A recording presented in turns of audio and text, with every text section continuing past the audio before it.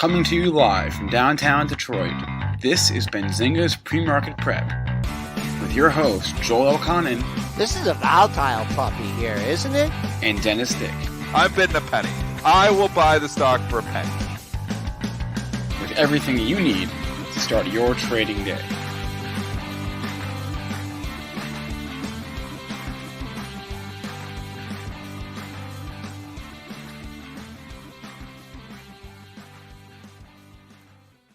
Good morning, everybody. Hope everyone had a nice, long, happy Easter weekend. Spencer Israel here, Joel Elconin, Dennis Dick. Welcome to Pre-Market Prep. We got a lot of headlines today. Maybe it's because we had the long weekend. We had the jobs number on Friday. Also, Tesla snuck in those Q1 deliveries on us while the market was closed. They didn't think we noticed, but we did. No, they knew we noticed. Tesla, Q1 deliveries, GameStop doing an offering, Facebook had another data breach, so a lot of headlines to talk about on today's show. Two guests on our docket, Tim Quast, who's the founder and CEO of Modern IR and Market Structure Edge, will join us at 8:35, and then Matt Hammond from IPO Warriors will preview the week in IPOs for us at 9 o'clock. Today's show is also sponsored by Market Structure Edge. It is the first decision support platform for traders built on market structure. Try the new way to trade for free at marketstructureedge.com. The link is up on the screen there. Smash that like button, hit subscribe, show us some love on whatever platform you are watching us on. We appreciate that. Let's throw it to Joel now, and Joel will update us on how we are doing in the overnight trading session. Joel, good morning. Good morning, Spencer. Happy Monday. We're trading up. Some people may think, and your platform may tell you we're trading up 5 handles, but that's not the case. We actually closed at 44.010. So we're up 22 and a quarter handles. I can't believe these platforms can't figure that out from Thursday's close. The high is not 40.34. The high is 40.38. We hit that just after the jobs number. And Joel, I want to interrupt you. This is why SPY, once again, this is why SPY is better than the futures, because SPY incorporates all of that. It doesn't worry that we had 2 days of trading the futures and SPY at zero. We've got it right there. I mean, you can't trade it, obviously. Yeah, but what good is if you can't trade it? Who wants to be trading on the sun on Easter? You can't be trading on Good Friday. You got to take a rest sometime. It's sacrilegious. Yes, exactly. I think that's in the New Testament, actually. I come in this morning and I see my SPY up 0.56%. I know exactly what the market's up. I don't have to do funky math on the futures to try to figure out what the market's up. I know it's up 0.5%. So this is why SPY once again trumps the S&P futures. Now you can continue, Joel. You're starting already on Monday. And I'm glad. You know why? Because this is like this week, I'll put up with you this week, and then I don't have to put up with you for an entire week. And I'm looking forward to that. I don't have to hear you ramble on. I'll probably hear it in my ear. Anyways, back to the market. What do you mean you don't have to hear me for an entire week? Are you going on vacation? I am going on vacation. Is that allowed? We're in lockdown in Ontario. We can't go anywhere in Ontario. We're in full lockdown here. We are like worse than we've ever been. More cases than we've ever had because they decided we didn't need vaccinations in Canada. We're in full lockdown. It started yesterday. Lockdown. Don't go anywhere. Essential services only. You guys are laughing over there at us now. Well, it's funny because the tables have turned. Because y'all were laughing at us, but now we're the ones that got the most vaccines. So. Yeah, well, we have 13% of the population. What you're like running like over 40, aren't you, or something crazy? Yeah. High. Turntables. Have you got vaccinated yet, Spencer? I did. Holy, everybody's vaccinated except me. That's why I can't leave my bubble. I'm like just stuck right here. All I can do is talk to you guys, and that's all I have. Sorry, man. Tear in my eye. Okay, I've interrupted multiple times. Back to the markets. Spencer. Whining again. Yeah, crude's down $1.63.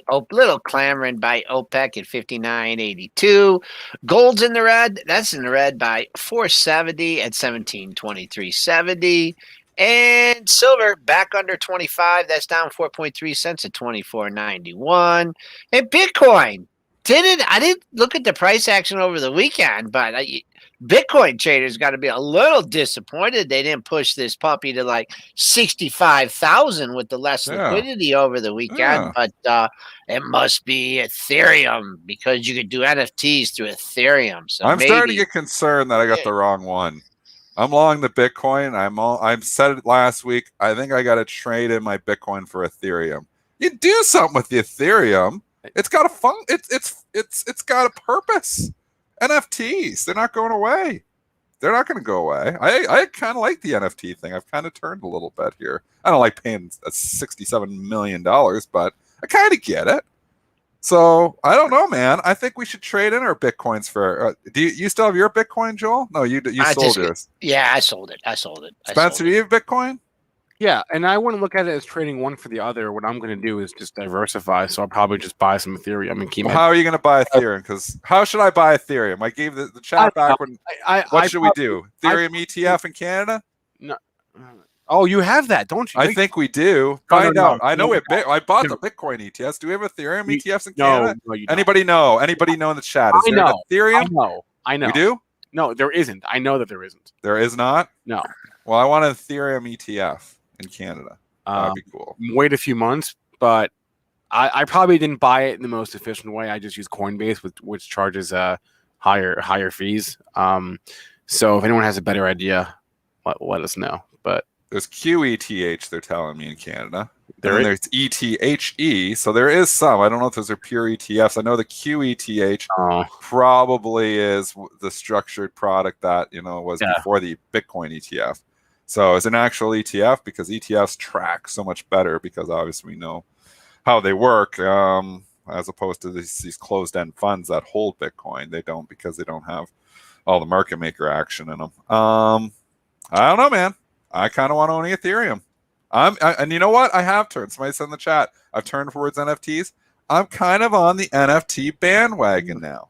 It's I don't know. I just kind of warmed up to it all of a sudden. I've warmed up to it. So anyways, we'll talk more crypto. We got to talk stocks though. Yes. That's why people pay us the big money. Let's just go back. The jobs number. I know you couldn't trade the spider during it, but go ahead, Spence. It was a good number. That's basically all you need to know. It was a really, really good number. This is from Friday morning, of course. Normally, we'd be watching it, be able to trade it, but that wasn't the case. Actually, I had them up and then I took it off my screen, so I apologize. I have to go back and find it real fast. There we go. Non-farm payrolls for the month of March. For those who cares, a big beat. 916,000 jobs added last month versus a 639,000 estimate in the prior reading of 379,000. So basically 3 times, not quite, but almost 3 times the reading from February. Unemployment ticked down from 6.2% to 6%. It was just a big beat on the jobs front. And then in the same vein, Tesla also reported a big beat for their March deliveries. I'm going to read those simultaneously because they snuck this in on us Friday morning. Didn't see it coming, but was it scheduled? I didn't see it on the schedule. See it scheduled. I happened to notice it Friday morning when it was out. Anyway, Tesla reported Q1 production of a little over 180,000 cars last quarter. Deliveries of 184,000 cars, both of which came in well above estimates. That 184,000 number was compared to 168,000 estimate from analysts. So a beat for Tesla on the production and delivery front, especially good considering there's a global shortage of semiconductors and they had to shut down their factory for a little bit. So that's it was good numbers. It was objectively good numbers for Tesla and the jobs number and the economy. I saw those numbers and then I'm like, do I own Tesla on my overnight portfolio? I did not even know I had to go check because I traded over 100 stocks on Friday or Thursday night. And luckily enough, I was not short Tesla. I actually was long Tesla. So it was for an S&P hedge because I try to, we know I do a little bit of S&P arbitrage. Obviously, Tesla's a big chunk of the S&P now. So I actively trade it pretty much every night. So I was happy to be long Tesla despite not really liking it. Anyways, I know people will be mind blown by that, but it's just that's the way when you do an arbitrage, you try to mimic the index there, and you got to have a little bit of Tesla if you got some SPY short on, because it's obviously 6% I think of SPY now. Tesla? Oh, It's no, a good chunk. It's not that. It's not that high because It's a bet. That's a ballpark. Maybe not 6%. Let's go look. That's a good I chunk. can tell you, it's probably like right around. It's 2%. a top 10 component, is it not? It's a top 10 component, but Apple's the top one, and that's 5 and change. Okay. So I think it's probably like 2.2 or 1.9, something like that.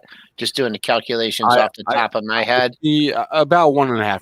1.5. Okay, so it's not as much as you think. 1.5. You're right. It's 1.5. Good one, Spencer. Thank you. So Good anyways, one. Small, I don't want to piece. shortage you. Giving credit to Spencer, and you're at 6%. You should know Apple is like the biggest one, and that's not even 5%. I'm a little disappointed in you on this. What I'm disappointed in is I put an order out at 2,999 overnight to get out of my Tesla, and I did not get done at 2,999. I thought isn't that the target on this?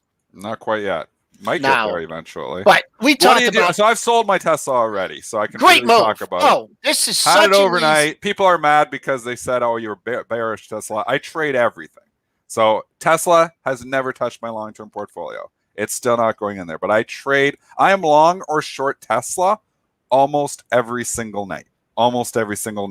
Just based on a lot of different factors. A lot of that is just ETF arbitrage.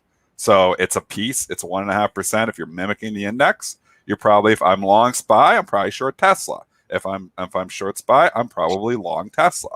So it's just the way, I'm trying to mimic the index, doing ETF arbitrage. So it's not like I've got a huge position and 10% of my portfolio was in Tesla. It would have been a fraction of 1%.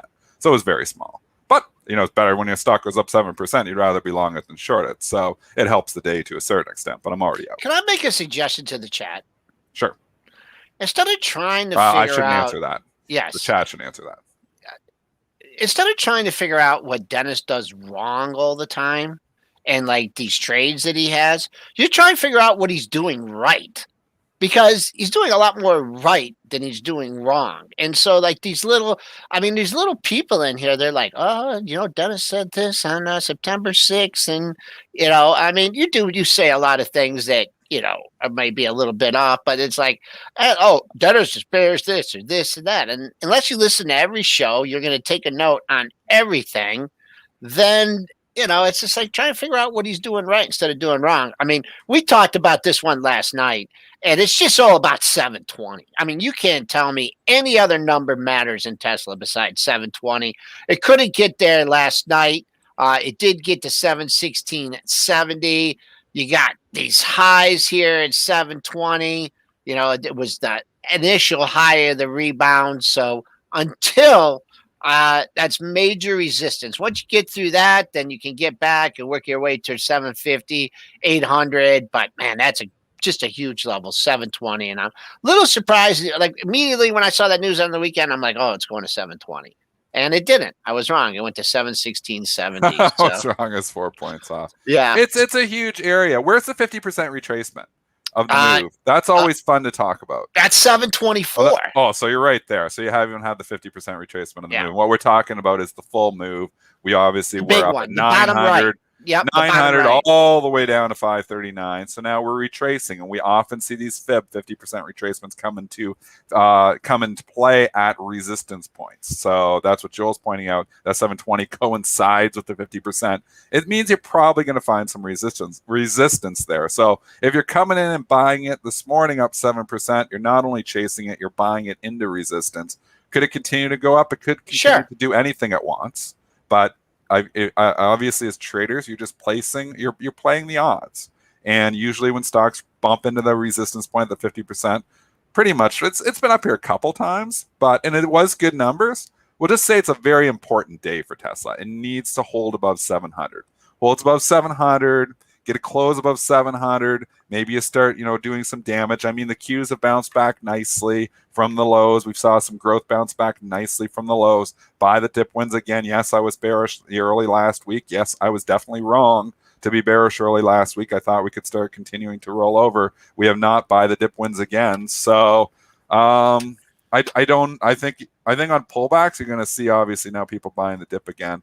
Hard to be bearish the SPY when you're making new all-time highs. I'm not still a fan of some of this high PE stuff, though, and Tesla falls into that category. So I'm skeptical of the rally to a certain extent, but maybe it continues. Also, when you're looking at this, you also like to see if there's highs in that area, and there was a 723.14 high. This was off the initial rebound, and also the 50% also helped you. Let's say you missed that move to 540 and went to 723, and you're like, I got to get back in this. I want to get back in Tesla. I missed the low. Well, you came down to 632. You actually took some heat on that. It actually went to 600. But when you're talking about a $800, $700, $800, $900 stock, I mean, 20, 30 points on a swing trade wouldn't be, out of the realm of possibility. Also, when it came back up through that area, if you just would have had a little 632 buy stop in there, then you would have got, you would have had a gap up day on Wednesday, but you still would have been long the stock. So there's a way that you use the 50% both ways on Tesla. Tesla is 4% of the Qs, so it's a bigger chunk of the Qs, and I just realized why I had Tesla. When you go back 4 days, you're trying to think, what was I doing? And I had a huge Q short position, so I needed some long. Obviously, I'm long Apple. I need to be long some of the others when you're short the Qs. I probably would short the Qs because we had that wicked rally. I'm starting to remember back to Thursday now. You had a pretty wicked rally there. So if you're short the Qs, you want to be long some other hedges against it. Tesla's good hedge when it's 4% of the index. So now I'm remembering why I was long Tesla is because I was short the Qs. Fair enough. We forgive you. I don't know. I was 6. I had the 6% number in my head, though. It's only 4%. So I was wrong on that, too. So wrong on both fronts here. Wrong index, but that's okay. As long as you got the hedge right. Well, I was short SPY, too. Yeah. I was short SPY. I'm short Qs. I was short IWM. I was short. I was short all the index longs, all the stocks. If that makes any sense at all. People are like, why do you do that? Must have been an inefficiency from Thursday night. I can't remember. It was too long ago. A long time ago. Long time ago. I can still remember. Okay, what's the next one? Do we give the people? Start singing? Do we give the people what they want? GameStop. Yeah. All right, let's give them what they want. They want GameStop. No, I am not long GameStop or short GameStop. I very rarely trade GameStop. Why? Because it's not in the S&P, it's not in the Qs. If it is in the XRT, and that obviously rebalanced. But not as much because it's rebalanced to a certain extent, so you don't see the movement that you did before. Where we see, why is XRT not tanking? Because they did rebalance it there at the end of the quarter, so it's not as big of a chunk now. But holy mackerel, we got an offering here. They're giving the market what the market wanted. Kramer's been asking for it. Everybody's been asking for it. And they're knocking it down. Spencer, what's up? Yeah, finally, 3.5 million shares. An at-the-money offering, which just means that they could do it over time, meaning they could offer the shares over time or sell them over time. But 3.5 million shares, we obviously don't know a price yet. They're going to do it for, they were as vague as all these filings are. They're going to use it for general corporate purposes. They're going to transform the balance sheet, transform the company into an e-commerce business, blah, blah, blah, blah, blah. All you need to know, 3.5 million new shares potentially coming into the market. That's it. Triple D, I'll let you don't want to talk GameStop? I mean, this is just the random walk theory all over this stock. If you don't know what the random walk theory, it's just exactly what it says. The stocks walk randomly, and you cannot predict the move minute to minute, day to day, week to week. This is a random walk stock. There really is no way to really predict where GameStop is going. We've had some setups, and yes, we've had some good calls, where, okay, it's not going down. I would say where we are right now, it's more random walk. Yes, it's down because of the offering, but interesting enough, if you do the math on this, and it's not big. It's not huge. It's not like the AMC proposed offering, which was going to dilute the float by 100%. I mean, this is literally just, or by 50%. This is literally just 3.5 million on how many shares outstanding? I looked this morning. I think it's like 70. Is that right? Yeah, so you're talking a 5% dilution only. So proposed 5% dilution, they're hitting the stock down 13. So in this case, the ARBs are actually overshooting. I think they have fears of the Viacom situation probably maybe going through their head, where obviously we know Viacom had a small dilutive offering, and then we saw it completely implode. So all of a sudden, the market, which wasn't even spooked on offerings 2 months ago, is now very spooked when you get an offering. And in this case, at GameStop, down 13%. This is significant, significantly more than what the dilution should say it should be down. The way we calculate that's 3.5 million over the outstanding shares to come up with a roughly 5% figure, saying, okay, well, if they're diluting by a proposed 5%, shouldn't the stock just go down 5%? Well, it's down 14. So, but again, this is GameStop, random walk. Well, can do whatever it wants. It's a little more if you go by the float, right, which is obviously a smaller number. Okay. Where float's like 45 million shares, so it's a little more if you go by. And remember, float is just all the shares available to trade in the market. Yeah. Shares is all outstanding is all the shares that exist, right? Yeah. So shares that are restricted or whatever. But so it's a little more if you go against the float figure. That being said, though, it is still not what I would call a huge offering. It's not nothing, but it's not huge by any means.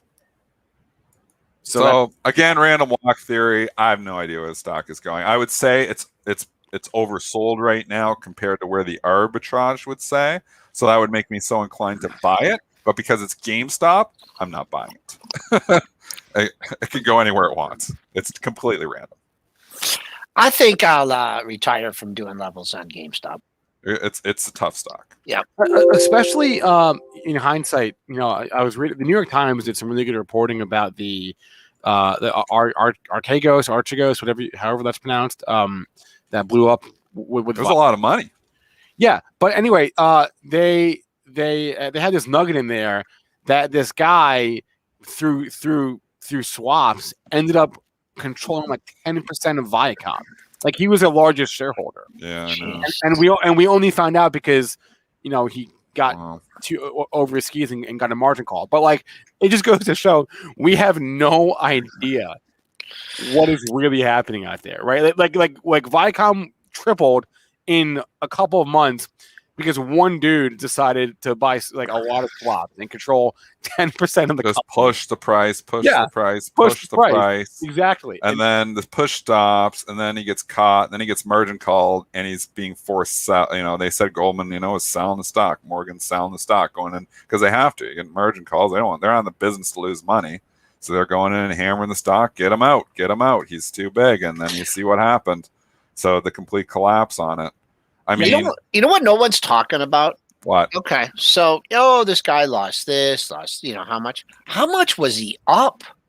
I know. Why did he not ring the register up? I wish he just would have given me a call. I mean, when that 85 some profits. I mean, come on, man. I mean, I'm sure the options markets aren't that liquid, but man, just put some offers out there, dude. He must have just thought he could keep driving it. He must have just thought I can keep driving the price. I'm not sure what kind of benchmark he's chasing there, but there was long-term Viacom bulls that were very bullish at $30 a share, and they were on CNBC. I remember when the thing was 90 and saying, we've lightened up because this is just ridiculous. It just gotten to a point of ridiculousness. When your stock, this is a good thing for a buck. When your stock price just gets to ridiculousness. Yep. It's time to ring the register. And I mean, everybody will point out Tesla because it kept going. Oh, but Tesla. A lot of stocks get ridiculous. You can't go wrong. Like when your stock price just gets way overdone and way overshoots. I mean, same thing with Rocket. When it went from 20 to 40 in a day, 2 days, it's time to lock it in. I mean, it's time to let's get out. And we'll get back in eventually. If Rocket continues to rocket up to $50, $60, $80 a share, so be it. There's always another train going. But when your stock doubles in a day, take the profits. That's what I would do. Take the profits. Yep. So anyway, it just goes to show you really don't know who is on the other side. GameStop, everything's random, but GameStop is as random as they come. Random walk theory. There's just no way to know with this thing. So you don't know if Reddit's going to interpret that as good news and drive it up. You just don't know. So. And people are saying, well, Rocket's going to continue higher. But look, if you would have sold your Rocket at $35 or $40, you can rebuy it right now at $22. I'm out. I'm going to rebuy it. I'm probably going to rebuy it. So, I mean, there's tradable opportunities here. Maybe everybody's not a trader and they're long-term investors. And yeah, I think there's value in Rocket down here. So I kind of like it down here. But, I mean, when it goes from 20 to 40 in a day, that's on a short squeeze. And on that Rocket front, there was a big insider sale. I talked about this on Thursday. You did cover it. We covered it well. 9:05. big insider sell. Dan Gilbert sold. What was the number? 500 million. 500 million worth of shares, which is coincidentally the same amount of money that he pledged to the city of Detroit. So that's a good guy right there. I don't know. Yeah. He's not selling for a yacht. He's selling to help the D. We love Dan Gilbert. That's So nothing really. We say all the time. There's one reason to buy, a million reasons to sell, and that is one of them. I hope Duggan doesn't turn it into 250 million. All right. Let's give him the benefit of the doubt. Enough of the we'll see. So, let's go to Facebook here. Another data breach disclosed over the weekend. This one, I believe, was from Business Insider on the ones that broke the story. Nothing to No big deal. No big deal. Only 533 million phone numbers, leaked onto the dark web. But great. Facebook was I have to change my phone number. Facebook was like, yeah, this is from a thing from 2 years ago. We already patched it up. All right. I'm glad it's fixed. I hope that they don't have my phone number. 500 million phone numbers. It's like everyone. No, that's a lot of people. I guess there's billions of people on Facebook, but that's a lot. Yeah, this high odds. Your phone number's out there. And the fact that they made a point to say that any quote like low level hacker could find it, is that me? Do I qualify as like a low level hacker? Like they made a point. I didn't know you were into hacking. Well, they made a point of saying you don't really need advanced hacking skills to access this data, which I don't have any of. I have no hacking skills. So maybe like why would they admit that? Well, no, it wasn't Facebook that admitted that. It was the report. But yeah, I mean, it was available for free. You know what I mean? So. Facebook said they patched it up, but it just sort of gets to the point of how many of these leaks have there been over the years that we don't know about. I don't know. Cover Barron's as well. Barron's now calling it a value stock because of WhatsApp. What else do they have? Let's take us back to like a decade ago when Barron's called the stock a $15 stock and they put the thumbs down on the cover. That was the bottom for Facebook. So now that they're putting it on the cover, is this potentially the top? Maybe. I don't know, man. I don't follow Barron's on Facebook. Barron's is pretty good, but when they make Facebook calls, I'm a little bit scared. Big level, 304, the high, back from the summer. On Friday, 302. We're down a little bit here because of the hack. Obviously, if it didn't have the hack, it'd probably be challenging that 302, 304 level, though. That's the line in the sand. That's the line it needs to get through. There is value here, so I do agree to that extent. I mean, the PE is reasonable, and the growth is not bad. So this is a definition of GARP, growth at a reasonable price. We know growth at a reasonable price is back in favor. I'd be a buyer of the pullback, but not 298. I'd like it better at 280.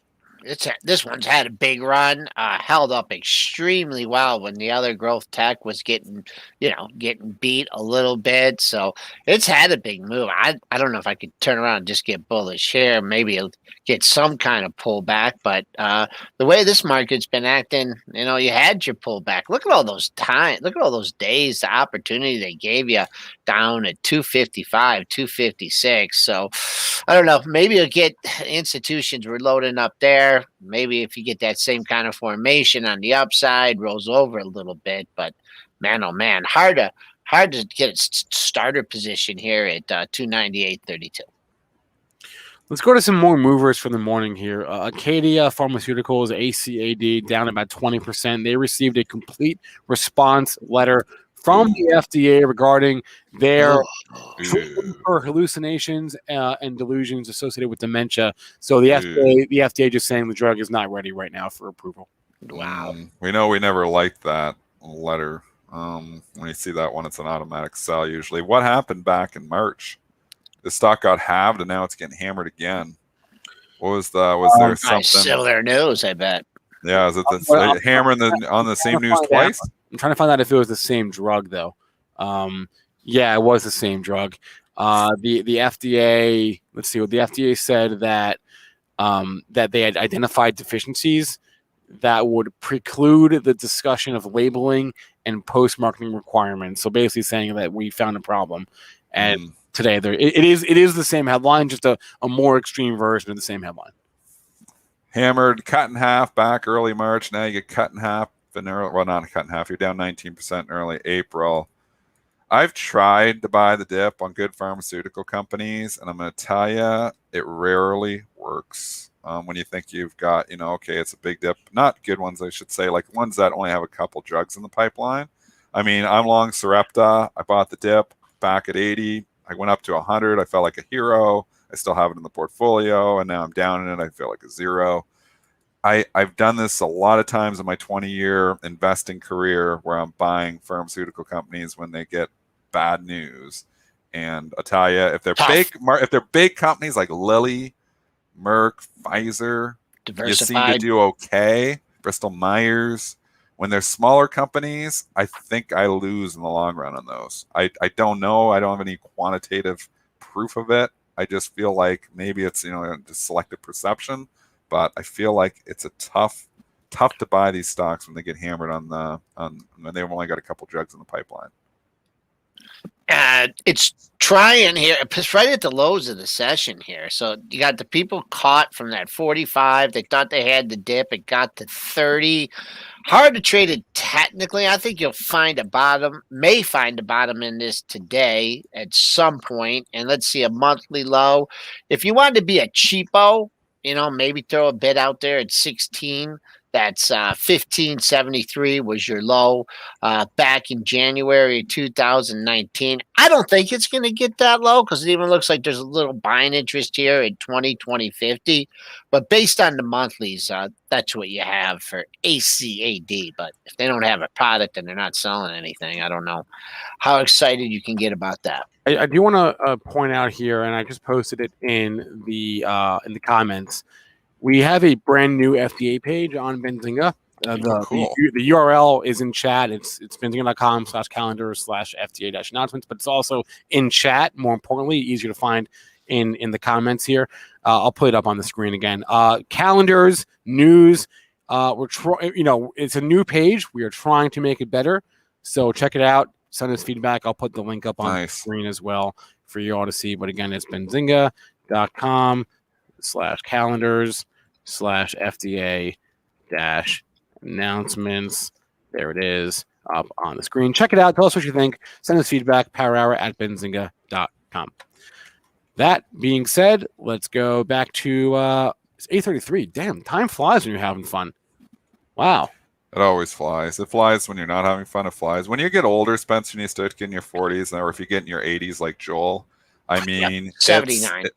Time flies so fast. It's like, the spiral. And, when you're a little kid and the days seem like they're going to last forever, you're waiting for Christmas to come. And it feels like there's no possible way it'll ever come. It's like December 2nd. There's no way I can possibly even get to December 25th. Or you're sitting in school. Oh, there you go. I was just going to mention that one. I'm in grade 2 and I'm looking at the clock and it's like, it's going backwards. The clock is going backwards. Now all I do is fight the clock. And I'm like, all day I'm fighting the clock.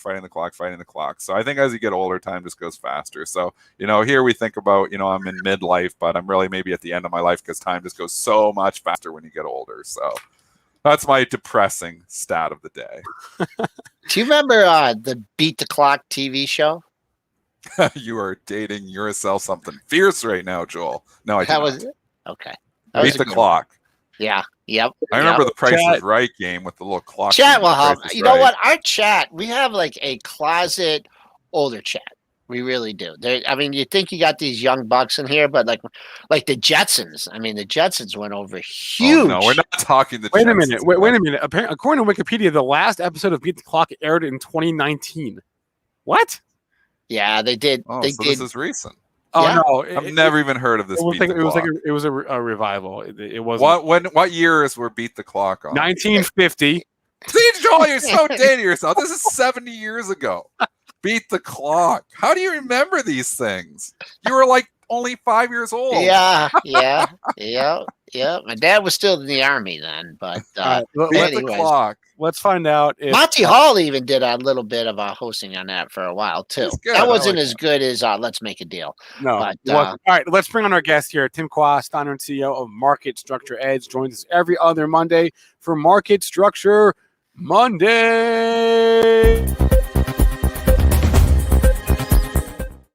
Tim, good morning. How we doing? Good morning. Well, that's one of my favorite sounds, Market Structure Monday. Where it feels like whenever we talk to you, you've got a new background. Where are you this time? This guy's everywhere, man. He has so many houses, we can't keep track of them anymore. Well, this is not my house. Oh. It reminds me, however, of a great musician because I just came from Nashville down here to Austin, and there's this guy named Alan Stone, and he did an album called "Live from His Mother's Living Room." So I'm actually coming to you live from my mother-in-law's back deck here in Austin. It's in Georgetown, Texas, actually. But you can see spring has arrived here in Austin. That is beautiful. Everything's awash in verdant hues. Wow, that is beautiful. Yeah. My trees have no leaves, unfortunately, in Georgian Bay. No leaves up here, but it looks beautiful down there. I'm jealous. Well, and to finish your beat the clock theme, you don't remember that, do you, Tim? I do not. So Joel, apologies that I do not recall that, but a great version of it happened in the Gonzaga game. Talk about beating the clock. Oh my goodness. That was unbelievable. That was fantastic. Where's James Mann, the guy that was someone in the chat, they asked for symbols, Dennis. They asked on Friday or Thursday, they asked for UCLA. Of course they did. Is that mean? And I railed that guy. Mean. We kicked him out of the chat. Out of the chat for that. We kicked him off the YouTube. We canceled his Benzinga Pro. Yep. Well, there have to be consequences for stuff like that. No question. That's tough, Joel. Tim, what's on your radar here this morning? Well, there are two things to me. In addition to Palantir, which I'm surprised Dennis hasn't taken me to task about. But the two things to me are because the audience here tends to favor EV, electric vehicles. And it's been tough in that group, hasn't it? Yes. and it, when should it not be tough in that group? And it leads into the second thing, which is now we're in the early, I think in market structure terms, and broad market sentiment, the way that we measure it, bottomed March 31st. And of course, April 1st was a good day. Don't be fooled, however. And so how do those things dovetail? I'm not sure how interesting that is. It's always interesting to me, but I thought it would be worth talking about that. We continue to have this great debate about, whether value stocks are now permanently in the lead. They're not going to be. They're not going to be. If 50% of the market cap sprinkled across tech, communication services, consumer discretionary is tech is going to resume leadership. Interestingly, if you look at the FANGs, to me, they're a bit behind. All over the market, the sentiment trends have turned. And, I like to think of these cycles as taking about 10 days. Well, what lies 10 days hence? April options expirations. I think that traders today just have to think in those terms, and it's very easy to get caught up in all the rhetoric that surrounds us about stimulus checks and government programs, and on it goes, and that these things will create a permanent bull market. I don't believe it. I think you have to come back to the things that are fundamental to the market, not fundamental in terms of financial performance for companies, but how the market works today. And to me, that is what matters. I'll give you a case in point if you want. You can lead me wherever you want to go. My inclination is to just let's go look at Churchill Capital, Lucid Motors, and that'd be a good one to look at. CCIV. Yeah, it's been a while since we talked it. Let's talk CCIV. Yeah, I think it's worth doing. Particularly since if there's some news that maybe the retail sector of the market is a bit in the doldrums. By the way, if you're listening, you can come do this. Just go to marketstructureedge.com. You can sign up for free. There's no credit card required, and you can see the same stuff that I'm seeing here. So I have, of course, Benzinga April 5th on my screen, but I put Lucid in here because I think it's interesting to look at. It's a 1 out of 10. And the way that I think of the market is everything waxes and wanes from overlove to underlove, to use Nick Shaheen's description for it.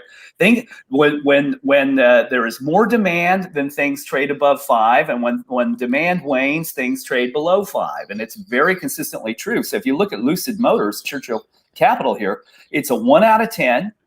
Short volume below 45%, very attractive. This is the challenge with Churchill. It only trades $3,000 at a time.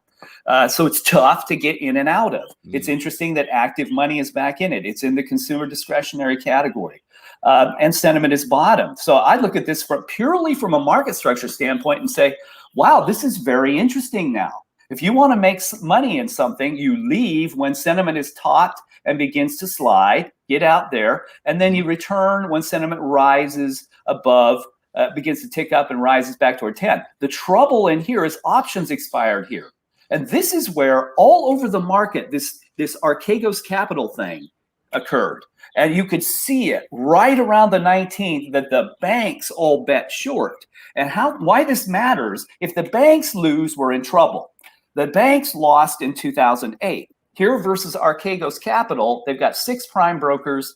And I'm talking about the headlines last week, folks, where this hedge fund had a disaster and its positions in Disney and Viacom had to be sold. We can take a look at those. But this, to me, presents opportunity. Early in the month, money looks around for, well, what do we want to do? Sentiment is bottom, short volume's right at trend. These things, that to me is what matters. It's not whether Lucid is delivering on its promises in the short term. It's whether it's attractive from a market structure standpoint. Yeah. I mean, I kind of don't mind the technicals on this one either. I mean, you have a level now. 2040 was the low back. Me and Joel like the levels where we just look at the chart. And you had 2040 back to March the 5th. You challenged that, recently, and we've held those levels. So we did not make a new low on the move, which is good news. When you don't make a new low on the move, you're telling me sentiment is bottom. So everybody's kind of, seems to be as bearish as they want to be on this thing. It doesn't mean it can't get worse, but yeah, at least have an out. I think, if you're buying it here, you stop yourself out below 20 and you say, hey, maybe it's just a turnaround. Maybe you could have a little, a little turnaround in the stock price. So. Somebody that I think everybody forgets about that is in this group, and no one ever talks about it, and yet it really delivers returns, is Eaton. Eaton is it's loosely in this EV group, I'll grant you, but talk about a great stock to trade. When it's above 5, see this is a scale. It's a 10, just banging against the ceiling, ticks down. That's where you leave. And when it ticks back over 5, which it just did, that tends to be a great time to own it. It consistently produces good returns when it rises above 5, and nobody talks about it. It's actually an excellent company. It's very strong. It's got great liquidity, $11,000 per trade. Short volume's very low. The trend is up. Even though it's a 6 now, remember, you get your returns above 5. That's something I think people aren't thinking about. So I would point, we're talking about EV. Sometimes you go where people aren't, and you get your better returns there. That's been working too. And, 2.18% dividend, reasonable price earnings ratio here. So it's a little bit falls more into the value camp, which is obviously, stocks where, the market has gravitated to over the last month and a half, even sitting up near the highs. Chart doesn't look bad. I love buying stocks near the highs because new highs beget newer highs. So if this thing can break out over that 142, I think you're giving us some good ideas here this morning, Tim. Could be, and I'll give you another. Since Disney has been in the news, clearly not an EV play, but I wanted to show you how this destructive bet for Archegos played out. So on my screen, if you've never seen these weird charts before, folks, this is short volume. Short volume is the percentage of trading volume coming from borrowed stock. It is the supply chain in the market. But when it jumps above trend, here's what happened to Disney. Short volume shot up to 50% right at options expirations. That will always tell you that the counterparties for the bets have bet short. They knew that this bet was blowing up. They knew a week before it hit the news because they're looking at their books. They're probably talking to these folks and saying, look, if you don't shore up your capital, we're selling your positions. And there it was. But look at it now. It has completely reversed. All those bets are out. Short volume is below trend. Sentiment in Disney is ticking up. That is a nice trade, believe it or not. It's, this isn't probably the pre-market prep's favorite kind of stock, but that looks pretty good. That's, if you think in terms of market structure, that looks appealing, and the risk has come out. If you're thinking the full reopening, I mean, where's everybody bringing their kids? They're going to Disney World. If we get this thing vaccinated, we get past COVID. The wild card is this Brazil variation here. Obviously, we've got problems with it over in British Columbia and Canada. Vancouver Canucks, a couple of them having, the whole team sick. I mean, that's a little bit of the scary part of it. But if you're full on that we're going to get past COVID and we're going reopening, Disney is a place to be. Right. Now, that opens the door to a very brief, because we'll put everybody to sleep if we start talking monetary policy and economics. It continues to. What's that? I may just narcoleptically drop off talking about this, but something I always like to point out. I realize I am not in the majority camp that says all we have to do is throw money at things and everything will be awesome. History, thousands of years of history, all the way back to ancient Egypt, teach us that rising debt and rising prices are the enemies of prosperity, not its authors. And yet we're being told that somehow that's going. The presence of massive amounts of debt and rising prices are rising. It's crazy, right? So driving all over the country from Denver out to Nashville, and Nashville down to here to Austin, gas prices are up just this year 87% across the country. Well, that won't hit me, but it will hit the construction workers with the giant trucks who get 12 miles to the gallon. It's hitting them. That's a big increase in cost. And I don't believe that those things are going to long-term solve our problems. I think you have to have efficient production and strong purchasing power. Those things produce strong economic outcomes. Now, for us traders, the good news is we don't have to depend on that. The market, in a way, functions on its own in terms of supply and demand and the flow of money, and you can take advantage of that. But you have to be aware, I think, that we are on the same path that Japan went on in the late 1980s, and that ended up stalling that market. And at some point, we're going to run into that buzzsaw. We'll see it coming, and we can trade our way around it. But I think it's important to contemplate that fact. Tim, you mentioned Palantir quickly. I bring them up only because the stock is up $1 this morning, and they did some really small contract that is probably not even that notable. But as I said, the stock is up $1, so here we are. Give us an update on Palantir. Yeah, let's have a look at it. And look, it's taken longer than I expected. Dennis, you and I talked about this, and I own Palantir because it's one and it's a bottom and it's 37% short. It's not my favorite from the standpoint. It's not a very liquid stock. Why this matters, folks? Why do I track dollars per trade? Dollars per trade is the amount of stock you can buy before the price changes. And if you're running billions of dollars, big institutional investors, their algorithms have to get into that vein. They have to know that if I buy more than this amount, my price is going to move. And they're very concerned about transaction cost analysis. How much price movement can I handle before it destroys my returns? And you add in commissions, the tax consequences. You have to think that way. So if you're buying this, buy less than that at a time. What's very interesting to me about Palantir, and I'm going to back this up, is how difficult it has been for this stock to recover. And I think it relates directly back to that. At $4,300 a trade, it is outside the top 1,000 most liquid stocks in the market. And the Russell 1000, they're a little bit different because one is measuring liquidity, one is measuring market cap. But 95% of market cap is in the 1,000 largest stocks.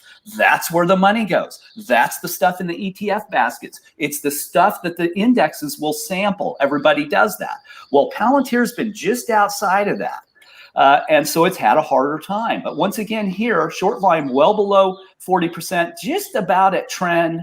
Sentiment, I got in a little early, but you buy the uptick and you're probably going to make money on this. At some point, money is coming back to this. And I think between now and options expirations is a very good time and a very good probability, because people can make money in the options as well if that stock starts to rise. It's a widely owned stock by the retail crowd, and right. Obviously, if we get back into this growth market, it's probably one that's going to rebound quickly. So, yep. It's just a matter of there's a lot of overhead supply. There's a lot of traders who are stuck in this thing, and they're down money in it. And I think if it get up over 25, that's where it starts to get interesting. But below 25, yep. I think bears are still in control here. Yep. And if you do, traders, look, here's where things were awesome, right? Above 5, that line above 5, awesome. When it begins to tick down, even though you might miss a little of this, you want to be out before you give back your gains, right? That doesn't do you any good to buy a stock that goes way up if you miss out on when you should leave. You just got to be happy with that. If sentiment tells you, oh, we're starting to equalize, well, get out. It'll be a little ahead of the change, but look what it will save you from. And then you can come back when it's above 5. Yeah, what's your average hold time? Obviously you're always tracking sentiment, and yep. This can change quickly. Sometimes it takes a while to change, but it can change quickly as well. When you're jumping in, on a sentiment trade, yep. We say sentiment really low. Do you know what the average hold time is on some of your trades here? 5 days.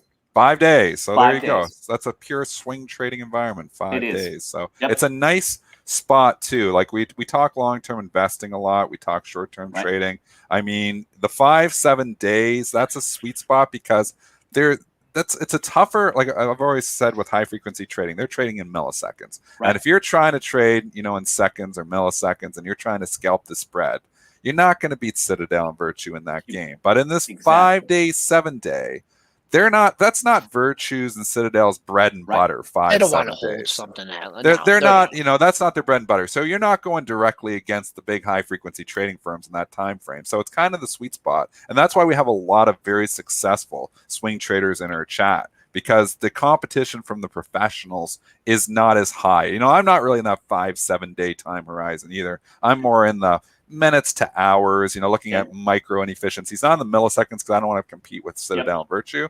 And I'm not Warren Buffett long-term investing, but I think you're in a sweet spot there, Tim, at 5 to 7 days. I love that time frame.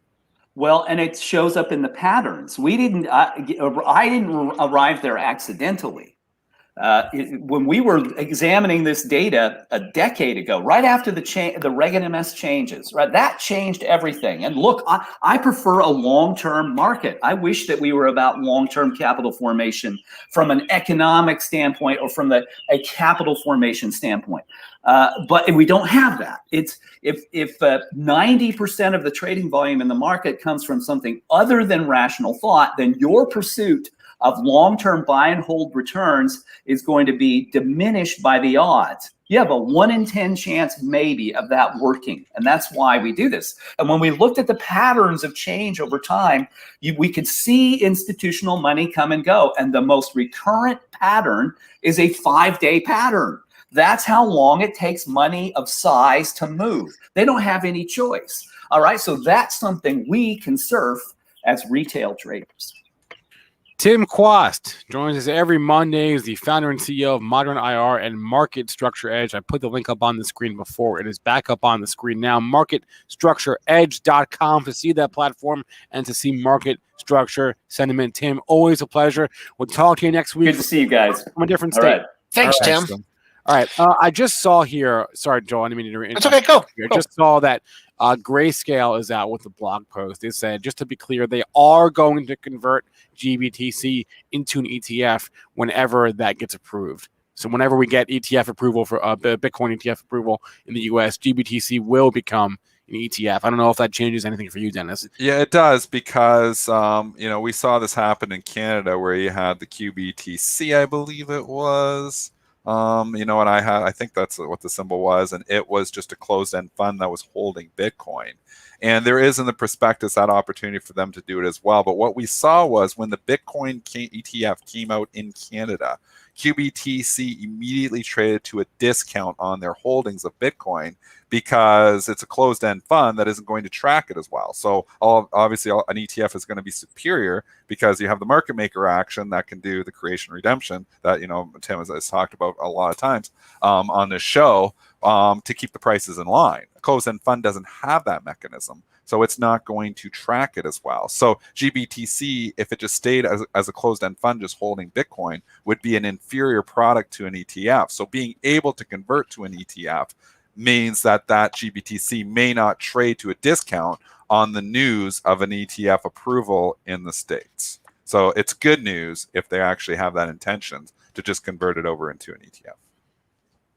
And Joel, what were you going to say before? No, I just we just moseyed back up to that high that we made Friday morning, 4038. We just matched that. We're trading at the highs of the pre-market session. So I had talked about that 4038 number, and we're right back there, right back at the high. Up, add another 17 and a half on that. So we're up 27 and a half handles here, going into the opening bell. GME is rebounding a little bit from those lows, so they are looking and saying, "Hey, 5% dilution. We're down 13." They listen to you, Triple D. Well, the ARBs might be coming in here and just saying that's a little bit overdone. But again, it's GameStop, so where are you grabbing the fundamental value from? So on any given day, you know, the thing's going to move around too. But the ARBs will look at that and say, "Wow, only 5% dilution here. Why are we knocking down 13? We'll buy a little bit." So I think you have a little bit of arbitrage moving that price up a bit. Let's do some questions from our chat. Do some ticker time. Drop those tickers in, and we will take a look. I saw someone just dropped in Google. I don't know if we actually looked at Google or have looked at Google for a couple of days here. But it is the only of the FANG stocks that's actually doing something. It's breaking out to new highs. And this stock, if I take out the SPY and my long-term portfolio and take out the Q's holdings and the SPY holdings, which are the biggest holdings in my portfolio, Google's right near the top. Yep. And this is a stock that has just been an unbelievable performer for a long time. Its growth at a reasonable price. And you look at the performance over the last 10 years, it's been fantastic. So I don't see any reason to get bearish Google when the stock's trying to break out some all-time highs. I like it. I still like it. This acted different than some of the other FANGs. After the earnings, it had the gap and go, and it held, and it just refused to go under 2,000. Had that trading range between 2,000 and 2,100. And now I think you made a new all-time high on Friday. Let's see what this all-time high is. So our 2152.68. We are trading above that right now. Didn't hit that on Friday. So keep an eye on 2152.68, and then I don't know where your old-time closing high price is, but it looks like you're sure to improve on that today. Nice consolidation after the earnings, and now a breakout. I'm trying to find some stocks that look different, charts that look different. UWMC. That one's not one we've talked about for a couple weeks on this show. Maybe. I'm long it.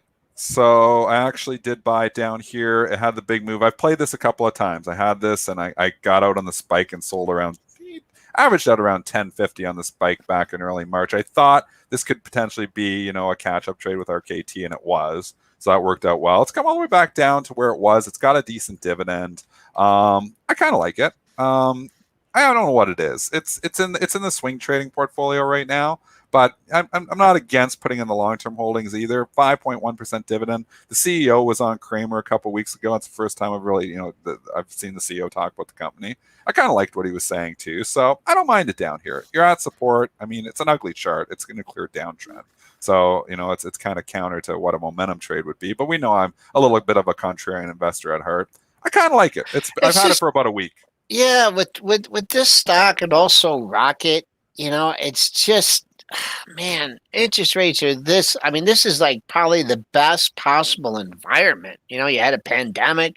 People are looking for houses. Interest rates are low. Yeah. It's just, why are these things just ripping? You know what I mean? I don't know. It's a good point. This is the environment for them, and they really can't get off the mat. UWMC or RKT cut from the same cloth. They're going to move together to a certain extent. Both Michigan companies. I mean, both local and. I mean, you get Michigan the love. We're blue. Yeah. So I don't know. We'll see. I mean, if you get any kind of uptake in interest rates, which everyone is predicting except for Jerome Powell, I don't know. It's just you're not in love with this. Yeah, I'm not in love. That's why we have a market. Couple people mentioned Corvo, QRVO breaking out new highs. Apple play here too. When stocks are making new all-time highs, that's what you want to be in. The stocks that are leading us out. It's not a. Last time I looked at Corvo, it's been a while since I looked at the fundamentals of it, but it's not ridiculously priced either. And you can throw all those other stocks in the same category. Skyworks Solutions, SWKS, it's up $4 this morning. Cirrus, could go into Cirrus Logic, CRUS. There's a bunch of them. Never be short the tequila maker. Never be short. Of course, Joel. There you go. Oh, I never really thought of Corvo as a tequila maker, but they do make some pretty good Apple components. So that shouldn't have made me laugh, but it did. No. All right, we better move on. All right. PaySafe. They all want PaySafe. Obviously, this is the BFT convert. It's only had 2 days of data since it's converted over to PSFE. Yeah, we're looking at PSFE. Some props. We got to give some props out to who was on last week. Yeah, that was saying, it was Sean. And when Sean Udall was on, he was saying, well, if they give this, the little bear raid that they do when they convert over, the thing could get whacked down. And it was trading at around 15 and then went down to 13.5. So Sean absolutely correct on that. They did knock it down. It did not make a new low on Thursday, and that's good news, 1380. So it's trying to find some support here. It's been, a stock that's obviously was a SPAC, and SPACs have been out of favor. But you've got some support down here in the 13 area. So if you want to take a shot, you maybe you lean on the low from 2 days ago, 1350. Yeah, there's really not two levels like in the in the same. This chart just seems like do whatever it wants on like every single day. I guess you had 3 tops here, but basically, what you got? Did you get to almost 20 on this one? 1957. The low was around under 10. I don't know. Just looking at this and looking at all the mish and the mosh here, I think you get above 15 and you hold 15.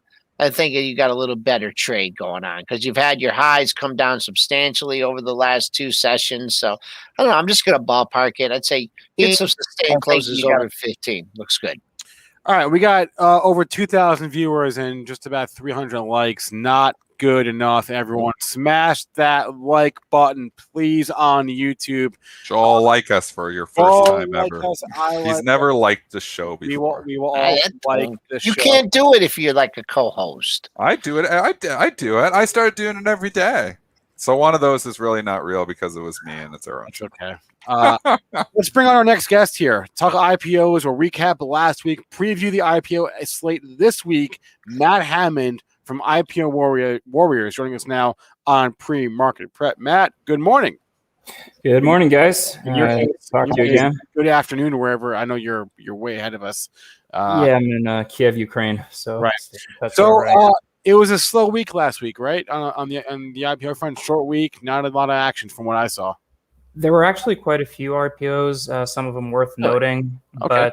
But this week coming up, we're pretty slow. Okay. We can jump right into it. But I think what we saw last week is a good indication of the kind of trends and opportunities that we do have in these IPO plays.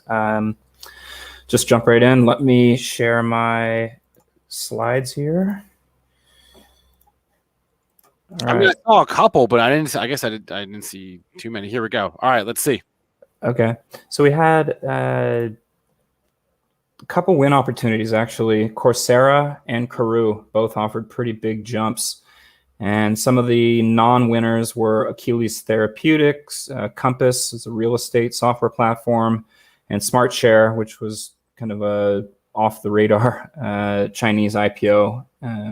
So one of the things that has always kind of come back to me is that a strong brand drives retail demand. And that means that with an IPO, you've got the institutional investors buying in before the general public traders like you and me. Unless you have a lot of money, millions of dollars, and are one of the favored investors, you run a hedge fund or you run an institution, you're not going to get the IPO shares. There's very rare opportunities. Airbnb gave their hosts an opportunity to buy.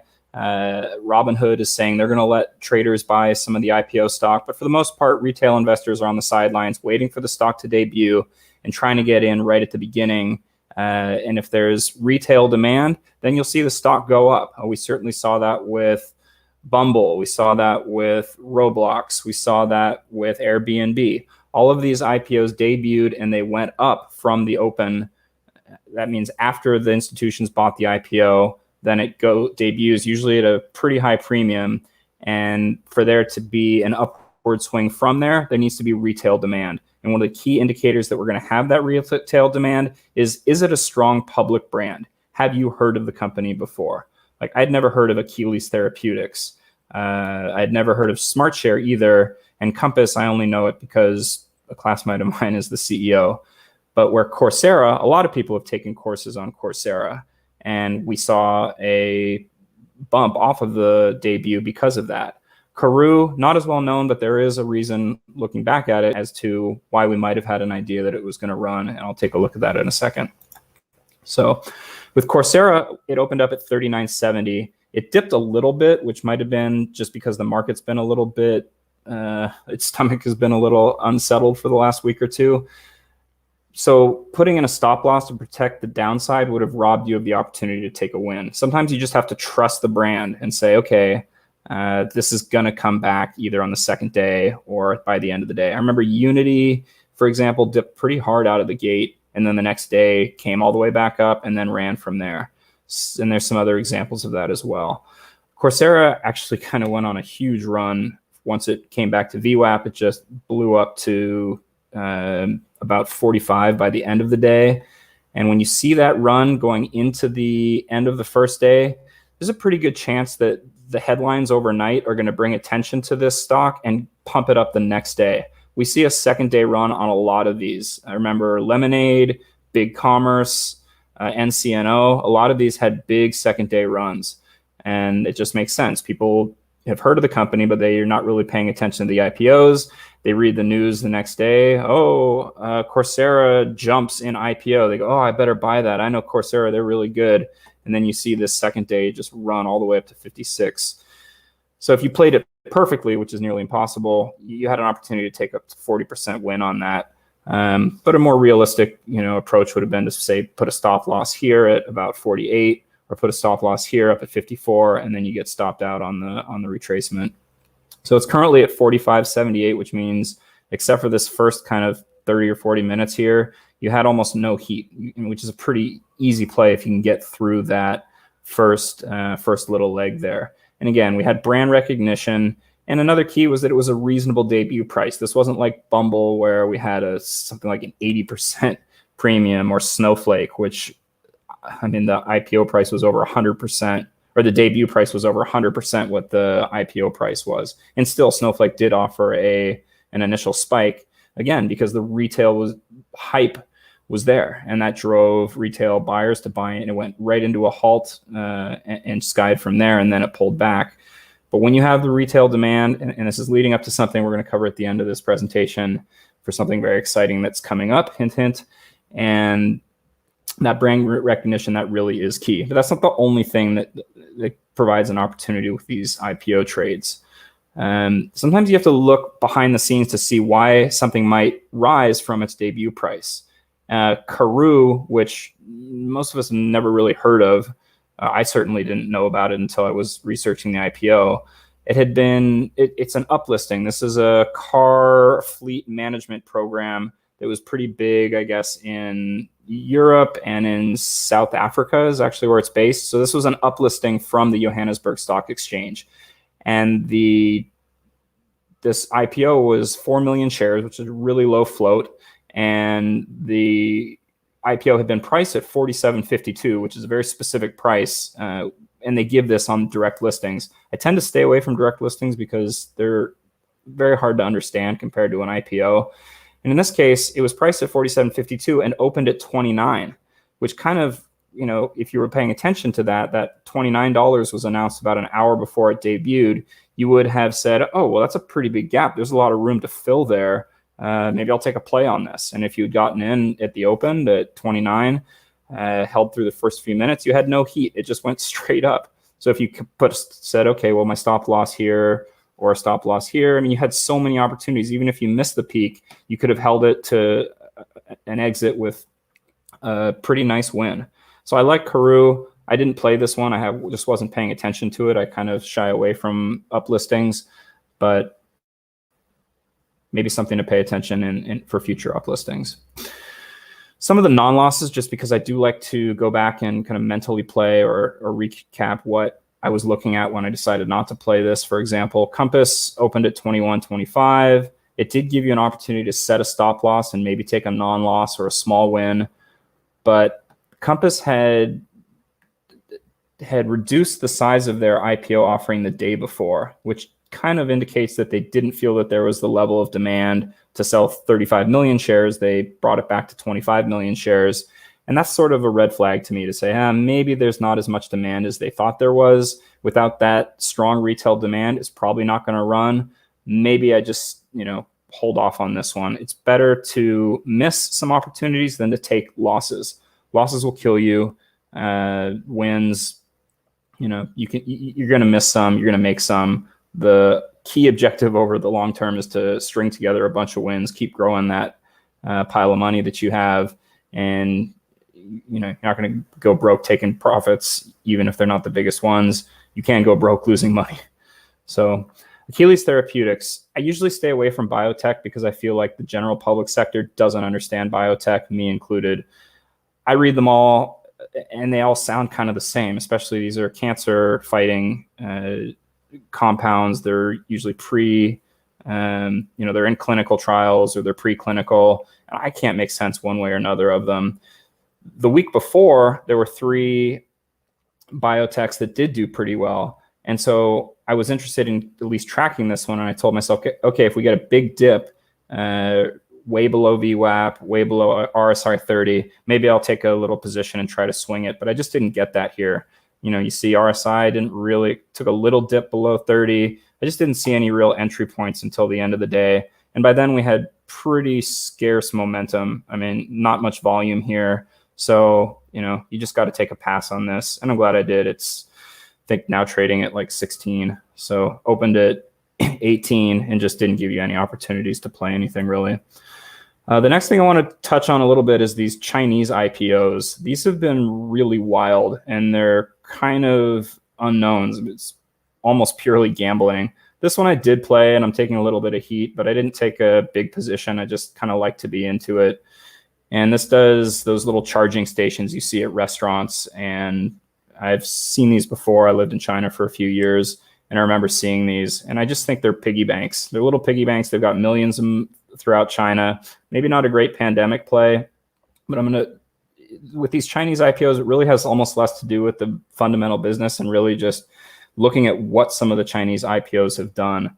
In this one, it dropped pretty fast to 9 and you just kind of stuck. There's no chance to really get out at a win. You could have waited, but again, it's not that the company itself seems interesting. I just want to show you what some of the Chinese IPOs have done. One of the first ones to really get everyone's attention was this WNW, which back in December, and they do Chinese traditional medicine. They do organic food products in supermarkets.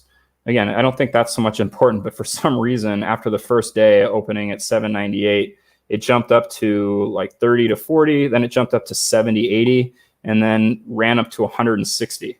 And there's really almost no rhyme or reason other than it just caught the momentum play and just went on an insane ride. And now it trades at $10 a share. So there's no valuation. It's completely detached, but it's not the only one that's done this. After this, I think people started saying, interesting. If the Chinese or whoever's pumping these things is going to drive these up to insane valuations, why not get in and see what happens? And I was able to play a few following that for some really good profits. RLX, it's the largest e-cigarette company in China. This one opened up at 22.34, ran up to about 28 by the end of the first day. The next day pre-market hit up to 37.30, and I was able to get out at about 33, I believe, at the open of the next day. So in at 22.34, out at 34. It's a pretty nice profit for a one-day swing trade. Another one, TIRX. This one was absolutely nuts. It opened up at 1645. I got it right on the debut. It traded right into a halt that halted for 3 hours, which is incredibly abnormal. And I just said, okay, I'm going to get out of this. And I set a limit order to sell out, I think at 19. And it ended up getting filled at 49.99. So, I mean, that was a huge win. Yeah, you're sitting around all day waiting for it to open, and you really don't know what's going to happen out of the halt. But the stock has since gone up to 91. And this is since January 27th. It's some kind of insurance broker for the Chinese market. And the valuations on these Chinese companies, it's like nobody knows what they do, so they just kind of go crazy. And we had another one, RAS, which is some kind of cloud communications software company in China. They opened at 27.57. This was just last February, and it ran all the way up to 59. Now it's at 12.90. So these things are kind of insane. You don't really understand where they're going to go, but these Chinese IPOs, some of them have just gone absolutely nuts. And the downside on being in something like EM, which I'm down like $1, compared to the upside of some of these, which have gone up 100% or 80% or more. It's an interesting play. And if you're willing to take a little bit of a gamble with it, keep an eye on these. Play them if you feel, don't play them with money you need, but they can turn into nice little wins here. So another one last week, UPC opened at 5:30, kind of sunk for 4 days. And now, then it went up to almost $26 on the fourth day. And just last Friday was trading into halts all day up at the, $8 range. And maybe keep an eye on it this week. It's got the attention. And these things have low floats and they kind of run crazy. So that's kind of recapping some ideas for where you might look for. We talked about playing momentum based off brand recognition to drive retail demand. We talked about the Chinese IPOs. This week is a pretty blank slate. There were some IPOs from last week that were withdrawn, including Intermedia Cloud Communications, Cultura, Flora, and Inspira. They usually don't give us too much information on when or what, when these are rescheduled to or why they were pulled. Intermedia Cloud Communications, they did announce that they were a little bit, they felt that the market was a little bit weak right now, and they wanted to kind of regroup and debut at a time when they felt the market had more strength. And some of these others, they're just smaller IPOs. They get pulled. Maybe they have some questions to answer to the SEC. Maybe they felt like the timing wasn't great.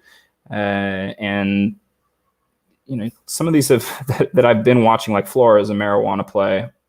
Not a lot of information about them, but it is an interesting space to be in, and it does get the attention of retail buyers. So the weed stocks, almost anything weed growers, weed growing equipment, a lot of the stuff is done pretty well. Some of the IPOs have been rescheduled and then come out almost unannounced. You just kind of check them each day on Webull or on E-Trade and see if you see an indication price. If you feel like playing them, play them.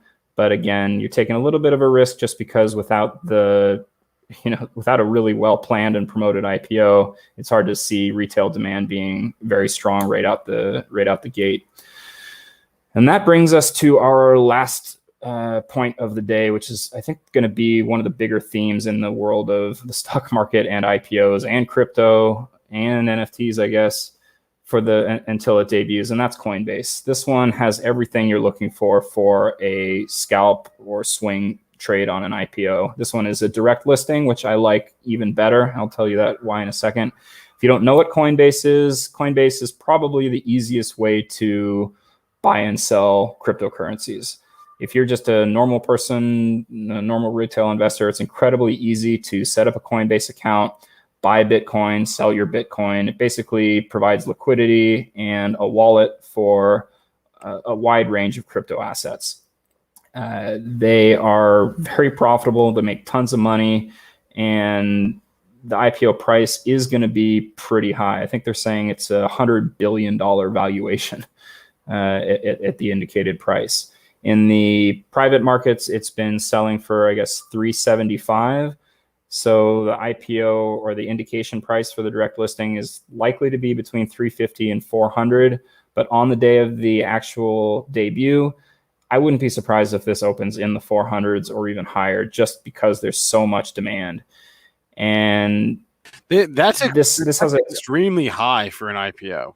Price it's extremely high. It is a direct listing though, and let's circle back to that for a second. So I mentioned before that one of the things that drives IPO plays for the public retail investor is the brand recognition, because institutions have already bought in at a cheaper price, and then it's going to debut at a higher price. So retail investment really has to drive the price up. With the direct listing, the institutions have not bought in yet. So it doesn't only rely on retail investors. The institutions are kind of at the same playing field as everybody else. And we saw this with Roblox, and we saw this with Palantir, where that means that the IPO or the debut price really does establish a sort of floor, which is another reason why I like playing these so much. That the downside, to me anyway, seems far more limited with a direct listing than with an IPO that debuts with a huge premium. Got it. There was a couple questions from our chat. Sure. Matt, and one I don't actually know the answer to, so I want to pose it to you. Do you know approximately or about how many or what percentage of S1s actually go on to go to market and become IPOs? I have no idea what the actual percentage of them is. I think like most of them, would you say? Oh yeah, I would say that it's very rare that they don't eventually become go to market. I remember Palantir was one of the stocks that I had been tracking for over a year before it debuted, and I was super stoked when it announced that it was a direct listing. But they had to refile their S1 3 or 4 times. Roblox had to refile their S1 at least one time because of a discrepancy between how they were charging for the in-game purchases and the sale of Roblox. So especially for companies where people don't quite understand the business model, and I would say Palantir certainly, there was so much confusion about what they were and how they were going to be priced, and that we see that happen more often when it's this pretty straightforward company. There's usually going to be less confusion about the S1, less items to sort out with the SEC. But I would say that it's pretty rare that I've seen. I can say it's probably only happened once, and I can't even remember exactly which one it was, where there was a company that I was very excited to kind of play the IPO on. The S1 was filed, the date was announced, and it just never came around to going public. Was it WeWork by chance? No. I remember WeWork, but that's a good example. WeWork was the disaster that you kind of knew they were going to eventually go through a SPAC because everything else about it was sort of such a dumpster fire. And then another one from the chat here. Do you have any thoughts on IINN? Is that this week? So yeah, that was supposed to be last week, and again, it was kind of pulled or rescheduled. And let me just take a quick look and see if Webull has. Sorry, I'm gonna look down for a second because it is on my radar. IINN is worth talking about for a couple of reasons. No, it's suspended with no date at this point. So IINN it's a medical device that it takes blood out of the patient and then infuses it with oxygen and then delivers the blood back to the patient, which sounds pretty cool. I can see that having a lot of health implications. The red flag to me is that it listed on Click IPO, which, not to knock Click IPO, but very few of the IPOs that have been listed there have run straight out the gate, partly because, hey, if retail investors can buy the IPO, that means a lot of people who don't have any lockup obligations are likely just looking for a very quick play. They're getting in, and if the stock does debut at a premium, the chances a lot of people are going to race to sell it. And we've seen that with a lot of the Click IPO debuts, is that they've sunk right away, and it's almost worth just sitting to see if it does take a big dip. Then you can buy in and ride a profit train from there. But one more thing about it, it has a super low float. It's like 3 million shares or less or something. So when you see that low float, you see the potential for the price to go way up. And we just saw people are comparing it to NNOX, which, if you saw over the weekend, got FDA approval for its X-ray machine, and it's up like 60% pre-market today. And that is one that I both played the IPO and then took a pretty long position in it as well. So some of these medical device I can't say that I don't put it in the same boat as biotech because I think it's more accessible to people. People understand, cheaper X-ray is great. That'll be huge. A good way to put oxygen in the blood. That sounds reasonable. So I definitely will be keeping an eye on it. Maybe take a short opening play. But the fact that it's a click IPO makes me want to say, okay, well, maybe buy half on the debut and then half if it dumps. So you're, DCAing down into a position below the debut price, so you can get out if it does dump. But worth keeping an eye on for sure. All right, Matt Hammond has been joining us here, aka the IPO Warrior. You can find out more from more of his research, more of his thoughts by going to IPOwarriors.com. Matt, always a pleasure. Thanks again. One more thing, guys. I'm going to put together a little guide. People ask me, how do I buy on the debut? Do I just wait for it to go live and then buy at a market order? No, you buy with a limit. But I'm going to put together a little guide and send it out to people. If you sign up for my newsletter on IPOwarriors.com, I'm going to send out a PDF guide really explaining how to buy, and I'm going to focus it on the Coinbase debut. How to get in the minute or really the second that it debuts, so you're getting in right as it opens, expecting it to run up, expecting to get it at the lowest price of the day, and how to trade it for a swing trade. So if you sign up for the newsletter, I'll send out that guide. And thanks for having me, Spencer. All right, thanks a lot, Matt. It is 9:26. Excuse me. That'll be a wrap for pre-market prep today. Please remember, all the information from our show is meant to be used as informational purposes only, not for investing or trading advice. Today's show is also sponsored by Market Structure Edge, the first decision support platform for traders built on market structure. To learn more, go to marketstructureedge.com. The link is up on the screen there. Once again, please smash that like button for all our guests, for Matt, for Tim, for Joel, for Dennis, please, and thank you. And that's going to be a wrap for me. I'm going to bring on Neil Hamilton now. Neil is the host of Get Technical, and he had a great stream over the weekend that I caught a part of. So let's get Neil on here. Neil, good morning. How are we doing today? Good. How are you, Spencer? Doing okay. I'm going to give you the floor. I have to hop here in a second, so the floor is yours. I'm picking up a real sense of urgency. Well, I do have a 9:30, so I do have to kind of go. All right, you go take care of that 9:30. All right. Bye, everyone. All right. Thanks, Spencer. Good morning, everyone. I hope that you guys all enjoyed the good, long 3-day weekend. And for all you stock market junkies, don't worry, we're about to get our fix today. Producer AB, keep that finger on the intro button. Good morning, 13. Good morning, Ramon. Good morning, everybody. Let's get into our sector overview. Neil, FOA. So okay, I got to start focusing more on my picks, because over the weekend we did a special edition Saturday show, and we had Brent Slava, as always, head of the Benzinga Newsdesk there, spinning records, being our DJ, which is super cool. But damn, you guys are aggressive, shouting stocks, and then some of you were pulling rank, arguing with each other, saying that you've been watching the show longer, so you get your picks looked at sooner. Hey guys, let's relax. Let's find opportunities together. And by the way, if you fell for my April Fool's prank saying that I was leaving Benzinga, and the show was being canceled, I'm sorry. I feel bad. I feel bad about that. But also, gotcha. So let's focus. Cameron, like that Orgo tweet. That's all Miles. Cameron, you had some good ones. Cameron, I noticed that is this going to be every Saturday? Yeah, probably. It's too fun to pass up. So I think we do Saturday stream where we get ready for the week. We got a little bit cattywampus. Producer AB, get ready to roll that intro, bro. And no, it's going to be the opening bell, my friend.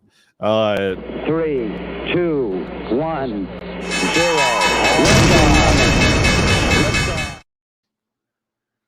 All right, there you go. Opening bell.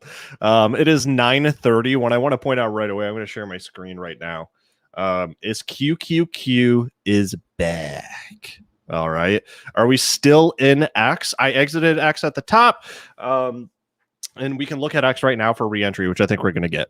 It's on the watch list for the week. So For sure. X is not off the menu. Nothing crazy happened that made X not still a snack. Okay, nailed the timing. All right, everyone hit that like button for producer AB. Also hit the like button for that last segment. I thought that was really good with Spencer Israel. All right, guys. And then everyone that's going off to trade, happy trading. Good luck out there. Break a leg. QQQ, guys. What I said previously was that we really wanted to break some of these previous levels to start getting higher highs, higher lows. Looks like we're getting that. New tool on the chart that I'm trying out. Daniel, yes, I did hear about DMX. So out of respect for DMX, who, no matter what you feel about his music, DMX has been a formative artist over many years of hip hop, and has struggled with addiction for a long time. So you know what? I'm not going to make too many more jokes about or using DMX for the X steel stock, just out of respect for the man.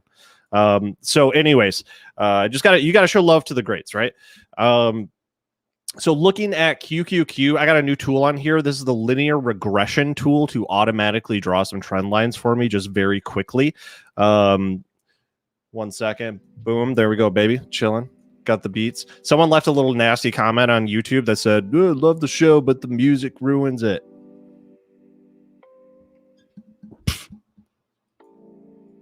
That's all I got to say to that. Okay, so we are in a broad upward trend here with QQQ. What I like here is that we've got a higher low supported by, again, a higher high from this previous swing. We are in a single swing sort of trend to the upward position. Sean Wilson, ignoring that person, thank you for the tip.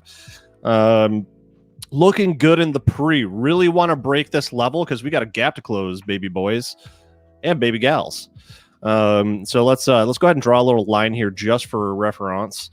Little weak start to the morning, but only time will tell. I don't really know what's going on with infrastructure and stuff like that. I didn't watch the Biden speech, and I haven't watched any like post talk breakdowns.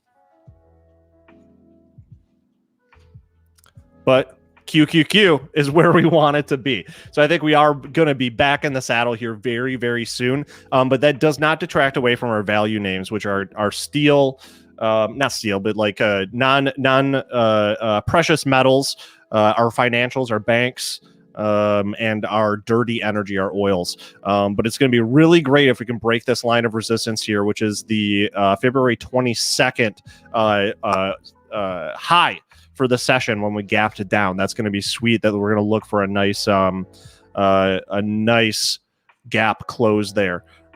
So now another thing to notice is that since I'm using this linear regression tool on QQQ, and again, guys, this is just the market overview. We're just going to look at NASDAQ and we're going to look at the S&P 500. We are coming up here with some gaps up, very, very strong. A lot of power behind it. RSI agrees. MACD is definitely agreeing with a nice curl up, accelerating slope on the MACD going up for QQQ. What we got here with the blue and the red sort of channels is an automatically generated linear regression, which is just a fancy way to say, I'm too lazy to draw my parallel channels. I'm going to let this app kind of do it for me. And then if I want to adjust it, then I'll come in and draw it. So we are returned to the mean, as one might say. We are right at the mean here in the middle on our linear regression.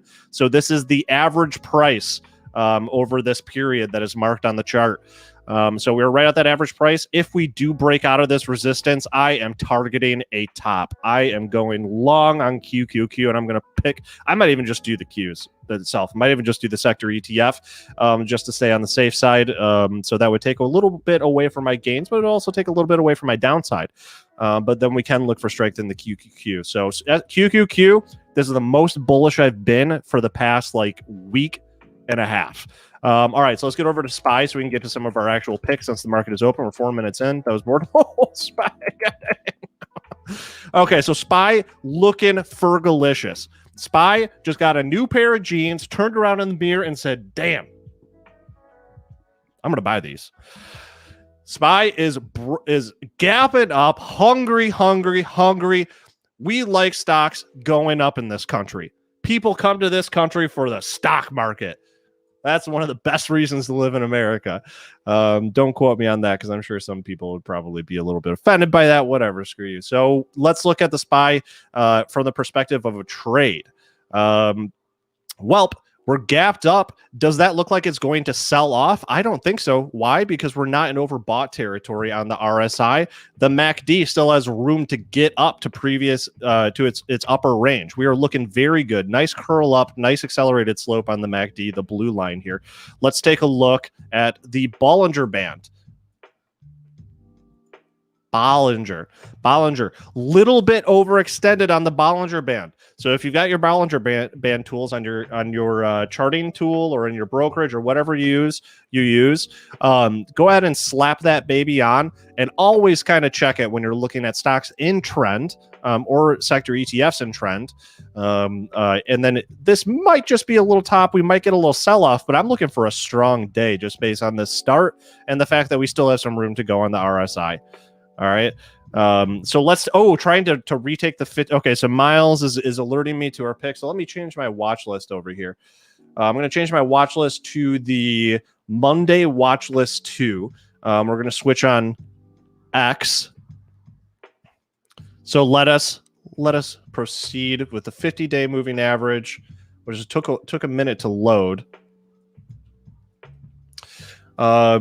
So what do you mean looking to retake 50 MA this morning? Trying to retake the 50 MA. We're just looking real solid here. I do expect a period of sideways consolidation since we have a little bit of room to go before we get to this wick here on X, but we are trading within a range. Yeah, no, you're good, Miles. On the hourly. Got it. So let's take a look at the hourly. Perfectly fine because So here's the point that I've been touching on a lot. We like stocks that are in upward trends, broadly speaking, for trading on shorter periods. So let's go down to the hourly, as Miles has pointed out. And then we can see that the 50-day moving average is look at this. This is kind of what's happening. Let's do the thing. Paintbrush, cross above 50 moving average, loftily floating above it, and then instead of crossing below it, touches it, gives a little kiss as it's flying by, goes, and then is flying by it. So now Miles, what I imagine you might be doing on the hourly chart is looking for the 50-day to kind of move as a guide and for us to loftily fly above it on like a cloud, the way that Ripster would say. Good way to trade the stock on the hourly. Looking at the daily, because I'm more of a swing trader, more of a position trader, because I work full-time at Benzinga. I can't watch this stuff all day as much as I would like to. Looking at the daily, looking very, very strong on the bounce under resistance. Remember, guys, this is a resolution of a big old apple bottom jeans, boots with the fur, rounded bottom. So this has a lot of room to go. Yes, we are going to hit some resistance along the way, but this is showing strength. The entire sector is behind it. Big money is behind it with this big rotation into value stocks that we've recently had. And something that you can do here to find those rows in the way is anchor from the swing high to the absolute swing low. And then you can see that those lines on your Fibonacci retracement tool are going to line up with your resistance levels. And you can see right now that we're trading, which one is this? On Fibonacci, sorry, I'm going really fast, 50%. The 50% line is right about where we're trading here with X. So there's probably going to be a little bit of a sideways corrective phase before we start getting and moving back up to our next target of about $30, where you should expect another corrective phase. So there you go. That is X. Is X still in the game? Yes. Is it going to have a little bit of a corrective phase where it's not going to like blast up like a rocket ship? Probably. But is it a rat snack that we want to be in and keep our eyeballs on? Definitely. All right, that's X. Let's take a look at some high type flags. Give me a 1 in chat if you like high type flags. Give me a 1 in chat if you like high type flags. Give me a 2 if you don't know what they are, because there's no one that shouldn't like note high type flags. You're insane if you don't. And I'll wait for you guys to catch up because we have the YouTube boomer delay.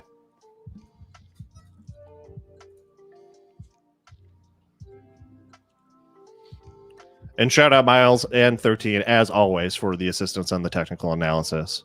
You guys are real ones. 1 and 2. Okay, so let's take a look at some high-tech flags. We'll do a little bit of an explanation of them. The first one I want to look at is Orgo, because that was pointed out by someone in chat. Let's just say a very vocal person whose name you've probably already heard this morning. This is a shout out Miles for bringing us back to Orgo. What I want to do for high-type flags, what you want to do is switch to the weekly increment, 1 week. All right?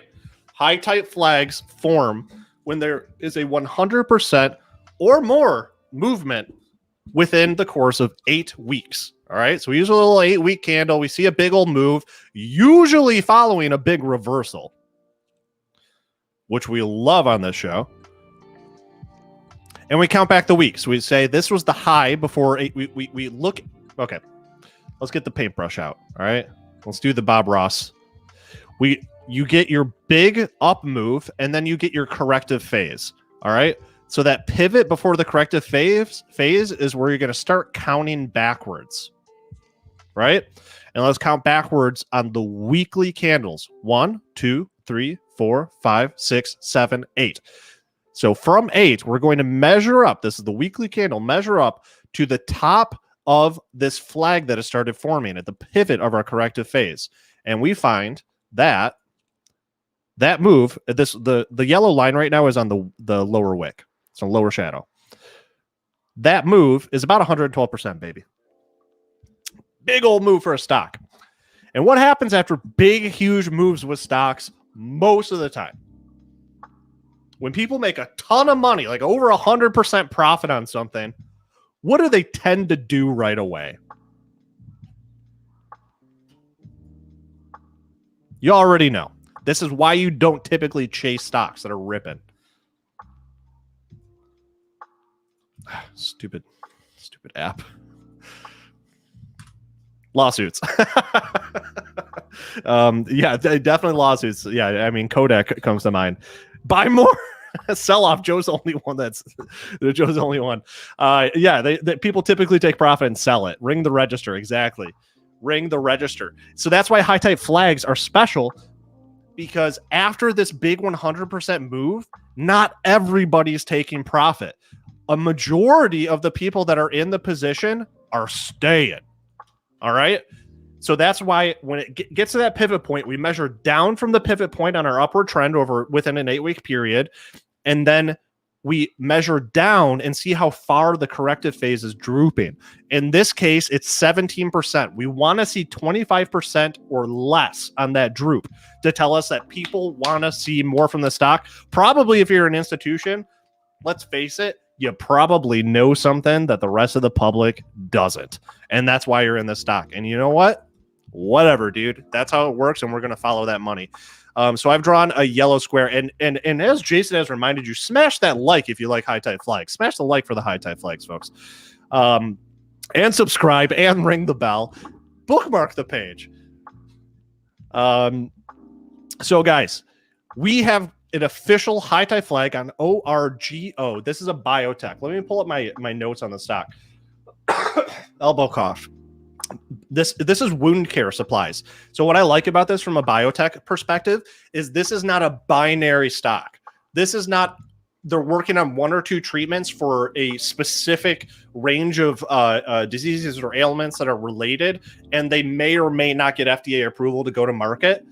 This is an ongoing need that we have, which is like laceration, wound care, probably throughout the hospitalization, like regular visits to your primary care physician, as well as like ER or OR, the operating room or emergency room visits. Wound care is an ongoing thing that's going to constantly be needing to buy supplies and constantly need to be improving from a tech perspective. And that's what this company is in the business of. Miles, let me know if I explained that well. That's my understanding of ORGO, Organogenesis Holdings. At any rate, high type flag, folks.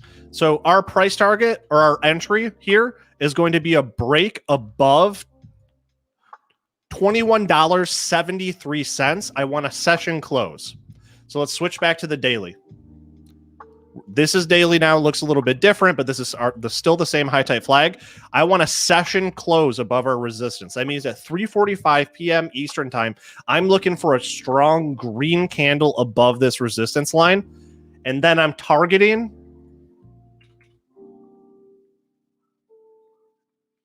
the height of our pole going into the high tight flag added to that breakout point, which is the resistance line at $21.73. I'm targeting 33.41 high tight flags, baby. So that would be on a close above. Let's say you enter just above resistance, 53% gain. Let's go. So that's Orgo, ORGO. Use the weekly chart to draw your high tight flag. Let's take a look at another one. Actually, yeah. Let's take a look at CENX. And Orgo is looking good on the day, by the way.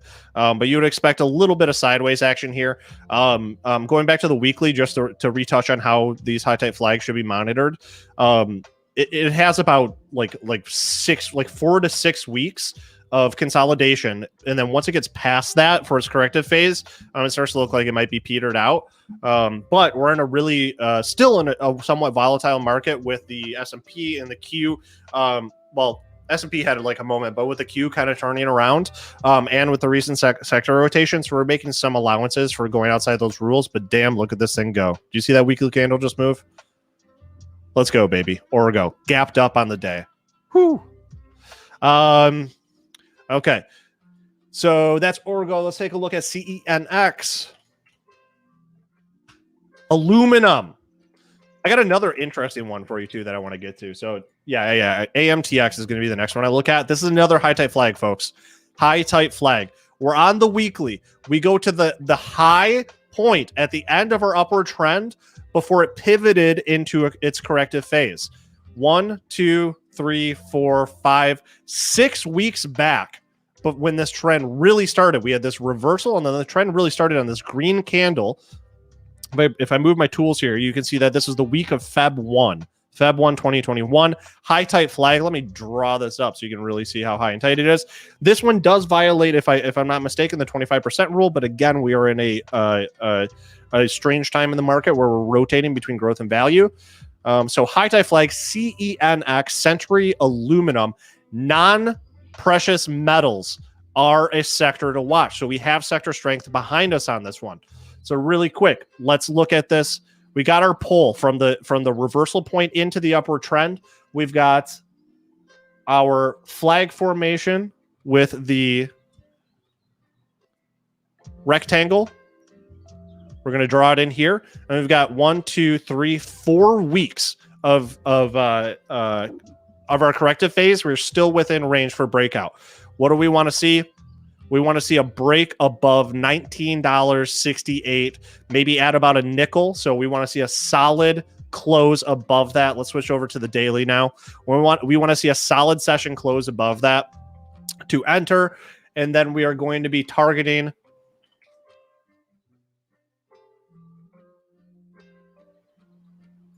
$29.75. Nice roundish number. So that it would be from a breakout. Let's do the thing I want you to do, please. There. No. About 50%. About 50% there, guys. Okay. So let's take a look at AMTX. So that's CENX, that's ORGO, or both high tight flags with 50% profit potential upon a breakout of a session high, or a session close above the upper resistance line. Let's take a look at AMTX. AMTX, interesting one. This is energy, but it's biofuels. All right, so these guys have like ethanol, and they're also using the materials that they're using to create biofuels to create other things, like I believe feed, like livestock feed. So this is an interesting play. What I like about it is it's innovation plus energy. Let's go back. Oh yeah. So a lot of times, watch those rounding bottoms because they just keep giving and giving and giving. A lot of times after a big rounding bottom reversal, which we had here, which was a multi-year consolidation phase, before a big rounding bottom breakout, over 100%, as measured by my yellow line. Let's get over to the weekly here. Look at this massive week that this stock had. What I will say is this one we're going to watch, because look how crazy this is. So overbought, such a massive candle, but still did not sell off after profits were made. But not taken. You know what I mean? So we're looking at this flag. Let's draw our little rectangle here. So we've got the pivot at the end of the trend, and we'll bring the bottom to our swing low. Measuring that is a droop of about 28%. But again, in these volatile markets, it's okay. If it's a bit above 25%. So we're making allowances with the rigid textbook rules of our pattern analysis. So that is our high type flag. We are looking for a session close on the daily, which I'll switch to now, above 27.51 AMTX. We're looking for a close above 27.50 for a profit target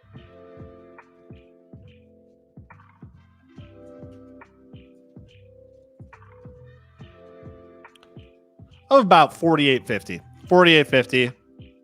Bang. Let's draw the thing. Woo! You guys probably can't see that. That's about 73% profit potential on that on a break above the upper resistance line. Watch AMTX, folks. Watch AMTX. Okay, last one I want to take a look at really quick while the session is open. Make sure you guys are using your weeklies for your high type flags. Let's look at Wayfair. Little cup and handle. Looks like it's struggling today. Unfortunate. I really want to see Wayfair break out. So we've just got a nice cup and handle on Wayfair. We want to see a nice close above our handle, but it's not happening. So that was my little compulsory check-in on that. Okay, we've got 8 minutes before we bring on our very special guest, Mr. Steve Kalasian. Give me some tickers you want to look at. Tickers and timelines. Let me know if it's a swing trade you want to look at on daily, perhaps even weekly. Let me know if it's an investment you want to look at over a longer period. Let me know if it's a day trade you want to look at even down to a minute. PLTR daily, you got it.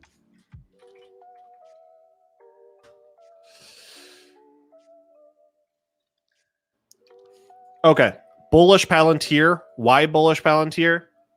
A couple things are going on. Number one, we've got this nice double bottom. Let's go. I mean, we just love these double bottoms. I think here's the way that I think we play Palantir.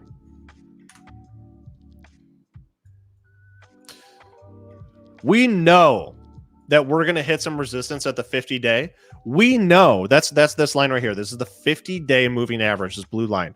We know that if we break above that 50-day moving average, that it's going to trigger a bunch of news sites and publications to start saying that Palantir has broken above the 50-day moving average.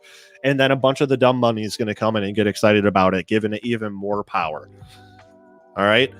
But we also know that with our double bottom patterns, that you don't have to wait for a breakout above the neckline to get in. You can be more aggressive. In fact, when looking at a double bottom pattern, you can draw a line, a trend line, coming down into your double bottom and say, if this thing breaks above on the second swing of this W, if it breaks above it, I'm going to go long on the stock with the thesis that we're going to form a full double bottom pattern, and I'm going to target 50%, the 50% vertical line of my double bottom pattern, which was at about 23. So we could have gone long back here March 31st. About March 31st. Or even March 30th if you were more aggressive and believed. Now that we've broken above the 50% line, we're above it on the day's session. If we have a session close above this line, I have no qualms about targeting about 2680. What is that? Yeah, maybe a little bit lower. just to be on the safe side. Maybe about 10 cents lower than that. Targeting that for a short-term trade, very short-term trade, maybe like 3-4 days, something like that. PLTR. And the reason for that is that we've hit the middle point of our rounding bottom, and then we're targeting the neckline. Now, the next thing we want, of course, is a breakout above the neckline of our double bottom here of our reversal of Palantir. Because, I mean, let's face it, this one does this falls into the rat system. All right. We've rummaged for a stock that's gotten beaten up, Palantir. We've analyzed the environment that it's in, which is this is a company that has a bunch of government contracts. They are doing actual real business. This isn't like a stock that's being held on promises and memes. This stock is doing actual business. I'm going to turn the music down a little bit. It's just distracted me. Boom. So looking good on Palantir from a sector, from a macro perspective. Next thing from a technical perspective is that we've broken above this middle line, and we can very easily target about $26 over a short time frame. Now, if we break above that, I want a session close daily candle above that. You're going to run into resistance at that 50-day. All right, that's just how it is. A lot of times with rounding bottoms, the 50-day kind of crosses right where this yellow line is. But Palantir is a young stock. It's a young stock. So with a trailing indicator, it's not going to look exactly the same way it does with a lot of other ones. So we're going to hit a little bit of resistance here, I would imagine. But if we get a solid close above the 50-day MA, we look for full resolution of our rounding bottom, which is measured from our low here on the right up to our neckline, and then added to our neckline price target of about $32-33. I would imagine that would come more in line with about 33 based on this previous candle. And let's do a cool thing here. Let's go ahead and just use our Fibonacci extension tool to see if it's confirming some of these levels. It may even give us more meaningful levels. Coming down to the swing low. So if we anchor our Fibonacci, not extension, but Fibonacci retracement tool at the high on the daily for Palantir, which was January 27th, then we anchor it to the low on the right swing of our double bottom pattern. We see that the 50% line lines up perfectly with the price target that I just set. So that is going to be our price target if we break above this 15-day moving average or 50-day moving average. Bullish Palantir.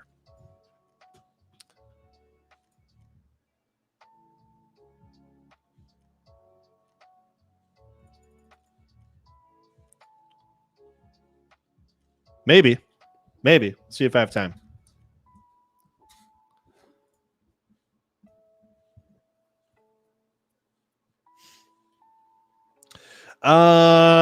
Okay.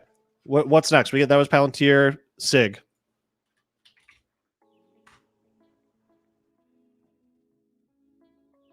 Nice. So I'm glad I have the 50-day open. This is just loftily riding above the 50-day. I'm not even counting this as a touch. So this is a stock that has been obeying the 50-day moving average.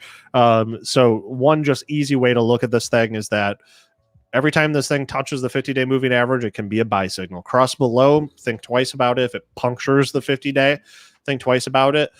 This isn't something I would worry about. I would look at something more like, like a wick that's doing some of that, or like a body that does some of that. But this thing is obeying the 50-day. Great. Signet Jewelers. Yep. It's a retail. I'm a bachelor and I don't wear jewelry, so I don't really know what they do. But yeah, specialty stores, you go in and buy rings and necklaces and stuff, I guess. All right. So you see a cup and handle, on the daily.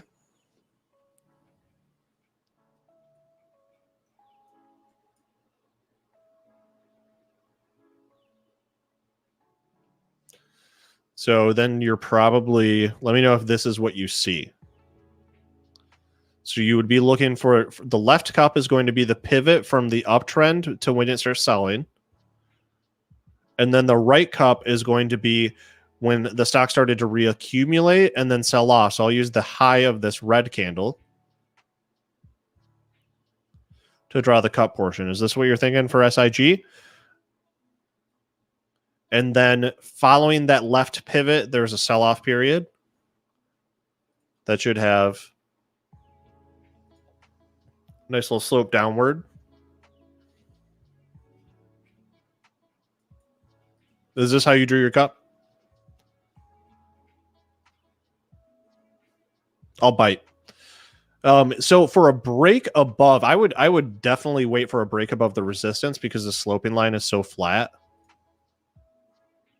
Well, actually no. So let's try. If we stretch this out, look weekly at SIG.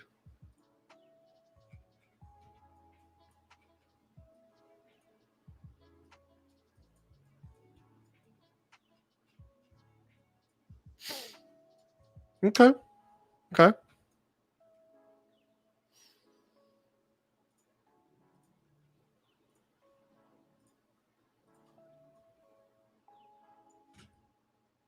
Okay. Okay. So we resolved our little rounding bottom. The reversal has resolved. Then we hit a sell-off point.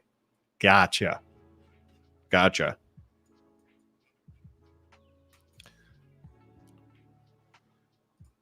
Whoops, not 10 minutes. Now we're looking at the daily.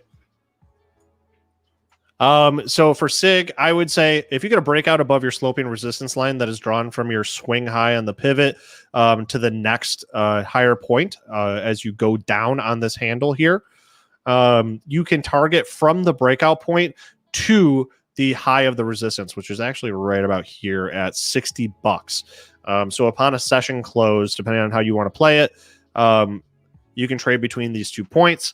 And then upon a breakout of this resistance, you would be looking for, I would imagine that you would really want to watch for, here, hold on, this point at 63.27. Now, really quick, let's just get our extension or retracement. We'll go from our high down to our low. And that's actually telling us to watch out for the body there. But body, wick, I think you watch out for the wick on that. So yeah, upon a breakout of $60, you can target about 63. I would expect some resistance there. And then upon a breakout of that, you're going to expect resistance at the previous wick, which is is that all-time high or no? No, definitely not. You're going to hit resistance there. And then after a breakout of that 66 point, you're going to hit resistance at the next meaningful price level. Just go ahead and switch to weekly.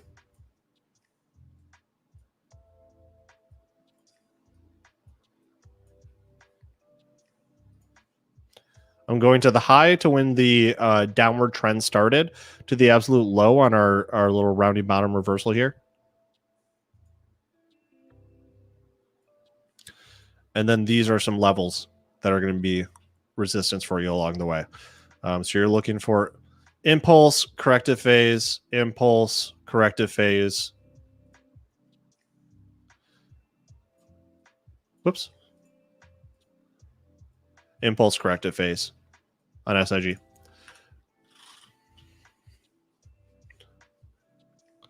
CHEK. Oh, we're 3 minutes past. I've got to bring on our guest for the day. Producer AB, would you be kind enough to bring on our special guest for our lesson today? Oh, actually, hold on. It doesn't look like they're there. Wait, are they there? I see kind of an empty chair. I see an arm. Producer AB, can you confirm that our guest is ready?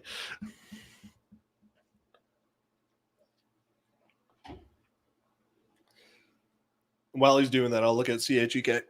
Check. Oh, also, guys, reminder, we have a boot camp coming up. April 10th, boot camp. So you guys are asking for beginner videos. April 10th, benzingabootcamp.com.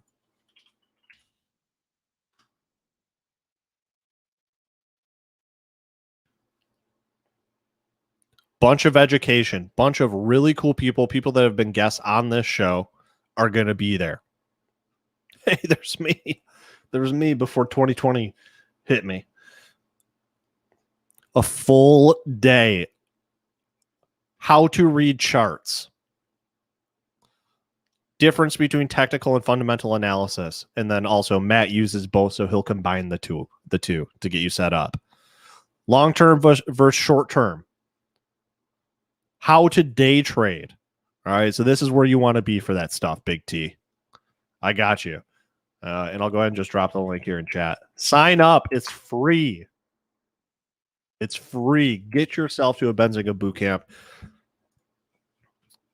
It's fun, goofy times, lots of education.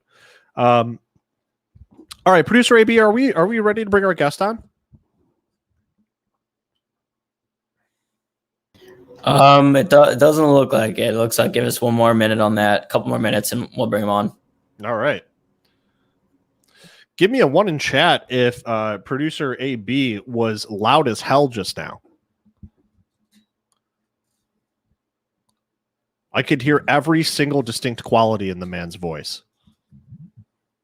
Sorry about that. I'm just on my MacBook Pro, so I guess the mic's a little sensitive. Not using a microphone or anything, but it looks like we are ready now.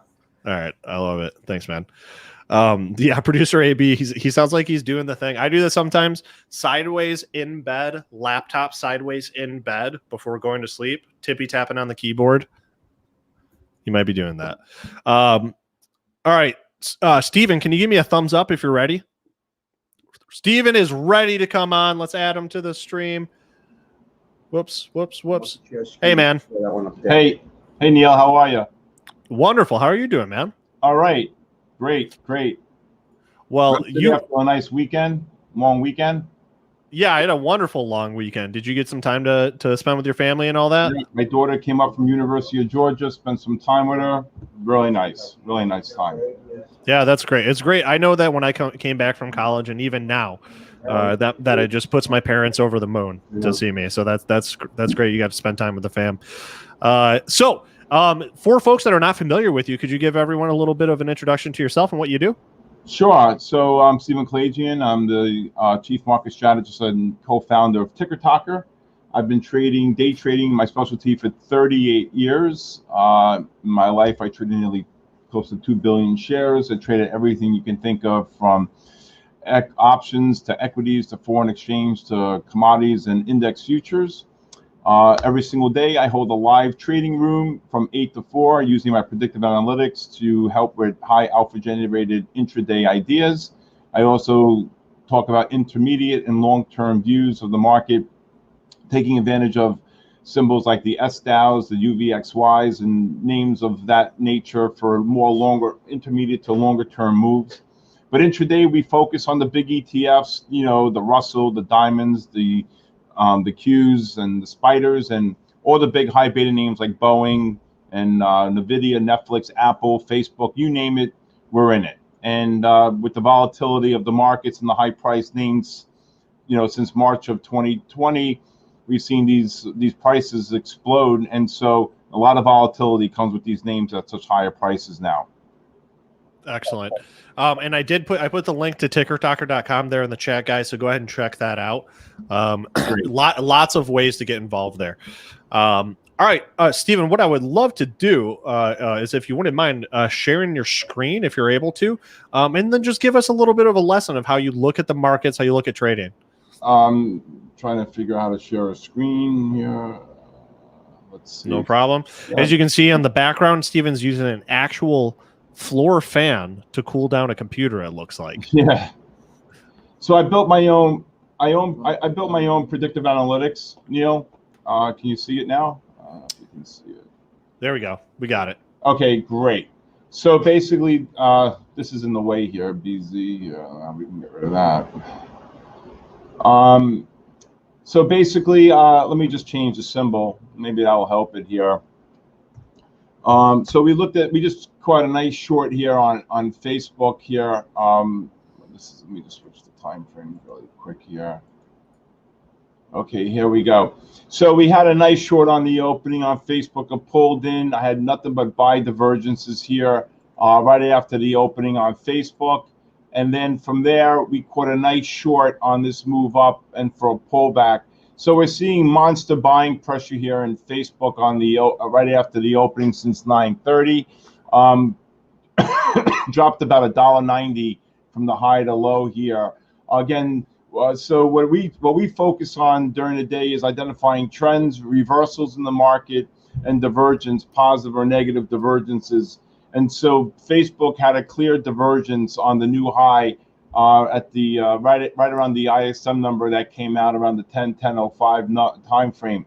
So we're able to pick these names up. Same thing with like a Boeing here. We caught this really great short in Boeing right after the opening here, trade above the 258.60. I think the high was 258.88, and then it just dropped about $1.80 off the highs there.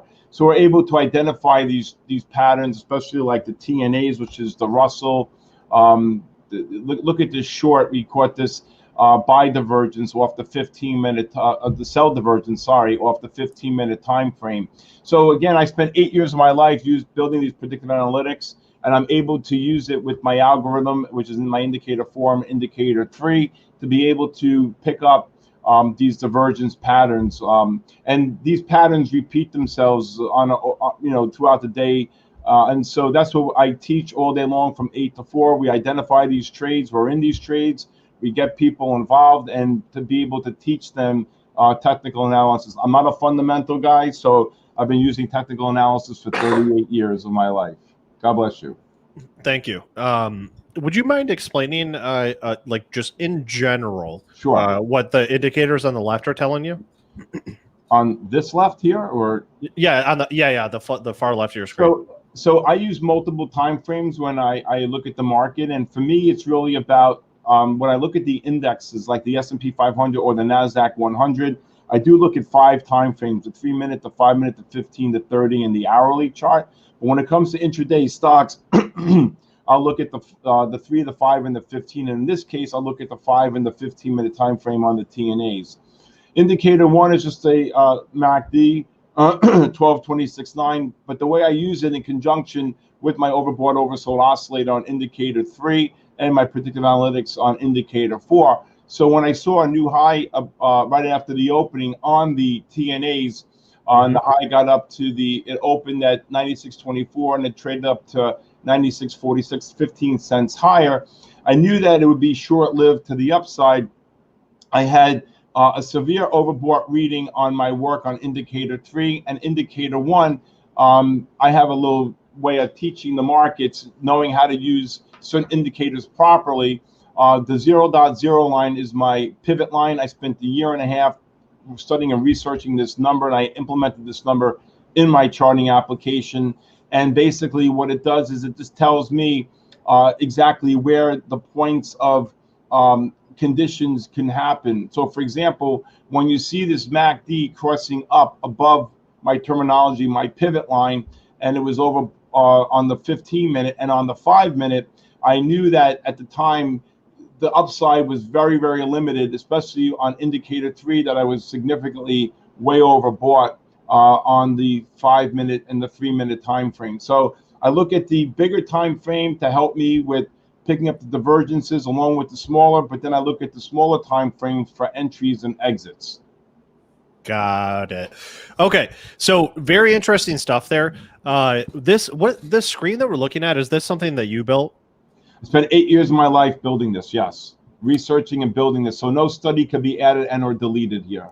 So something that I love about this is the cleanliness. Like you've got so much information. But I don't see like horizontal or vertical, like vertical timelines or and horizontal price lines. I just see what is happening in the formation of like forming patterns and movement, and it's so clean to look at all of this information. It's kind of incredible. Yeah. So basically, my right eye never moves off the current bar. So all these numbers, I train all my members and all my traders exactly how to look at the market. My right eye, like I said, never leaves off the current bar. I really don't care what happens in the past. That's history to me. So everything I'm looking at, I'm able to pick up based upon the numbers to the right. And I explain everything that's on the charting application. And plus, I also have a complete different way of talking about the markets. I created my own terminology, which now people actually are so versed to hearing. I actually have so many members in the day calling out ideas for me. Hey, let's look at Tesla for a short. Let's look at the Nasdaq for a short. Monster sell divergence. So at this stage of my life, at 58 and 38 years of doing this, it gives me a lot of great joy that a lot of people are really picking up on what I built here and understanding, again, for me, it's about being on the right side of the market. I want to identify trends and reversals. But what separates a trader from being a great trader is not only being consistent, but also being able to pick up the ability to pick up divergence patterns. Are you going to make a new high, or are you going to make a lower high? Are you going to make a new low, or are you going to make a higher low? And these divergence patterns we trade are monstrous at times based upon the way we're seeing the market and the way the analytics are lined up. And then Stephen, I do know a little bit about you and Ticker Talker. I know that you guys have somewhat of an ethos in terms of this idea of trading alone, or the solitary trader. What is your take on this idea of day trading being a solitary experience? Everybody shoots down day trading, and for me, it's really it's like a pit bull's got a bad rap because a pit bull, they think, attacks, constantly. When I know the most loving pit bulls in the world, what I'm saying? And they're labeled incorrectly. Day trading is labeled incorrectly. And I it may not be the greatest analogy in the world, but I've been doing this for 38 years of my life. And I've seen and I've transformed so many people from beginners who just don't even know what a stock or an index is or a future, and now they're trading full blown, to individuals who are, who have monster bad habits, right? Not adhering to stops, trading into earnings. I've seen it all. I mean, and not recognizing the pattern for what it is. I could be in a monstrous trend and a great pullback happening, and somebody will say, I'm going to look to short Tesla here. I'm like, no. That's not what we're looking at here. Someone who's new and not familiarized. What I look in and I explain to everybody is that we're doctors, right? So we're looking at a chart, even though it's not a human being per se, but we're looking at a chart. Now, this was a monster buy divergence here on the TNAs, and I just ran $1.50. God bless you, $1.50, $1.40. We're able to identify in every symbol anywhere between 5 and 8 great trading ideas a day in each name that we're looking at. So whether it's Microsoft, whether it's Facebook, whether it's TNAs, no matter what it is, we're able to identify these names in a way that there are significant moves in the market, whether it's a divergence pattern, a reversal pattern, or a new trend developing. And you've mentioned a couple times buy divergence. That's a phrase we don't hear a lot on the show. Sure. What do you mean when you say that? Well, this is a clear buy divergence right here on the TNAs. I'm glad you mentioned it. I have nothing but buys here on indicator 4, which my predictive analytics. Even though the 5-minute time frame on my algorithm went negative, I was going to buy this pullback with the deep oversold condition against the 15-minute time frame. So again, if the print low here was 93.17, I knew right here on the 15-minute time frame, I would have reversed negative, taking out the 92.16 level right here. So I knew this pullback would have been short-lived to the downside, and we were going to get a push up, not to new highs, but a good trade, enough to get 50 cents to $1 plus out of it. Mm-hmm. So that's a clear buy divergence. So if you're short anywhere, you want to cover and then reverse the position to go long. So if there's one thing out of all the years of experience that you have developing these indicators, developing this whole way of looking at the market, what's one thing that you would say to folks that are at the beginner to intermediate stages of their trading? I tell them, if they're going to follow with me, this is a journey, not a sprint. And if you have the passion to want to learn, I will mentor you. I talk to you like I've known you for 30 years. I'm very transparent. Everybody has my cell phone numbers. People talk to me every day and night. My phone blows up after the close. I really care. I really want people to learn. And I think that, again, this is something that I have taught so many people. I just finished teaching a whole monster group of people, but one woman that I'm not going to mention her name, in Ireland, lost her business due to COVID, needed something to do, and for several months was taking all these different classes, and now is trading in using Interactive Broker. And now, she told me I changed her life. It's nice when a gentleman drives down from Connecticut and hands me a card and says, "Thank you for what you've done. You've helped change my life." So I think the whole moral of this is that if you have the passion that you want to learn, I will teach you. Right? And I feel that with this gift that I was given and the ability with the technicals that I created, and is that anybody can really do this. So don't be fearful of a pit bull, and don't be fearful of day trading, right? And I think that to me is the whole moral of what we're able to do here each and every day. And for 8 hours a day, it's nonstop here. So we're calling ideas. People are generating ideas, seeing it, and just constantly moving the needle. And that's all we can ask for. Like I told you, I thought we were going to make a lower high here.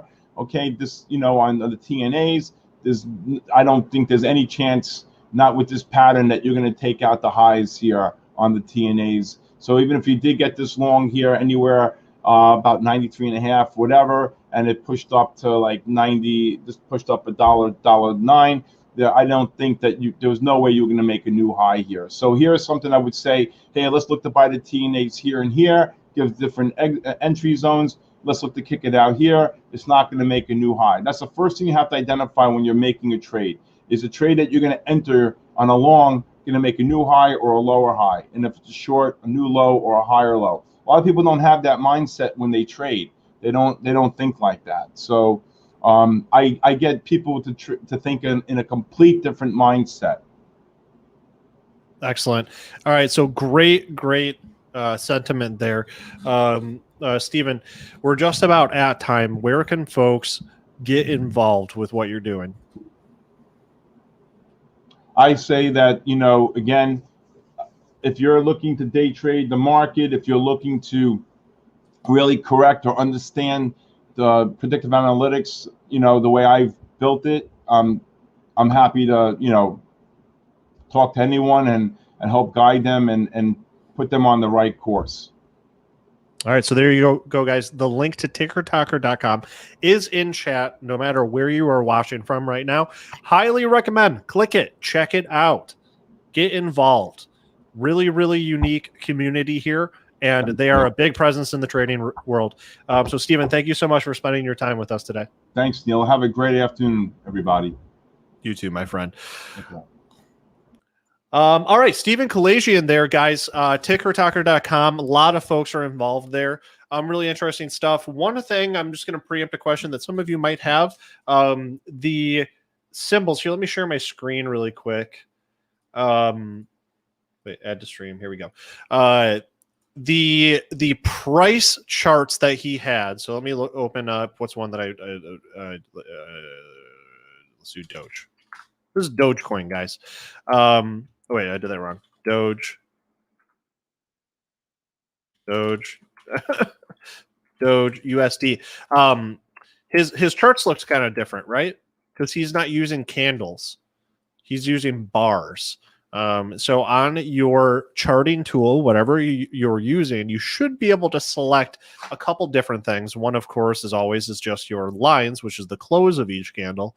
But in this case, he was using bars, which are a little bit grayed out on my screen. It's kind of hard to see.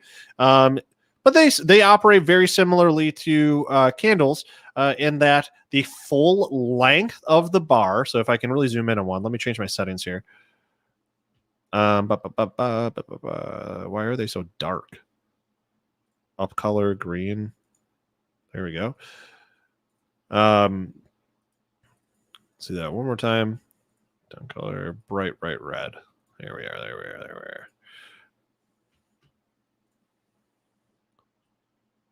So if you're looking at a bar, the open is on the left side. It's a horizontal line on the left side of your bar.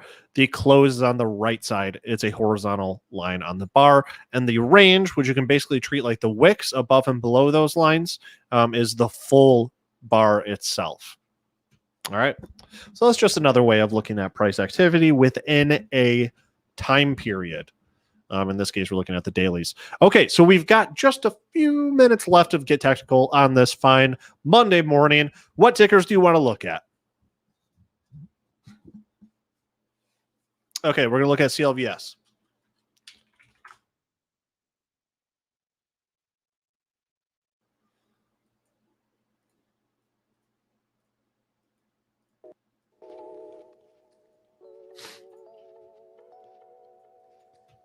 CLVS cup and handle question mark for the previous week.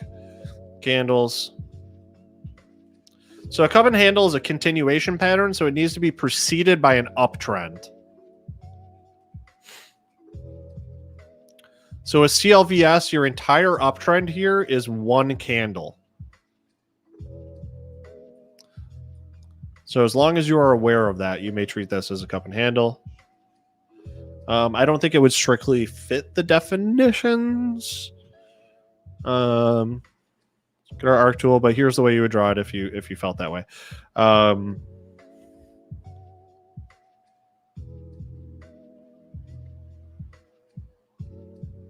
Yeah, so your pivot's got to be the high from your trend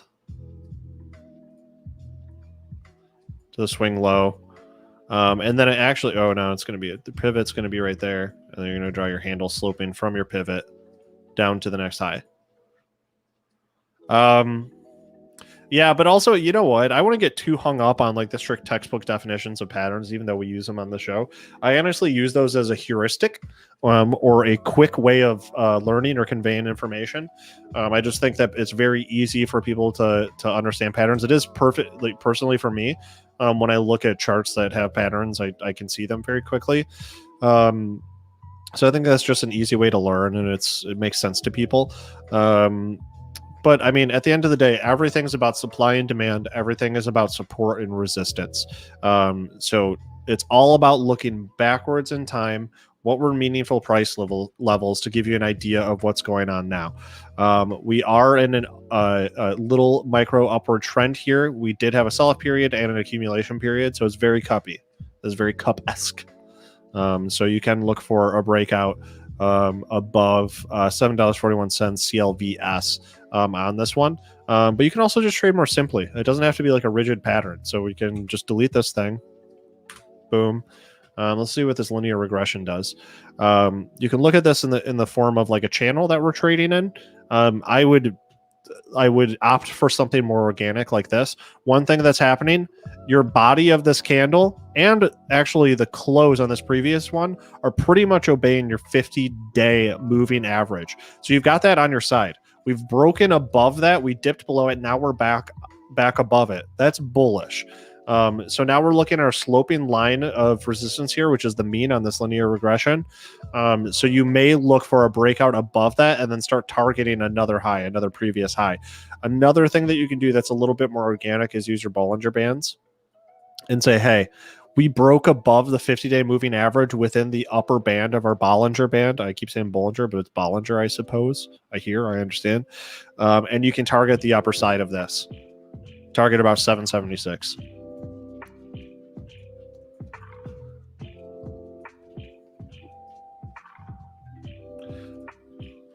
All right.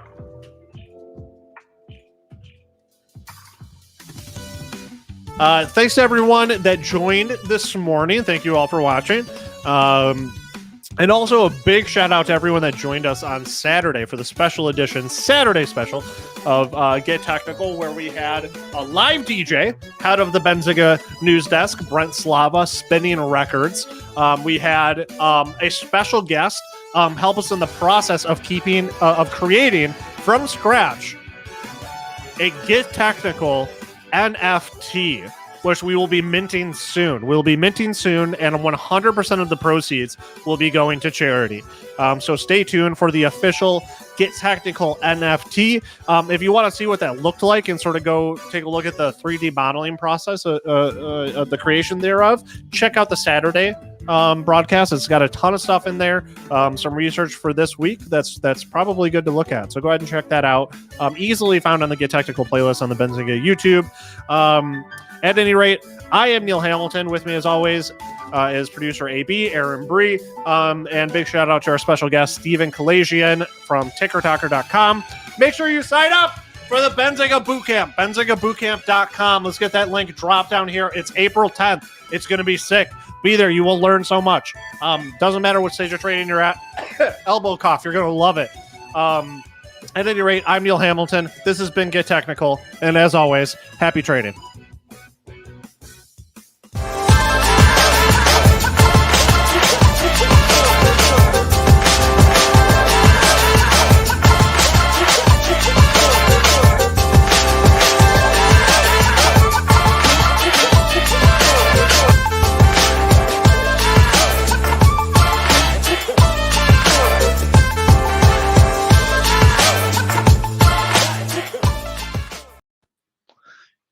Good morning and happy Monday, everyone. I hope you had a great long weekend and you're all set, ready to go. How are you, Ryan? I'm having a great morning so far. I'm doing well. I had an excellent Easter weekend. How was your Easter weekend? Oh, it was good. Got out to the in-laws. It was a beautiful weather here in Southeast Michigan, so I mean, pretty much perfect.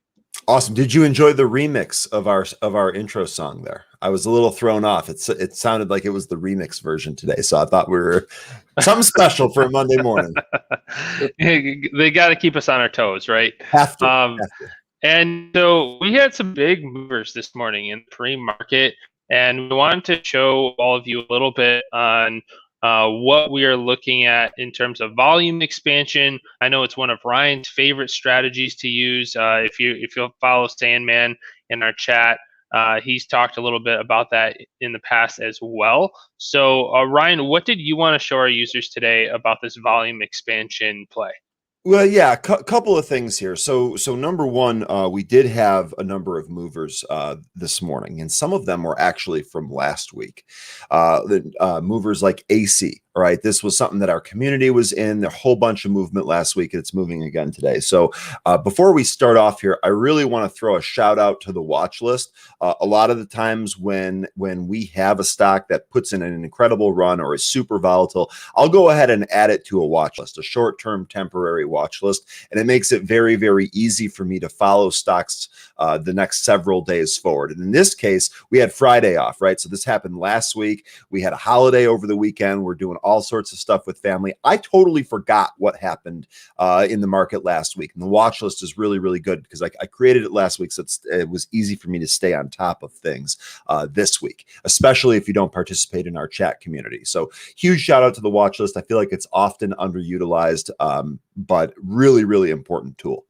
Now, as far as some of the new gap plays that you spoke about today, one of the things that I want to show is our mover scanner. And we've shown this a bunch, and we've shown this how to identify pre-market gaps and such. So I'm going to go ahead and set up our very famous by now, if you will, pre-market scan. So I've just gone ahead and clicked on Gainers pre-market in session. So I'm seeing everything that's going up in the pre-market.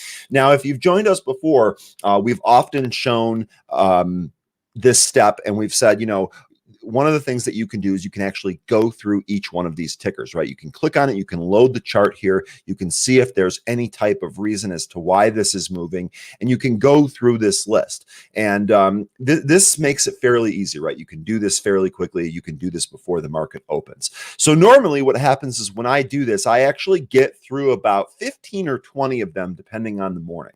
And what's one of the things that I've developed over the past, several months is after I get these after I go through these in the morning, the ones that are important to me or the ones that I think are going to be potentially in play for that day, I'll either add them to a watch list or I'll create a new watch list for something that I'm watching in the morning. I call it pre-market movers, actually. But one of the other tips that I have for you, and the reason we're going into this is because often I'll get asked, how does your chat community find some of these stocks that are moving? And the answer is movers. And it's one thing if you're gonna watch it or if you're gonna use it in the pre-market like we've gone over, or use it in the aftermarket session. It's another thing if you're actually going to use it throughout the course of the day. So one of the things that I've done is after I've gone through my research, I've made some notes, I've added some stocks to my watch list, what have you. The next thing that I'm going to do is as soon as the market actually opens, I'm going to change this to regular. All right. And then as it's open, some of these numbers are going to change. Obviously, when we have pre-market selected, we're showing the gap in the pre-market. All of these numbers are going to change for the regular session. One of the things that you'll notice is that a couple of these tickers are now repeats from the pre-market session. So ticker XELB, this was not one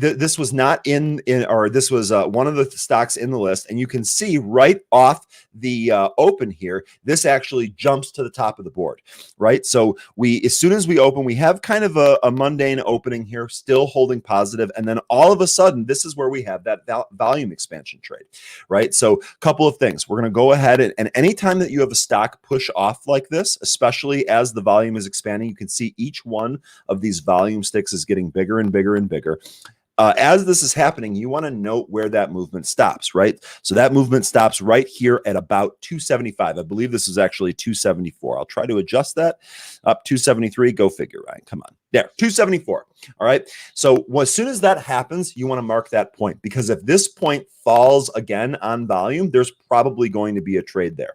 If there's a lot going on at the open and it's hard for you to keep track of things, this is actually where I leave the mover screen open on regular, because I want to see these numbers change, right? I want to see any new tickers that come into this list, or if any tickers drop out, they might not be potential targets anymore. In this case, if you had kept movers open, you would continue to see XELB climb the list here. And what happens is, as soon as we retest 274, look what happens on volume. Not only does the volume pick back up, but it actually eclipses the volume we were shown earlier. We break through that 274 spot, and then we actually keep on running here. And we have confirmation of this because the volume sticks are huge. We actually have another push up from the 320 level all the way up to the 360 level, and that's represented by the largest volume stick we've had on the day. Now, this stock is still up over $1 over that initial point that we identified from the chart. So just to recap here, you get your morning plan by using movers, seeing what's going up. Then as soon as the market opens, flip it over to regular and watch how those stocks change. Stocks that were on the list in the pre-market and then stay on the list in the regular session, definitely some interest in those stocks. And there's probably going to be a trade in either direction, depending on how you actually trade. So in this case, we actually were able to watch movers. We were set up with a volume expansion trade. This thing popped. The chat community was all over it. So if you're a part of the chat community, you might also have that as like another data point, because all of these people are watching these tickers and then throwing them out as they happen. So even if you weren't in our chat community today, you still had multiple trades using the movers tool. Absolutely, Ryan. And yeah, the way I always describe the movers tool is show me where the eyeballs are at. Exactly. Here are all the stocks that are going to be hitting not only our movers tool, but any other day trading scanner out there pretty much. And so it just increases the probability of a trade forming in the near future. And now you did say also we had an analyst action on GoGo, right? So we just wanted to show our users how that played out this morning. Yeah, absolutely. And the reason that I brought this up, obviously, I've been a GoGo holder for a long time. So I'm paying attention to things that are happening. And I got word yesterday that there was going to be an upgrade on GoGo. And I thought that was interesting, because last week we saw huge call buying in the April 11 call. Now all of a sudden we have this upgrade. Jonathan, I know that you and I have talked a lot about how you use analyst ratings in your trading plan to determine what stocks are being upgraded, what stocks are looking more strong or have some type of catalyst behind it. So one of the things that you can do here, let's go ahead and actually show the analyst ratings monitor. All right. And you can see here from today, even without any filtering from today, you can see that GoGo is in the list. It was upgraded to an outperform. So Jonathan, correct me if I'm wrong, but when we set up your filters in the analyst ratings calendar, you're generally looking for bullish upgrades or initiations. And then you're always removing some of that like market perform or hold ratings for this. This would have met your criteria, wouldn't it have? Right. And I don't think our users could see because of the branding, but that was second from the bottom. Sorry. No worries. It's just so there, now that row is highlighted in the analyst ratings calendar. Yep. So this should be easier to see here. I also clicked on GoGo so that you can actually see a chart. Now, this is typical of analyst ratings, right? So first of all, this stock closed below 10 on Friday. So despite it giving back some of its pre-market gains, it's actually still up from the close, up over 3% from the close. And we're also getting this rounding bottom. So this is one of the reasons why I wanted to showcase this, because when you're talking about using analyst ratings as one of your catalysts for a new trade, one of the things is that these are not necessarily going to be day trades, meaning that you're not going to open and close this trade in a very short time. Sometimes for these analyst ratings to really take effect, you need to swing this for several sessions, in some cases, even several months. Now, in the case of GoGo, this is a longer term hold for me. So I was planning on holding this anyway. However, this price action, this is exactly what we want to see after an analyst rating. So number one, you can take a look at the daily chart here, and you can do some of the generic charting that you're used to doing. So one of the things that I want to do is I want to mark one of those near-term bottoms here, right? So 920 definitely going to be one of those near-term bottoms. The other thing, we're just going to go back in here and we're going to mark off some other levels where this stock seemed to either have a battle or find some type of support and resistance. So right here, we found 920 as the support, and we found that we're also in kind of a resistance area, right? So we gapped up into this resistance area. What that means is that when the market opens, we're going to have this price discovery battle, and that's exactly what we're seeing here. So we gapped up into that resistance area. We kind of sold off. Now we're finding our footing, and the stock's starting to turn back up. So let's see what happens later this afternoon as we get around that 1050 level, and if we break that as we push towards 11. Again, analyst ratings, this type of stuff, this type of catalyst, not going to be a one-day catalyst. It's going to take several sessions for this to apply. And I mean, and that depends on the strategy, right? So it can take several sessions. Other times, you know, if you're looking at a smaller price per share stock, you could see a 10 to 20% move, especially with those initiations. So I guess I would just add that caveat that it depends on the type of stock that we're talking about. And also, if we look at the day chart on GoGo, it does seem like it's been in a short to midterm downtrend, you know, the past few weeks, right? Up and down a little bit. Absolutely. And that is going to be one of the things, right? So if this downtrend is broken, if we get a close above this recent trend line, that's going to be yet another data point in your trade plan. So a really good point about your caveat about you know, it being about your trading plan. Again, if you're trading a price target, right? If you're looking for a 20% move and you get that 20% move on a low price per share stock, that might be it for you. But maybe that's not part of your trading plan. In the case of GoGo, I've been holding this for several years since the threes, and I'm looking for something higher than this. So all of again, it really comes down to what your trading plan is. If you're looking for a particular percentage, you might be able to get that quickly. If you're looking for something a little bit long term, it might take several sessions for that to play out. Cool. And I do see in the chat here, someone was asking that we take a look at BlackBerry BB. Okay. So we can just hop over there and let us know if you guys have any other stocks that you want to take a look at inside of Benzinga Pro. So we're just navigating to BlackBerry here. All right. So they had a crazy spike. Anything in the news here? I don't have much more context to go off of here on BlackBerry. Yeah, it doesn't look like we just much. Have some partner content on here. This valuation is problematic. This is, you know, something we've kind of known about for a long time. I actually haven't read that article, so I'm not sure what case the author is laying out. Okay, and then I see BW and DDD in there in the chat. Oh, I'm sorry. Ticker BW? Yep. Ooh, this is on kind of a nice run recently. Oh, very nice. So let's see here. Not much on BW either. What was that other ticker you had? DNN? And then we've got DNN and Triple D. And then Garima wants to look at Ford.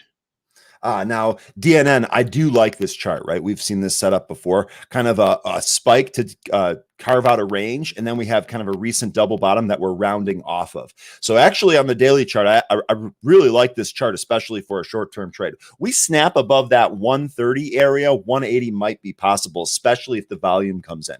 So when you're talking about this for a trade plan, we've kind of set up our roadmap using some of the technicals here, but we really want the volume to confirm this trade. It's quite possible that we stall out at that 130. If we topple that on volume, I think we could be making another move towards the highs. What was one of the other tickers that you just threw out there, Jonathan? I'm sorry about that. Let's see. We look. Well, Garima wanted to take a look at Ford. I know Ford came up a while back, lots of times in the power hour. So we've been going back and forth about Ford's electric vehicle trajectory. Looks like it has a nice push up on volume here today.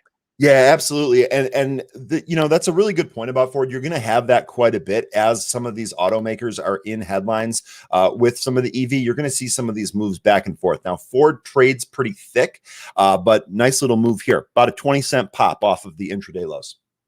All right. Thank you, everybody, for joining us today. We will see you again tomorrow, although Ryan's traveling to Detroit tomorrow, so it'll just be me. Yeah, it'll be good to see you here in Detroit, Ryan. And until next time, happy trading.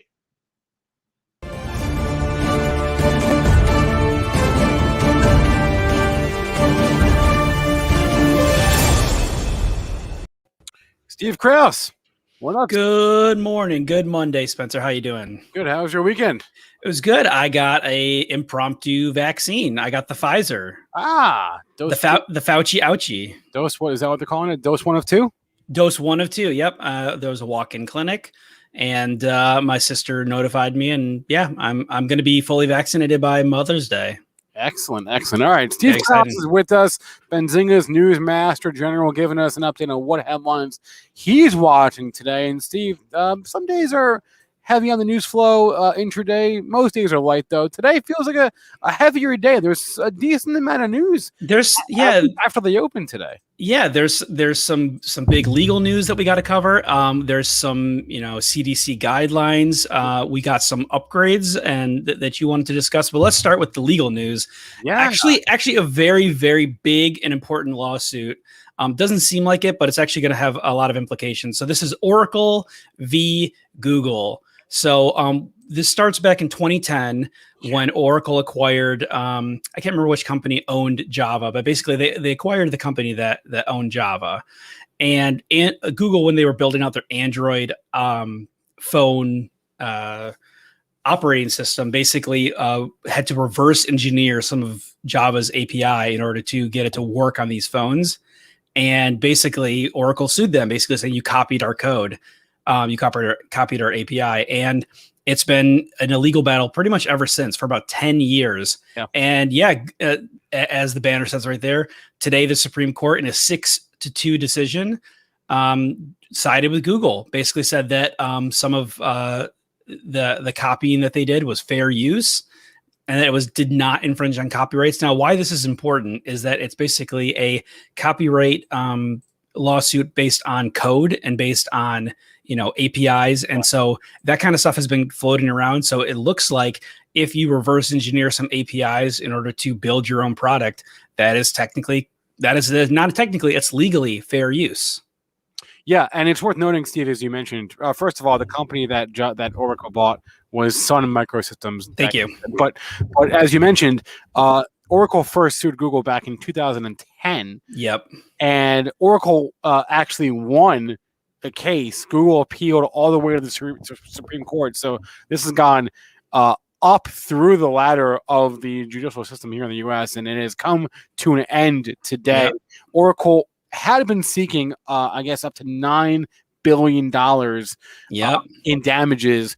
They're not going to get that now. They're getting no damages. And the irony here is that where's Java at this point? Where's Java 10 years later, right? It's like, this supposedly large API that Oracle had, they lost this enormous fight based on software they're not even using much anymore. Right. But also to your point, though, this really is more notable for the general tech industry. Yeah. Because it sets a really big precedent for basically you're allowed now to copy lines of code, and you can't be sued for copyright. Yeah, as long as the exact details of what I haven't dove into the actual ruling yet, but what parts of the API that they reverse engineered and what specifically was ruled as fair use will be very interesting, and a lot of people will be picking apart. So yeah, that's going to be very, very impactful, important decision for the future. Sean Wilton in chat noting that Thinkorswim actually uses Java, so he's seeing a lot of apps. Yes, yeah, I was being a little facetious when I said Java was dead. Yeah, no, right. I granted, absolutely. Fair enough. If you look at the chart here, you can see Alphabet up 3% today on this headline. The stock was already, if you zoom out, was already breaking out here. I mean, it's at all-time highs before this headline. It was actually the only one of the FANG stocks doing remotely well recently. So this is only going to help Alphabet, or at least the stock. And if you look at Oracle today, if Google is going to be up, actually Oracle is up with the rest of the market. It just goes to show that doesn't always matter. Tech stocks are kind of flying today. Microsoft's seeing some all-time highs. Facebook is doing well today. Yeah, just some general tech moving higher today. Well, you know what else is moving higher today? Airlines and cruise stocks. Travel in general. I'm just going to pull up RCL because that's the one that I look at the most. But they're all up today. And that was because over the weekend, I guess, the CDC updated their guidance saying what? Saying that anybody who has the vaccine can travel? So the CDC is updating their travel guidance. I believe the last time they did it was sometime in March. So this was April 2nd. So I feel like they're updating it every month or so now. But it's guidance for vaccinated peoples. So here's the rundown. So fully vaccinated travelers are, they say, less likely to get and spread COVID-19. That's kind of a given. Yep. People who are fully vaccinated with an FDA authorized vaccine can travel safely within the United States. Fully vaccinated travelers do not need to get tested before or after travel unless their destination requires it. And fully vaccinated travelers do not need to self-quarantine. They say that fully vaccinated travelers should still follow CDC guidelines. They should still wear a mask, stay 6 feet away, wash hands, and use hand sanitizer often. We're still in the midst of the pandemic. We still have variants coming around here. This Brazil one sounds bad. Brazilian one. We have a California variant going around apparently. So yes, it is still bad. Still wear your masks. Still wash your hands, but no more quarantining. So I wonder how that is going to interact with, New York has their own specific guidelines in terms of self-quarantining, but it seems like the CDC is going to overrule, is going to supersede that. And that you're going to basically, as long as you have those vaccines, you're going to be able to travel anywhere you want. I mean, if you look at the travel stocks, I pulled up a few of them. The cruise lines, but you can go to like the airlines too, right? Delta up 3.5% today. You can go to, like American, which is up 3% today. You can go to United, the other big one, up 3% today, or 4% now. And the cruise lines, the airlines, travel stocks. You can even go to like TripAdvisor, right? All up today on this headline.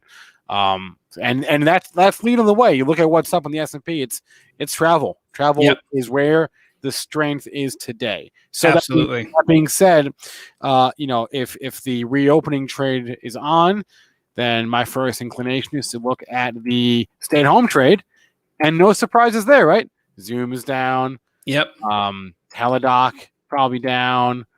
It is. So, we've seen this inverse correlation in the past where you have the reopening stocks on one hand and the stay-at-home stocks on the other. They sort of move, not all the time. It's not perfect, but today at least the relationship is working. No, but it is. Yeah. Peloton's down 1.5%. Netflix is, one of the things. Netflix is down 0.5% today. So CR is asking about Etsy. Etsy is a stay-at-home trade, stay-at-home stock, right? Yep. So, it's people creating their own businesses and selling things from home. Yeah. Right.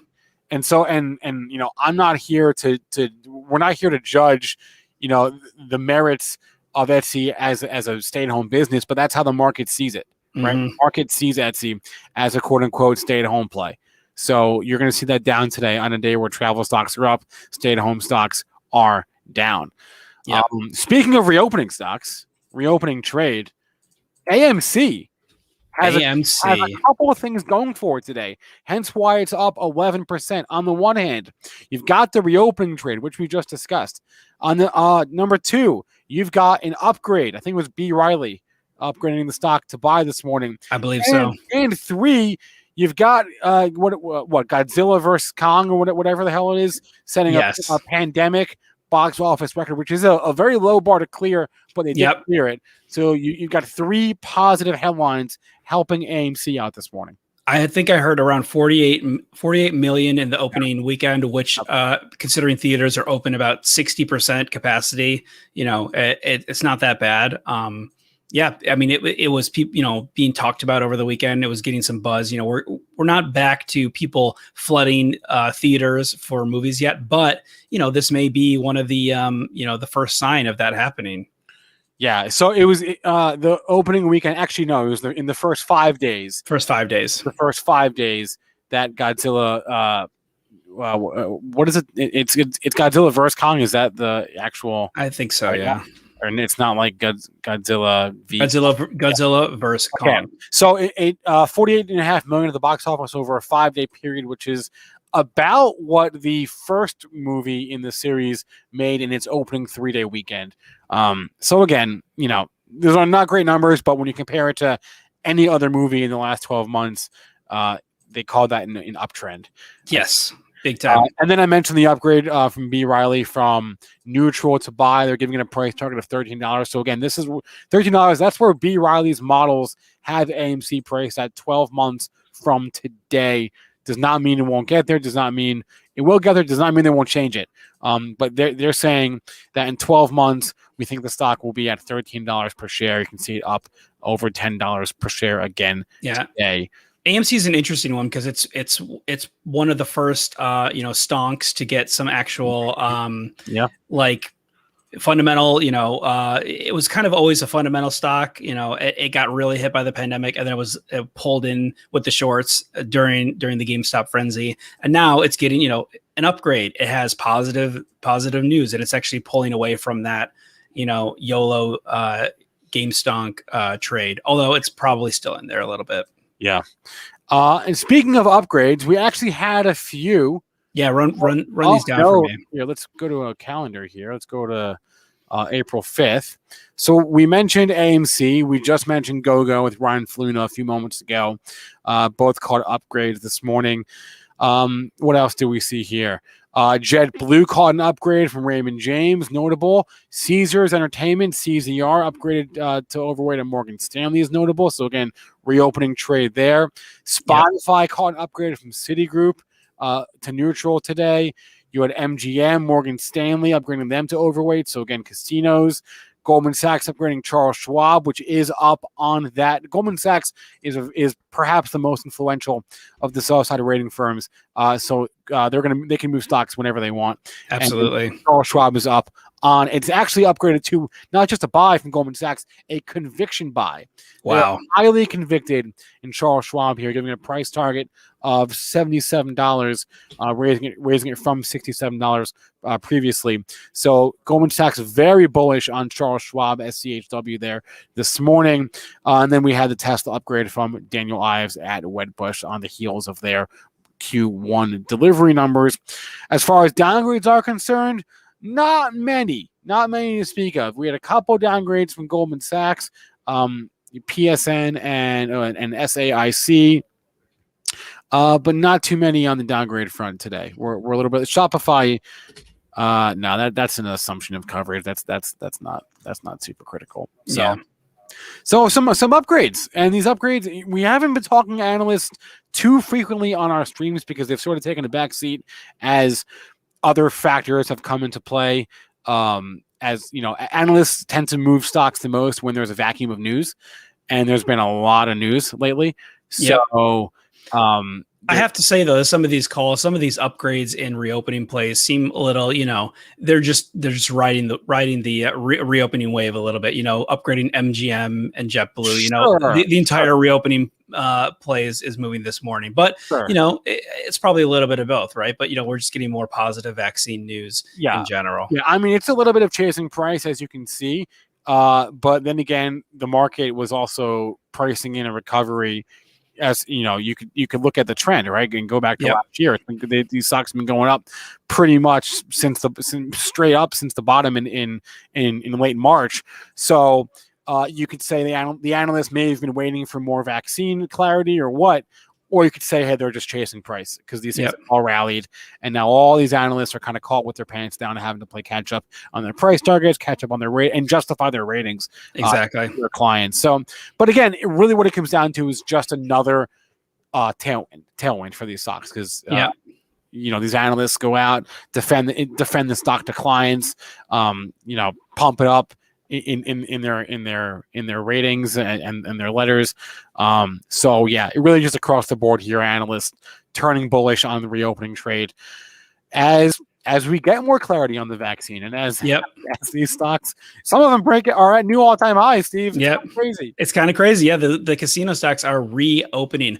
One last stock real quick. Someone in the chat said Marathon Digital Holdings. They had news today. They're up 12%, but they said that they minted 196 new Bitcoins in the first quarter of 2021. So they're basically just gave a little bit of quarterly Bitcoin earnings. And the CEO of Marathon is going to be on Benzinga today at noon. Hey, yeah, I want to put that out there. Mara, the CEO of MARA, Merrick Akamoto, will be on the Power Hour today at noon. We didn't cover it yet, guys. We got an hour to cover before that conversation.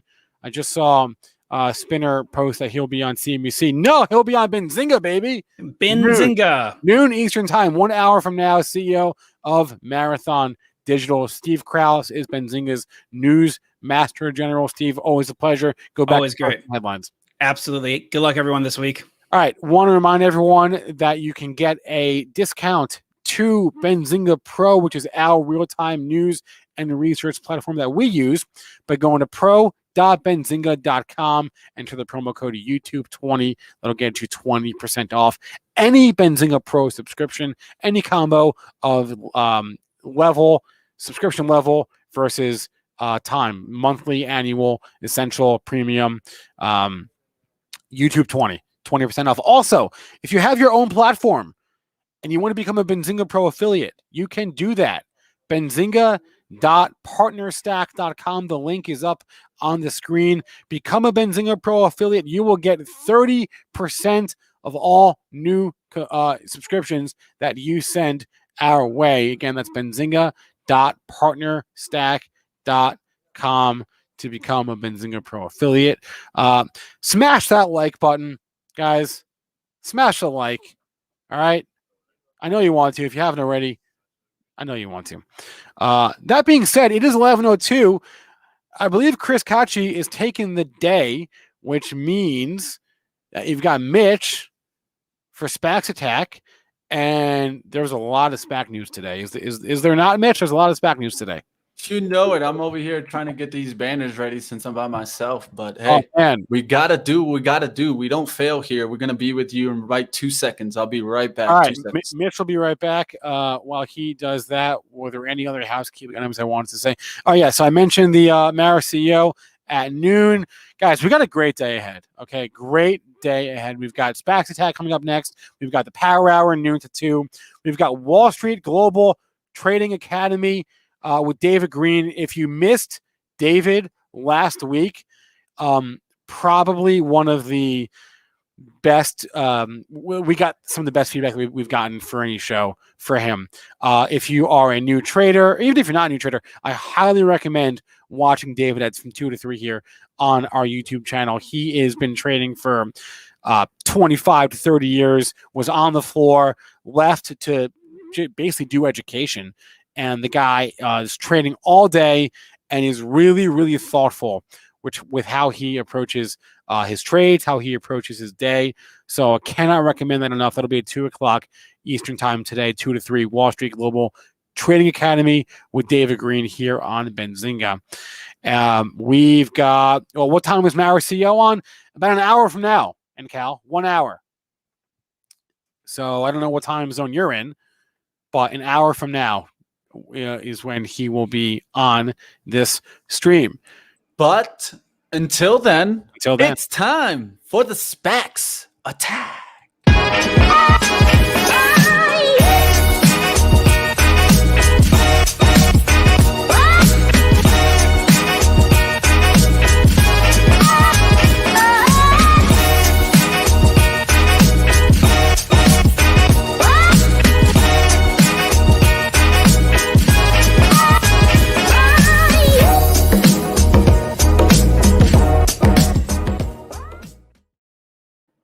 What up? What up, traders? How we doing? Welcome to the SPAC Attack. I got a little color change here, and if you like it, hit the like button. Let's get the show started. I know that I'm going to be by myself today, so first things first. If you if you appreciate Chris Catchy being with us every day, let him know on Twitter to let him know, hey, we need you back, man. SPAC Attack. But hello, how you doing, Sue? Hey, everybody, let's get this show started. John, what's going on? How we doing, everybody? Ruth, CR, Sean, what's going on, everybody out there? Say hello if you're new to the SPAC Attack. Let's get it going. You already know Money Making Mitch here, smashing the like, getting the show started. Let's go ahead and let's get into our headlines of today. All right, guys. So I'm going to be running both here. Normally, you guys know I'm doing the banners while Chris is talking here. So I'm going to go ahead and knock them out here. Hey, Mitch, do you want me to do banners for you? Yeah, you can knock them out. All right, I'll knock them out for you. Yeah, there you go. All right, guys. So first things first, we got Tattooed Chef. So Tattooed Chef debuts commercials in a national ad campaign. So this is going to be really interesting. You know, one of the things I'm trying to follow is the alternative kind of meat situation. Is it going to come back? Because it was definitely trending before the pandemic. Let's go ahead and see if these ads kind of affect Tattooed Chef. Next up, we got Rock, or rumors of Reservoir Media. This is the music publisher that represents copyrights and master recordings to artists like Lady Gaga, Cher Cole, Bruno Mars, and is in talks to go with via Roth SPAC, ROCC. That's the ticker there, guys. Interesting, a media company. One thing I'd say about this one is I would wait a little bit, maybe to get a little bit more news. Media is going to have a little bit of a tough time, especially music. I think music's going to have a little tough time coming back in this environment. I got to be interested in how concerts come out and how what kind of capacity we can have in those cases. Let's move on to the next one. Equinox Groups is fielding SPAC interest despite posting a roughly $350 million loss in its calendar 2020 due to the pandemic. This could be valued at $7 billion or more transaction. Of course, you guys know Equinox, the credit. We'll keep an eye on this one. Let's keep moving on to the next one. Wall Street Journal mentioning here BFT, kind of Bill Foley, SPACs, guys. One thing I read in this article is that, Foley says it, I look for boring company. I like value. And he wrote in here, Evan Ratner from SPAC portfolio manager at Easter Alternatives wrote that he's buying businesses where he's going to own it for the long run. And I think this is what you got to look at in the Foley SPACs. Are these companies long-term? BFT, we've mentioned before, PaySafe. I'm going to keep an eye on this one. I like the idea. I like where this company could go, but BFT, Bill Foley mentioned in that Wall Street Journal article. So if you're going to check that out, check it out, guys. All right, let's keep moving on. Let's go to the next one here. We got Arrival. Arrival is having a sneak peek here. One of the things I saw, this was in a tweet, guys, and I could pull up the tweet to kind of show you guys. But really what it's all about, it just says that UPSers or UPS employees got a sneak peek at the latest electric vehicle prototype in London. These EVs are built to automated micro factories. If we know, Arrival uses those micro factories, right? And so one of the things that I've always liked about Arrival is that micro factory and how these can be placed in certain places and really start getting this kind of fleet rolling here. They use lightweight, durable, and sustainable materials. So it's going to be interesting. If you haven't seen their body, what their material is made out of, check that out. Do a little bit more research on that. Let's keep going here. Next one up is VII, or if you trade in the warrants, is going to be VIIAW. This is Vice Media. Really, what I went up to here is Vice Media is in advanced talks to merge with CGC Holdings, led by Jack Leaney. Jack Leaney really before this, Vice had previous talks with other SPACs, including one backed by Group 9 Media, a Discovery-backed media firm, and another one led by former Disney executive Tom Saggs and Kevin Mayer. But neither set of these talks advanced. But Leany is a former tech banker at Morgan Stanley and runs an investment fund. So one of the things that before his investments have included a stake in Cheddar and the TV service acquired by the cable operator Atlas 2 years ago. So it's going to be interesting to see how kind of this other one that we've been talking about, also BuzzFeed, most prominently is in talk with 890 Fifth Ave Partner SPAC, which is led by investment tech investor Adam Rothstein. But one of the things is both BuzzFeed and Vice are expected to strike deals at a discount to their peak evaluations from several years ago. I was going to say that, Mitch. I follow the space very closely. Vice was valued at one point. They were valued at, I think, almost $6 billion a couple of years ago. That was on the heels of a big Disney investment. There was some private equity. They tried to IPO and they kind of couldn't. In the digital media market kind of topped out a couple of years ago. And so now you're seeing like there's been a lot of consolidation. BuzzFeed just bought HuffPost, and they're trying to SPAC, like you said, and Vice is trying to SPAC. This is, we talk about SPACs, buying good companies at good valuations. This, to my mind, is not a growing industry. I mean, it was, the valuations a few years ago were insane. So this does not excite me. As somebody who works in digital media, this does not excite me. Sorry. Yeah, one of the things is this their opportunity to go public? And I think that's just what is going on here. This is their opportunity. As Spencer mentioned, they tried to go IPO a couple of years ago and couldn't make it happen. Let's see if by SPAC they're able to go to the public market. Right, and ask yourself why. Right, ask yourself why is Vice. It's because somebody wants out. It's because the investors want an exit. They tried to exit via the IPO. It didn't work. Now they're going to get their exit via SPAC. I would just proceed with caution with this, because this valuation of this company was it's $2.5 billion. I'm sorry, it's seen its valuation drop $2.5 billion in the last couple of years. So I don't know about you, but I don't like owning companies that see their valuation drop over a 4-year period, which is what's happened with Vice. So definitely tread carefully here. Yeah, BuzzFeed included in there. So that's one thing to notice is what goes on with BuzzFeed and Vice here. All right, so let's move on to the next stock here. Next is going to be up Ford-backed self-driving startup Argo. This is AI mulling IPO of the year. So really what's going on here is Argo AI is a self-driving startup backed by Ford Motors and Volkswagen, and is considering to go public. Whether it's going to be via SPAC, it really hasn't kind of determined. But one thing I would mention is Ford invested $1 billion in Argo in 2017 and plans to roll out robo-taxis and driverless delivery pods in 2022. Argo had a market value of more than $7 billion when Volkswagen completed its $2.6 billion investment in the company last July. And so one of the things that I definitely notice is that the timing, it seems right. Bloomberg's reporting that, the advanced stages of developing its technology with its test running in 6 cities, including Miami, a new LiDAR guidance system, and a clear path to commercialization through partnerships with 2 of the world's largest automakers. So definitely, having those connections with Ford and Volkswagen definitely puts them on a solid financial runway. That we're going to be paying attention towards this one.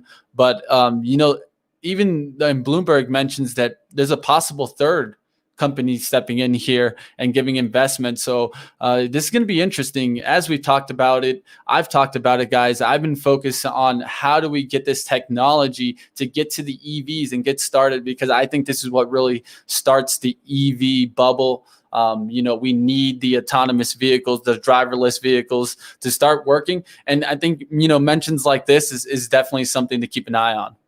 All right, let's keep moving on. Let's go to the next one. The biggest news of the day, which is, of course, you guys know it. DMYD exclusive sports data deal with NFL. Shares are trading higher following a report that Genius Sports announced a exclusive sports data deal with the NFL on Thursday afternoon. In response, DMYD stock soared 25% after hours on Thursday. Now, one thing I noticed is that the NFL is saying that Genius Sports is the best sports data company in the world. And so by cutting its ties with Sports Radar and going all in with Genius Sports, the NFL is basically saying that they trust Genius Sports far more than their to help them monetize their official data in a meaningful way in the sports betting world. And so one of the things is, of course, NFL had an equity stake in Sports Radar, meaning that by partnering with Genius Sports exclusively, the league is going to against their immediate financial interest. I mean, they were invested in Sports Radar and chose Genius Sports over their investment. And so one of the things that I would say is definitely look at now DMYD's Genius Sports is partners. The league includes league partners include NFL, NBA, NCAA, the Premier League, FIFA, NASCAR, and FIBA. Sportsbooks include partnerships in FanDuel, DraftKings, William Hill, BetMGM, and Flutter. And media partners include Golden Nugget, MSN, Volvo, and Google Cloud. Genius Sports is everywhere, guys. And one thing I definitely want to mention is DMYD does have its merger vote set for April 16th. So one of the things that we want to mention is how is this going to affect the next move in HZON and Horizon Acquisition Corp. You know, one of the things that I'd mention is, and we can put the next banner up there. So how will this affect it? You know, it's interesting. You know, Bloomberg is reporting that Sports Radar was in talk with Horizon Corp too. And one of the things is, you know, this was before when they were looking at this NFL deal. The question is, does the deal go through now, and at what evaluation? I'm interested to find out how this changes the evaluation of Sports Radar overall, because in their eyes, I think they were seeing, you know, the NFL wouldn't choose a company over them if they're invested in them. So this is going to be big news in the sports industry, and we're going to have to keep an eye out to see how this affects these companies. Wait, can I jump in again? Sorry. Yeah, come in. I wouldn't, but you're hanging out, man. Might as well jump in. Out with you. So this is essentially like market data, right? This is essentially like the Bloomberg for sports betting. Is that right? Yeah, essentially. When you're thinking about it, it literally powers the data behind the sports, and how all the companies they need to go somebody, a data provider that has all the data, and that's really what's going on here. It's starting to look like Genius Sports is the best of breed. So they went against the company. They picked a company to be their partner that was different than the one they had an equity stake in. That's really weird. That's weird, right? That shows you what do you think that shows you? At least not based on the companies, but at least on an investment. I mean, it means somebody at Genius really knows what they're doing, or somebody at Sport Radar really does not. I don't know which is true. Maybe it's a combo of both. But. Yeah, it could be a combination of both. So it's going to be really interesting. And one more to add, this one from our man Nicolo Damasi that always joins us. I'm sure he'll come back and join us and talk about this deal. Yeah. There's winners in SPACs, guys, and so one of the things that you got to pay attention to is how do those winners really come into play. And as you guys see, Nicolo Damasi's companies that he's gotten into have not at least failed the investors so far. Is this one of them? Yeah. Okay. Yeah. So you're talking DMYD, DMYI, RSI, and we're just getting started. You know, I think, you know, one of the things is great acquisitions in here and probably at good evaluations as we've been seeing the prices jump up. But DMYD definitely interesting with all those partnerships. You heard it. All the sports leagues. I mean, what is there really left? And so one of the things, is going to be interesting is what goes on with that. All right, guys. So the last thing I want to mention is kind of merger vote calendar. I don't have a banner for this, but I'll let you guys know here. So DMYD vote on April 16th. You got GIK vote on April 21st. NGA vote on April 23rd. And on the 27th, STPK there. So let's go ahead and let's move forward here. So one thing I definitely wanted to do is touch kind of a watch list today. I know that a lot of people have been worried about the SPAC market and questioning, is this the bottom? I think we finally hit it. As mentioned by Julian Camacho last week that he thought the bottom was happening. I think we finally have gotten there, but it's going to be interesting to watch. I'm finally starting to see some green love. So one thing I definitely did mention, of course, the DMYD is up the highest, and that's off of a good deal. But maybe this starts moving companies that are more where you can actually judge the revenues and you can tie in the revenues. So those are the SPACs that I'm paying attention to the most, are the ones that have already gotten that confirmation, probably switched over. This one, of course, hasn't just yet, but I'm going to be paying attention to a couple of those names, like let's say B-Fly's on the radar. So let's go ahead and let's get into our watch list of today.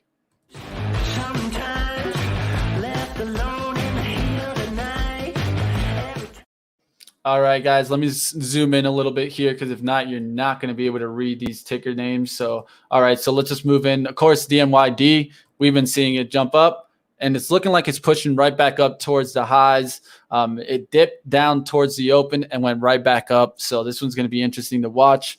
If we keep going down, you got B-Fly here, not looking too bad here. One thing we're going to mention this one a little bit later with our kind of ARK Invest. So let's go ahead and keep going through here. Another one to mention here, Clover Health here, CLOV, not looking too bad now. It's starting to level out. This is one that I've actually mentioned that I'm starting to get a little bit of bullish on the daily chart.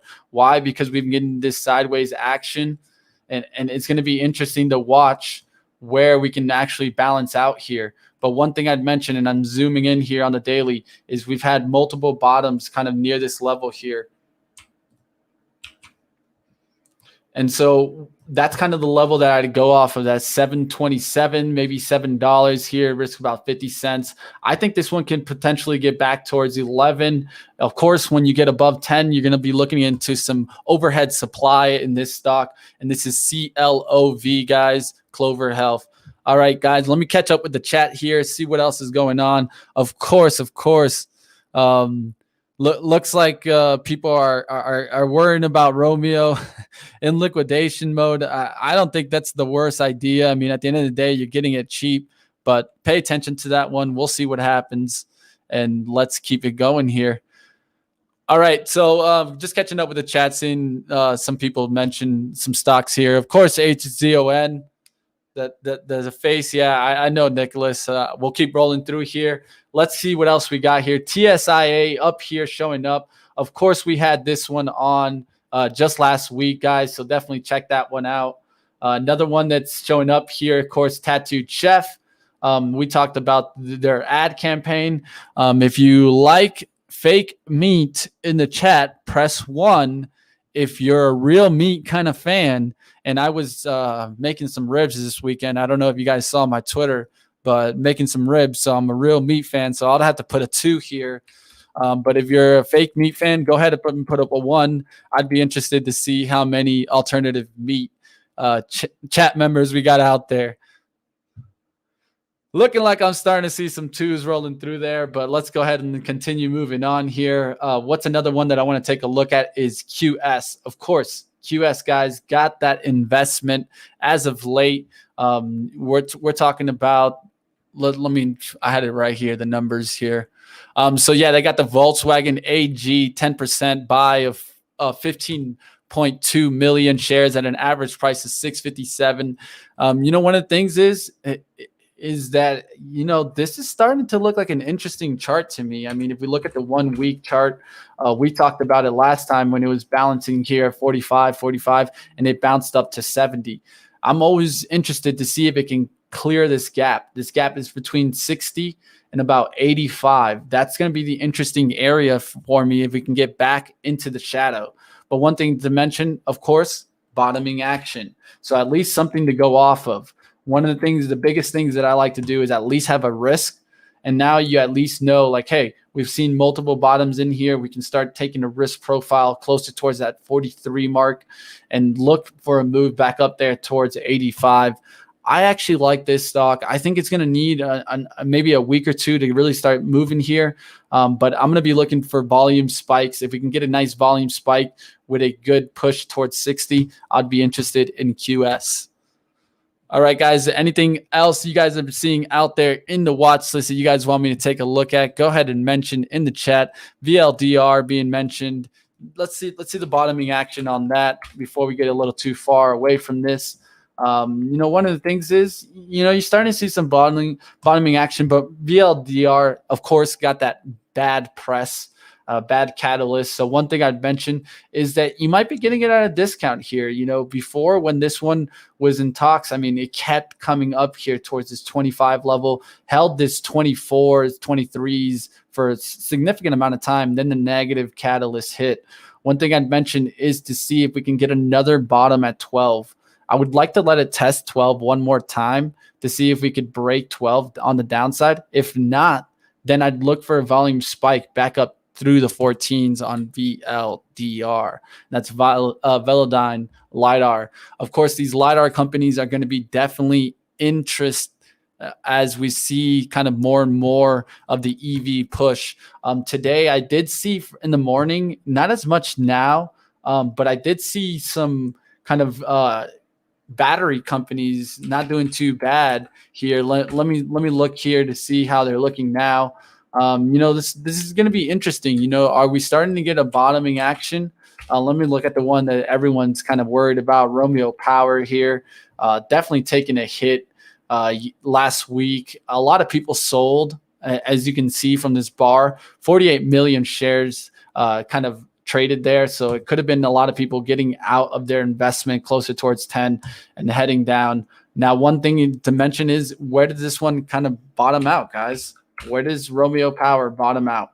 And so I'm going to be looking to see if we can get a couple closes underneath probably this $8 level, and then kind of get some bottoming near $7. I wouldn't want to see it crack 7. If not, then you kind of hands off, like I am in Clover. I'm waiting to see multiple bottoms so that I could attack the chart. Right now, you don't know the bottom. It could be a falling knife. Next thing you know, it's at 7, 6, 5, 4, 3, and you don't want to play that game and get caught too much trying to average down. So definitely be careful there, guys, and we'll have to keep going. All right, guys, I'm going to keep mulling through here. Looks like Spencer has a headline that we can discuss here. Let's go ahead and bring Spencer back in and discuss his headline, and then we'll get into our middle segment of the day. Yeah, I just wanted to add one thing, and something that we've been talking about on pre-market prep. I don't know if you've been talking about it. I'm sure you have on SPACs, but Bloomberg outlined this trade here today in an article, which I thought was very interesting. Basically, there are a number of SPACs trading at discounts to their par value, right? The $10 IPO price, that's fair value for a pre-IPO SPAC with no deal, right? Yeah. There are a number of SPACs trading below that $10 par value. Yep. If the SPACs don't have a deal, we know within the 2-year period, they have to return that money to investors. So theoretically, if you buy a SPAC at say $9.75 or $9.80, and they don't get a deal within 2 years, you're going to get $10 back, right? So you're essentially getting the SPAC at a discount now. The only downside to this is if the SPAC announces a deal, in which case that whole thing goes out the window. But there may be some people out there that are buying these SPACs, these pre-deal SPACs, at a discount, hoping that they do nothing, that they don't announce a deal, in which case they get some arbitrage. They get a few cents on the dollar, which is free money. It's free. Hey. So we've gone full circle. We went from last fall or last summer even, any SPAC that announced a deal was going up. It didn't matter what deal it was. Didn't matter what valuation. You announced a deal, you're going up. Now there are probably some people out there that are hoping against hope that these SPACs do nothing, that they don't announce a deal, and then they get some free money. As long as they're trading below that, as long as you buy it below that $10 par value, which some people are. So I think it's very interesting now that we're seeing this reversal where there's some incentive now for a few people in a few SPACs to be rooting against a deal. Now, and one of the things that to mention there is to add to that point is that one of the things is I think there's a lot of institutional and investors and insiders money behind this kind of trade. Yes. Chris Delaccio, I don't know if I got your name right, Chris, is bringing that up. I don't know. Obviously, this is a strategy that is more feasible the more money you have, right? So an institutional investor is absolutely going to make that trade. If they can extract, a couple cents, a nickel, a dime, they're going to do it, right? Is this a strategy for retail investors? I don't know. Right? It kind of depends. Again, you're hoping that the SPAC does nothing, and depending on how late they are in the window, you might have a lot of time to wait. So that's a big unknown. That's a big sort of like curveball in that strategy. But it can happen. So yes, this is a thing that people are doing. I would guess probably more of an institutional strategy, but it doesn't mean it cannot be done by retail. You just have to sort of be quick on the trigger. And the fact that they can announce a deal at any time can really throw a wrench into that plan. But this is why Spencer, I don't know if you caught it, but we were talking about units for a long time there when the stock market was going down, because you get the common stock and you get some warrants. So it's like kind of like get a 2+ kind of chance to get up there, probability to get back up there. And I think that's why we were talking about different trades, whether it be this one, a redemption, or kind of the units trade where you're kind of getting something in return for going and investing into a company. Right. So the other side of it that Fabian's pointing out is not worth waiting 2 years. Well, what if you don't have to wait 2 years? What if you only have to wait obviously for the SPACs that just IPO'd in Q1, you're going to wait 2 years. But if you IPO'd a year ago, now you're halfway through the window already. I mean, when did Bill Ackman's SPAC IPO? Right? Was that last summer? So you're closer to the window. It's making its way up, right? Yeah, it's getting later in the game. So again, I'm not saying do that. I'm just saying it's a strategy that I'm sure there are people that are out there doing. And for those that do, if it works for them, if they end up getting through the window with no deal, it's kind of free money. But you have to weigh, the risk reward. You have to weigh the opportunity cost of parking your money in the vehicle for, a couple points or a couple cents for a year. But I just thought that was interesting. Bloomberg pointed it out this morning, and we've been noting how the number of SPACs are trading below that par value, and there was a way to arbitrage that people are doing. That's what I wanted to add about that. No, definitely. I think you're right. I mean, it's one thing to definitely keep an eye on is how you can make easy money in this market, and it got harder. It definitely did get harder, guys. So Spencer just mentioning there a way that there's still potentially a way to make some kind of easier risk controlled money here. But of course, guys, do your due diligence, kind of find out if this is the trade for you. If you're kind of more of a wait and hold kind of trader, then maybe could be a strategy that you could use. All right, guys. So one thing I definitely did want to get into today is kind of the ARK Invest and kind of what we have there.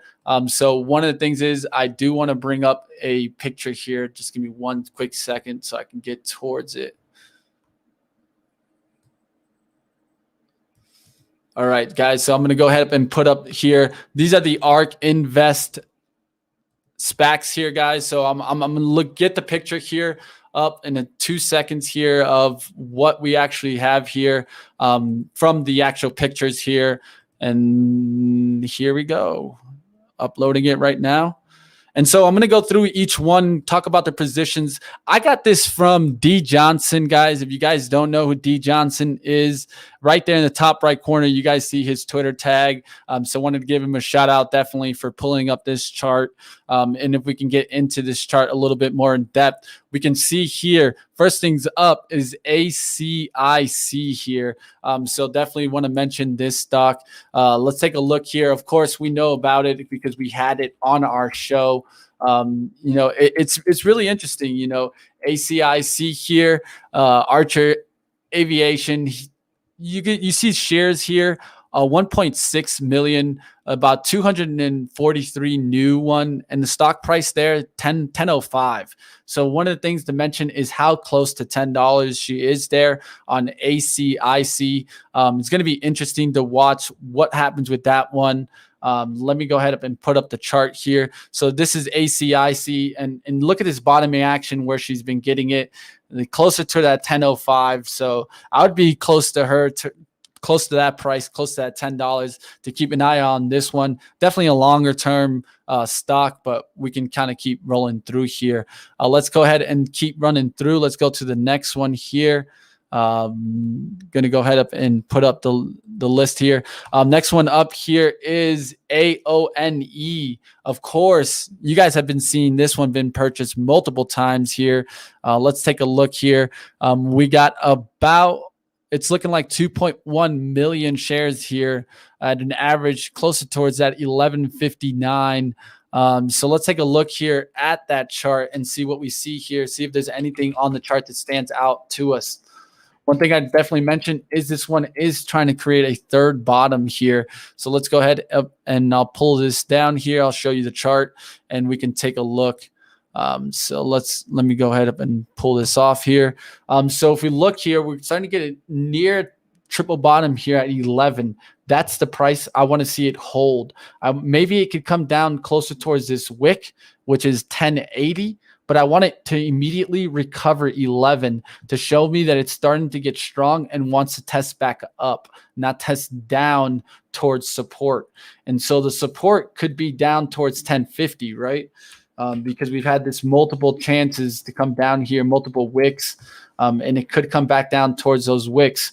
But I'm hoping that it holds closer towards this 11 and then curls right back up through 11, giving us an attempt to move back up towards 12 here in this kind of area and then start moving. Her price shows that she is confident near that $11.50 or $11 price point to hold. I think if you do get a chance to get it underneath 11, it would be an interesting stock to have in the portfolio. All right, let's keep rolling through here. Let's get into the next one on the list here. And so the next one up is going to be B-Fly. We talked a little bit about this one. A lot of people have talked about this one and wondering how quickly is the technology going to get adapted here. One of the things I'd mentioned is that I'm not the biggest fan of this chart. I'll show you guys why here in a second. But, one of the things that I try to look for is could this be is this a bullish sign, negative sign? One thing I'd mention, and let's look at the 1 week here to see if I'm kind of more along looking at the same thing here. You see there, it doesn't look as bad. The one daily chart, the daily chart looks kind of more like a head and shoulders here. Like this could be the head, this could be the left shoulder, right shoulder, and then we have a baseline coming down here towards 15 and 14, which is a bearish sign. But if we look at the 1 weekly, it looks a little bit better. It looks like it's trying to balance out near kind of the 16 price point.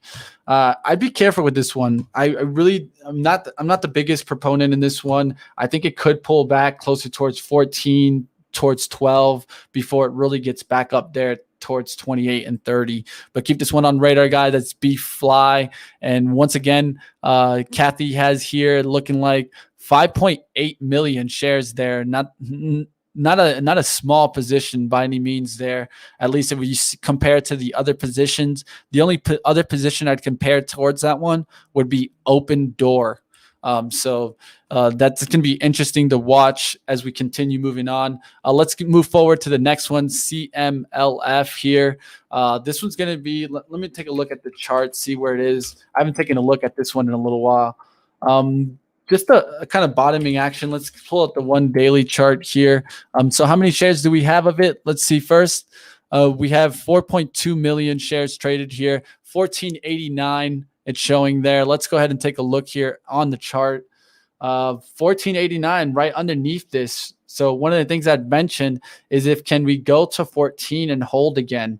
You did have this downtrending action that we broke out of, and we can use Alt-T here, kind of draw a trend line here and see where we kind of like rip through that. Let's see if we come back towards 15, this 14, hold it, and then curl back up. Whenever I see these kind of quick spikes up, I look for a test of that trend line and then a push back up. This will be an interesting one to watch. All right, let's keep rolling through here. We got another one to mention. We got DKNG. DKNG here. You guys know DKNG, of course, DraftKings. State by state, I've mentioned it. State by state, we keep getting revenue increase. So one thing I'd mention on this one is you do have an uptrending trend line. And until that breaks, I'm still bullish on this one, guys. Just look at it, guys. Until this kind of line breaks, I'm still in it, guys. I'm still in it. I think it can get up there. I think you potentially see DraftKings at the end of the year above $100. But that's just my price target, guys. Of course, do your own due diligence, your own research. But I do think I see DKNG with state-by-state revenue coming. I see Florida coming really quickly. So keep your eyes on these, and we'll keep an eye to see if DraftKings can hold this uptrend and we keep going through. All right, guys, just catching up with the chat. Seeing what else is being mentioned. Of course, Mara's coming on soon, Daniel. You don't got to cry just yet, man. We'll get you there. We'll get you tomorrow. All right, guys, let's keep rolling through here. Next one up here is going to be DM, Desktop Metals, guys. So let's take a look here, see what else we got. Desktop Metals, PRNT. That's where it's in. So let's take a look here. Desktop Metals, where is it balancing out? Where can we see the chart? Desktop Metals has a 1 million shares there at 1490. So let's take a look here, see what else we got on this chart. So one thing I'd mention is you did get a touch of 14. You got one touch, two touch. I would look for that 14 to touch one more time unless we get a big buy through 16. If it does get a big buy through 16, then yeah, you could start pushing back up there towards the 20. But I would look for some big volume to have to go through there. We're talking big volume is anything above kind of this 22 million mark. I would look for something like 40 million shares traded, like it was here, 44 million shares, and seeing it rip through that 16. All right, guys, I got about 15 minutes left with you guys. So want to go ahead and continue rolling through here. Finish this up, guys. The ARK Invest SPACs here. Let's keep rolling through here. Of course, Blade. We've talked about Blade. That one's a little bit more of a long-term look. So I want to get into Open. And then, of course, I want to keep kind of moving on into Skills, Version, and Velodyne, which is really the one that I want to get into, the 3D SPAC at the bottom there. So let's keep rolling through here. Open, guys. As you guys know, I've talked about a housing boom for a while. I think we still get it. And one of the things is with the housing boom, you're going to still need digital kind of devices, digital transition into real estate. One of the things that used to always actually go and visit and kind of do all this, I think that, with open door technology really taking off, big investment in this one. I would look for a pullback down closer towards 18 and 16, but we did get a drive up on this stock to 39.24. So we're talking about, if it gets below 20, we're talking about 100% increase back up there towards 40s. So it's going to be interesting to watch this one. Open door. As we can see from her, let's see how many shares is it completed. It looks like in ARK W, there's 6.8 million. In ARK F, there's 4.7 million, and they're right around the same price. So definitely that 21.19, 20 seems like to me the numbers she's watching and keeping an eye on. Okay, so let's keep rolling through here. what other one can we mention before we get into the next one here? Let's go ahead and let's get into Skills. Skills is one that I just don't know about this one. There's too many people keeping their eyes on Skills, and I just think that it's gonna at least test some lower boundaries before we see it come back. As we can see, I'm gonna go ahead and pull up this chart. This chart is not the best looking chart. Look at this downturn in the weeklies. One thing that we did get is last week we did get a Harmy showing us that if it could hold this 18, maybe we hold this 18 and we get back up there. But I think we're going to test down towards this level, which was that December 14 level, which was 1650 on the downside. So if we get a test through that 1650, that's when I'll start paying attention to Skills. And it doesn't look good right now on the chart there, but you never know. All right, let's keep going through here, guys. SPCE, yes, we're getting towards that one next here. So this one is, of course, Virgin Galactic, guys. SPCE. I'm not the biggest proponent of this stock. I've mentioned it plenty of times. I think this stock is just not going to be able to produce the revenues that they're talking about. But you're seeing 1.6 million in RQ and RX. 223,000, 3063. So let's pay attention towards that level. See if kind of this $28 holds, because if that doesn't hold, I think we could go back down towards 24, 20, and even 16 on SPCE. So keep your eye out on this one. I'll show you guys the levels right now. And here's the chart on that one. So let's see if it breaks down through this 28, it could go to 24, and then the next level down towards 16 here. So that's one that I'll keep on watch, but not one that stands out to me. All right, guys. So look, got one more to talk about here, and this is SPFR. And one of the things that I'd mentioned about SPFR, and it's kind of interesting, but if you really do some research, you'll see that Elon wanted to buy this company. Elon definitely wanted to get this company, and they just wouldn't sell out. So we're talking Velo. So here, SPFR here, with merging with Jaws, a Spitfire acquisition here. So it's going to be an interesting stock, definitely to watch. One thing I'd mention is that you do get multiple bottoms here at this 1020. That's kind of the level in the sand for me. If it breaks that level down now, I would kind of wait to see it get below $10. But if we can hold that 1020, I think we can get right back up towards 11. And this company is a kind of a long-term watch for me for sure. SPFR. What do you guys think out there about it? And let me know in the chat if you guys like this Spitfire acquisition, and we're gonna have to see, if 3D really takes off. But like it's been mentioned in the space plays, this is the only one kind of that can produce those 3D space materials that is talked right now.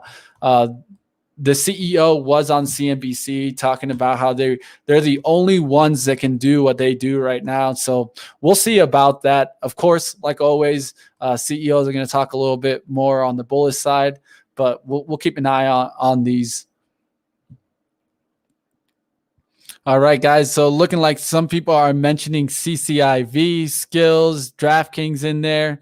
A GOEV bleeding. I saw some Twitter mentions about that one over the weekend. Why is Canoe falling? You just don't know right here. So that's one thing that you got to stick with it. Let me take a look here at the chart. I know you guys are mentioning it, so I want to take a look here. It looks like we're heading down, guys. It doesn't look good. That weekly chart does not look good, guys. And let me look at the daily chart, see if I see some more bottoming action. You did get that bottoming action at $9, multiple days there. And guess what? Today, quick breakdown through that level. This is what I talked about, guys, to be careful with the falling knives. One thing you want to see is multiple, even maybe weeks of bottoming action before you're trying to catch these knives, because then guess what? you catch the wrong side of the knife, guys, and it hurts. It hurts. Trust me. All right, guys, I want to go ahead and get into some ticker time. If you guys got one more ticker, a couple more for me to look at, I got about 4 minutes left. Let me know how I've been doing today, guys, by giving me a thumbs up. I've been trying hard to continue on with the show with or without Chris, but guess what? And we need our brains. Job. He's been doing a great job, guys. Smash the like for Mitch. Carrying the load here today. Carrying the load, Mitch. Like always, guys, I'll definitely do my best to get you guys the opportunities that I see out there. There's definitely some opportunities, and like I'm calling it, I feel the SPAC market has bottomed. And one of the things that I've been seeing is less and less SPACs coming out. Thus, that's what we're going to focus on. If we can continue seeing that trend continue, I think we've seen the bottom, and we can start taking a look at some opportunities. Mitch, to really Mitch, take a look. Can you explain maybe why that would be a bottoming indicator for you? Like, why is it a bullish sign that the number of new SPACs is going down? Yeah. So one of the things that Chris and I have talked about is the supply and demand, right, with kind of companies. And I want to get into this a little bit later in the week. We have a list here that we found on Twitter of potential unicorn companies. And so stay tuned, guys, definitely to SPAC Attack. If you want to stay with us, hit the subscribe down below. One of the things that we're going to touch on is what companies are out there still potentially to buy, because there's a lot of money out there, but not a lot of companies anymore that look like unicorns that really stand out in their industry. And so we're going to talk a lot about these, whether it be computing, you got sports companies, sports media is still out there, a lot to be mentioned. But really what we're trying to see is less supply of these SPACs come out, because with less supply, the demand will start meeting where the supply is. The supply is just like a big old basket right now. And the demand right now is pulling out just one hair. And there's a huge basket. And so one of the things that we need to see is, do we start getting a whole bunch of deals again? Do we get the SPACs to stay low? Do we get a big ripper SPAC? That's what we need also. We need a big mover. You know, if you guys remember when QS and DM were making these big moves, that really got some hype behind SPACs. So we need some bigger moves or some bigger names getting some deals. One being mentioned, it said that it wasn't going to close it in Q1, but let's see if it closes in Q2 PSTH. I know a lot of people are keep watching that one. I don't know what happens with it. Really, that's probably one of the craziest ones to mention, but that's what we need to keep an eye on. And so if you want to see the unicorn, Zach, stay with us. We'll keep going through this. I'm pretty sure we'll have that show on Wednesday. So stay with us, guys. Hit the subscribe bell, and we'll keep rolling through here, guys. So, hey, one more. Yeah, I just want to add a couple of things. Mitch is going to hop off a couple of minutes early, only because we've got the CEO of Marathon Patent Group on at noon. So Luke is going to hop on in a couple minutes just to like preview and set the stage for that. So we've got a couple minutes left here. Yes. You can already go ahead and change my description up. Get those Mara fans in here. I already see the chat blowing up. Go for it. I won't stress it too much. But last one to be mentioned here, and it's just because I know that a lot of people have it on their radar. It's Thomas. I got you. I see you there. HOFV, guys. Hall of Fame. What's going to happen with the NFT explosion? Do we get another pop in HOFV? I think you need to see a quick move through 450s and see some volume spike. So one thing I've always mentioned, guys, is how volume really creates those drive moves. And so you see this volume that really drove us up here. You're talking 200 million shares traded on this day, compared to 26 million shares traded the day before. Then 250 million shares traded. And then even higher on this big red bar, we had 229 million shares traded.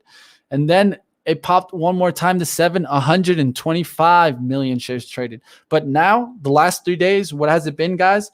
19 million, 26 million, 9 million. We need some volume spike, man.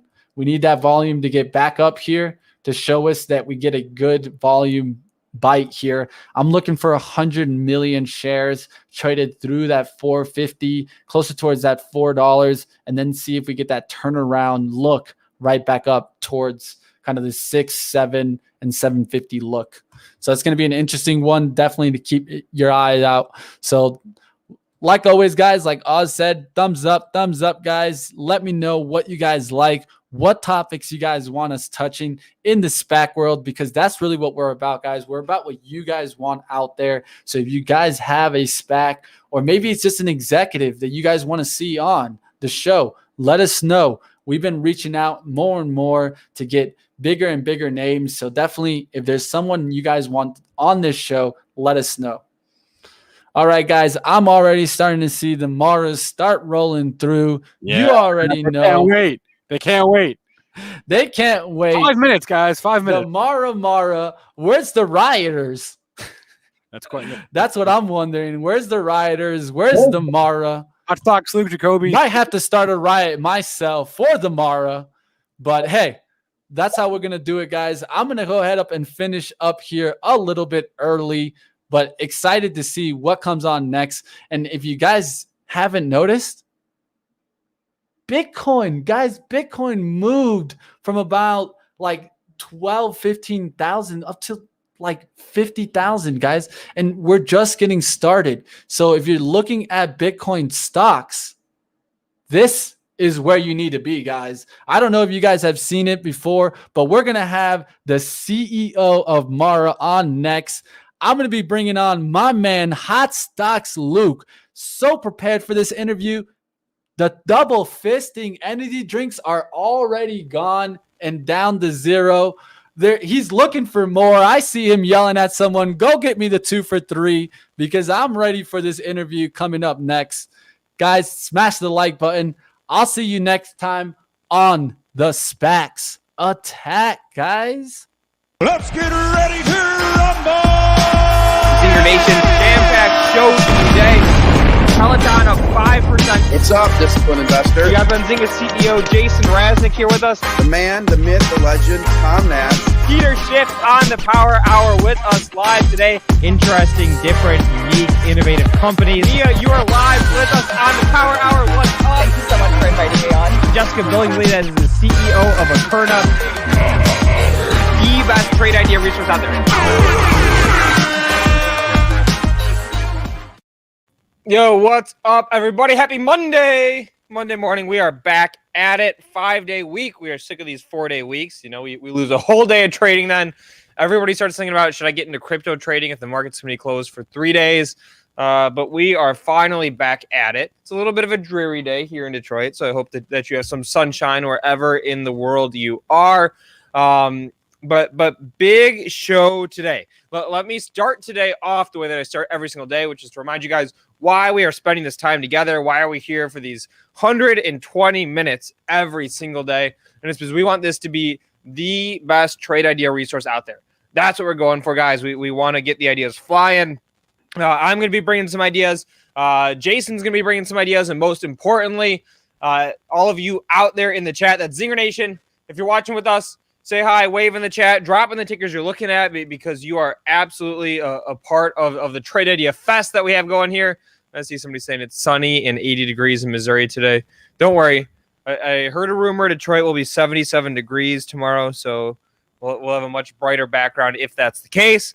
But all right, guys, on the docket for today, starting off in just a couple minutes from now, Marek Okamoto, CEO of Marathon Digital, ticker MARA, one of the hottest stocks of the year, is going to be joining here in just a couple minutes. So we're going to be talking about that company. If you guys have questions, drop them in the chat. We'll be checking them out. So make sure you drop those questions in there. I've got a couple stock ideas to pitch you guys through. I've got a new position that I'm going to be taking in the live portfolio. So that's one. I also entered the swing trade in Trimble last week, ticker TRMB. Stock is gapping today, up another 4%. So we're going to talk about how we're managing around that trade. Basically, in short, I'm going to let the stock ride, but we're going to put some stops. So we're going to talk about how exactly we're going to be managing that trade. We're going to be talking to FDA. Federal Drug Administration, Food and Drug Administration, all these super volatile stocks, and getting into what exactly are the catalysts that cause these stocks to move. How do I keep track of them and that sort of thing. And then we're going to be bringing on a couple guests who are going to be bringing some trade ideas as well. So that's what we have up on the docket, everybody. So stay tuned. And again, if you have stocks that you're looking at today, like I see somebody dropped into Jumaya, I see an Alibaba in there. If you have stocks that you're looking at today, drop them in. I have the trusty notepad here with me. I have the pen. I don't know if you guys know this, but I always have like 6 pens on the desk, but sometimes I get excited and they fall out of my hand and they go flying. So don't worry. I have the pen ready. So I'm going to get the Jumaya on there. I'm going to get the Baba on there. And again, if you have other stocks you're looking at, let me know and we will get to them. But without further ado, everybody, we have our first very special guest ready to join us in just a minute here.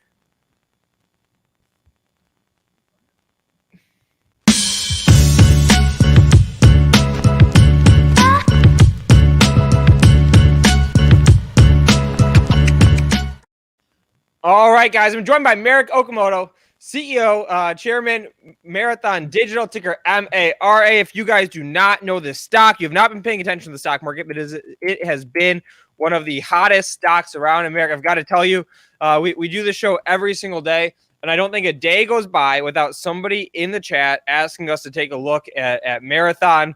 So thank you so much for joining us today. I know you're super busy, so we greatly appreciate it. Hey, it's my pleasure. Appreciate being invited. Thank you. Absolutely.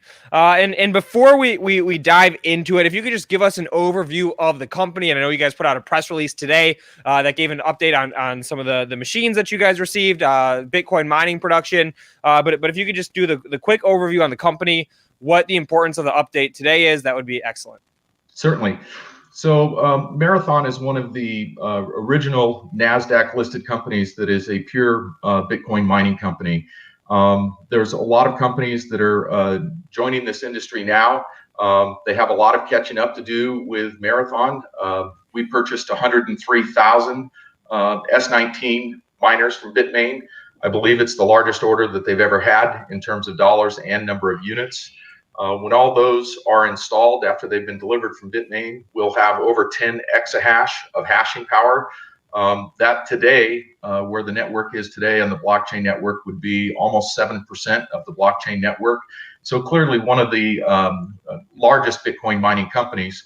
What we also did, which was quite unique, is we formed a partnership with a utility company, and we placed all of our miners adjacent to their power facility. So they leased us 40 acres. We surrounded that with a fence.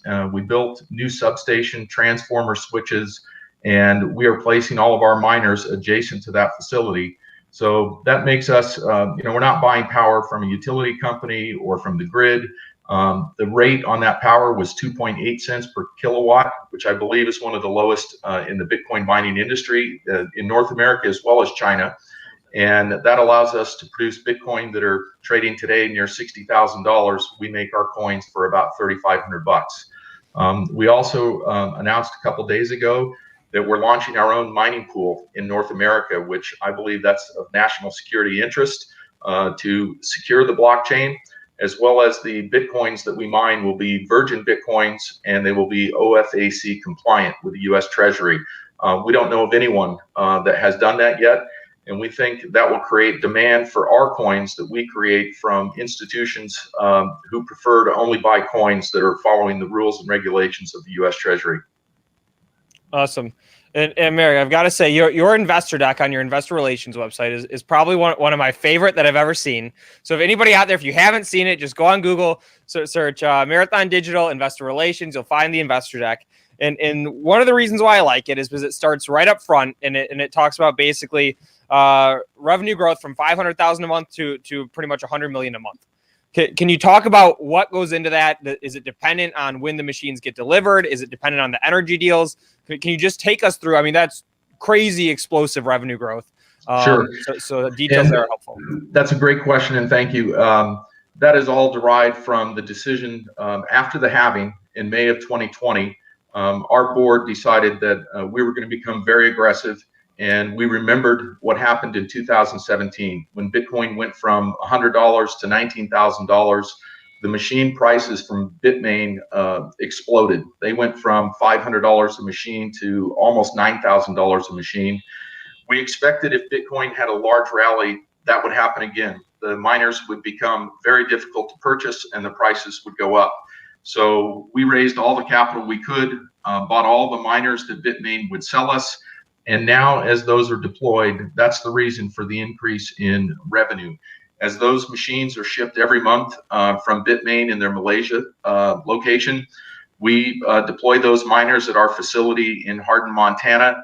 And every day we add miners, and every day the number of Bitcoin we produce is going up. And it's just great timing. We really hit it right at the perfect time to become aggressive and buy all those machines. Secondly, the low cost that we pay for our power lets us be, we believe, the low cost provider in North America for creating Bitcoin. So it was really timing. That's what's going to generate the revenue. As the machines arrive, we deploy them and we create more Bitcoin every day.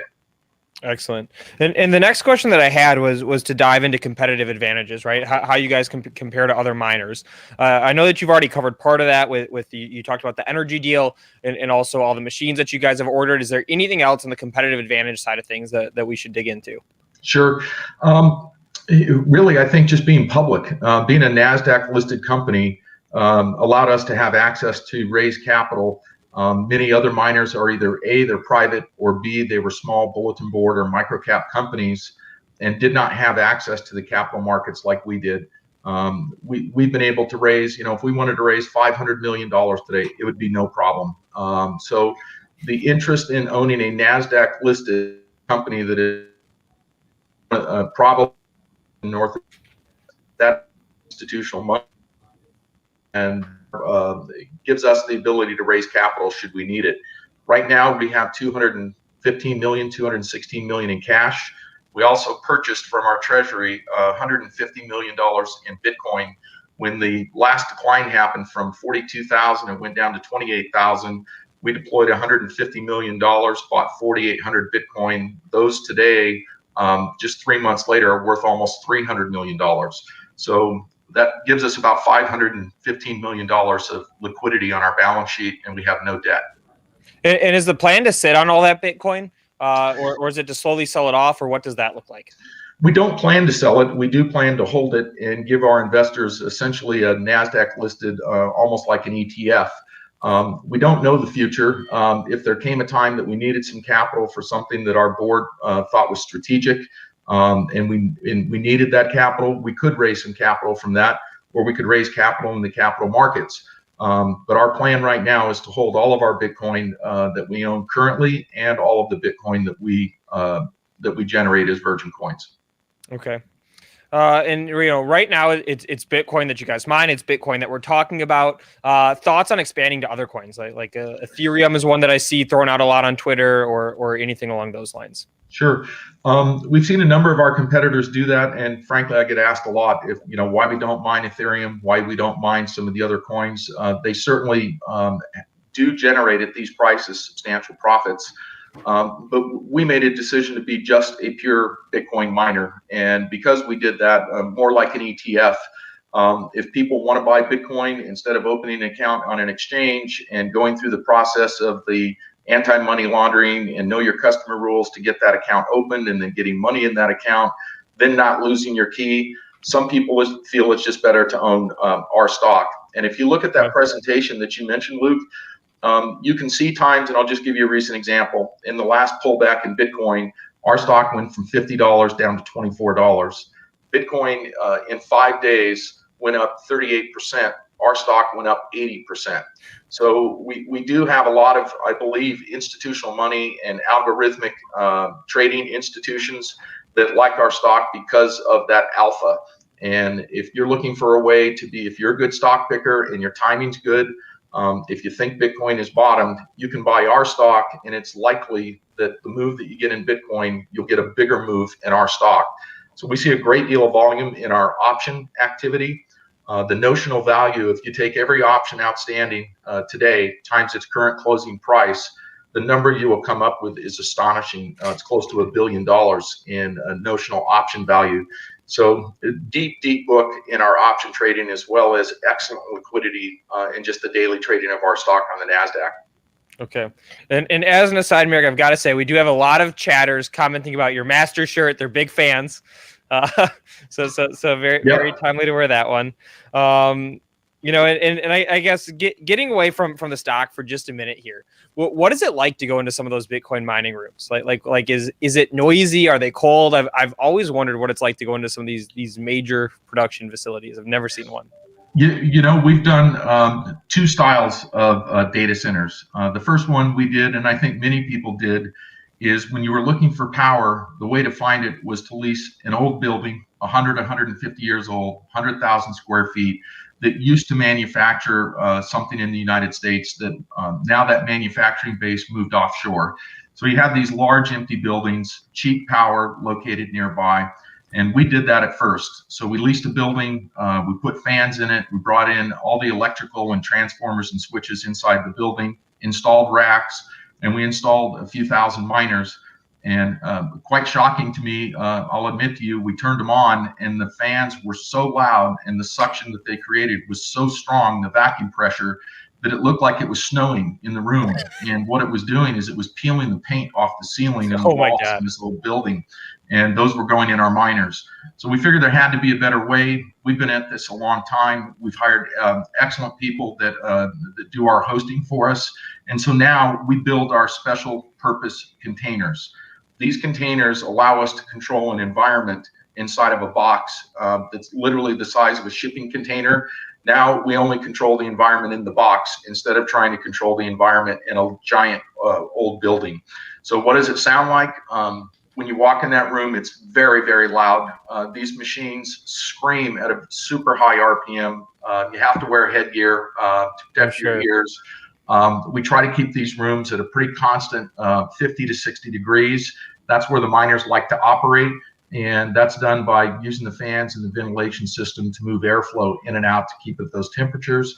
One of the reasons we chose Hardin, Montana, if you just think about it, it's pretty far north in the United States. So it has a very cool climate. And that's been excellent. Our miners love it. We're generally, I see a dashboard, I can look at it right now and see how we're operating. And we're at 99.99% of our miners are running. And it's because they love that environment that we built. Okay, great. And then can we talk about the pool a little bit? Sure. So you guys put out a press release, I believe it was maybe a week ago or a couple weeks ago, talking about the Bitcoin mining pool. Can you dig into that? What advantages that presents for you, et cetera? We believe that, you know, if you just look at the landscape of the mining pools, most of them in this that miners are pointing to are all domiciled in China. And if you look at what a Bitcoin mining operation does, we validate transactions on the blockchain. And many corporations now are moving their analog paper type systems and they're making them digital and moving them on a blockchain. As they move those onto a blockchain, they need validation for transactions to be proven and validated. And we get paid to do that with our miners. If you try to go it alone and just put all your miners on the network by yourself, you could win some validations and there might be days that you did not. So everybody comes together generally in mining operations and they pool together and choose a mining pool. All the mining pools, for the most part, the largest, say 5, are based in China. And it's our belief, there's two issues with that. One is there's geopolitical risk. Having all of our machines pointed to China in a situation where we can't control the internet there, what the government may do there, we would like to onshore that. And we've talked to many other large enterprise miners and they want to do the same. They want to point their miners to a pool in the United States. The second issue, and what I think is unique about our pool, is if you look at the rules, their OFAC rules from the US Treasury says you should not do business with these parties. These are known sex traffickers. These are, maybe Hezbollah or terrorist organizations. And we can see, we take an API from the Treasury that shows us the wallets, who the end recipient is, and says it's illegal for you in the U.S. to do business with these parties. So we're a U.S. NASDAQ listed company. We want to follow the law. So we're creating a pool that looks at the process that we're going to mine a transaction, and we look at the end result, who the recipient wallet is. If it's on the OFAC restricted list, we skip it. So it doesn't mean that we're censoring that transaction. Someone else will mine it, just we won't. Marathon will not mine something that the recipient wallet is on a list that the Treasury says it's illegal for us to do business with.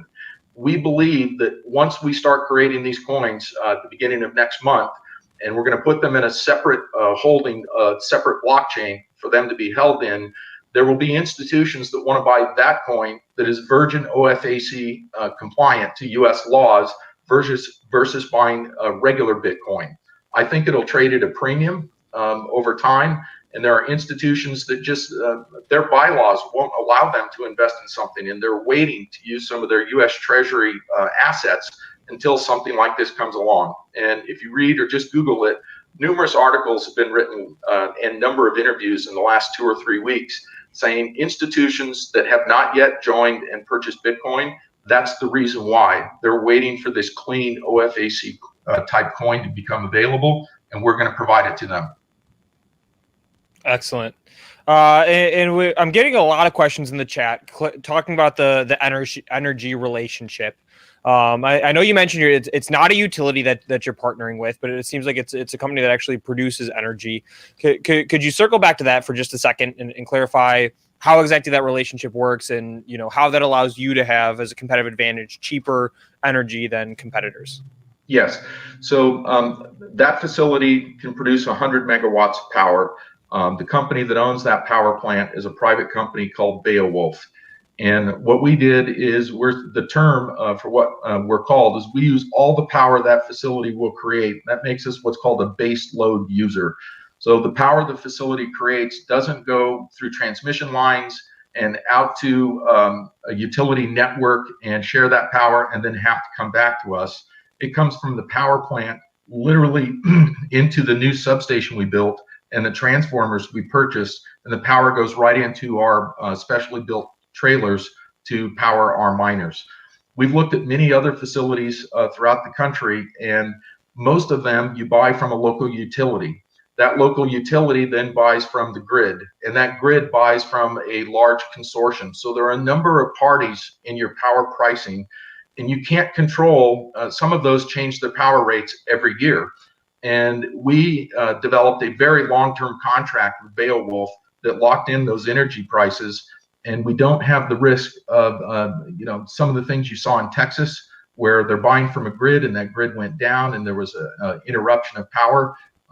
We're buying directly from the power plant, same ground where our machines are located. So I think that gives us a real unique advantage over some of the other enterprise Bitcoin miners.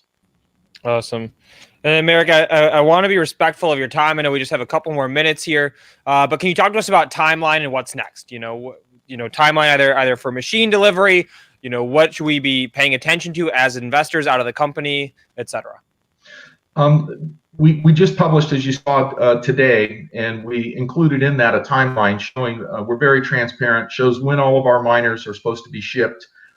You can track that timeline. We're going to publish that report every month around the first of each new month and tell you how many we installed in the previous month, how many coins we made, what our current hash rate is, and what we expect to be delivered in the next month.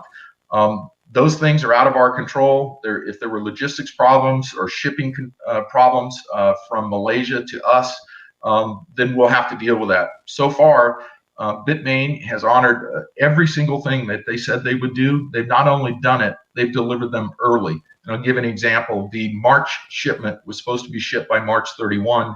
They shipped us half the units on March 15th and the balance of the units on March 21st. So they've been a great partner for us. They make a premium product. The S19 Pro and the S19J are amazing miners. They produce the highest number of hash rate per the amount of electricity that's required to turn those machines on of any other machine. So we see every day somebody puts out a press release, hey, I've got 10,000 machines. Well, do you have 10,000 machines producing 40 terahash, or do you have 10,000 machines producing 110 terahash like the ones we bought? So we really care about buying state-of-the-art equipment. And I think what you'll see from us in the future as our cash flow continues to rise, we will always be adding miners to our fleet and continuing to grow and try to maintain our dominant position as being the largest miner in North America. Awesome. Merrick, thank you so much for taking the time and hopping on with us today. Again, guys, if you don't know the stock, it's because you have not been paying attention to the market for long, because it has been one of the hot ones. Ticker MARA. Merrick, thanks for hopping on the Power Hour. Sure, appreciate it. Thanks for inviting us. Absolutely. All right, guys. So that was pretty interesting. And you cannot say that we don't deliver either. This was a stock that we've been getting asked about over and over and over and over again. I don't think a single day goes by where I don't get asked about, hey, can you look at Marathon Digital, MARA? And so there you go. Beyond just looking at it, we actually got the team onto the Power Hour, onto the stream with us. So thanks for hanging out, guys. And I want to break down a couple things that I think were interesting out of that interview. So the transition to other coins, that was an interesting answer, right? The reason why Marathon is sticking with Bitcoin is because basically then investors can use it sort of as a pure play Bitcoin, almost like an ETF. What was the term that was used? So that's something that I think is absolutely interesting. I mean, we've seen all the funds that have flown into Grayscale. Grayscale did come out and say that they do want to convert to an ETF whenever they can get approval for that. We saw the Fidelity ETF filing, so there's absolutely interest there. And then let's look at this investor deck too. I wasn't just talking when I'm going to share my screen so you guys can all see how to go ahead and get it. There we go. All right. I wasn't just talking when I said this is one of my favorite investor decks. So let me go Marathon Digital. So I'm just going to search Marathon Digital Investor Relations on Google. And where did I find that? You know what? I might have searched investor deck, investor presentation. All right. Check this out. So here we go. Here's the investor deck that we referenced a couple times. And this is the slide that I love, right? And we're looking at slide 2 of 23 on this investor deck. And you see right here, companies putting it right out there, potential to grow monthly revenue from 500,000 to 103,000 but by Q1 2022. And if we go back and we look at the chart on this stock, right? It's not like it's been dormant. I mean, investors have been paying attention to this. The company has been having a ton of success, especially as the price of Bitcoin has rallied, because it is absolutely tied to that. But again, potential to grow monthly revenue from 500,000 to 103 million by Q1 2022. I'm going to go ahead, drop this link in the chat for everybody to check out. There it is. And I see somebody else out there saying, somebody in ZingerNation. Again, if you're here with us, you are a member of ZingerNation. You are part of this thing that we are building together, saying that their investor presentations rock. Another crypto play I'll give you, my Voyager Digital. I didn't think I was going to talk about it today, but I will just for a second here. We should be getting their updated April investor presentation out this week. They've published one every single week, or every single month for the past several months, ever since the stock has been hot. The April is not out yet. What we'll be looking from there basically is trade activity, right? If if you followed us looking at Voyager Digital before, it's always the trade activity that interests us. And so that's what we'll be looking at. As soon as we get that investor presentation, you can count on me, Hot Stocks Luke, to dig into that one and give you guys some deets there. But again, all right, I'm gonna throw this one out to the chat. If you are a Marathon bull, ticker MARA, throw me the 1 in the chat. So if you would go long the stock, you're not in it now, let's say, you go long it right here, $55 a share, throw me the 1. If not, throw me the 2. And I'm going to make another ask. I'm going to make 2 more asks to ZingerNation. First ask, smash the like, share this stream. I did some negotiating with Mr. Jason Raznick this weekend. I said, Jason, the chat misses you. They want to get you back on the show. He was fed up. He was sick of us last week. So if we get maybe into that, if we get to 1,000, I think he's definitely going to come on. If we get into the 800-ish viewers, I think it's likely that he'll come on. And then I also want to ask about, so that's my second ask, right? First ask, vote on Marathon. I want to see where he's at with that. Second ask, like, share the stream. Third ask, and then I'm going to get into some trade ideas. Ticker LTNC, so that's Lima Tango November Charlie. This stock has been so hot recently. Like my Twitter feed has been dominated by people talking about this stock. It went from sub 1 penny up to 8 cents over the past. This is a 1 year chart here. Let's look at a 1 month chart. So this is the past 1 month of the stock. It went from about 3 cents to 8 cents. What's the story here? I haven't dug into it. I don't know where it's at. I've been hearing people talk about it. So what's the story there? And of the chat, we said throw in the 1 if you are bullish on Mara. Throw in the 2 if you're bearish. We definitely have way more 1s than 2s. And I see Jason hopping into the chat. All right, today might be the day, guys. I don't know if we get it up to the 1,000 viewers. I know he's going to come on. So share the stream, get it out there. And again, if you know what's going on with this ticker LTNC, will you please explain it in the chat for us, or maybe even dial in? Producer Rohan, could you throw up the phone number actually? Because I want to get somebody on the line who can explain this thing to us. We actually have a pretty sick new graphic I saw in here called Phone Us. I haven't played it. Should we play it? Yeah, let's check it out.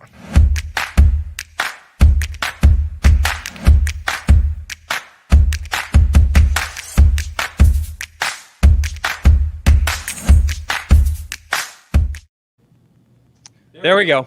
All right, I like that graphic. And I am getting an echo, Producer Rohan. Okay, you're on it. All right, I got the 1 finger and I got the head nod. That means that he's on it. But all right, so he's going to check that out. And guys, if you are just joining us, little preview of what we have going on. I've got 2 stocks that I want to talk about. I got into a swing trade last week, bought it live on this show. So we're going to look at the live portfolio and check out what's going on with that one. I also have a new stock to buy. I'm going to pitch a new stock. So if you're just hopping on, that's what we have ahead of us. We're also going to do our chat challenge in a minute here. Or you know what, Matt? Yeah, we'll do the chat challenge in a minute here. If you're not familiar with our chat challenges, that's where ZingerNation is going head to head. We're trying to figure out who is the best stock trader in the chat room. You know, who can call out the winning tickers. So that's the deal there. All right. That sound good. And yeah, throw that phone number up there too, Producer Rohan. But all right, let's dig into 2 trades. I'm promising you guys 2 trades, 2 hot trades today. The first one I'm going to do, I'm not going to do the new ticker yet. We'll get to the new ticker in a second here. I'm going to start us off with Trimble, ticker TRMB. That is a new stock that we got into last week. Here is a 1 year chart with daily candles. So check this one out. We absolutely nailed this one. So we entered this trade on the 29th last week. But basically, we saw the stock coming right up into some previous resistance, right? If we're looking at the chart here, we see the stock got rejected once, twice, and then 1, 2, 3 times. The stock was coming right back up to those levels. And then we also had positive news, right? This stock was added to the brand new Cathie Wood Space ETF, ARKX. That's the ticker on that one. That is the Cathie Wood Space ETF. And so basically those were our 2 catalysts, guys. Whenever I get into a trade, I need to have 2 things, right? I need to have some sort of a number behind me, and I also need to have a story, a catalyst behind it. The numbers was, hey, this stock is trying for, what is that, a 6th time to get over some resistance there. And then the story side of it was that it's added to the Cathie Wood ETF. That should get it more in the media. It should get more people talking about it. That could drive some energy into the stock. So that was the thesis that we went with. We hit this stock long, and check this out, all the way from our average price to $77, right around 77. We're now up to $85. A swing trade again, just in a couple of days there. So let's talk about how we're handling and how we're managing this trade. Whenever I'm in stocks like this, and I'm going to zoom into the 2-day chart, right? So here's a 2-day chart. Whenever I'm in stocks like this and they are ripping and running, instead of just taking my money off the table right away, I like to see how they play out. You know, there's always a scenario where we could just dump the stock, you know, say, hey, we've got our 10% or so. Let's take the money and run. I'll take 10%. I mean, I'll take 10% in a week all day. I don't know who wouldn't. But I like to be a little bit more strategic about these, because if we zoom back out to the 1 year chart and we look at the daily candles, right? When we got this initial pop, right? And the stock went from 77 to 80 in a couple days. That's like, you know, a decent move, right? For a couple days, you know, maybe we bomb out of that stock, we sell it, and take our money and roll it into the next trade. But what I like to do instead is I like to put stops on these. And so basically what that allows us to do is if the stock continues to run, because it clearly has momentum behind it, you see the stock is at the high of the day right now. Go ahead and grab that, Rohan, and let me keep talking for a second. You see that the stock is at the high of the day right now. It has some energy. It has some momentum behind it. First air horns of the day. Oh, we don't have them. There's somebody on the line. But the reason why I don't just bomb out is it could keep running. We don't know when it's going to stop, right? Like if you look at a Tesla chart, right, when Tesla had all the energy behind it, and you could have sold Tesla 100 times and doubled your money. But instead, people let the stock keep running. You see what happens when that happens. So what I'm going to go ahead and do is I'm going to go ahead and set a stop for this stock, and I'm going to set it right at $83. Okay, if the stock drops below 83, we see this big gap here where there's not really any trading activity. Who knows? It could crumble back to that 80 level. So the worst exit that I'm going to have is $83. If the stock continues to run, we see it tick higher tomorrow. Maybe it's at 85, 86 tomorrow. We're just going to continue to move that stop up. And so it sort of gives us the best of both worlds, right? We get that upside, and then also we protect ourselves from losing our asses if the stock does pull back. And producer Rohan, I hear you have somebody on the line. Unfortunately, we do not. They hung up on us. All right, again, guys, the question is ticker LTNC. That's like the one that's been like going so hot, so viral on social. If anybody knows the story behind that one, I want to know what it is. I'm not aware. I'm not in the stock right now. So that's the deal there. And I see somebody in the chat saying, why not sell a covered call against the Trimble play for 90 or $100? The reason why I don't sell the covered call is because I don't know how long I'm going to be in this name. I would expect to be in this trade for the next couple of days. I'm not expecting to be in it for the next several months or years, right? We've been selling covered calls on the show against Visa all the time. And that's a stock that I've owned for several years, expect to own for several years. And those are the ones that I love selling covered calls against. And I'm going to throw this question out to the chat, guys. If it would be helpful to do a covered call lesson, drop the one in the chat. If not, if we've already done enough covered calls, we've done them a lot over the past 2 weeks, go ahead and throw me in the 2. But otherwise, you can keep doing live examples of covered calls. I do them myself, so I don't mind taking the time and doing them on the show. But that's the question that I have to ask. So let me know. And producer Rohan, you have somebody on the lines. Are they going to talk about LTNC? We have someone on the lines. We have Ash ready to talk about LTNC.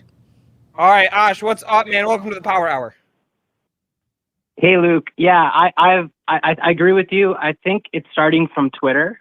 There's a guy, actually, his name is Stan Trading Man, and he's been talking about LTNC for like the last few months almost, back when it was at 2 cents. So Stan Trading Man, I think he's the guy that's got the big community. He's got 100,000 followers, and he's talking directly to... There's another guy named Takeover Joe, and I think Takeover Joe, he's the CEO of LTNC. And basically the last week they just released their new hydrogen drink, water. It's like this, it's a energy drink play. And all of their followers have been like buying it over the weekend. They're like, they're pumping the launch. It's just rolling out of the factory. I think they're selling 12 packs for $36 or something. So the stock has just been ripping it. But the one thing I will say is, I think it was Takeover Joe this morning. He posted on his Twitter that the SEC called him. And I don't know if this was a joke or not, but he said that the SEC called and was saying that they want to figure out what's going on because there's been a lot of Twitter activity. But yeah, right now I think it's Stan Trading Man and Takeover Joe. But Takeover Joe, I want to see that SEC thing. Takeover Joe. I mean, that's a great name. Yeah. Okay. Oh yeah, look at this. So this is their product, right? Again, guys, if you're just joining us, we're talking about ticker LTNC. Again, I don't know the story. I don't know the stock. The thing has been running. So that's why I want to get the clarity here. And Ash was so kind to call in and give it to us. So Takeover Joe, absolutely. So he's the CEO of LTNC. Yeah, he's been tweeting about the launch for like the last few weeks now. And then there's a ton of people on Twitter, mostly Stan. He loves the stock. Like, he's been talking about the stock. Like, it's his number one play of the year. Like, he's been saying this since January he's made he was the first to make the call. He's made a ton of money off of it. So I think it's these guys are really pumping it through Twitter. All right, and I mean, I don't know how well you know the company, but do you know if they have revenue or anything along those lines? No, I just know they like the stock. Twitter. Okay. All right. No, there we go. That's helpful. And of course, if anybody in the chat, anybody in ZingerNation, if you're watching the show, you're hanging out with us, you are in fact a member of ZingerNation. Go ahead, drop those details in the chat for us, because we want to understand this story. I see some people are saying, like, well, doesn't all water have hydrogen in it? H2O. So I don't know. It's definitely interesting. ShopLTNC.com. Okay, that's a bearish sign for me. Did you know that's their website? Josh? Yeah. Like, I don't know how many people are actually ordering these things. All I know is people think this is going to go to a dime, is what like everyone on Twitter is saying. So I think there's just so much volume pumping into this. Like, a lot of OTC traders are buying into this. There's another one, I think, EENF, which is like an oil mining one that they're talking about a lot. So there's just a lot of social arb, like it's a lot of Twitter. But I haven't actually tried it. I don't know who's buying these drinks. Yeah. And like, I don't want to be a hater. And again, my disclaimer is that I don't really know anything about the story or the company. But the fact that like there's like some pumpy shit going on here, right? Like their website is not buytheproduct.com, it's buy and then their stock ticker, LTNC.com. You see the image here, right? It has the dollar sign and their stock ticker there. So I don't know. I hate when companies seem like they're spending more energy on talking about their stock than talking about their product. Right? Like, this is a bare ass page to go ahead and buy their product. There's not a ton on here. It seems like it's fine, right? You got some marketing copy describing the product, but the fact that they didn't take like even the energy to put like a header on it, and then you got the dude chilling out here with the Pfizer. Yeah, that's a little bit questionable. So, all right, Ash, I appreciate you calling into the Power Hour, hanging out with us and giving us your take on this stock. Thank you. Always appreciate it. Take care, Luke. All right, take care, man. All right. There we go. That's why I love ZingerNation, guys. That's what's so cool about this show, right? And what we spend our energy doing together. Is it's not like I'm just up here talking and being a talking head. I mean, we are seriously in this thing together. And it's not like we're just talking about trades that we're not making or anything along those lines. I mean, I show you guys my live brokerage account every single day, whether we're up or down, right? We're having a good day today. But like when we're talking about this Trimble trade right now, I mean, here's all the stocks that I own. Here's Trimble in the portfolio, right? We had that average price, 76.70. I mean, oh shoot, I wasn't even sharing my screen. All right, let me fix that in a second here. Wait, not yet, producer Rohan. You always jump the gun.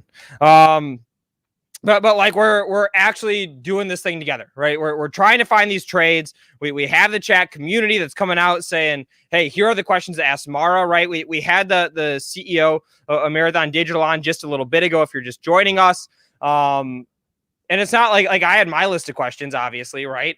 But that I see in the chat, okay, people in the chat want to hear more about other coins that they could potentially mine. They want to hear more about the energy source, right? Competitive advantages. And so we're going ahead and we're asking those. And again, here's that Trimble trade, guys, right? Like I said, my average price is $77. I was even selling myself short. $76.70. You're not going to get that on CNBC. Telling you now, air horns for that one. Oh, there it is. Boom. That's what ZingerNation is about. That is what the Power Hour is about, guys.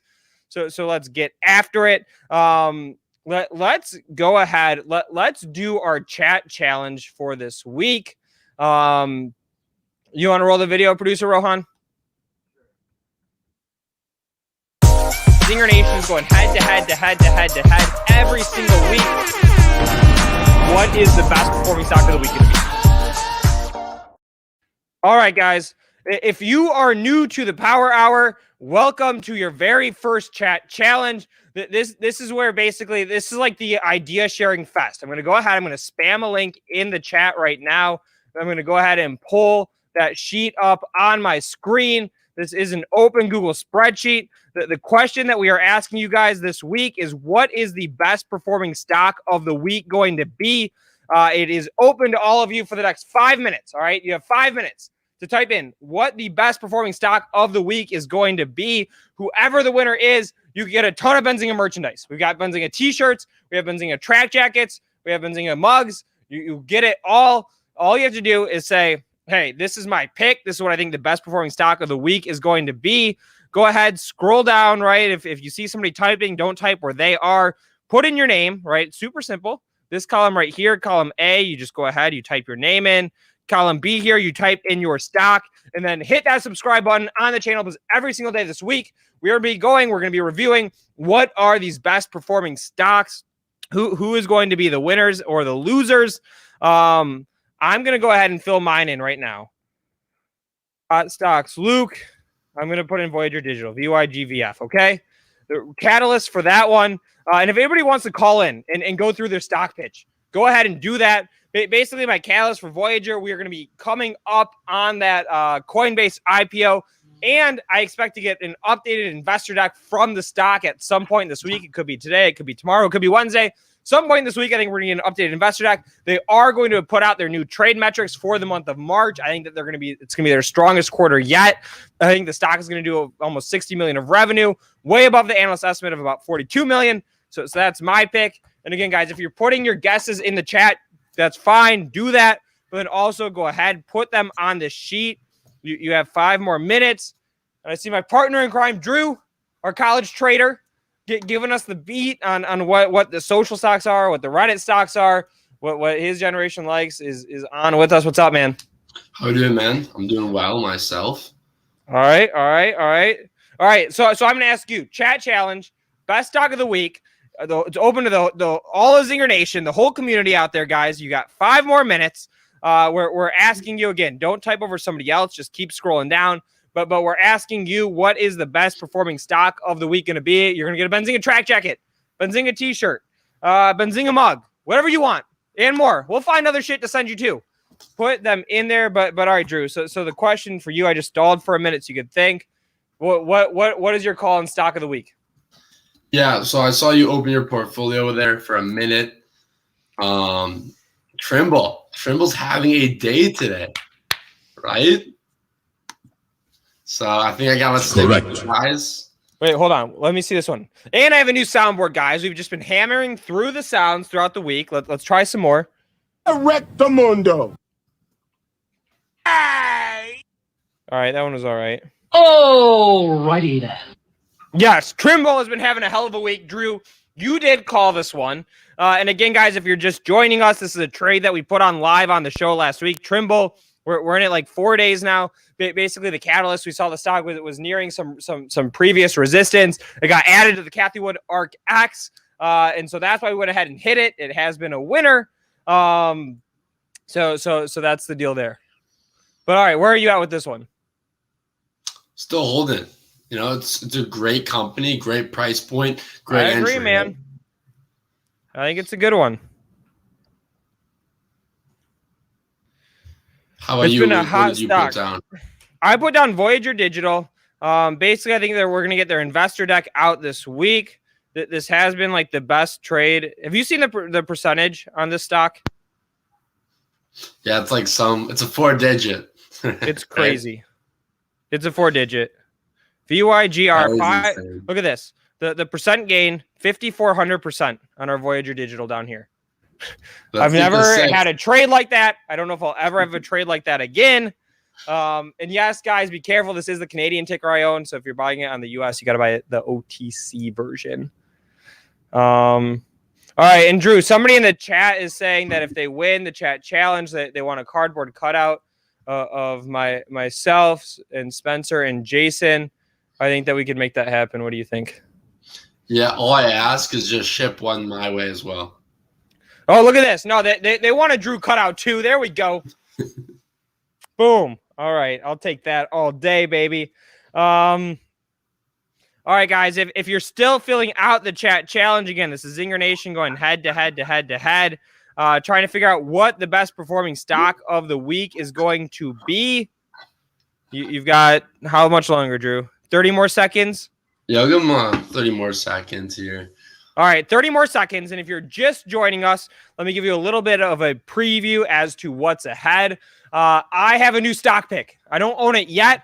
I'm going to be pitching a stock to you guys. Drew, I asked him to come on live with me so he could critique the pitch. I want some live feedback. Of course, all of you in ZingerNation, we're going to be asking you to vote. Do you like the stock that I'm buying or not? And of course, give us a reason. Don't just say it sucks, but give us the reason on it. So we have a new stock pick coming up. Then after that, we've got some guests. Stock Jabber is going to be joining us, bringing some trade ideas. And maybe, just maybe, if we keep this thing above 700, at least get it to 800 viewers. Jason Raznick, Mr. Jason Raznick might be joining us. I see somebody in the chat saying, how do you add to this sheet? I'll drop the link in one last time before I go ahead and get to this next stock pitch. So there's a link down there. And producer Rowan, would it be possible to ask you for a cup of water? I know it's a pain in the ass, but my throat is dying on this Monday. You know, Mondays I always start a little bit slower. I have this folder on my soundboard, Drew.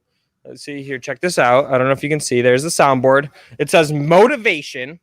And so I think I need some Monday motivation. Let's pick this one. War face.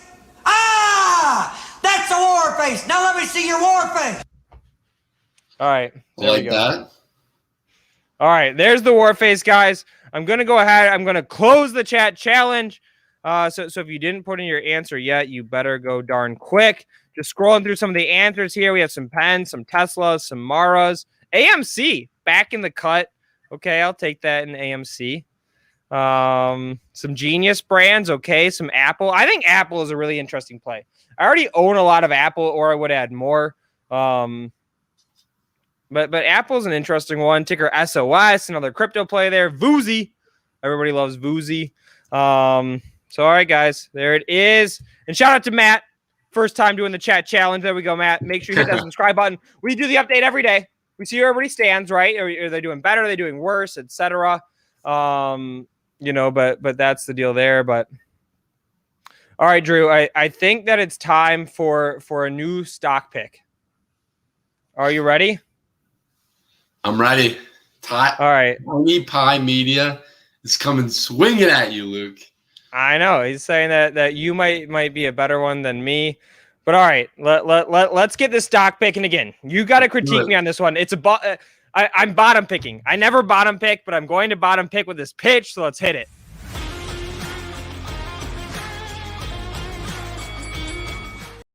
You're playing the role of Ras here because if we don't have enough viewership, you know, you've got he's not on, so you got to be the one to critique me. No worries. All right, here's a new pick. Ticker EBS, Echo Bravo Sandy, Emergent Biosolutions. And yes, I am picking a bottom, guys. I don't normally pick bottoms, so maybe you have less confidence in this one than others. I see somebody's guessing that it's Fubo. Nope, it's not Fubo.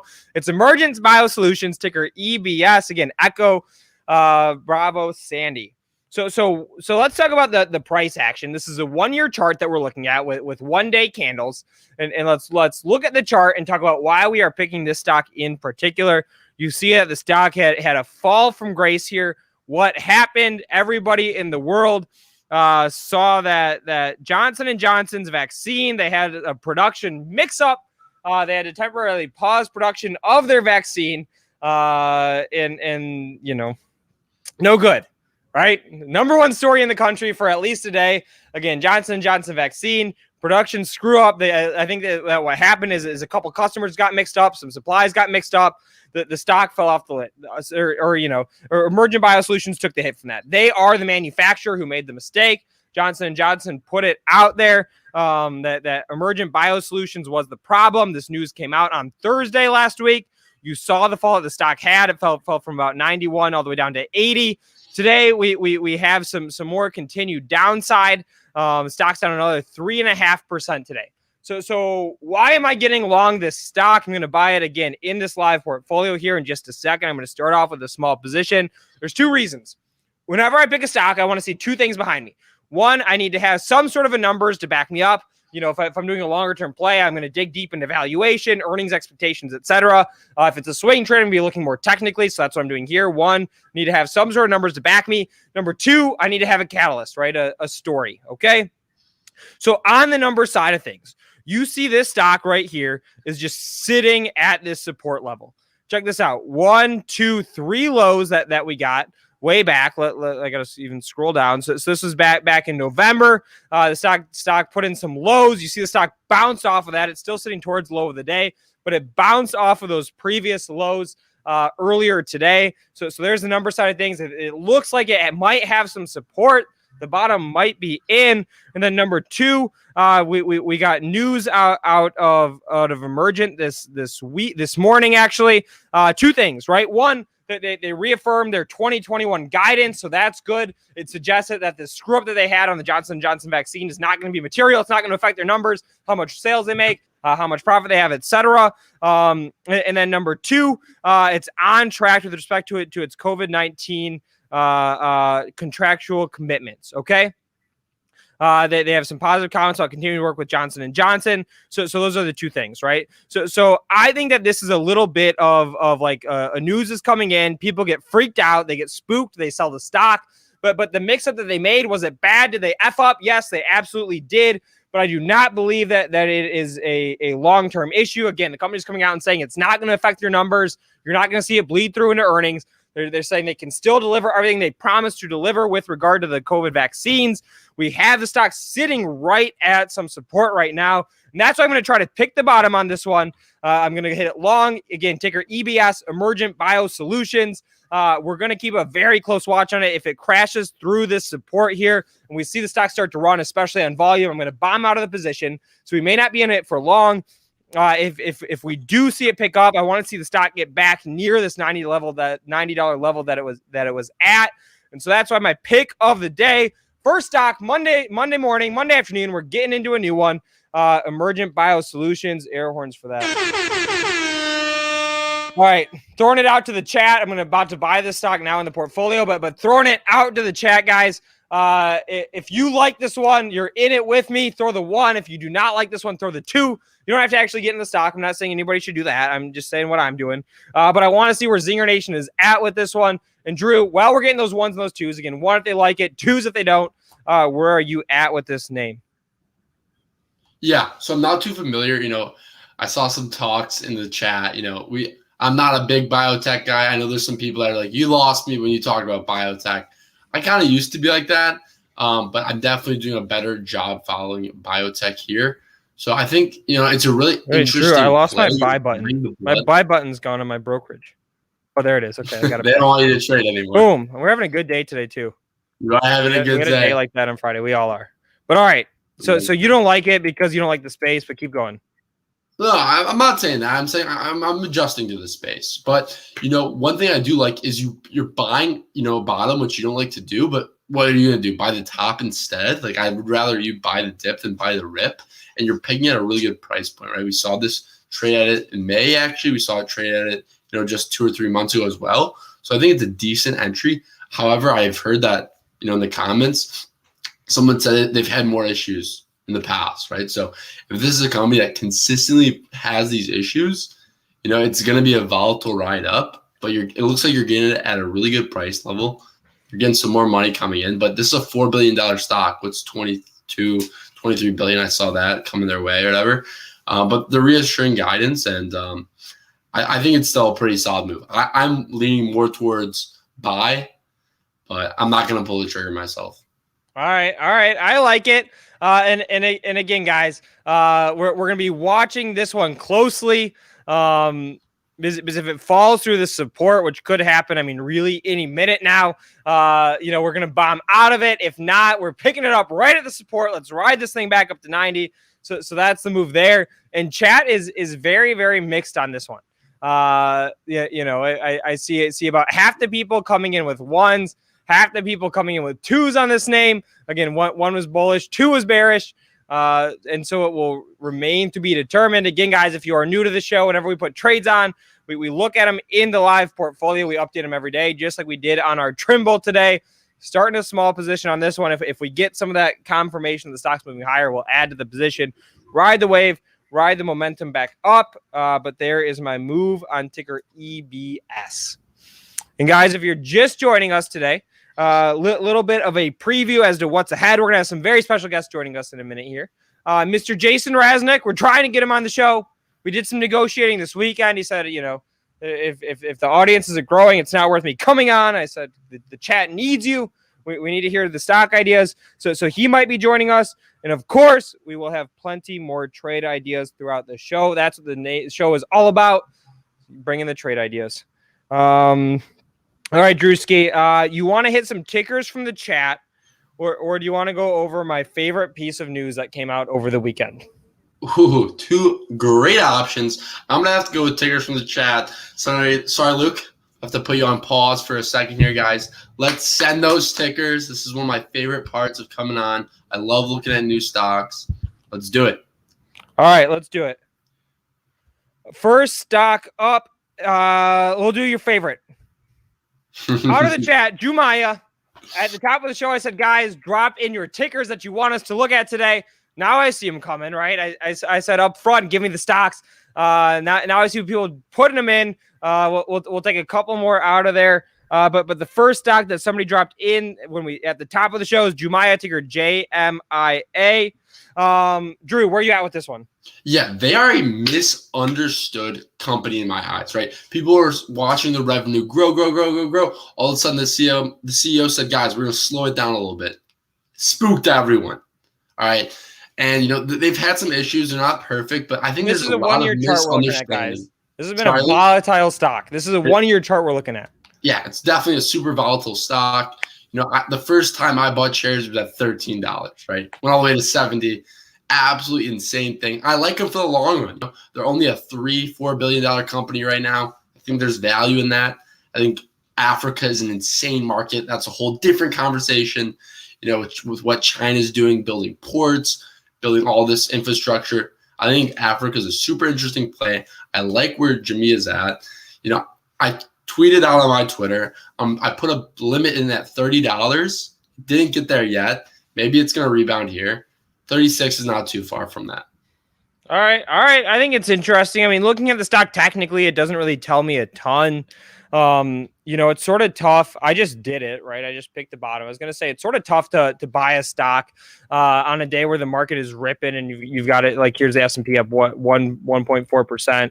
You've got Jumaya down 4.5%. Sort of speaks to it being out of favor a little bit. But I do like the Africa exposure. Here's something that let's do this tomorrow. I'm going to do some research on African ETFs and stocks. Just jotting that down on the trusty notepad now. Boom, it's there. But because I don't have exposure there, I really ought to. There's no reason not to. It's absolutely been a hot economy in a lot of places. So, all right, we're gonna definitely do that one tomorrow. All right, Drew. Next up, Baba. Let's talk about Baba. I've got some thoughts here. Alibaba, if you're not familiar, there's a couple things going on, right? One is that the stock sort of trades as a proxy for Chinese stocks in general, right? U.S. listed Chinese stocks, which there are a good number of them, like your JD.coms and that sort of thing. And then two, it is a giant e-commerce play in China, the biggest e-commerce play, the biggest e-commerce stock in China. They also are into financial services with their Ant Financial division. The stock I've been bearish on for quite a while now because of all the headline risk, right? I have not been a huge fan of Alibaba. Basically, you had a few things happen. They pissed off Chinese regulators, so their expected IPO of their Ant Financial, that's their financial services division, got canceled. Jack Ma went missing, and then you had the CEO of Ant Financial resign. Not great signs. And again, that's just what's off the top of my head. I'm sure there's other headlines mixed in there. Again, when you have a mega cap stock like this down on a day where the S&P 500, the mega cap index is ripping higher. I don't love this. I will say this, right? We've got a series of lows in here, right? Back. This starts on what is this? January 5th, right around 221. So you've got 1, 2, 3, and then today maybe making a fourth right there. I'm still on the sidelines with this stock. If I was a little bit more risk seeking, I would add this to the long-term portfolio. And keep it as a long run ride, but I am generally more conservative. And the reason why I'm more conservative, I'm not afraid to come out and say it, is because I got spooked, right? I had a lot of days when we had that market volatility where I wake up and be down 10 grand. Wake up pre-market down 10 grand, right? Like 3 or 4 days in a 2-week period. I couldn't stomach it, right? It was stressing me out. It was causing me to trade emotionally. And so that's where I eased up a little bit.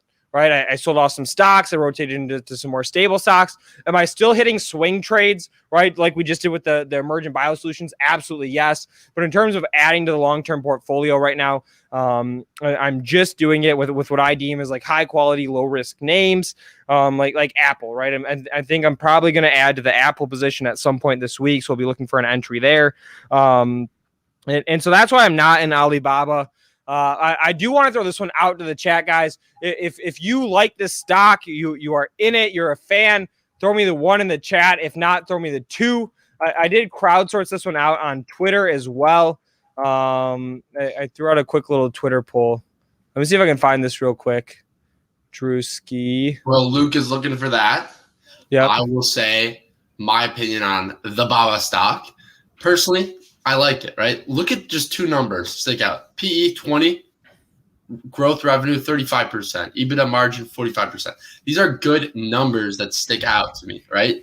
Yeah, maybe Ant Financial is not going to IPO right away, but they still own it. It's still theirs, you know. It's an insane company that has so much behind it, and they're still killing it on the financial side of things. Yep. And so Drew, check this out. So this is the Twitter survey that I threw out there. I asked this on March 27th. I said, I'm curious where everyone is at with Alibaba. Of course, this is more like a retail self-directed trader type survey, just like you, myself, and all of ZingerNation out there. Again, guys, if you're just joining us, hit that like button, hit that subscribe button, share the stream. Let's get it going. But 67% of people came out. They said they liked Alibaba. So it was on March 27th. I want to see what the price was then. So March 27th, we were at, okay. So stock was at 231. So it's down a little bit, right? What is that? Percent or so. I mean, it's not like a huge move, 0.5% since then. But down a little bit. Again, I'm just a little bit risky on it. You know, I see somebody in the chat say news doesn't last forever. I agree with that. But if bad news has been coming for, I mean, let's look at this high, right? This gap right here is when that Ant Financial IPO got canceled. So that's October of 2020. So you've got November, December, January, February, March. So if bad news has been coming for 5 months, I'm not going to be the one to say, hey, bad news is up. Stock is ready to get rocking and rolling again. So that's my issue there. Again, I'm still hitting swing trades right now. I'm not really adding to the long-term portfolio right now. So that's why I'm hanging out on the sidelines here. And Drewski, I see that, and somebody in the chat is saying better China stocks than Baba. So let me ask you guys this one. Drop in your favorite Chinese stock right now. There's a lot of Chinese stocks that trade on the U.S. exchanges. Drop in your favorite one. Is it a JD.com? Is it a Tencent? I've actually been in Tencent, Drew. I don't think you know this, forever. I got an IPO allocation on this stock. Let me go way back. I got an IPO allocation. It was like in the shitter forever, and I finally turned green on it this year.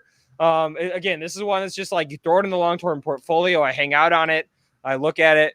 But Drew, I see that our next very special guest is ready. Let's bring him on the stream. Let's keep the ideas flowing.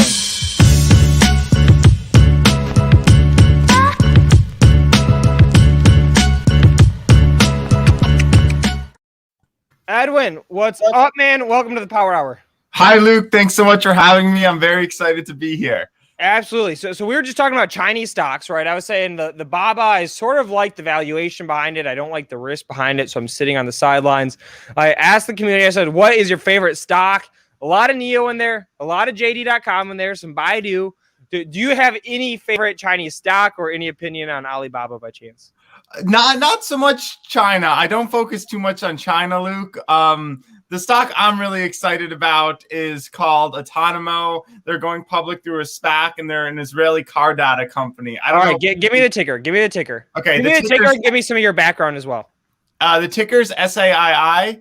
And me, I write the Bear Cave newsletter since graduating college last year. I mostly focus on shorts and trying to identify problems at companies, usually by filing a lot of FOIA requests, reading SEC correspondence, that sort of thing. Wait, and you got some notoriety for breaking a story, right?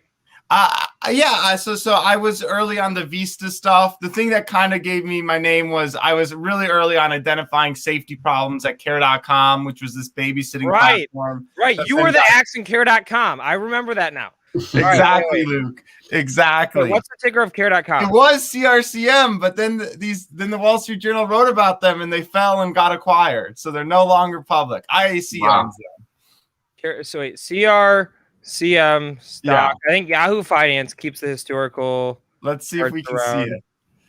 Maybe Bloomberg.com. It sort of pains me to go there, but let's see. All right, we're not going to find a chart, but what did you do to the stock? So what was the stock at? You published your report. It broke open at Care.com. Again, guys, if you don't know Care.com, it's like a babysitting website. Sort of like Upwork is for finding like designers and developers and writers. Care.com. You go on the internet, you find a babysitter to trust your kids with. What could go wrong? Clearly, safety could go wrong. So like, what was the price action on the stock? How did you discover that? And I guess we'll start there. And I got a couple other questions for you. So Luke, on Care.com, babysitting platform, supposedly they were vetting their babysitters and they were good on the safety front.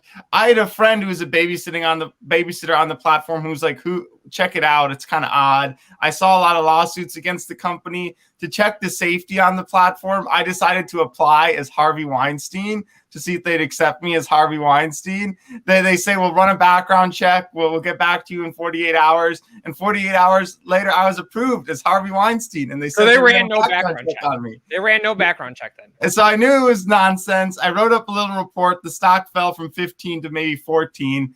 On your report, or did somebody else pick it up, or how did that work? No, on my report, the Fly wrote a little note on it, but then the company started pushing back. They called Stanford, my college. They sent a private investigator to my house, all this crazy stuff. And then I emailed literally hundreds of reporters about it. And the Wall Street Journal ended up writing a big story on them. The CEO, CFO, and general counsel all resigned. And the stock ended up falling around 10, where it got acquired by IAC. So, okay, wait. So the stock was at what? And then it got to 10? So it was at 15 when I first wrote about it. It went all the way up to 25 a year later. Then the Wall Street Journal wrote about it, which is when everything came down and fell from 25 to about 10. So you're a college kid. You basically you're like a stock market addict, just like I was in college. And Drew's our resident college trader. He's a stock market addict in college. You basically were in college. You applied to be a babysitter as Harvey Weinstein to call BS on the company's background checks. You got approved as Harvey Weinstein to go ahead and babysit children. I don't think anybody wants any part of that. Right? And then they sent a private investigator to your dorms, or how did that work? So Luke, they sent it to my parents' house. So I got a phone call from my dad being like, hey, a private investigator with a body cam was just knocking on our door asking about you. Do you know what this is all about? And he's mentioning Care.com. And I'm like, oh, I think I know what this is about. All right. And hold on for a second. I got to put you on pause. I've got to hit the air horns. Oh, shit. Back from the dead. Jason, I told the chat that you were dissatisfied with the likes, the viewer counts. You were done. You were leaving it to Drew and I. And you're making your glorious return. You said enough is enough. I got to come back, take the reins. Boom. Because I came back from the dead because I was ready to take on Gordon Johnson today. Gordon Johnson, Mr. Tesla hater. Oh, what about all those deliveries? I don't know, Mr. Gordon Johnson. I hope you shorted a lot more at 600 because you're hurting today. Yeah, welcome back. Boom. Jason Raznick is here. Luke, I like everything about you, but your background, there's something going on. It's too zoomed in. It looks like there's a building behind you. Did something change with your view? I see some cars, but I used to be able to see more cars, and the view, like, I don't know. I used to be able to see more cars. I want to see more cars, you know? I think you have the couch. I think that's the problem. Yeah. Oh, that's what it is. The couch has been killing me today. All right, hold on. Stay there. And how am I? Edwin, wait, hold by on. the way, okay. I want to know, am I looking tan? Because last week, a week and a half ago, this guy in the thing, Snack Crackle Pop, he told me I was looking too pale. I needed some color. So I went to Puerto Rico to find Benzinga's new headquarters, and I found some places. I'll show you some places. Also, maybe this guy, you guys know him. I feel like I'm interrupting. There was something that's going on with the FBI coming to your house, but let me just do one thing before we talk about the FBI coming to your house. Do you guys know who this guy is? Jason Raznick. Yeah, who's the guy next to me, though? Who's the guy next to me? Come on. Peter Schiff? Who said that? I did. Yeah. Of course he's in Puerto Rico. He's been there since 2017. He's been there since 2017. Do you want to see? Then he doesn't have to pay as much taxes on all of his Bitcoin appreciation, right? Not his Bitcoin appreciation. That's his son. That's his son that has the Bitcoin appreciation. Whoa, look at that house, Luke. This is our future house, Luke. Get ready, buddy. Boom, right, boom, boom, boom, boom, boom, boom, boom. Spencer Israel, take that. Okay? Spencer Israel's a vendetta against me and Luke. I don't know what it is, but he does. But hey, I'm interrupting. Luke, I know you have to go because it's that time of the month for you. So, you know. And we've got a record on the chat challenge. We got 100 zingers in the spreadsheet picking their stock. I just locked it. Yeah. If we make this move to Puerto Rico, I'm inviting you guys all down. Expense paid trip. I'm going to rent a plane. It's going to come from New York, and I'm going to fly everyone down from the ZingerNation. Not everyone. It'll be the first 150 people to come. You know, we're going to make that thing. My wife, we got to convince her, but she did see the light when we were there. She saw the light. I have a call at 2:15 with the best attorney in Puerto Rico. We're going to see what we can make happen. I'm going to have an investment thing every year. Kathy Wood's going to be the headline speaker. We're going to do it. What's wrong with my hair? What's wrong with my hair? What do I do with my hair? It's beautiful. Gray, yeah. Why is this guy saying the hair? Oh, he must be talking to Dyslexic Invest because he just got out of bed. Anyway, Luke, where were you guys at? All right. So Edwin here was the axeandcare.com. He's the one that crashed the stock. Wow. The company sent private investigators to his house. He did it all while he was in college at Stanford. And eventually the share price tumbled all the way down to $10 per share and got acquired by IAC. The way that he did it was he basically said that, hey, their background checks that they're running for safety of babysitters is BS. He applied as Harvey Weinstein. He got approved to then go babysit children, customers on the platform. And yeah, that'll do it. I think that's enough. But Edwin, you were just about to give us another stock. Give us the ticker one more time. Somebody in the chat, somebody in ZingerNation, drop the ticker in the chat. Help your fellow zingers out. And of course, Luke, give Edwin feedback and tell us how you like it. There's two. There's going to be two that are both related. I really like Autonomo. The ticker is SAII. It's going public through a SPAC. The merger hasn't happened, but it should close this month. SAII. And then on the other side, I think a good potential short is Root Insurance. The ticker is ROOT. Come on, Aaron Bree. Come on, do something. Show Benzinga Pro. Show Root. Show something. Let's go. My arms are moving around. I can't keep doing this. So I'll talk a little bit about Autonomo because they're a new business and they were founded in 2015, Israeli car data startup, roughly 150 engineers. And what they do is new cars being built today generate tremendous amount of data. All cars do. The speed you drive, how much gas is in the gas tank, you're turning, what hours you drive, how fast you brake, the rear view cameras, the side view cameras, all this data.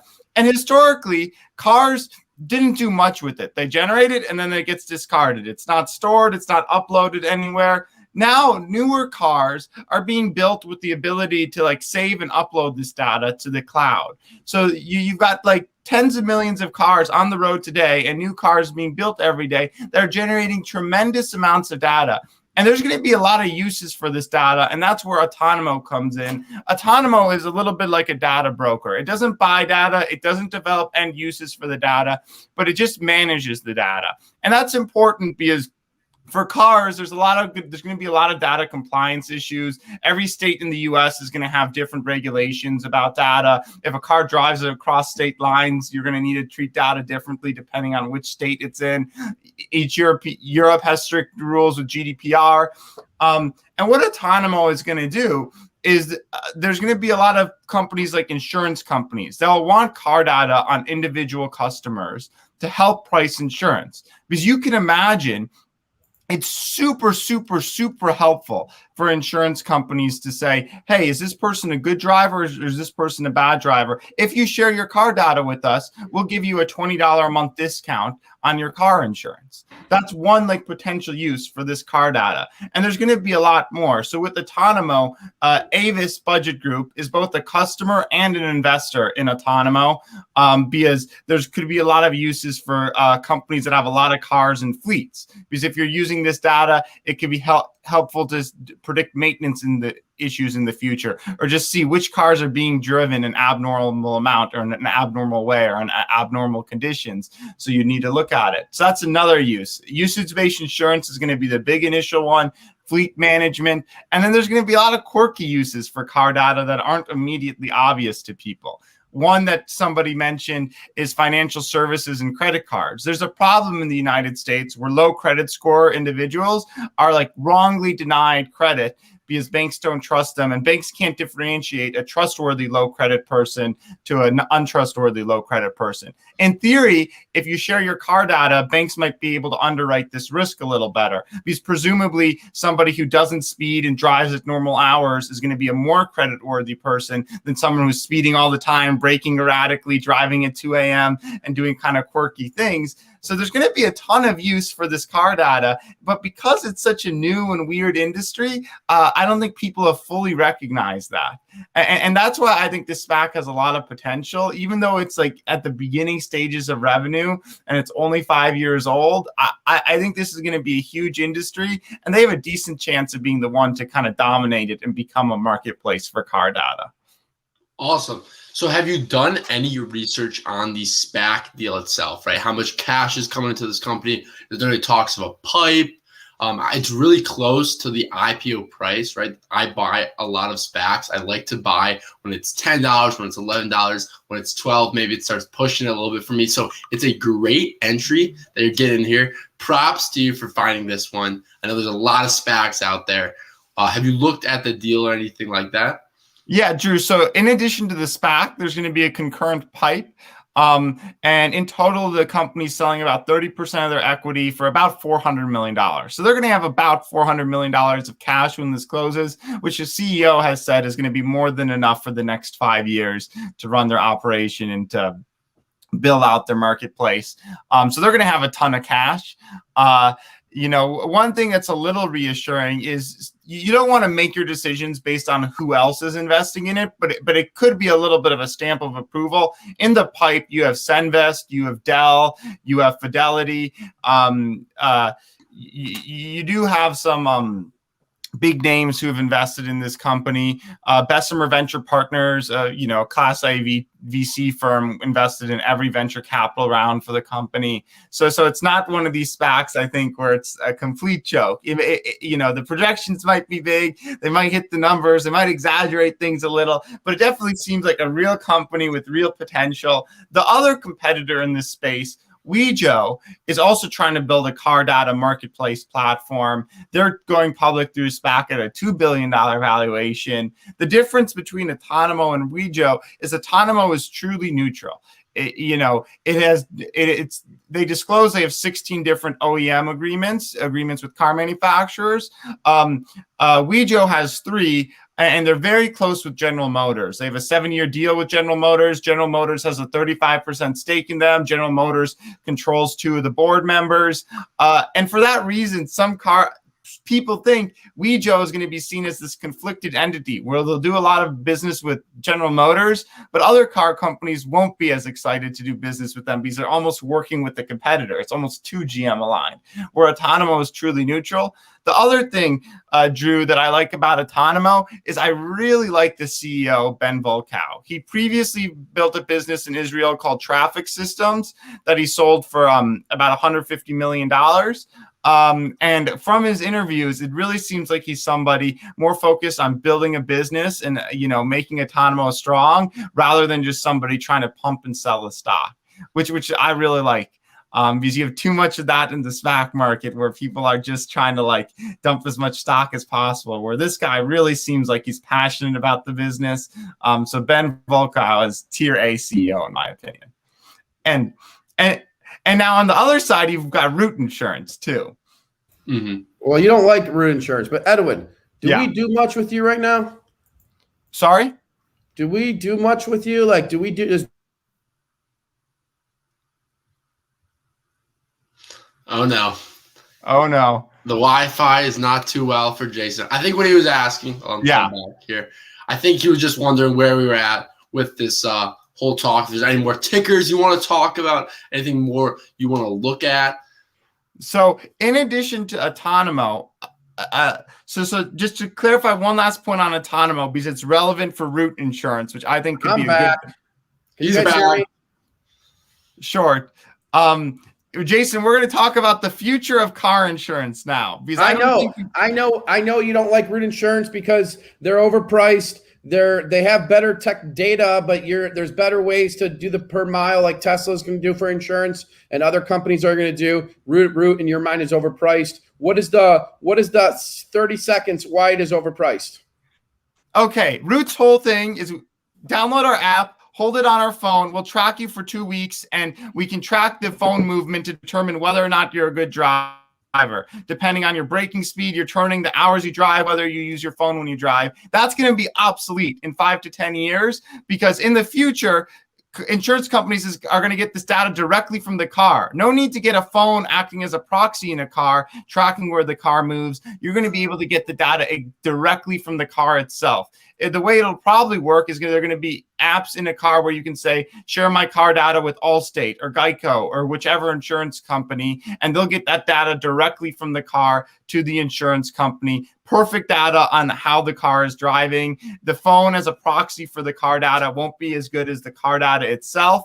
Oh, and by the way, Root is just a terribly unprofitable business that's not popular with customers. I just do not see the future for it. I've talked to a lot of people. No one I know sees the future for it. Citron seems to like it because it's heavily shorted, but maybe it's heavily shorted because it's actually a bad business.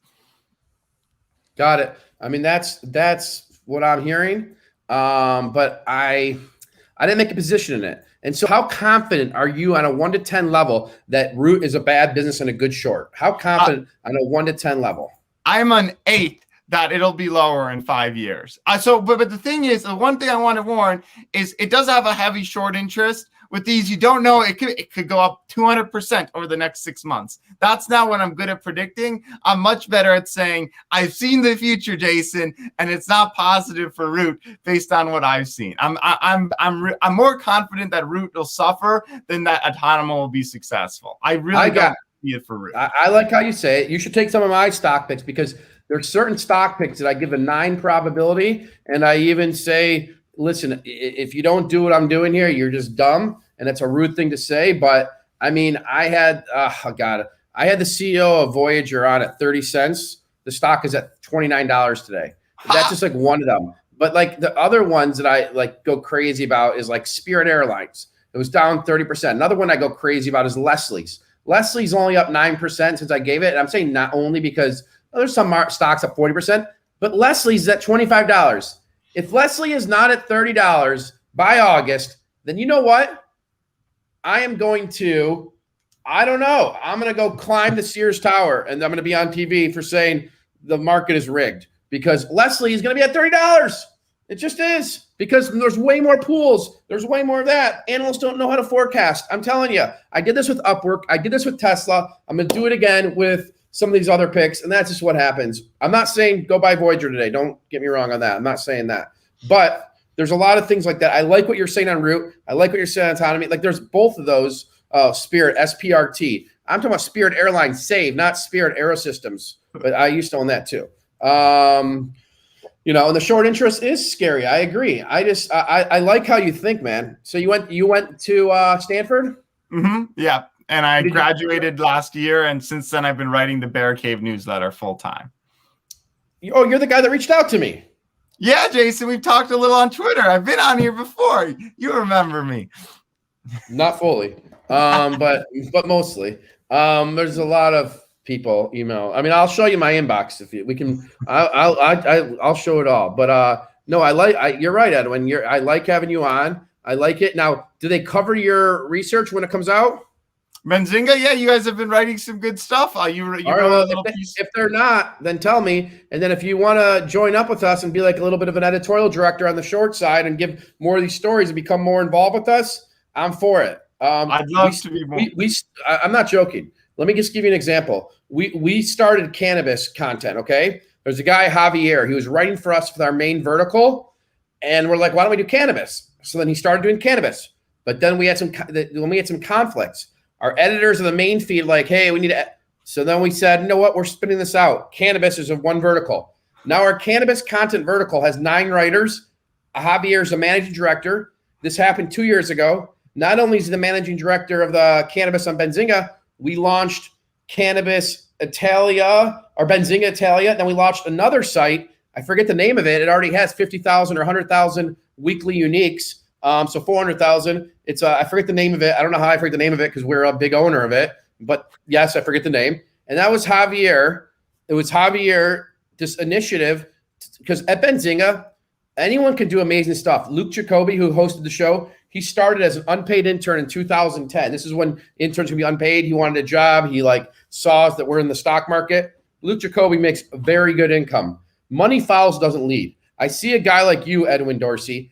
It's not that I just your ideas on your stocks are maybe good, but what I like is you're a doer. You went to Stanford, and I get it. Your dad bought a wing of Stanford. I get it, but at least you were nimble to have your dad buy a wing of Stanford. That was nimble. That was great. So love it, Edwin. But I'm joking. Your dad didn't do that. I'm just joking. I forgot I'm on video, and people might think I'm being serious. I'm not. I'm just messing around. But if you did want to do part-time, 10, 20 hours and build up another vertical of content for Benzinga, I don't know exactly what that is. It's hard to say, we're just going to do shorts. It's more like an industry. I'm all for it. And money files doesn't lead. I don't want to see some long resume and this stuff. I like doers. If someone wants to work at Benzinga, they literally send 3 things they can do or they start doing it. I got 2 people that reached out to me on Friday and saying our YouTube is whatever. Okay, and they can do YouTube way better. I was like, great, you're hired. I'll start you at $120,000 base, and if you hit these metrics, you'll make $160 in your first year. And the person's like, great, but that's awesome. He would join right away. But there was one caveat. I said, how do I know you can do our YouTube much better? Show me your YouTube. Show me what you've done. Oh, he didn't have that. He just has ideas that he thinks he can do better.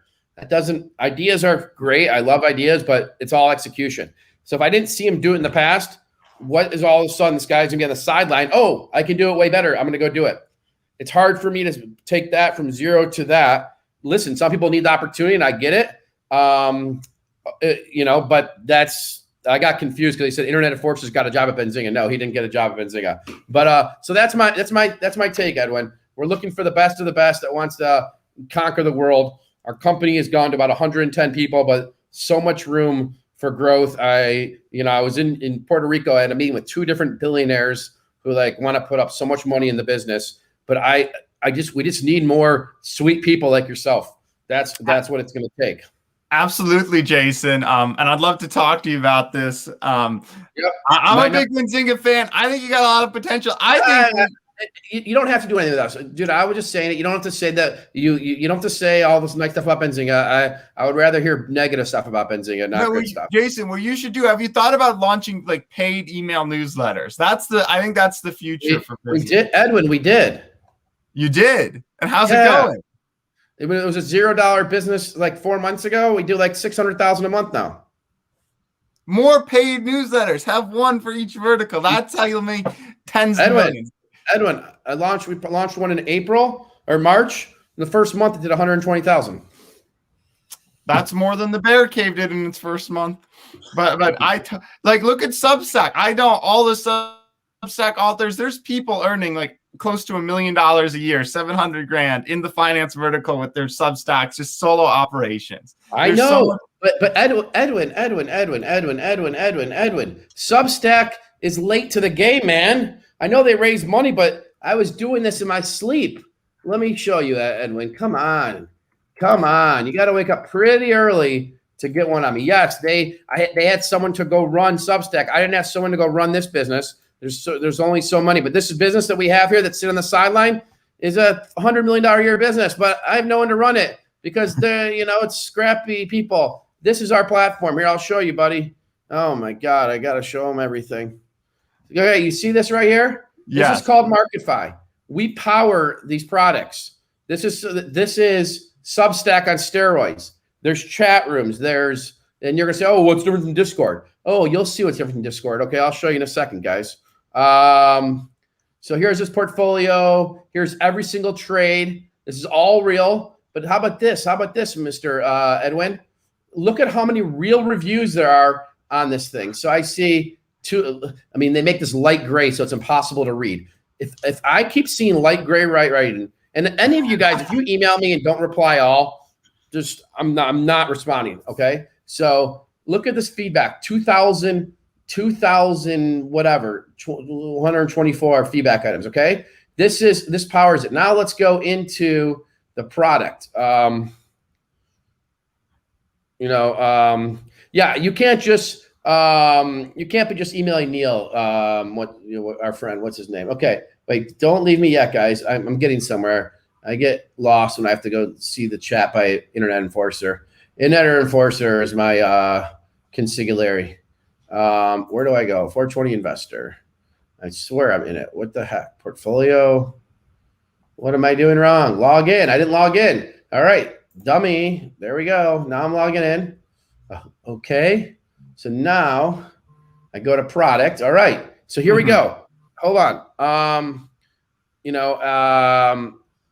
Yes. How do I do the picture-in-picture thing, Internet Enforcer? Everyone reads Solar Up's thing. I want that. I want to do that. Okay? I want to do that. Someone can help me do the picture-in-picture. So this is Alan's product that we power. So Alan sent out alert. He's the best cannabis investor in the world, 420investor.com. Check it out. I'm adding to this position. He sends out a thing. All right, let's go. Let's scroll back a little bit. So it's like a Facebook feed, but really it's just him saying stuff. So this is so he sent, so this is over the weekend thing, but I'm gonna go to a last week item. He writes these okay, so here we go. I will be sticking to my publishing schedule. It's Good Friday, 12 comments. People can comment underneath. Here's the platform, okay? So then you see all this stuff? This is our platform. Now, if you want to go into the forms, which are freaking amazing, if you want to get color on stocks and not have all the noise of like the markets that are bullshit, it won't open up the form window because it's another tab. So forget that. I won't show it to you. Then, but like here, you can review sales data. You know what I mean? Like all that stuff. It's an amazing back end, and it's all there. You can't see it all, but we were doing Substack before Substack. I just never found the person to run this business the right way. So yeah, Substack got the word out a little more. But we have a guest in 1 second. I'm going to put, we're 1 minute behind, but 1 second. I want to show one more thing before the guest comes on.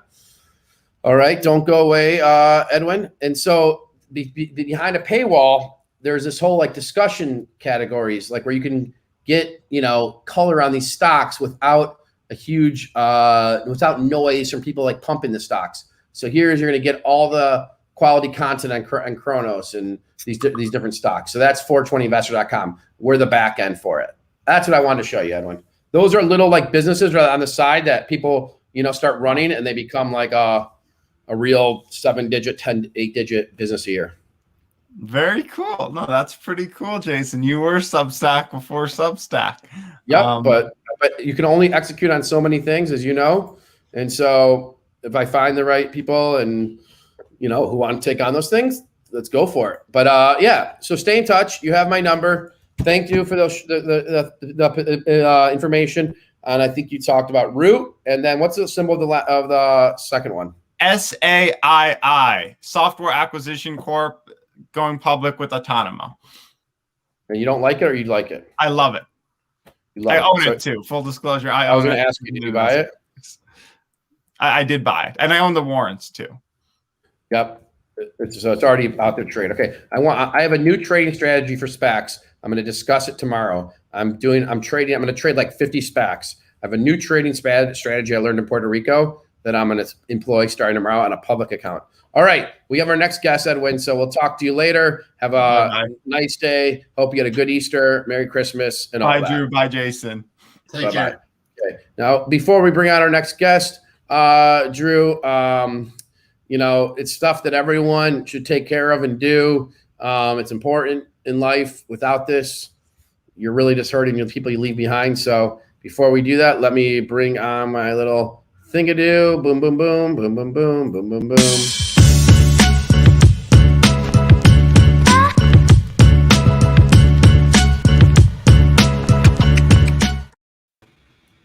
All right, Cody, it's Jason Rasnick.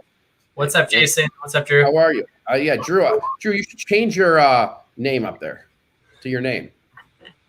All right. It's so different. Yeah, it's too many things to remember. It's so hard to remember even our own names. And now you have two names for us to remember. I'm just saying. Like, I want to make it easy on Cody. Dyslexic Invest. I'll go by that. Okay. All right. Yeah, okay, fine. Hey, Cody, how are you, man? I'm doing well. Happy Monday. Happy April. How you guys doing? Doing Pretty well. good. Where are you based out of? San Diego, California. It is beautiful outside. I think I'm coming there in like 2.5 weeks. I'm surprising my 11-year-old on a trip to see her friend who just moved there. All right, is your 11-year-old watching this right now? Did you spoil the surprise? No. No, she's not. I don't think, unless she's at my mom's house watching it. Yeah. But, she's not, I don't think she is. Sometimes she is, but if she is, she'll write something. Good. Well, enjoy the trip out. Everything's starting to open up again. It's beautiful out. Good. Lots of good restaurants. You'll be in good hands out here. Yep, absolutely. So tell us about your company, Trust and Well. Yeah, so I've been an entrepreneur for the last decade. I've started 3 companies, 2 venture-backed businesses, and got into estate planning kind of by accident. I got married 3 years ago. Wait, hold on. You can't just skip over all that. You started 3 companies, 2 venture-backed. What was the result of each one of those? First one failed.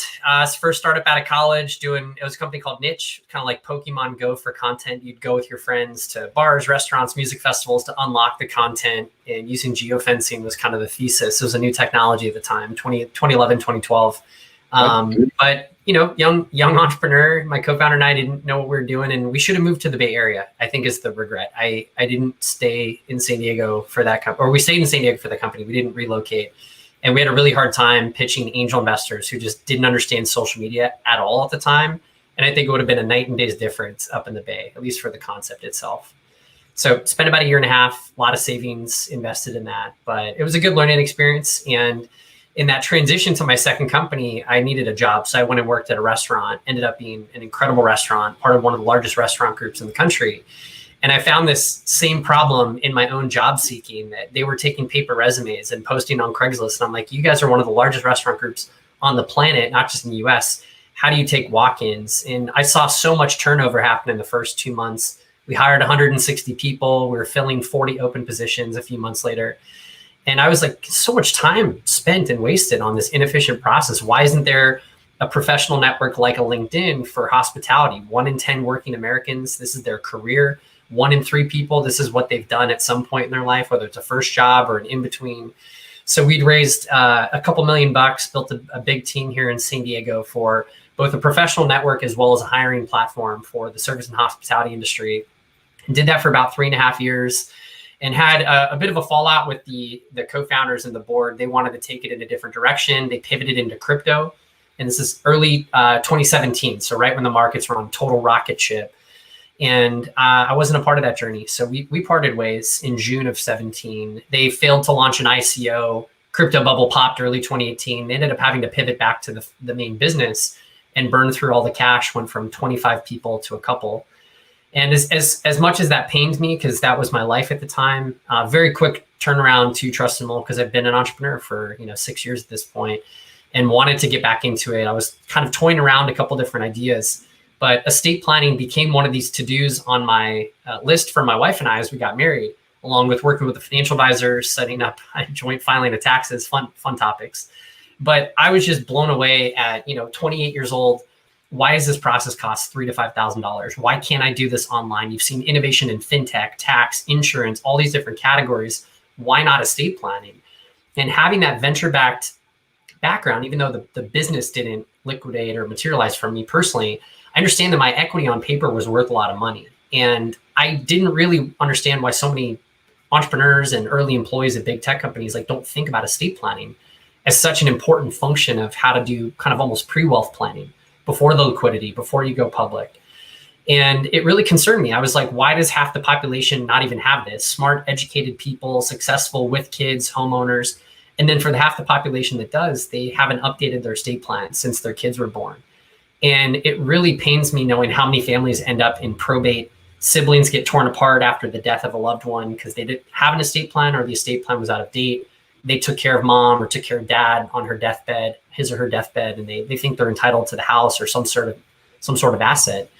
And I was like, there's an education barrier more than anything. So we got to educate people. We got to build a great product at the same quality and scale of a TurboTax and build a brand that resonates with consumers, that educates people, makes this less intimidating, and really welcomes them into an experience that's not that pleasant, but could be. And that's what we built the Trust Them All. So I have a lot more that we've done in the 3 years since then. But it was about a 2-month transition between a really bad outcome at my last company to starting Trust Them All. And I couldn't be more proud of where we've been the last 3.5 years. And did you raise money for this one? Yeah, we've raised $23 million in venture capital to date. We have over Drew, why don't you put the link there? TrustTheMall.com. Yeah, I'll get it out. Yeah, appreciate it. Yeah, TrustTheMall.com. Yeah, we've helped 200,000 families in the last 3 years. We got 40 people on the team. A lot of us are married with kids of our own. And more than anything, we wanted to give families like our own the same access to creating a best-in-class estate plan, but at a price point that's affordable. So we've raised a lot of capital. We have 40 plus on the team. We also have a product for financial advisors. We have thousands of financial advisors that are recommending their clients coming to Trust Them All and having a great experience and giving the advisor visibility into their client's estate plan for the first time. So we've managed to do some pretty cool stuff over the years. We've built an incredible culture. We have a 5-star customer experience that's an industry best. And we've had some company milestones that we can truly own, which includes the first electronic will, e-wills, in U.S. history in several states, and an entirely digital execution, signature, notary, witnesses, and more. So it's been a fun journey. We work with a lot of incredible companies, but we're only just getting started, knowing that there's tens of millions of families that we still have to impact. Got it. I wanted to give you a full screen. So how many people work at the company right now? 40. Okay. Is it most of it spent on business development? It's a little bit of everything. I mean, we've matured a lot in our process over the last 3 years. So we have 40 employees, all W-2s across sales, marketing, product engineering, design, legal. We've invested a ton in our technology because this is a regulated product in a regulated industry, right? Every single state, all 50 states have different regulatory requirements. So it took us 2 years to get all of our documents state specific. And then on top of that, we've invested in some history defining milestones like this e-will. We've worked in partnership with other companies to bring that to market, but it's been heavy on marketing spend for us, for sure. Paid acquisition, full kind of omni-channel marketing approach. And now we're starting to see the payoff over the last year in revenue diversification coming from organic channels, coming from our advisor channel, as well as from channel partners. And we work with some big companies like Fifth Third Bank, Charles Schwab, Fidelity, and a handful more. Got it. And so is that what most of your time is spent working on those B2B deals? Yeah, up until a couple months ago, we finally brought on a head of partnerships, but that's kind of your job, right? When you're signing up as CEO and a founder of a company, you're always selling. You got to sell yourself first and foremost to continue to be excited, get up every day, motivated about the opportunity, the vision, the mission, selling your co-founders and your team on the opportunity, giving people that growth. We've had almost full retention since we started the business, even at 40 plus. And then on top of that, just managing an incredible cap table. We have traditional venture investors. We've got folks like Fifth Third Bank, Northwestern Mutual, even AARP on the cap table, managed to go through the Techstars Accelerator, and forever being the ultimate cheerleader to the business. You always have to celebrate your team, your wins, some of the challenges you face. but kind of every hat you could wear at this stage. So what is like you said you have a deal with Fifth Third? They're not or Fidelity. You said you have a deal with Fidelity? Yeah, so we have Fifth Third Bank out of the Midwest. Yeah, do you want to start there? How about Fidelity? Fidelity. So with some of our financial service partners, we're working with them through the advisor capacity. So with a lot of them, they have an internal solution. Fidelity is called the Discount Alliance Program. That's what their advisors can use to help onboard their clients to a variety of products and services. So we have an integration with Fidelity's Discount Alliance that their advisors can introduce their clients to Trust and Well, similar with Charles Schwab as well, and a couple other institutions. Got it. Okay. And so is the game that you need to go raise more money, or is it now execution of getting more people through the platform? Yeah, it's both. I think the obvious right now, like our kind of guiding pillars for the year, revenue diversification. So it's not just heavy reliance on paid acquisition. We have organic acquisition, channel partner acquisition. It's getting our unit economics in that strike zone that we're getting positive return on ad spend and getting to a positive contribution margin. No guarantees, but the hope is that by next year we're profitable on our paid acquisition channels and profitable as a company. And that's the difference. I don't know if it's a San Diego thing, but like we as a company and a team, along with the support of our board, are optimizing for performance and a sustainable business, not chasing that $100 million SoftBank round, chasing a unicorn valuation because it makes the headlines in CNBC or the Wall Street Journal. For us, it's about impacting as many families as we can. And to answer your second question on fundraise, we'll probably have to do one more growth round of capital. Our Series C, we've raised through a Series B, 23 million to date. And it's really allowing that next growth round of capital to get us not just to profitability, but also to ballpark a 50 million run rate at some point in the next couple of years as at least the minimum benchmark to go public. And I heard you talking about SPACs right before we joined on, but I'm more intrigued by the direct listing model and how the proposed changes to direct listing allow that to function as a fundraising mechanism. And that's what you saw. Coinbase is probably the biggest direct listing we'll see this year. Next week, I think the 14th is when they're going to go their direct listing. Yeah, I've seen more of these direct listings. So I guess you have, is this your third now venture-backed startup, man? Third startup, but second venture-backed. And I've learned a lot. And it's been, I mentor so many entrepreneurs, whether it's through the Techstars network, through locally here in San Diego, or just coming into my network on LinkedIn or Twitter. But it's still a lot to learn, that's for sure. But, at 31, I've gone through more than most have. Right. So what would be one thing you would share that is like something that you would do different regarding the venture investing if you had to do it over again? Yeah. So a piece of advice I always encourage entrepreneurs to think through, if you don't have to raise venture capital, you don't have to raise any outside capital. And there's hundreds of startups that have exited for $100 million or $1 billion without that outside capital. We've decided to go this path to accelerate that timeline. And the thing that we forget as entrepreneurs, if you're going to give up equity on your cap table, is that we are still giving the investor the opportunity. It's not the other way around. Just because somebody's rich, just because it's a tier 1 venture fund, it doesn't have to mean that it's the right investor for you or your business. Because you're not just giving up equity, you're giving up board seats potentially if it's a substantial investment. And you're effectively giving up control in the company. So as we've gone down this path with Trust and Well, I think the big thing I want entrepreneurs to really think through is you want to control as much of your destiny as you can. And who you raise from oftentimes matter more than how much you raise from an investor. And that's something that it's taken a long time to learn that. But I always try and encourage entrepreneurs, like, who do you want on your cap table? Like, who could you call or text at midnight that you need help with something, or you have an actual ask for help on your monthly updates that you're sending out, and they'll follow through and deliver. And I found that the investors that aren't, this is not a knock at the tier 1 venture funds, they're amazing. But investors that are at smaller funds or corporate venture funds that we have on the cap table as well have been so helpful in our journey in making introductions to new hires, new partnerships, and new opportunities that I've been really proud of who we've brought onto the cap table. And that's why I always encourage founders to think of it as well. Yep, absolutely. I mean, we are venture funded. 2010 we started, but 2016 is when we really started going. I never restructured the cap table, and I had the opportunity to 3 years ago because I just wanted to focus on execution. Yeah.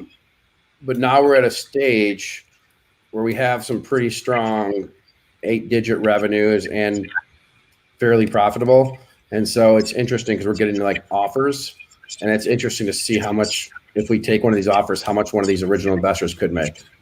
Yeah. I mean, it's got to feel great, right? Like that's the ultimate objective. You have shareholders, which ranges from your investors to your employees at the company. And if you've been a private company for a long time, people are fully vested. You want to be able to provide some liquidity. And that's where, the secondary markets have really heated up. That's what Carta, as a cap table management platform, they actually offer. They have their own secondary offering called Carta X, which is really interesting. But more than anything, how do you continue to incentivize and motivate your team to be with you 5, 10, 15 years on this journey, as much as your earliest investors as well? Well, one of the things I did was, and for venture-backed startups, I don't advise it, but we put decent bonuses in place. If we hit certain numbers, like we had people getting some crazy number bonuses last year, like $50,000, $100,000 bonuses, even more. It was great, So I'm with you. I'm with you. And what you're doing solves a problem. I just did a trust and will. I mean, it is so much paperwork. Are you able to do this through like DocuSign? So we work with, on the states that allow for digital execution, we work with Notarize. They've raised a couple $100 million. They're based out of Boston. And effectively, you do a video call with the notary. You're showing a valid form of government ID. They're doing some really cool identity verification on the back end. You don't even notice this. And then to execute, you do a digital signature. They do the digital notary stamp. That session is recorded as a video and then stored in the cloud along with the documents. So that's like the obvious, right? Like it's like a DocuSign-like experience with video being a function of it. And it's so crazy that it's 2021. We're over a year into a global pandemic, and we still have this antiquated industry that requires in-person offline notary. You have to go to a UPS store or a postal store or your bank, or if you're comfortable, you have a mobile notary come to your home. It's stupid. Every other industry is caught up to the 21st century. Why is trust and estates taking so long? When at the end of the day, all we're trying to, at least trust them all, like all we're trying to do is to help the everyday family. And you see these, trust and estate attorneys for the ultra high net worth, 10, 25 million, $50 million plus estates. I don't think those clients want to go to an office to sign and notarize their documents. They should be just as much incentivized to do it securely, transparently, and digitally as well. So it'll catch up soon. Yeah. I mean, but that's the issue. So I just know how many papers we had to fill out. And then the other part is, do you have to hire a bunch of full-time attorneys?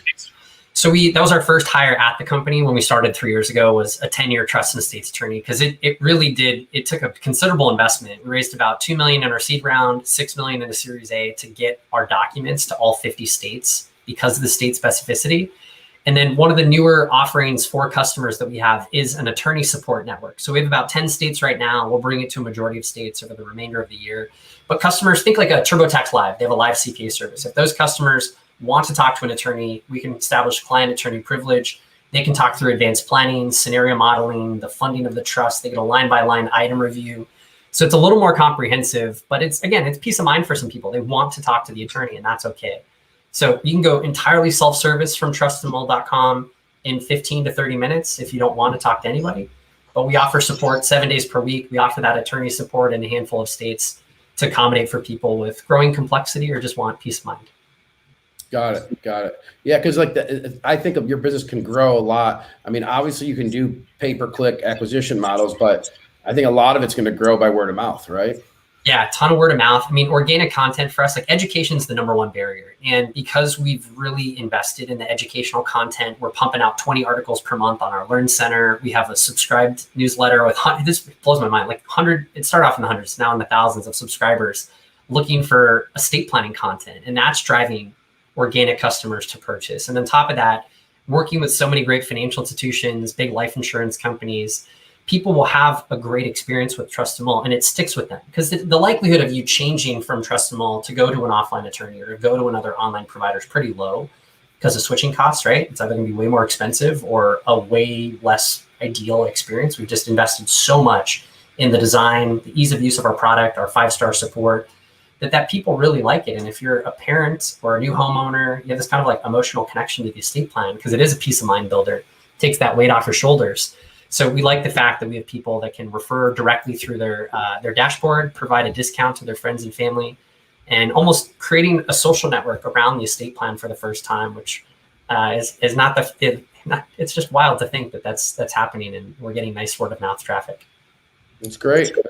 I mean, it's a antiquated process to do this, and you're bringing efficiency to it. And if you execute, it's going to be a huge company. I mean, it's in your hands right now, right?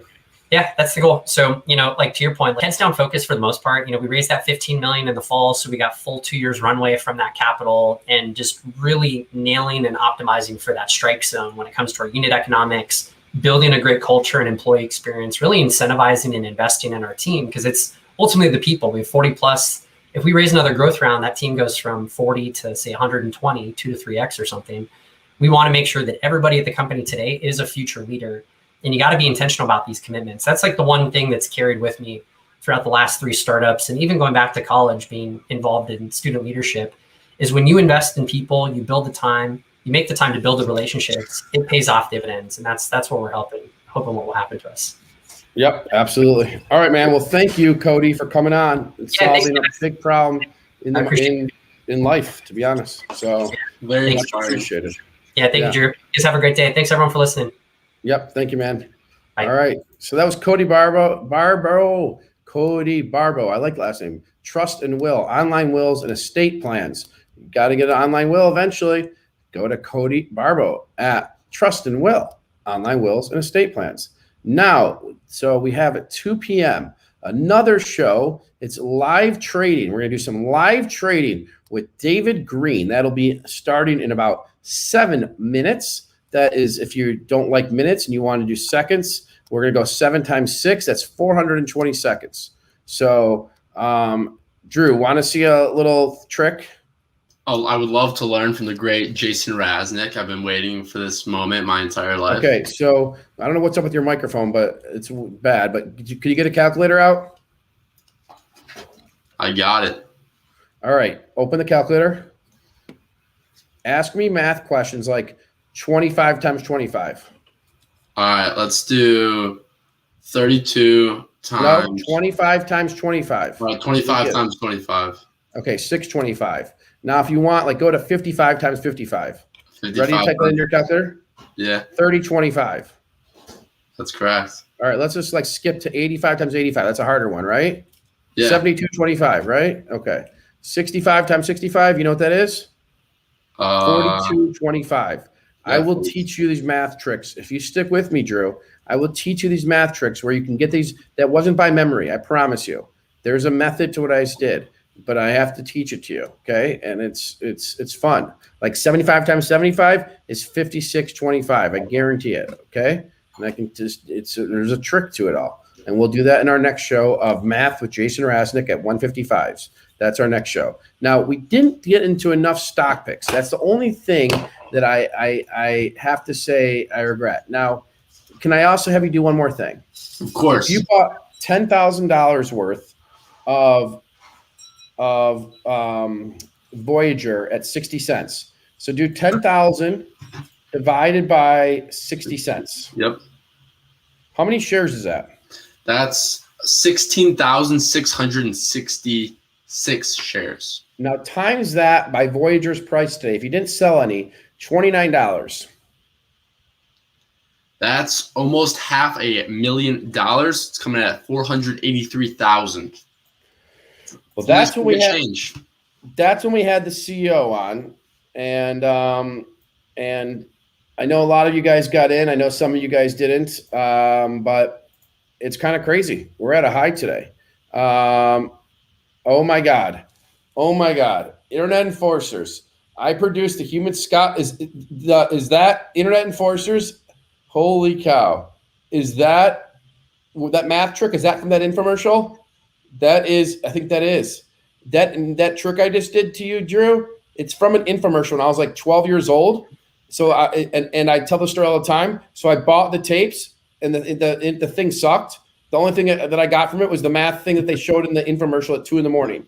Okay. And I tell the story, and now Internet Enforcers, uninitiated, just wrote that thing there. I literally just told this story about this math trick, and he just wrote that. I don't think it was him. I think it was another guy, the human Kevin Trudeau, but I could be wrong. It may have been this guy. That's what it probably was. So I do want to show a couple quick trades from this more like ASO up 95%. So I can't wait to see what Internet Enforcers say. Oh, we made you some serious money. Good. Internet Enforcers wrote that book. Dude, I tell this story about that math trick all the time, Internet Enforcers. We have to talk now. That is the smallest world ever. I'm like so shocked. I'm so shocked about this story. Okay, wow. I want to share my screen real quick. I got 3 minutes. I'm going to share my E-Trade account. If you're an E-Trade user or not, send an email to E-Trade that you would like Benzinga news on it. If you send that email to them, send me a screenshot at powerhour@benzinga.com with your name and town and your address and your, shirt size, and we'll send you T-shirts or track jackets. Just give us that info, but send an email or thing. Say we want Benzinga news because it's the best on E-Trade. Send that to powerhour@benzinga.com, and we'll send you gear. Really nice swag, very nice swag. We just got it in stock, and I'm going to share my screen, Drew, real quick. I know it's too small, so hold on. This is my fun E-Trade account, but all right, here we go. Okay, so we got to go to cost share. Where does it say? It just shows percent. Okay, ASO. This is this sports retailer. Yeah, he did the memory show. Oh my God, this is so funny. This is so funny. He did the sphere. What a small world. I can't wait to talk to him. Okay, so ASO is taken off today on some of these options. API, you guys still see I own it. But now we're going to go to percentage of portfolio. So we're going to change this. They don't have Benzinga news on here. So if you send to E-Trade that you want Benzinga news, send us a screenshot. We'll send you swag.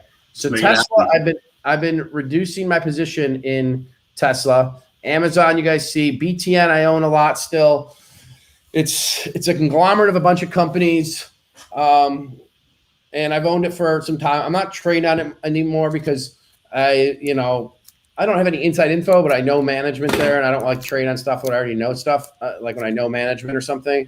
So I'm not trading this one. The only thing I would do is on BTN, if it maybe got up 30%, I would maybe take some shares off. That's the only thing I would do on that. TAST, hang in there. Upwork, you guys know the drill. Leslie Pool Supplies is up 10%. I think this will be up 25% in 2 months. That's what I will put more position, a bigger position in. Voyager, I own a lot more than what you see here. I have another account. Voyager is my biggest position as of now because I bought it at 60 cents or 30 cents actually, and it's at $30. So it's my biggest position by far. Wow. And that's it. But I know we have another young investors here. Hey, young investor, I got a surprise for you. I got a domain for you. Younginvestor.net. I think I have. I got to double check, but I think I do. And Save is up 51%. It's another one I like. And I love Save and I love STKS. We're up 40%. Remember, when I give stock picks, guys, I have to get off in 1 minute. I give you my probabilities. Like, I do my probabilities. Like my STKS, my SAVE were high probability, high conviction trades. And then I tell you guys to go in. And my Upwork was one of those two. And GAN was for a while, but then I sold a lot of it. And HOFV up 28%. So that's the story. We do have a good show coming up, or maybe it already started on another channel because I see him talking, but no. All right, so I need to transfer it over Drew. So again, E-Trade guys, if you're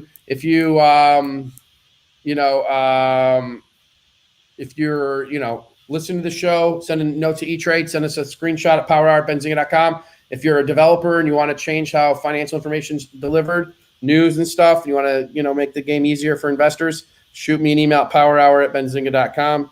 We love you. We appreciate you. And then we have another show coming on. So I'm going to hit the button and here we go.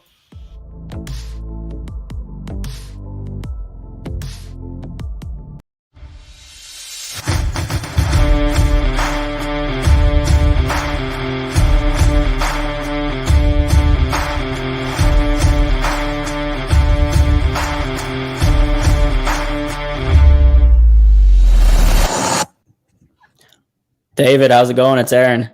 What up, Aaron? How are you? That was great. That was great information.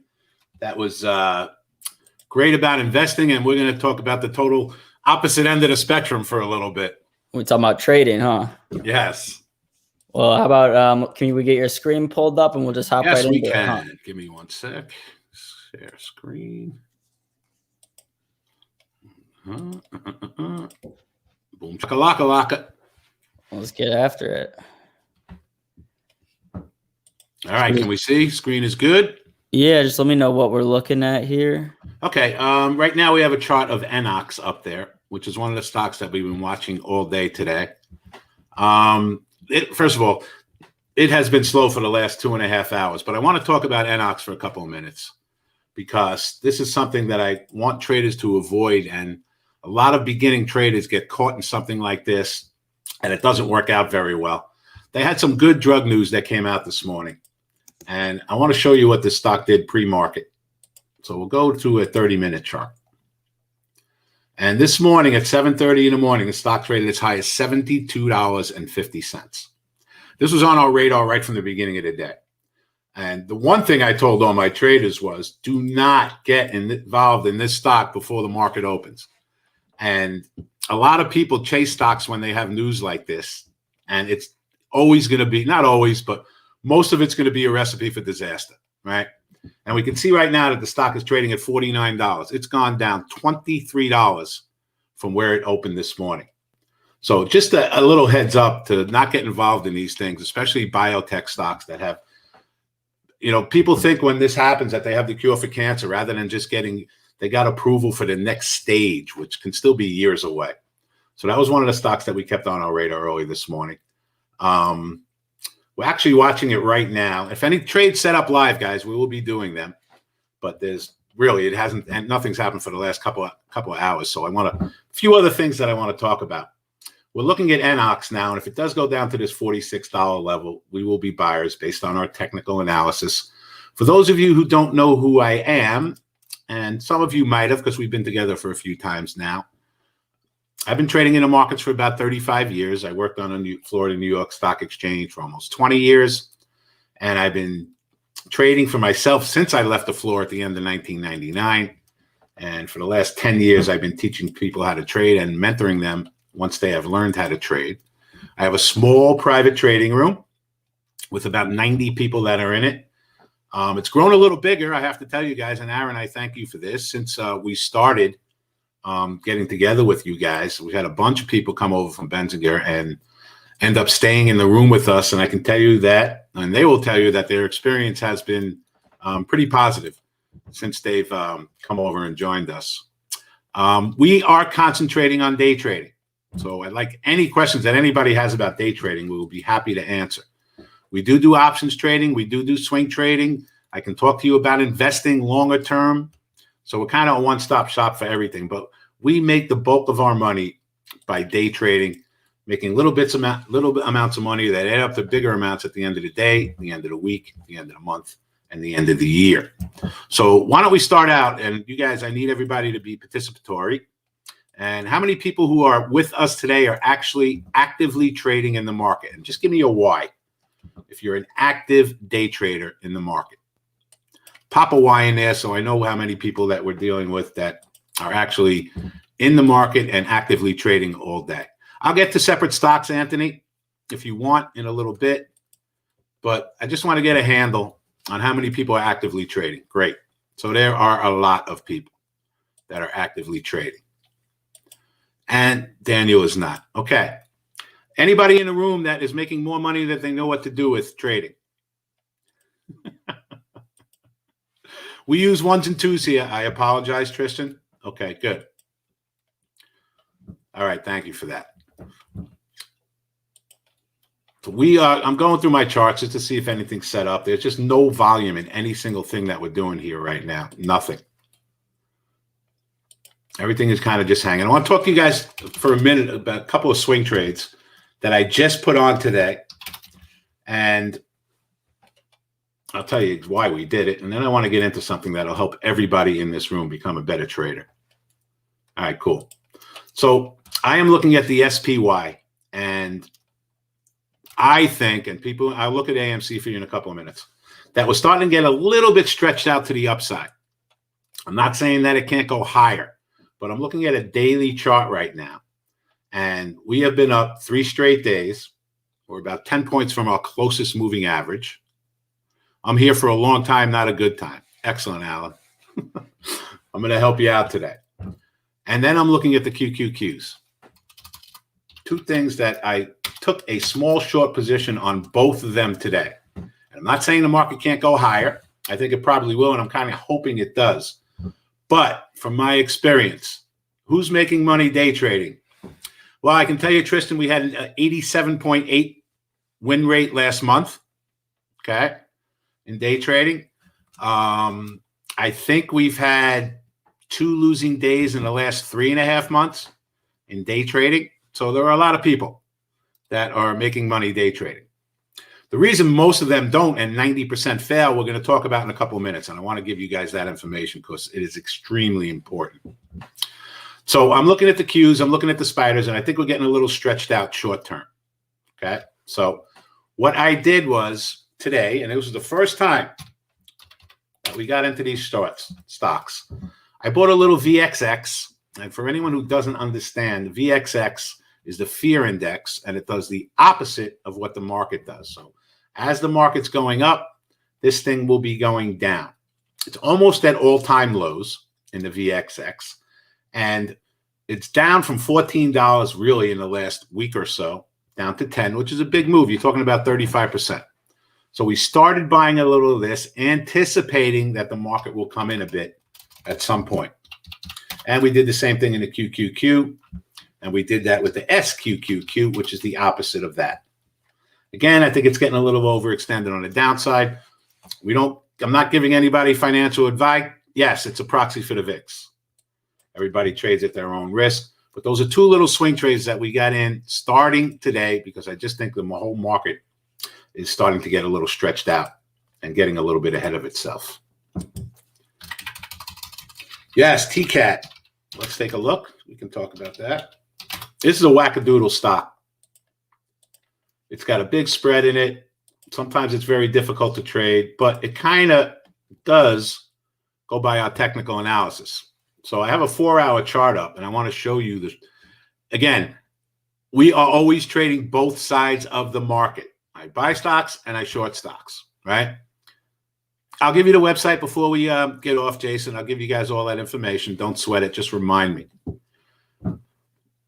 Bull runs never end. That's right. The market only goes up until it doesn't. So TCAT, we were watching this morning, and if you look, we have a little pivot point up here, this red dot, okay? And when a stock is going up this far, this fast, I'm looking for resistance because I want to make a short trade in the stock. And if you look what happened when this stock hit our pivot point at 44.80, I don't think it went above it by more than like 50 cents, and the stock from there went down $6. So one thing that you have to do when you're day trading is learn how to do both sides of a trade.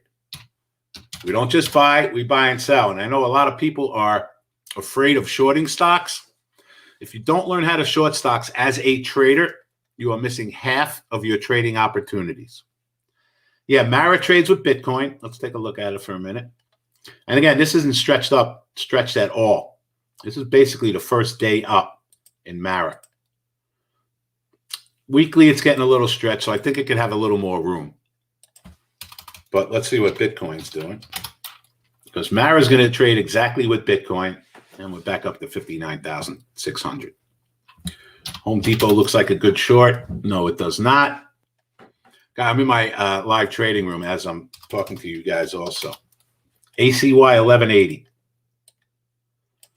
All right, ACY was another hot one today, and we had a couple of good trades in this one today. I can actually show you what we did early this morning in this one when it pulled back to a trend line. There was somewhere in this range early. This was about 11 o'clock, and the stock pulled down to like $13.90. And we got into trade, and from there it went right up to $2 to $15.90. And this was totally based. Yes, I will answer that, guys. I'm seeing all the questions. Yes. So we were able to get into this stock right around $13.90, and the stock went up $2 from there. So now we're looking at the stock. It's starting to come in a little bit. The next real support I have in this, yeah, Chris, charts are where it's at if you're going to be day trading. The next real support I have in ACY is around 1140, which is down $1.80 from here. If this stock were to spike down $1.80, that would be a great spot to buy it, and we could probably be a little aggressive down there. So while we're not paying attention, I'm just going to put an order out in ACY at 1140. And we'll get to individual stocks a little bit later on. So this is my real trading account with Interactive Brokers. And I have $27,700 in the account. Today we're up $251. I think we had 3 or 4 trades today. We made money on all 3. 1180 is the 2 hour. All right, we'll wait on that. Yes, Jason. Yes. In order to be an active day trader, you need a minimum of $25,000 in an account, or you can open up a proprietary trading account where you only need $5,000 in, but you got to take a couple of tests. Yes, Apple was a stock we were watching today, and I want to show you this, okay? Because this is a stock that triggered a spot to get in long for a bunch of people in the room today. Just so everybody knows, I trade the market very small. I deal with a lot of beginning traders, and I'm going to be trading 100 shares, 50 shares, 200 shares to make it realistic for people who don't have a lot of experience doing this. But I have people in my room when I'm doing 100 shares that are doing 2,000, 3,000, 5,000 shares. About half the people in my room are doing this for a living. I have several people in my room that are 7-figure traders, day trading. They have big accounts, so they're doing larger amount of shares. All right, so I want to show you Apple on a daily chart, guys and girls, because we got a trigger in this earlier in the day. And we had a daily resistance level right around 125. And if I go to the weekly chart, we had a weekly resistance level right around 125. So what this told us is that if Apple can clear the 125 level, it's got a lot of room to the upside. And if I go to the weekly chart, obviously it made an all-time high back here of $145. But this was the trigger today, and a bunch of people in the room are long at $125. And again, it's a trade, so we're already taking profits up $1 in the account. But all based on technical analysis was the reason that we got into it, because it got to above a big daily and a weekly levels. Yes, you can trade on cash with Wellboot or Robinhood, but it's very difficult to day trade if you only have a little bit amount of cash in your account. Example, okay? If you wanted to buy 100 shares of Apple, where we did at $125, that's $12,500 to just buy 100 shares of stock. So it's very difficult. Most people who have Wellbull or Robinhood, you're probably trading options. It's really the only thing that you can do, or you're doing fractional shares, right? Or you're doing fractional shares of other stocks. Basically, to be an active day trader, there's 2 ways you can go: to prop account or to retail account. Those are the 2 ways that you can go as far as that's concerned. How many people out there are trading without using technical analysis? It is almost pointless, you know, if you're going to be an active day trader. It is.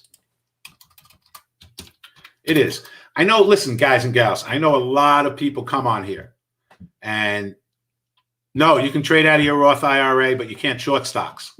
And I know I'm going back and forth with all the questions here. I'm going to give you guys my email.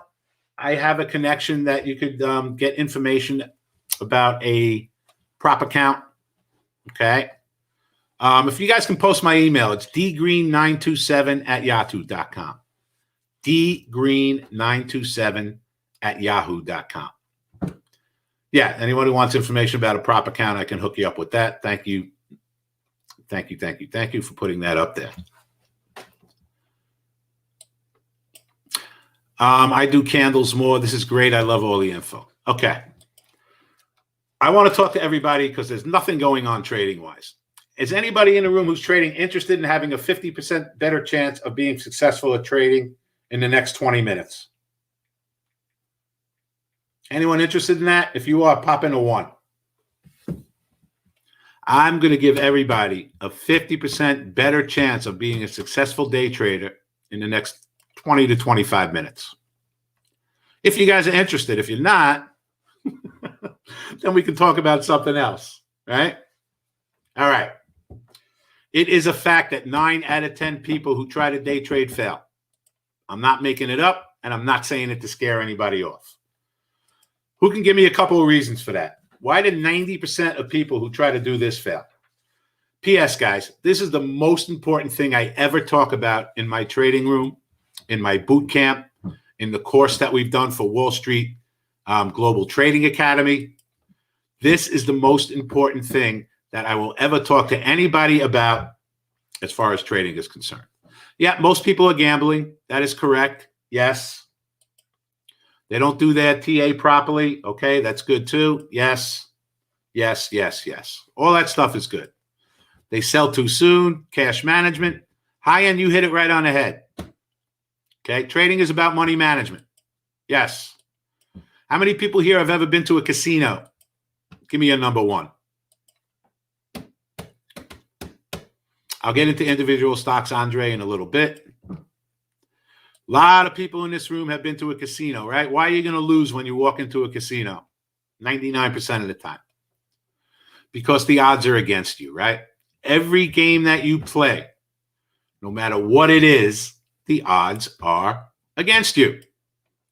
Well, as a day trader and using our technical analysis and money management skills, we do not get into a trade until the odds are in our favor of that trade working. And how do we do that? By using the proper technical analysis. That's how you put your odds in your favor of your trades working. Every single time I get into a trade, I say to myself, this is going to be a good trade. Is it? Of course not. Of course not. It's not. But that's why we have stop orders, which is going to be the first thing that we talk about. But by being patient and by being disciplined, you can put the odds in your favor of your trades working and using your technical analysis. How many people in the room have ever had one trade or two trades that they've really got hurt on? One or two trades that they can go back and point to and say, gosh, that one really crushed my account. Besides me. And I have to tell everybody in this room, I made all these mistakes. Most of the people in my room have made all these mistakes at one point or another. But most of us can probably point to one or two trades that, we lost way too much more money than we should have, right? And how did that happen? There's only one way that can happen. One way. One way that can happen. Can anyone tell me? The only way you can ever lose a lot of money on a trade is if you keep buying it and don't have a stop order. That's it. That's the only way you can ever lose a lot of money on a trade. As a day trader, number one money management rule, have a stop order on every single trade that you do. Every trade. When I get into a trade, right, I'm looking at Apple right now, okay? So Apple is sitting on a little support level, all right? I'm going to buy a little Apple just to show you guys how I would do a stop order. And just for... All right. I just bought 10 shares of Apple. I am long 10 shares of Apple. It's sitting on the little trend line, 125.88. I think we get a bounce from here, right? Okay. The first thing I am going to do in Apple, I'll show you guys how to do it. I'm long 10 shares. The first thing I'm doing on every single trade that I do is I'm worrying about how much money I'm going to lose. So I will risk 30 cents on this trade. I'm long at 125.89. I will put in a stop order at 125.59. I hit sell. There's my stop order, and that's it. I can now not lose more than 30 cents on that trade. Stop order is going to depend on the price of the stock, and we get more into that as we teach more, okay? But every single time you do a day trade, you must put in a stop order to limit your loss.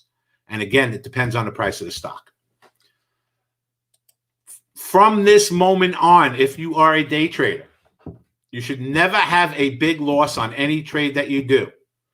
Okay, so have a stop order on every trade that we do. Do not change that stop order unless you start making a profit and you raise it up. So what I mean by that is, if Apple got 30, 40 cents in the money to like 126.10, 126.20, and I'm making 30 cents, I'll bring my stop order up to the original price that I bought it, And now I cannot lose any money on that trade. We will never, ever turn a winning trade into a losing trade. And we will never turn a winning day into a losing day.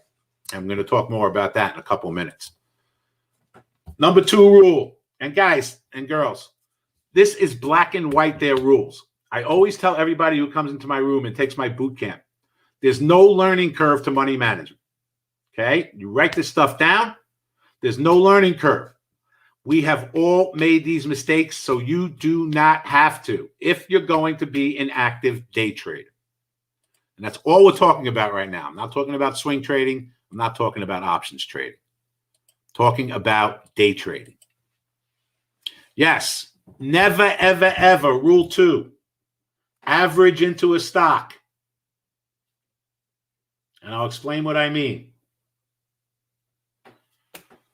The only way we could ever lose, we're going to talk about that too, TD. I'm getting there. I am getting there. The only way you could ever lose a lot of money on a trade is if you buy something and it goes down against you and you buy more, and it goes down against you and you buy more. And what happens to us, everybody, okay? When it gets to the point where you feel like throwing up and you get out of the trade, it's usually the wrong spot to get out of that trade, and it goes right back up, right? That happens inevitably. Every time we're in a horrible trade, we get out of it, and then it turns back up, and it would have ended up being a winning trade. Well, we shouldn't have been in that trade to begin with. So you never, ever, ever average into a day trade. It is a recipe for disaster. And it's the only way you could ever lose a lot of money on a trade. Look, big losses don't come by surprise, right? How many of us have been in a trade where we're praying that it goes up? Again, besides me. How many of us? Give me some ones. How many of us are getting in a trade and we hope that it goes up? Right? Hope is not a strategy. It's certainly not in trading. And if you're in a trade where you're hoping something's going to happen or you're praying something that's going to happen, you're in a bad trade. Okay? It's the worst feeling in the world. We all have been there. But as a day trader, we cannot afford to take big losses on any trades. I am telling you guys why 9 out of 10 people fail at this. And it has nothing to do with picking the right spots to buy and sell stocks. Okay? Most people with a little technical analysis experience can pick the right spot to buy and sell a stock. The people who don't do well at this have no idea what to do once they get in a trade. We are going to have a plan for every single trade that we do, a profit target and a stop loss. Okay? Krived said, I used to do that until I joined your room. All right, good. Look, we're all human beings, Belinda, right? We're all human beings. And sometimes this gets very emotional, and it's hard for us to take a loss. It's called ego. It's called ego. Nobody wants to be wrong, right? Nobody. But if you can't realize that in trading, and look, I have told people who have come to me that I don't think this is for you. I don't think it's for you. You've shown over the course of a period of time that you keep going back and making the same mistakes over and over and over again, and I don't want you throwing good money after bad. This is hard enough to do when you know what you're doing, right? Well, Mac, I will never get into a trade until my lines and dots tell me to get into a trade, to put it in simplest terms, okay? So never, ever, ever, ever, ever, ever, ever average into a stock. It is a recipe for disaster. A recipe for disaster, okay? Next rule. We are going to have some days. David, I got your email. I will get back to you. We're going to have some days where nothing works. And our technical analysis, for whatever reason, don't work. And it's just a bad day, right? Bad day. Listen, the one thing, blind trader, is I'm never going to bullshit anybody about this. Ever. I know how hard this is to do. I am not looking to just take money for people and then put them on their merry way. I am in my room 5.5 hours every single day with all of my traders, for better or for worse. You see every single trade I do. Everyone in the room shares ideas and posts trades that I'll go do also. But this is a hard thing to do, right? The worst thing you can do is follow people who tell you that they make money every single day and how easy it is to trade, because we all know that it's not. It's just not. There can be some days where things are just not working for us, okay? Tradezilla, a couple of things that we'll get to. Greenroom-live.com is my private trading room. I'm going to offer everybody here a 5-day free trial in that if they want. Everybody can come in and hang out with me for 5 days, okay? And also, Wall Street Global Trading Academy is where you can go buy our course, and that comes with continued mentorship. Wall Street Global Trading Academy. The course comes with continued mentorship. Go there, check it out. It's $499. Every Thursday night we get together, and we continue mentoring you with that course. My room is greenroom-live.com. Greenroom-live.com. Anyone who wants can come in and get a 5-day free trial at any point that you want. Okay. There are going to be days where things don't work. I have a rule, and everybody in the room has a rule, okay? If we have 3 maximum losing trades in one day, we are done trading for the day. It can happen. I can tell you guys this honestly and telling you the truth. I don't think that has happened to us 3 times in the last 5 months. I don't think it has. I'll say 5 in the last 6 months where we've had those 3 losing trades and we had to shut down for the day. It doesn't happen very often. But when you open up a trading account, okay, they will let you lose all that money in your trading account. They don't care. They'll let you keep trading until it's gone. So something has to stop us from going through all of our money. And if we're having a bad day, we're having a bad day.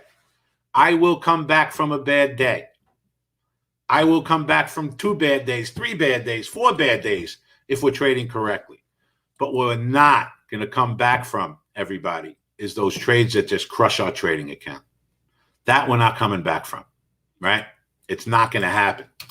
And what happens when you do that is that you get such a bad taste in your mouth that you just stop trading and you give up and you say, I can't do this, right? So I don't want anyone to ever be in that position, and you don't have to be anymore from this moment on. All right, last money management rule that I want to talk about,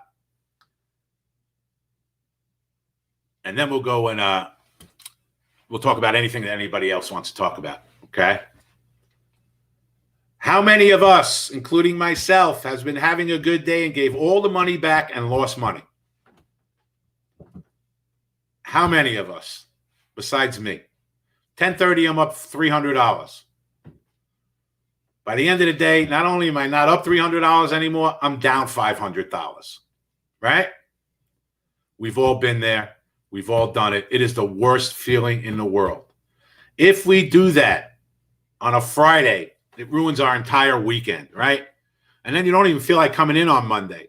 Or if you do, you're going to come in and you're going to start doing things that you should not be doing just to get that money back, right? So, Gavin, you're down 50% since January. All right, Gavin, here's my advice. Number 1, stop trading, okay? Stop trading until you get a little knowledge under your belt. Because the worst thing you can do if you're losing a lot of money is to keep trading and chasing, right? Because that's what happens once you start losing a little money. You start chasing, and you start doing things even worse than you did before. And you start using bigger size to try to get the money back, right? Can't do it.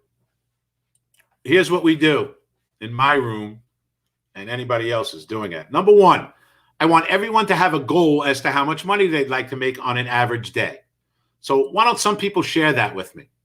Share with me and be realistic. Nobody put up $1 million, okay?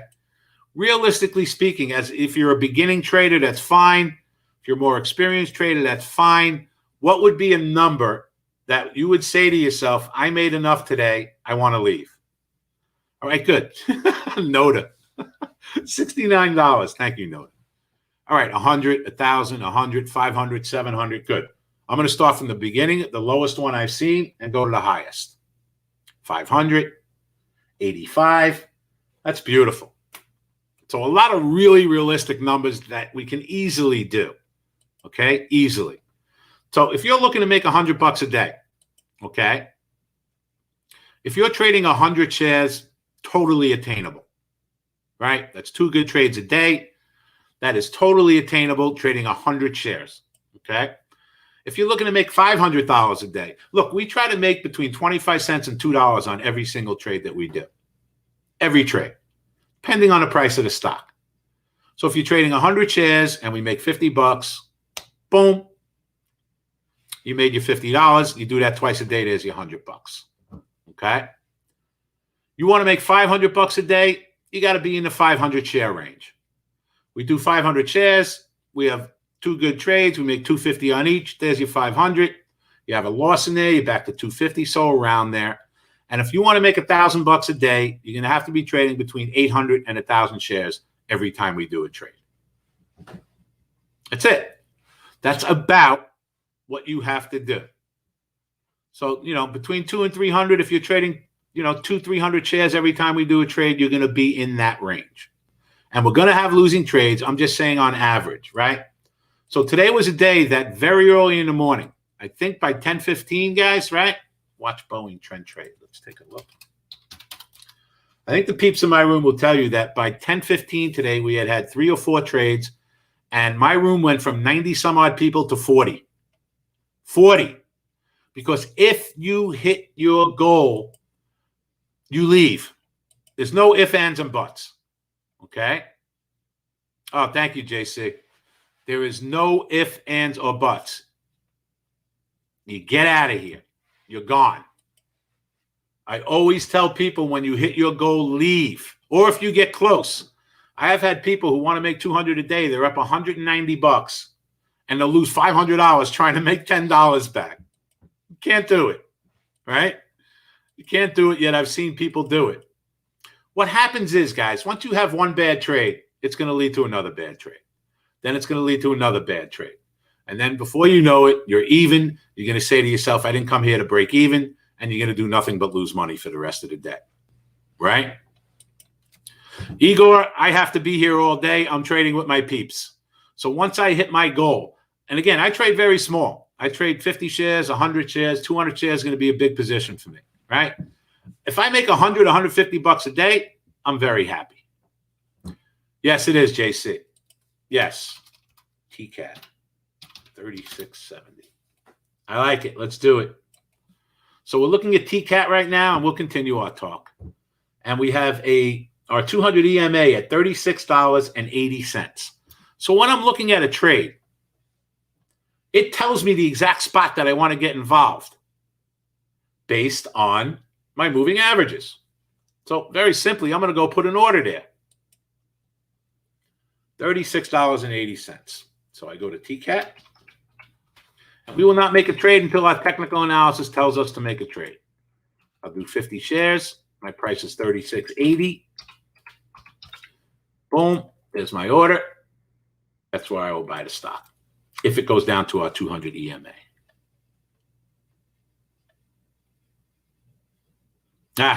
Thank you. I'll get to some individual stocks, okay? Belinda, I was into horse racing for a long, long time. I owned a lot of horses and did nothing but lose money.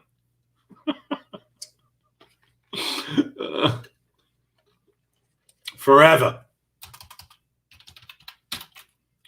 I like to do things that I have control over. And one thing that a lot of people don't understand about day trading is they think they have to be involved all the time, right? No, you don't get involved until the charts tell you to get involved. It's that simple, okay? So here's what I tell people once they've hit their goal. Tesla breaking out.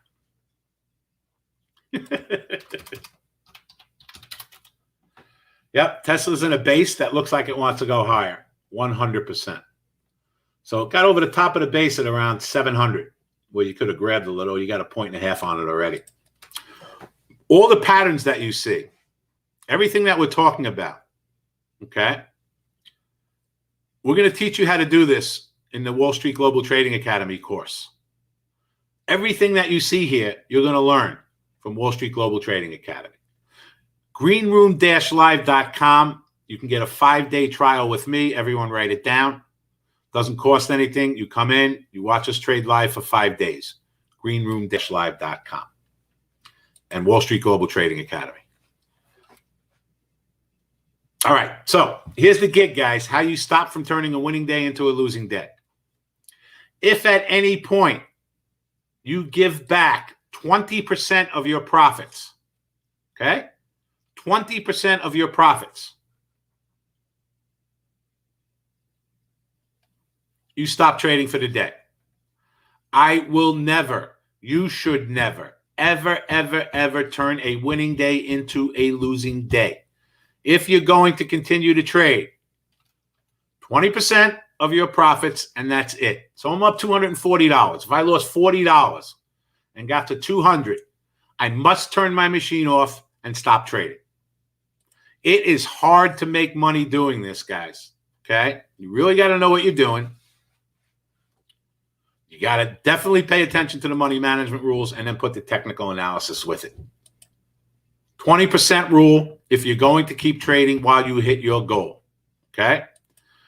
So here's the bottom line, ladies and gents. Number one, have a stop order in every single trade that you do. Number two, never average into a stock. Number three, if we have 3 losing trades in a row, we're done. And number four, never turn a winning day into a losing day. You now have a 50% better chance of being a successful trader than you did 40 minutes ago. I guarantee it. Put that with the technical analysis, and the odds are going to be in our favor whenever we make a trade. Again, it doesn't mean it's always going to work. We have losing trades. But by using money management and technical analysis, that is how you put the odds in your favor of becoming a successful day trade. Okay? If you guys can post greenroom-live.com for me, greenroom-live.com. greenroom-live.com. All right, let's answer questions anybody has about any stocks or anything that you want to talk about, because there are 0 trades setting up right now. Pivot points, it depends on what charting system you're using. Thank you, Mr. Benzinga. And that, guys, anybody who wants can get a 5-day free trial starting tomorrow if you want. So here's what I highly suggest to everybody. I use Thinkorswim for charting. It does not cost anything. Okay? It costs nothing.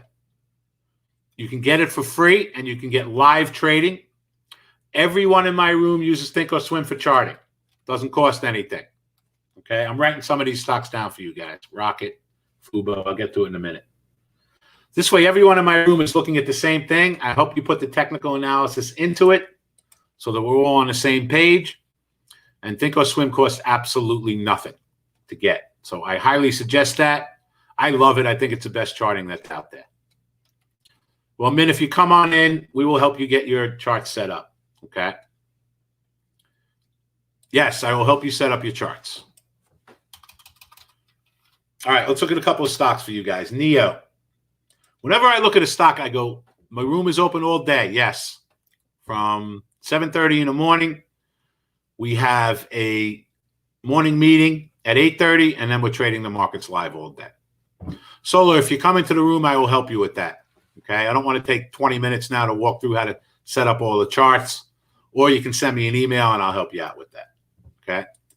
So whenever anyone asks me about any stock, the first thing I do is go right to a daily chart.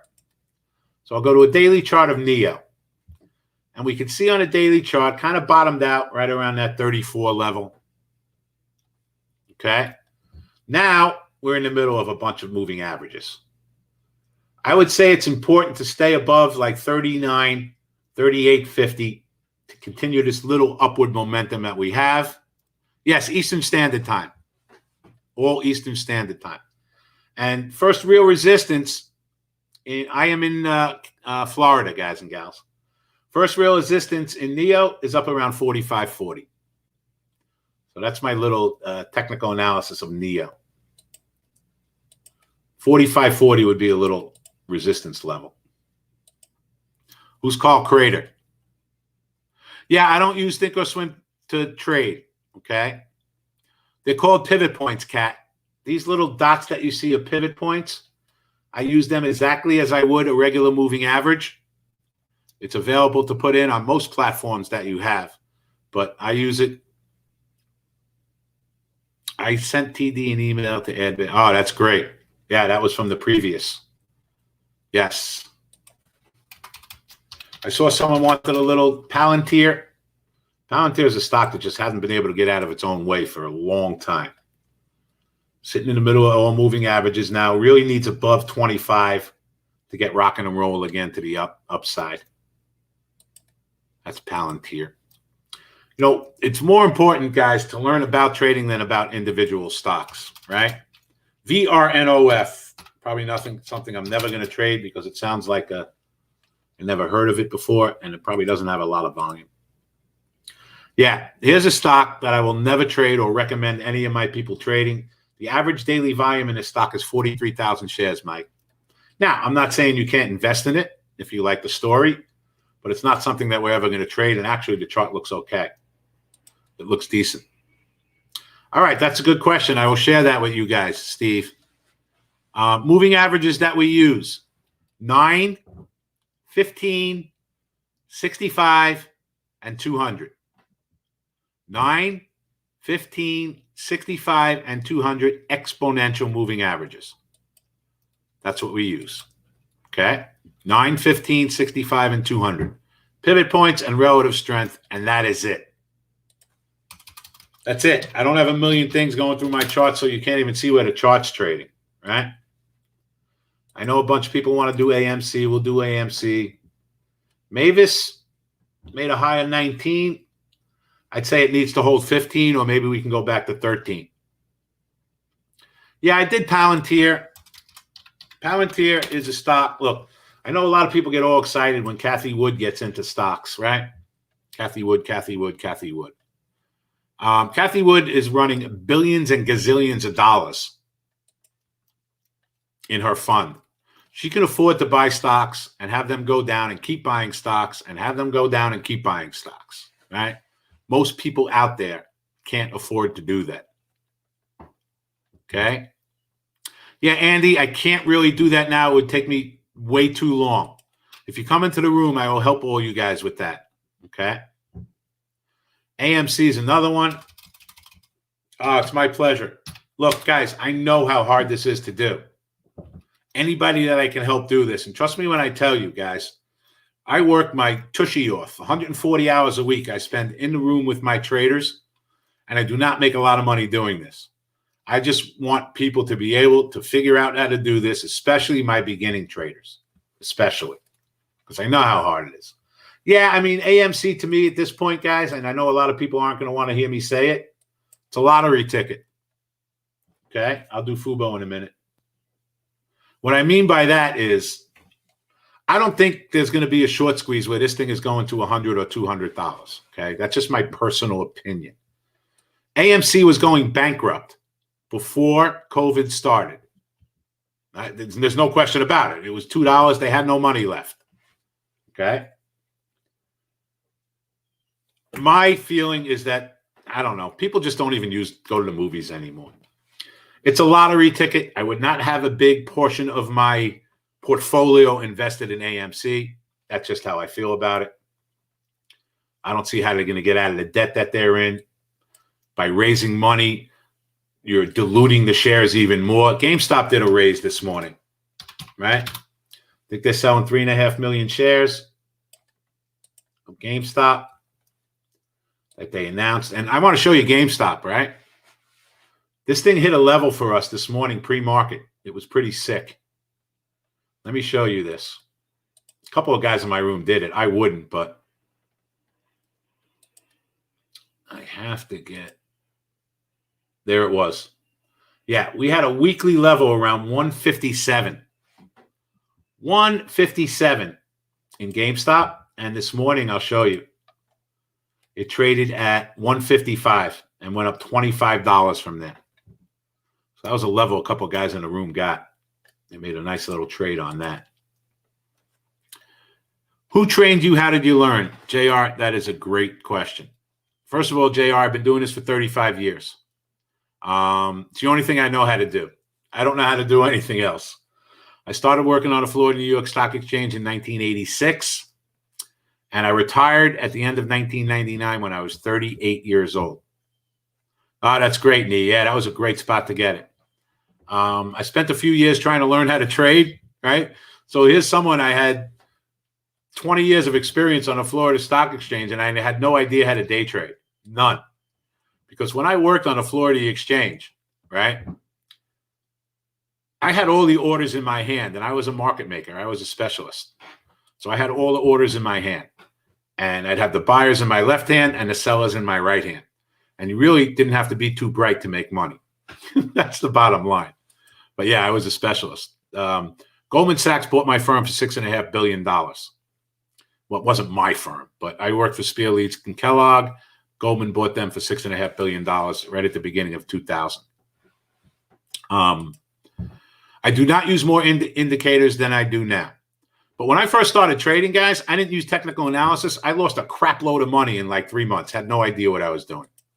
And this is for somebody who traded on the floor for 20 years, right? It took me a long time because I knew I wanted to do this. I can't do anything else. Then I figured out the technical analysis. I got myself disciplined and patient and figured out, the things that we do right now. I'm going to look at Fubo. Now that I'm a member, I can see you guys trade live. JC, if you just purchased the video, you're going to get continued mentorship every Thursday night. What you can do is come into the room for a 5-day free trial if you want that. Okay? But you're going to get me every Thursday night with just the purchase of the video from Wall Street Global Trading Academy. Let's look at Fubo, because Fubo was another high flyer that has certainly come down to earth, right? Weekly chart high of $62.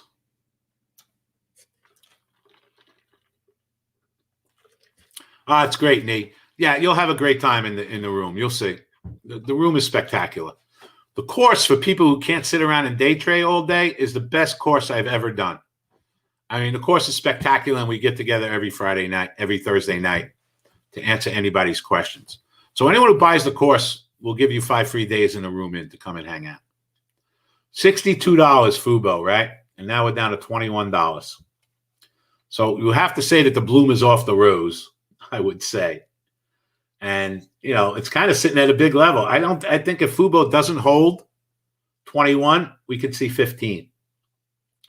Look, these guys don't make money, right? They lost quarter. They lost $2.47 a share. This was just another Wall Street bets, Reddit, hype, stay away nonsense. You know what I'm saying? But I could see $15 if it does pull back. That would be a nice level. Look, the one I really like out of all these is Plantier. I like that long term.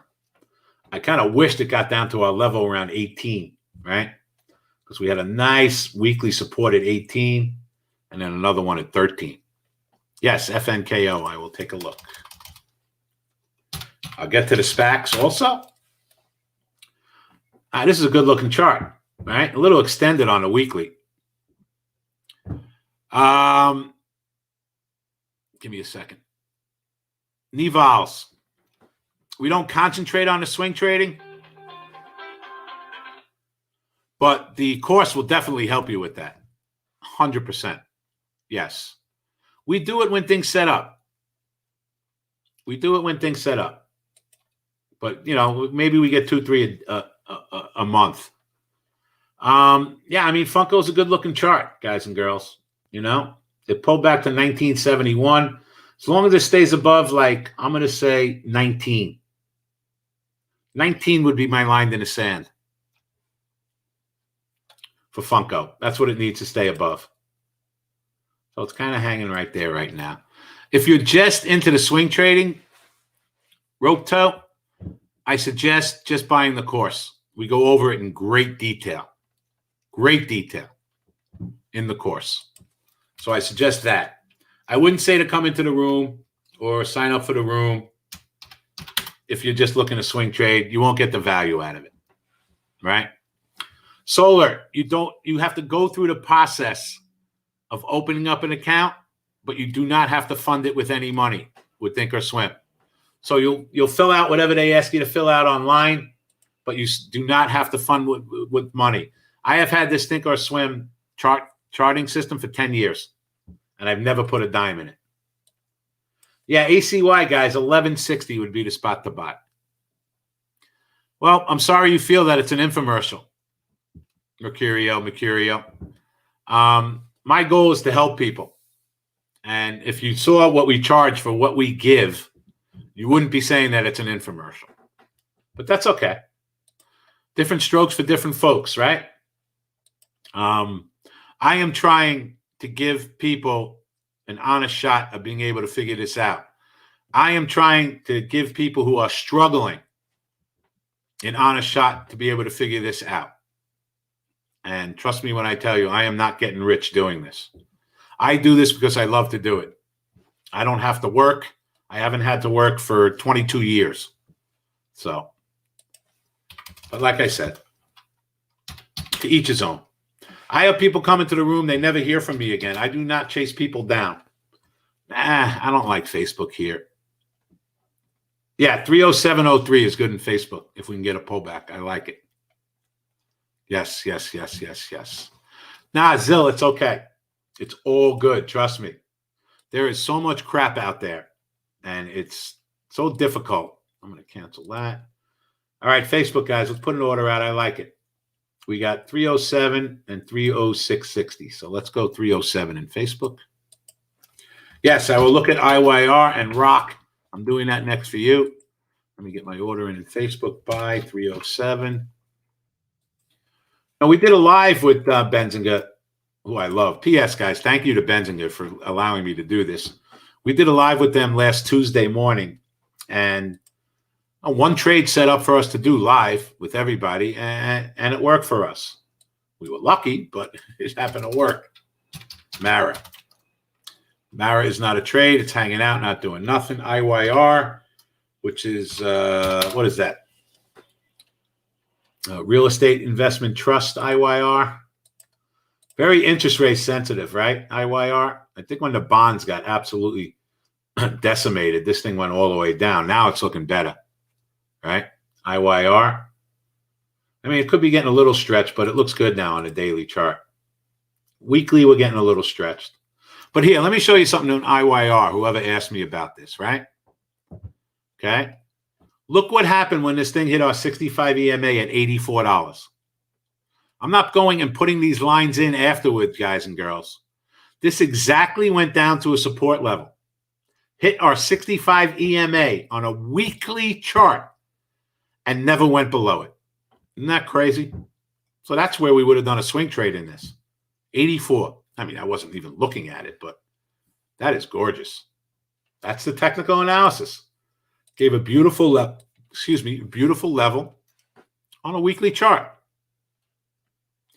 Well, here's the thing, Nivals, okay? I have never advertised my room anywhere. I don't.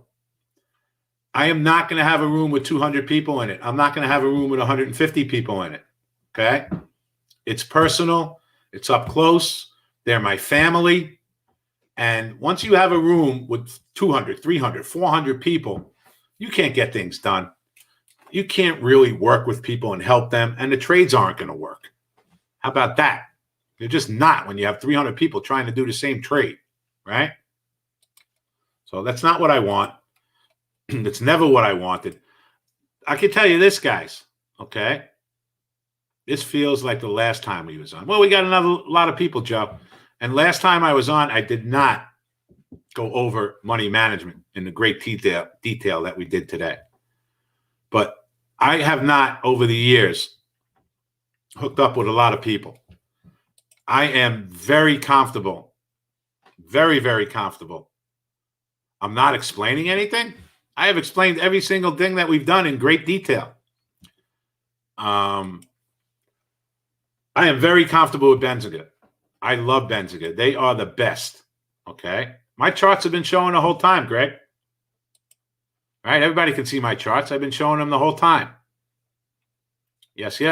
You might not be able to see them. Guys, can everybody else see my charts?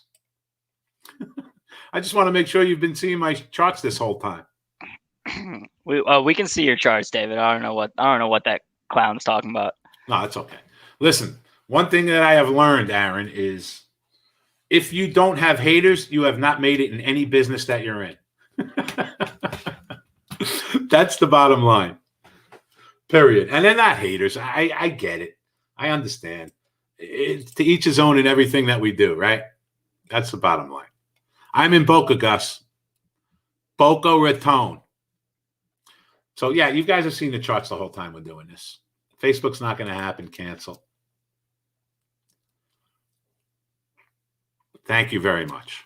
All right. Well, we've been here an hour, Aaron.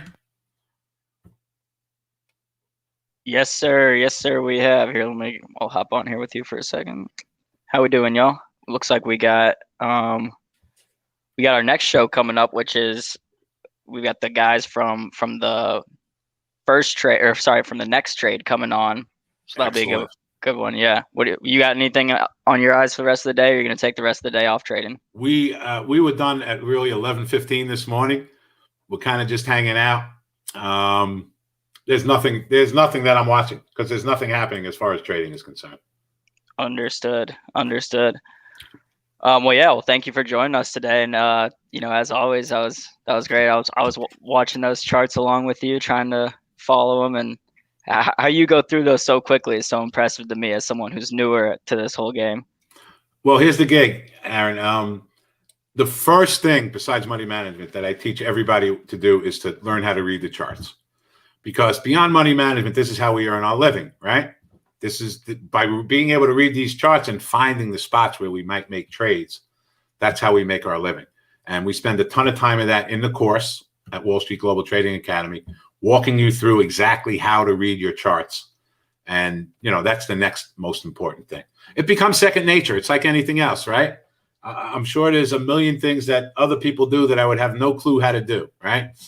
So, I've watched a couple of people on here and they come on and they're talking about long-term investments and Bitcoin and stuff that it's not my bag. And I'm just as lost as you are looking at these charts at the beginning if you've never seen them before. So, well, what's nice at least about the cryptos is you can do basically the same technical analysis on them. That is correct. I'm always, because, we trade Mara and Riot. So I'm always keeping a chart of Bitcoin up just to see what it's doing. Right. And yeah, it trades on technicals too. If you look again, I'm gonna get off in a second. But if you look at Bitcoin, look when we had. I'm not sharing my screen anymore. Give me one second. Okay. I gotta show you this real quick. Okay, here it is. Even with Bitcoin, and it's a $60,000 stock. Look what happened when it pulled back and hit our 15 EMA on a daily chart. It stopped going down. And it started going up. So, yeah, you can use technical analysis for anything. People tell me, Dave, can I trade Forex and can I trade commodities and can I trade? Yes. The answer is yes.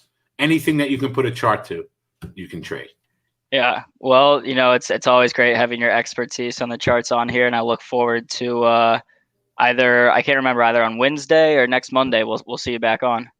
I am here whenever you guys need me, whatever works for you. Awesome. All right, David. We'll enjoy the rest of your afternoon. Thank you. And don't you worry, Effie. We got Terrible Trader, and we don't have Hop coming up today, but we've got some replacements. I'm gonna bring Moses on real quick. Moses, how we doing this afternoon? Hey, how are you, Aaron? Are you ready to come on? Sorry, I didn't want to. Yeah. No, I'm all set. I'm ready to go whenever. That's what I like to hear. I'm always ready to go. What's going on, man? How are you?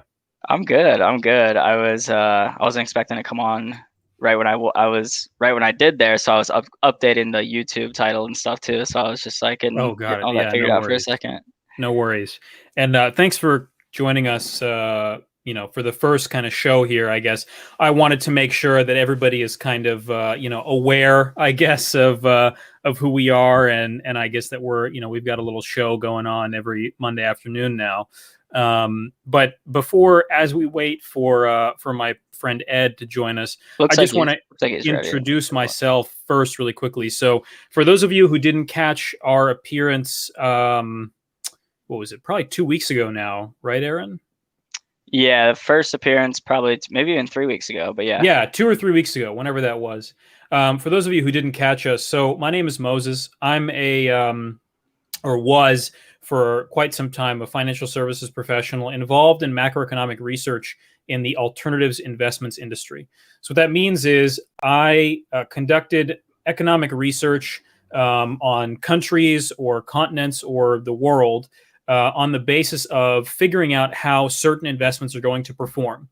And those investments were alternatives. So they're not stocks, but they're real estate, private equity, venture capital, private credit, managed futures, anything that isn't just like vanilla equities, basically. Stuff that really institutions only have access to. And by the way, hedge funds as a whole are grouped into alternative investments as well.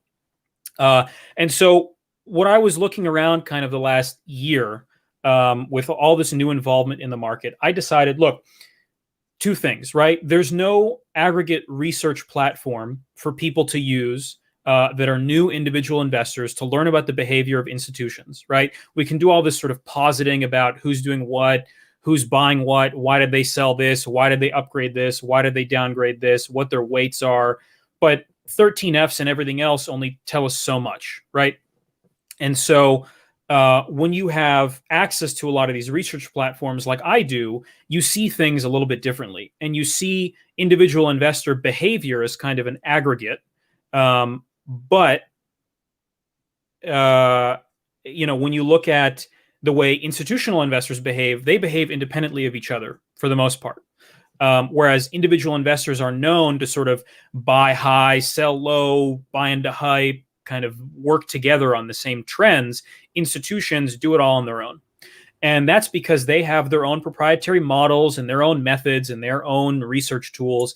And those are things that I still have access to. I pay for access for a lot of them. I've worked around them for a long time. And I basically spent the entirety of my career doing this exact thing. And what I figured was, why don't I, in some way, figure out a way to give people access to some of these things, to make back some of my premium, rather selfishly, for paying for it, right? But just to give people access to these sorts of things in a digestible manner. Research that doesn't require you to read a textbook or have 5 certifications in a CFA and a Kaya like I do to start looking at. And so that's really the basis of the Patreon and the newsletter that I write.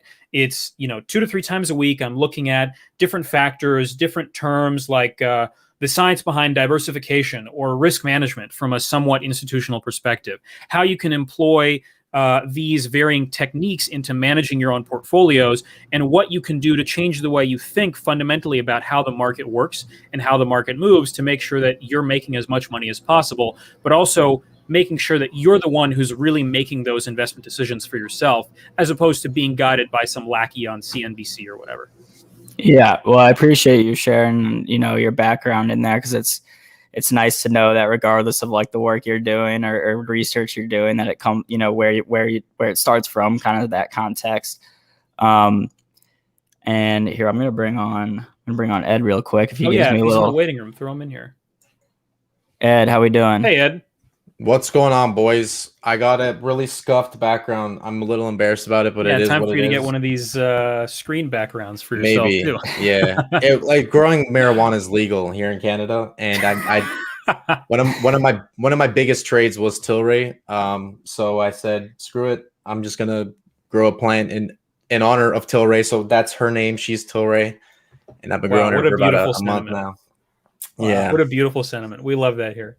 Yeah. And by the way, I'm in a pot-free state too. So I live in Massachusetts at the moment, which has been recreational for the last 4 years now, 3 or 4 years. So Massachusetts is my mom's birth state, but nice. I'm in Missouri, which is definitely okay. Well, so I was in Manhattan for the better part of 4 years, and just came back now for a little peace and quiet, and do some yard work and stuff. But it's a little more relaxing out here than it is in New York City right now.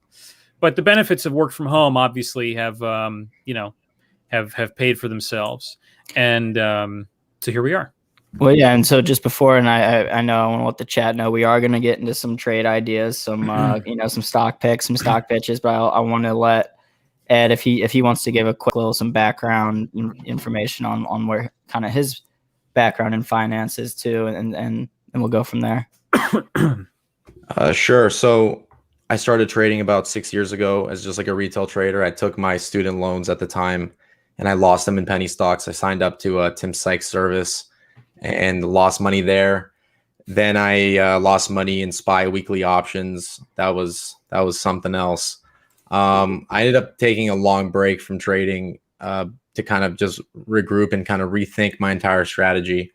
In the meantime, I started making memes on Instagram for fun, and I started to notice a lot of consistencies with just where the herd was relative to what actually ended up happening. And I ended up having a big focus on sentiment and market participants positioning in general. And as of lately, I've really reduced the amount of leverage I have on, and I've been stock picking, I guess, at very interesting moments. And I'm doing very well for myself. I definitely have some long-term investments and medium-term investments, but I'm a contrarian to the bone now. And that's kind of that's what I'm passionate about. I think a lot of people find something in trading that they love. So Moses loves reading and being very educated, and then developing complex theses and looking at numbers and looking for value in sector rotation. I'm a data nerd. My data background and my formal education is in data science, and so that's where kind of the risk management and portfolio management background comes in. Right. Other people, they love looking at charts and they love studying all these indicators. Other people like trading news. For me, what gets me out of bed is playing pretty much a psychological warfare with every participant. I look at this as one big game. And what that does is it takes out a lot of the rationality from the market. I love when markets are irrational. I love when people are complaining about how the economy and the market don't add up. I love when everyone is panic selling while I'm panic buying. Anything that is kind of related to doing the opposite, but in an educated way, is what gets me giddy. That's my data. That's what gets me out of bed. That's my charts. And so that focus has proven to be pretty good for me. And for the first time ever, I can confidently say that I'm making money in equities, and that's a nice thing to think for. Oh, once. And there's Ed's Instagram for everyone to look at. Yeah, so Ed's built himself quite the following on social media. I consider him my social media guru, because without his contribution, I wouldn't have the small but mighty presence that I do for growing my service too.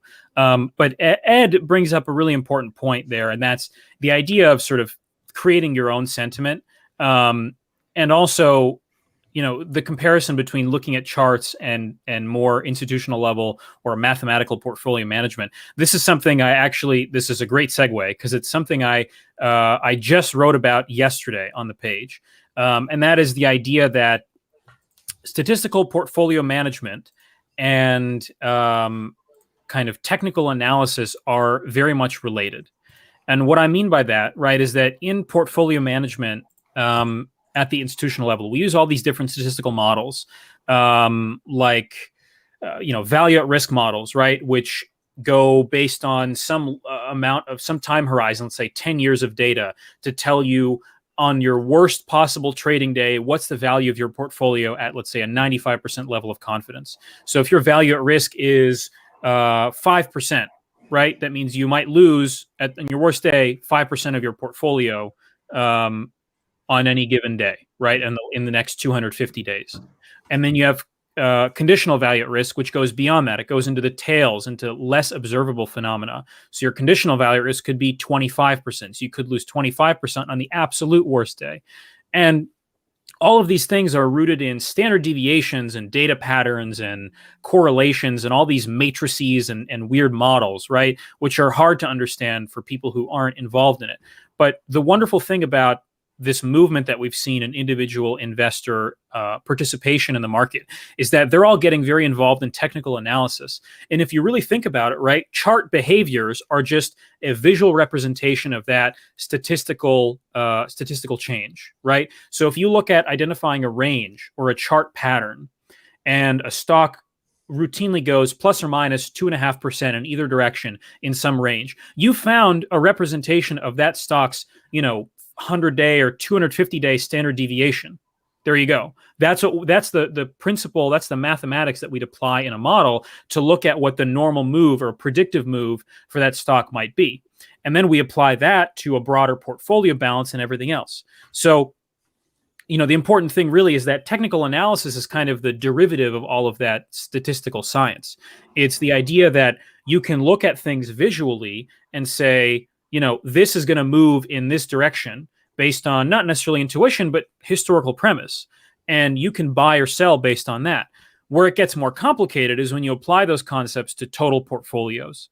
And so what I'm trying to do now is introduce individual investors to the idea of applying some broader statistical models through, services that are free or things like that, that can give them a better idea of their risk in their portfolio and their positioning. Now, Tony /irrational exuberance, which I love, says that lagging indicators are trailing, right? Yes, exactly. The beautiful thing about statistical models now is that we have ways of predicting returns as well, outside of the bounds of our sample. And so we refer to this as in-sample versus out-of-sample return statistics. And so your out-of-sample return, there's more and more models being developed now that have proven to show some level of predictability of out-of-sample returns. And these use, regressive models like autoregressive conditionally heteroscedastic models, which is a mouthful, but that's a model that was popularized in the 1980s and actually won a Nobel Prize, which applied a lot of these concepts of physics, right? Random movements in stocks and predictive ideas and predictive motion into looking at stock prices. And so these are models that are complicated, but there's more and more services now coming up where you can look at and apply these models to your portfolio, right? So there is to some degree, sensitivity in these models, right? The risk is, look, they're derivations of broader economic models, like spreads in dividend yield, for example, right? Or spreads between large and small cap stocks, but they're still applicable to your portfolio on top of looking at fundamentals. And that's, my personal preference is to look at fundamentals first. I like to look at unit economics and EBITDAs and revenue growth and management and look at how this is going to impact the growth of a stock. For example, something like Couche-Tard, right, which is a Canadian company involved in convenience stores. They're convenience stores attached to gas stations. They have solid growth, good unit economics, good M&A history, good management. It's a strong company with good growth perspectives that's been a 10-bagger if you invested in it 6 years ago. And so my thought process is always to find these companies first and then apply these statistical tools to figure out how to balance them in my portfolio. And these are things that I write about extensively, not just sort of the statistics behind it, but also finding those stocks and reading balance sheets and looking at things in a more exciting way that might motivate people to sort of dive into the weeds and diversify a little bit less, but have more conviction in their positions and really buy what they love. Yeah, I mean, I do want to kind of on Tony's point where he's talking about the lagging indicators and the fact that they're trailing and not current. I kind of wanted to ask you, Moses, about with your background in alternative investments. I've been seeing a lot of stuff recently. It seems like a growing number of people in the investing world are calling for that, like the inflation rate being reported is way lower than it is, and there's really a lot of inflation, and you can see it in real estate and all this stuff. When it's like, I mean, I have my own opinions on it, but I just like asking the question. So it's like, if it's inflation's really as high as like you're saying it is, and why are we only seeing it in certain assets and not all assets? So I didn't know if you had any thoughts on Sure. kind of that growing talk about inflation and Sure. specifically in the real estate market. So for starters, I'm a believer that inflation in the long term is transitory. It, like all other things, are mean reverting. This is where the statistics speak comes in. Basically, what that means is over time, if your carton of eggs costs $6 one year and $4 another year, it's going to be $5 no matter what in the long term, right? The reason that commodity prices move up is not necessarily because of inflation, but because of shortages, right? Shortage does not equal inflation. Inflation is based on other market factors like, real price inputs, right? So like, and this is why I don't like the CPI. So let me backpedal this a little bit. The CPI, right, is problematic because it's not an indicator of. Can we give a quick breakdown of what the CPI is? Real quick? Sure. So the CPI is the Consumer Price Index, right? It's what we use to quantify inflation. The problem with the CPI is that it looks at core inputs for things like food and energy, and then the outputs as well, like cereal and oatmeal and Gatorade, right? And it surveys urban grocery stores, about 14,000 of them, and looks at the prices every 2 years and sort of extrapolates that data to month changes with smaller surveys. And what I don't like about the CPI is twofold, right? The first is that the core inputs and outputs are not representative of all of the goods in the economy. And they also don't represent consumer choice. And that is that if you want to buy your Honey Nut Cheerios and they're 30% more expensive in 2 months, you're still going to want your Honey Nut Cheerios, but you're going to buy the store brand version instead of the name brand version. You're still getting the same product that results from the same inputs, but the output branding is different. And that's not something that's included in the CPI, right? That's the first thing. The second thing is that the CPI calculates, it weighs those things differently. So the type of average that it takes for the core inputs is different than the type of average that it takes for the core outputs. It's an arithmetic versus a geometric mean for both.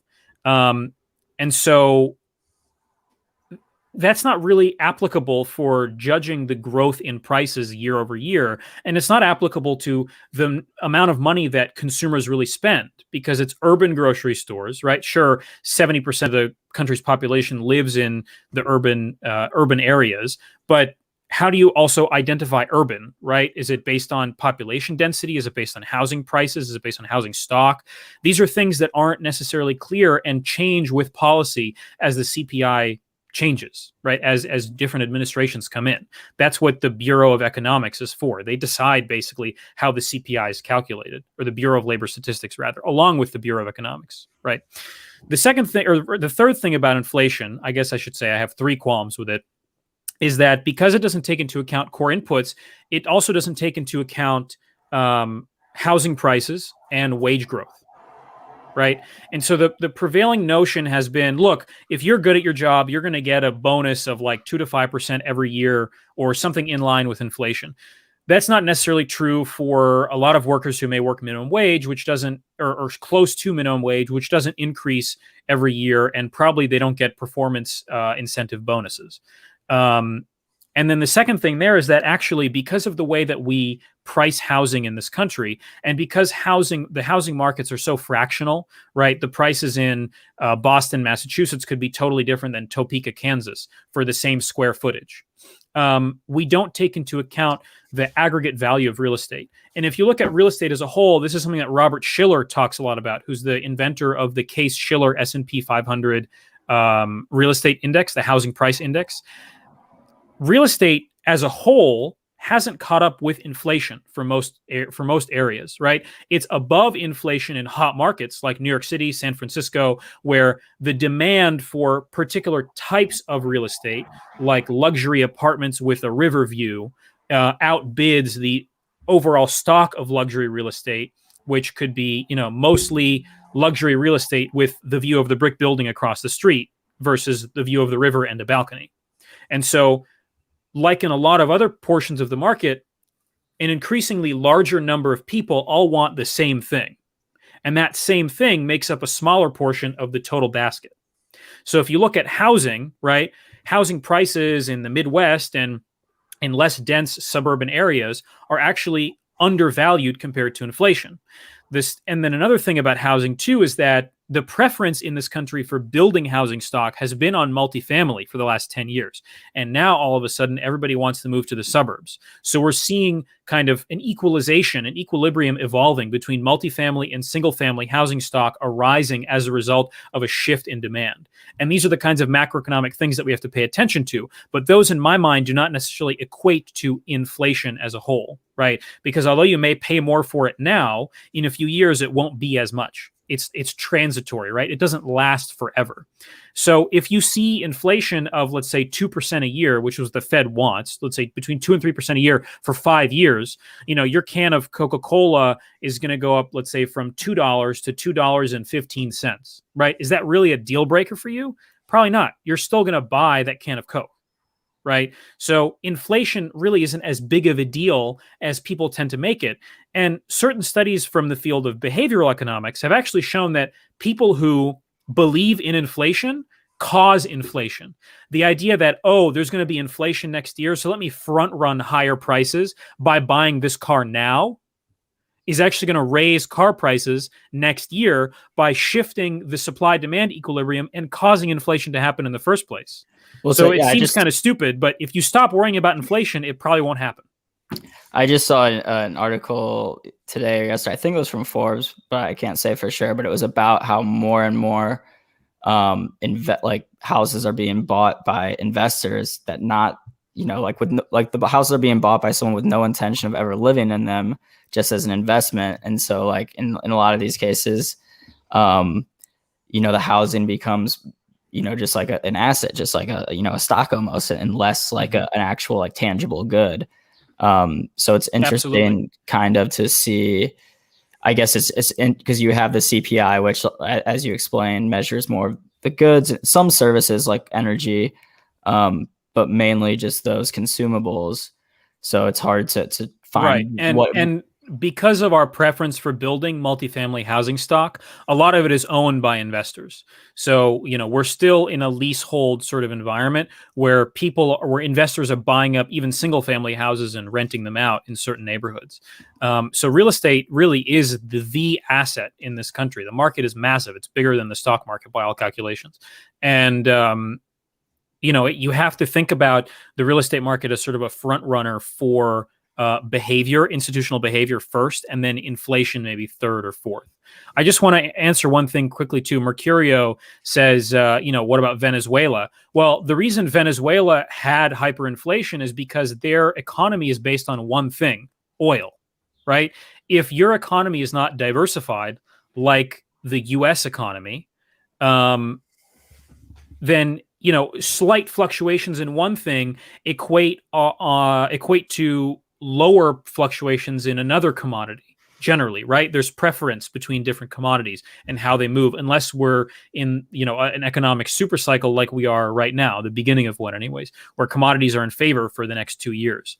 When you have a petrostate like Venezuela, obviously huge fluctuations in the only one thing that backs your currency are going to involve in inflationary or deflationary cycles.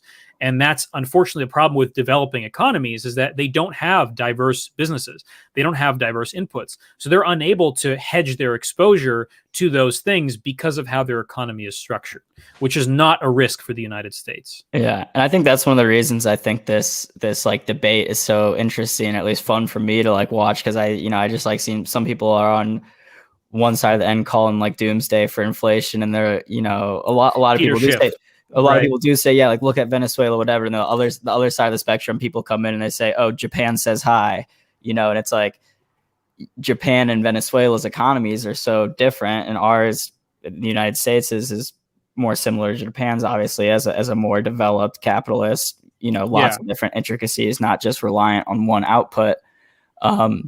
And the other thing is, I think a lot of people, inflation, the idea that money becomes devalued, that's people that just have a very like inherently negative idea of it.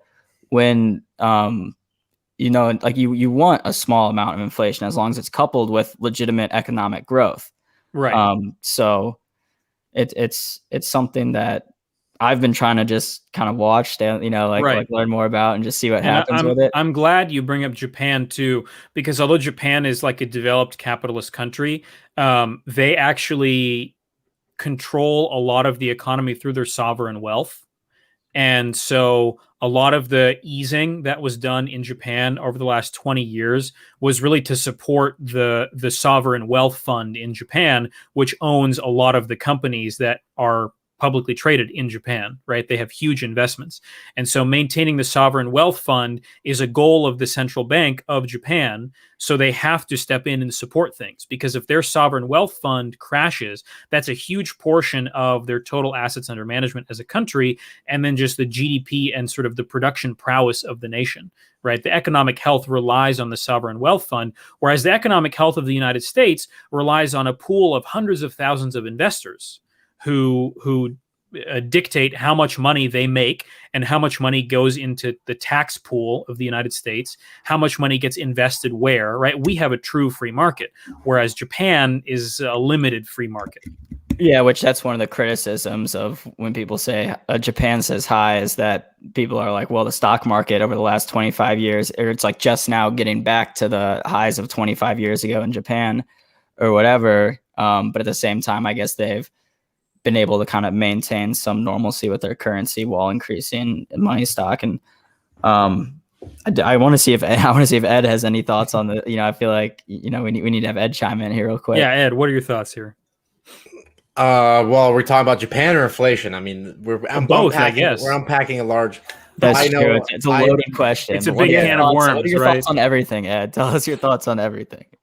Well, one of my recent trades, which I had my finger on the trigger and I wasn't able to pull because as a Canadian, my only resort to trade options without getting cucked on commissions is interactive brokers. So I had my finger on the trigger to buy some UUP calls about a month and a half ago. And unfortunately, like UUP, the calls are very cheap. So I was going to buy 30 contracts. And then I looked at the commissions I was going to pay. And then I thought about the trade and I was like, you know what, I'm going to pass on this one. But there was a moment about a month and a half ago when the US dollar broke lows, which again, this is where I want to make my money and have been making my money, is finding these overcrowded trades. And there was large sentiment towards, the dollar collapsing. It's like everybody and their grandmother was like, well, we know one thing for sure, that's the dollar is going lower.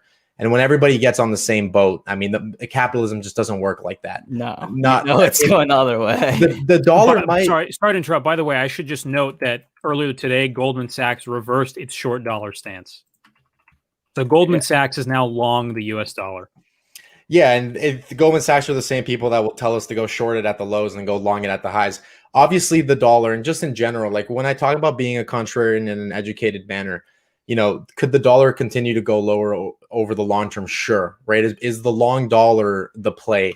That's not what I'm saying. What I'm saying is there are moments when participants are positioned very heavily in one side, and the market tends to mean revert at least. Like the trade might be wrong, but at least you'll get some mean reversion to the other side. And so I remember looking at the screen, I had the finger on the trigger because there was so much negative sentiment towards the dollar about a month and a half ago, but the dollar did a play, which I like a lot. It's called a look below and fail.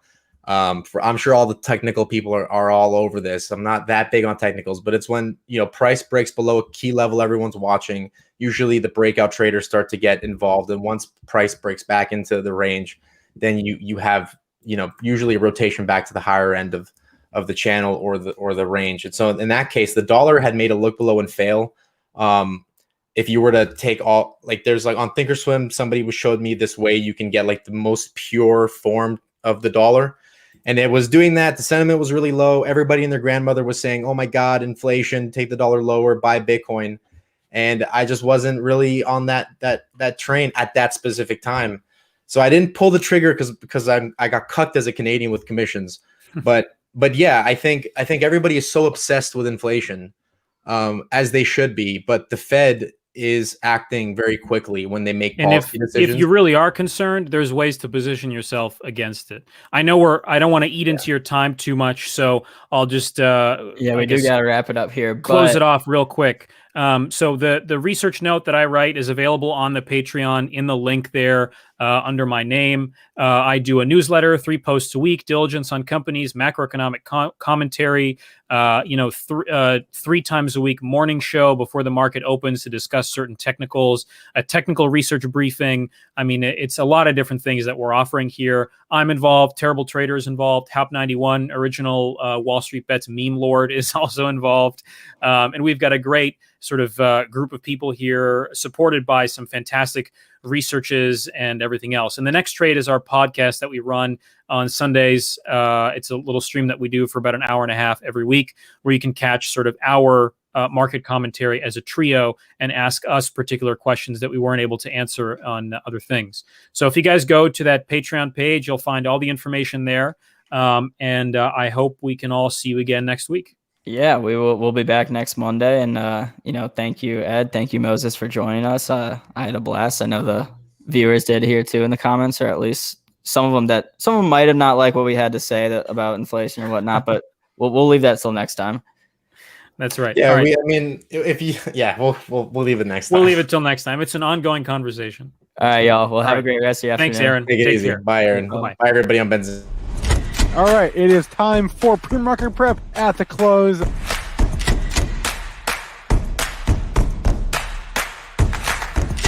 3 consecutive highs, opened, matched yesterday's low, and then once it took out there, that's all the breakout momentum traders needed. Joel. Good afternoon, Spencer. Did you find out where that clip was from? No shit. That didn't do it yet. I wrote it down. I wrote it down last time, but that wasn't effective apparently. I'm telling you, it was Palantir. All right, hold on. I'm gonna write it down. How's the day going? I see mostly green. I see a little bit of red. Jesus, Murphy, man, this is like straight up market. I'll just run through things here. Let me adjust my screens here. Really, we just bid right. I need to share. I know we just were bid right into that 9:30 open, and that bid has just persisted the entire day. Opened up right near the low of the regular session. We're 53 points off that low from Friday morning. Made a high at 73.75. Nothing up there, folks. This is blue sky territory. I can't come up with a number unless I tried. Not a good day for crude. Crude is down 276 at 58.69, but I guess that's good on the inflationary front here. Now I'm really sharing my screens. Come on, computer. Gold. This is called gold flat here at 17.28. Really just not moving that much. Silver in the red by 13 cents at 24.82. And Bitcoin got down to 57,155, but back up $95. These are the futures at 59,710. This just should show you how how short my memory is. But was it this morning we talked about Google being the only one of the Oh my Lord, I know. It was this morning, right? I'm not crazy. No, we were talking about it. We're Goog without the L. I mean, this thing is just a beast. That's a breakout. Cleared the high on the open and never looked back. That's about as clean a breakout as you could get in Google. Moving in the regular Goog without the L. Currently trading up, $83.74, 2,222. Nice move for Google. Yeah, it was on the news of that. The end of this lawsuit 11 years later. 11 years after they were sued by Oracle, they finally come out on top. Finally, after appeals and more appeals. The original decision, remember, did not go their way. They appealed all the way to the Supreme Court. Supreme Court says, yeah, we're with you, Google, not with Oracle. You know who made money on those? On that thing? 11 years of lawyer fees. 11 years of lawyer fees, exactly, Yeah, man. Should yeah. have been a lawyer, but good resolution to that, at least for Google. I don't think is it having much of an impact on Oracle? No, the whole sector is up today, so the whole market's up today. So Yeah. Oracle, boom. More than they bought the dip after. Was that? Yeah, they were a little bit of a later earnings. New all-time high for Oracle too. Getting ready to close, trying to close above $74 for the first time ever. Johnny Yoski's doing a great day for Mara. Yeah, we had the CEO of Mara on the Power Hour at noon. Right, yeah, at noon Eastern time, talking about the company's Bitcoin operations in the quarter. Talked about goals for the year. We have an article and headlines up on Benzinga.com and Benzinga Pro. Mara is up nicely today. Yeah, new and now kind of doing a little separate thing from Bitcoin too. What's nice about this is you have a really a great level to keep an eye on if you're trying to protect profits. Low on Thursday, I got it right, 47.31. Low today, 47.40. We are quite some distance from there, so support will move up. That's a clear $5 above the low, almost $5 above the low from Wednesday. So keep an eye, jot that down, Mara traders. See how that support moves up. But right now, double bottom at it's called 47.35. Yeah, and keep in mind for anyone trading, and this is a good point from Kushal, I'm going to bring it up. Anyone trading Bitcoin or Bitcoin-related stocks, we're going to have a pretty, I guess what qualifies as a pretty big market event, and that is the Coinbase IPO, which is going to be, I guess, not next week. Yeah, next week. Next Wednesday, I think. Are they going to do it on their own platform and have the platform go down? That would be ironic. Do you remember? You remember when Bats? Do you remember that? No. You weren't around for that. Was anybody in the wait? Was anybody around in the chat for that? Wait, that was it. Yeah. Wait, yeah. Bats. This is before they got bought, I would assume, right? Right. Yeah. Who bought them? ICE did, I think. ICE did. So what happened was they decided to do the IPO on their own exchange. Oh no! Right. The volume was too much. And it just opened. It just went from 12. Yeah, Bill Big D remembers.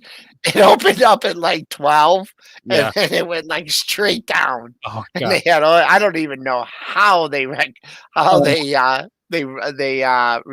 the issue, but it was pretty funny. That was a while ago. I did maybe Bill Big D remembers that. I mean, I was having to think about. I don't remember that at all. You might have been. You might have been junior high. You might have been. No. I was at Benzinga when that happened. That was 2016, I think. I just have no record. Was it? Okay, you were just you were working customer service back then. That could have been it. Yeah. Hey, you and Eladari, you guys were working the phones. All right. Speaking of going back to the market here, Joel, what was leading the way for most of the day was reopening trade. The airline, the cruise lines, the movie theaters, not the stay-at-home stocks like Zoom and Teladoc. But that correlation was there today, big time. Reopening stocks, super in favor today. I mean, most stocks are in favor, but reopening especially. Yeah, boy. I saw Delta canceled over 100 flights. I told Lisa to check this morning, man. I sure hope they don't cancel my flight, man. I just booked a flight yesterday. I guess I should check. Yeah.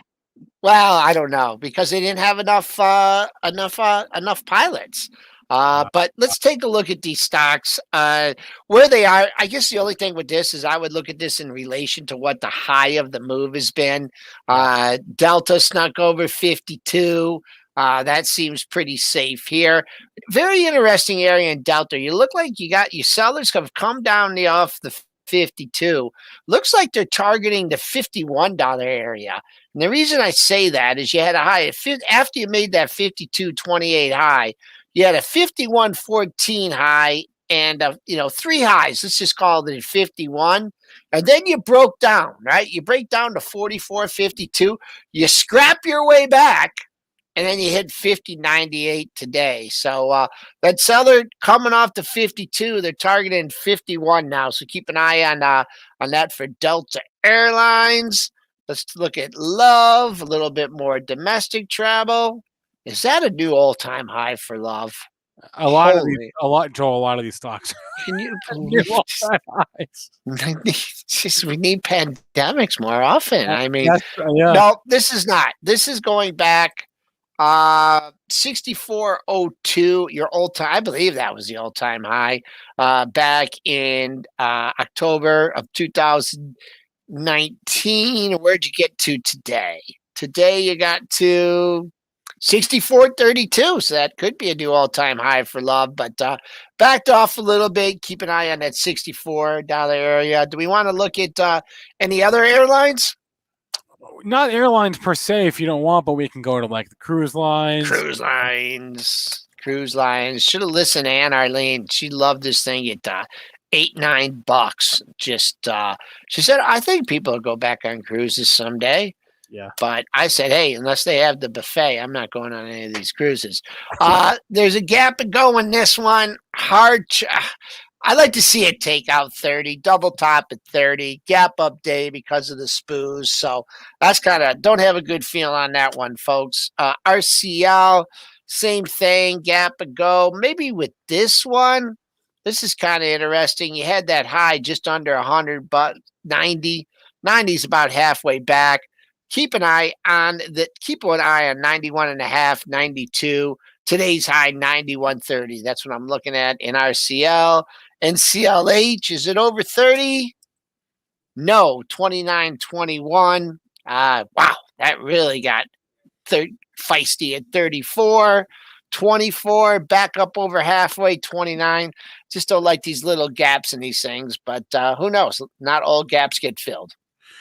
Joel, I want to bring to your attention one of the SPAC ETFs, which I'm going to use as a proxy for just the overall SPAC market, if you will. If we can look at SPCX, which is the actively managed one that only owns pre-deal SPACs.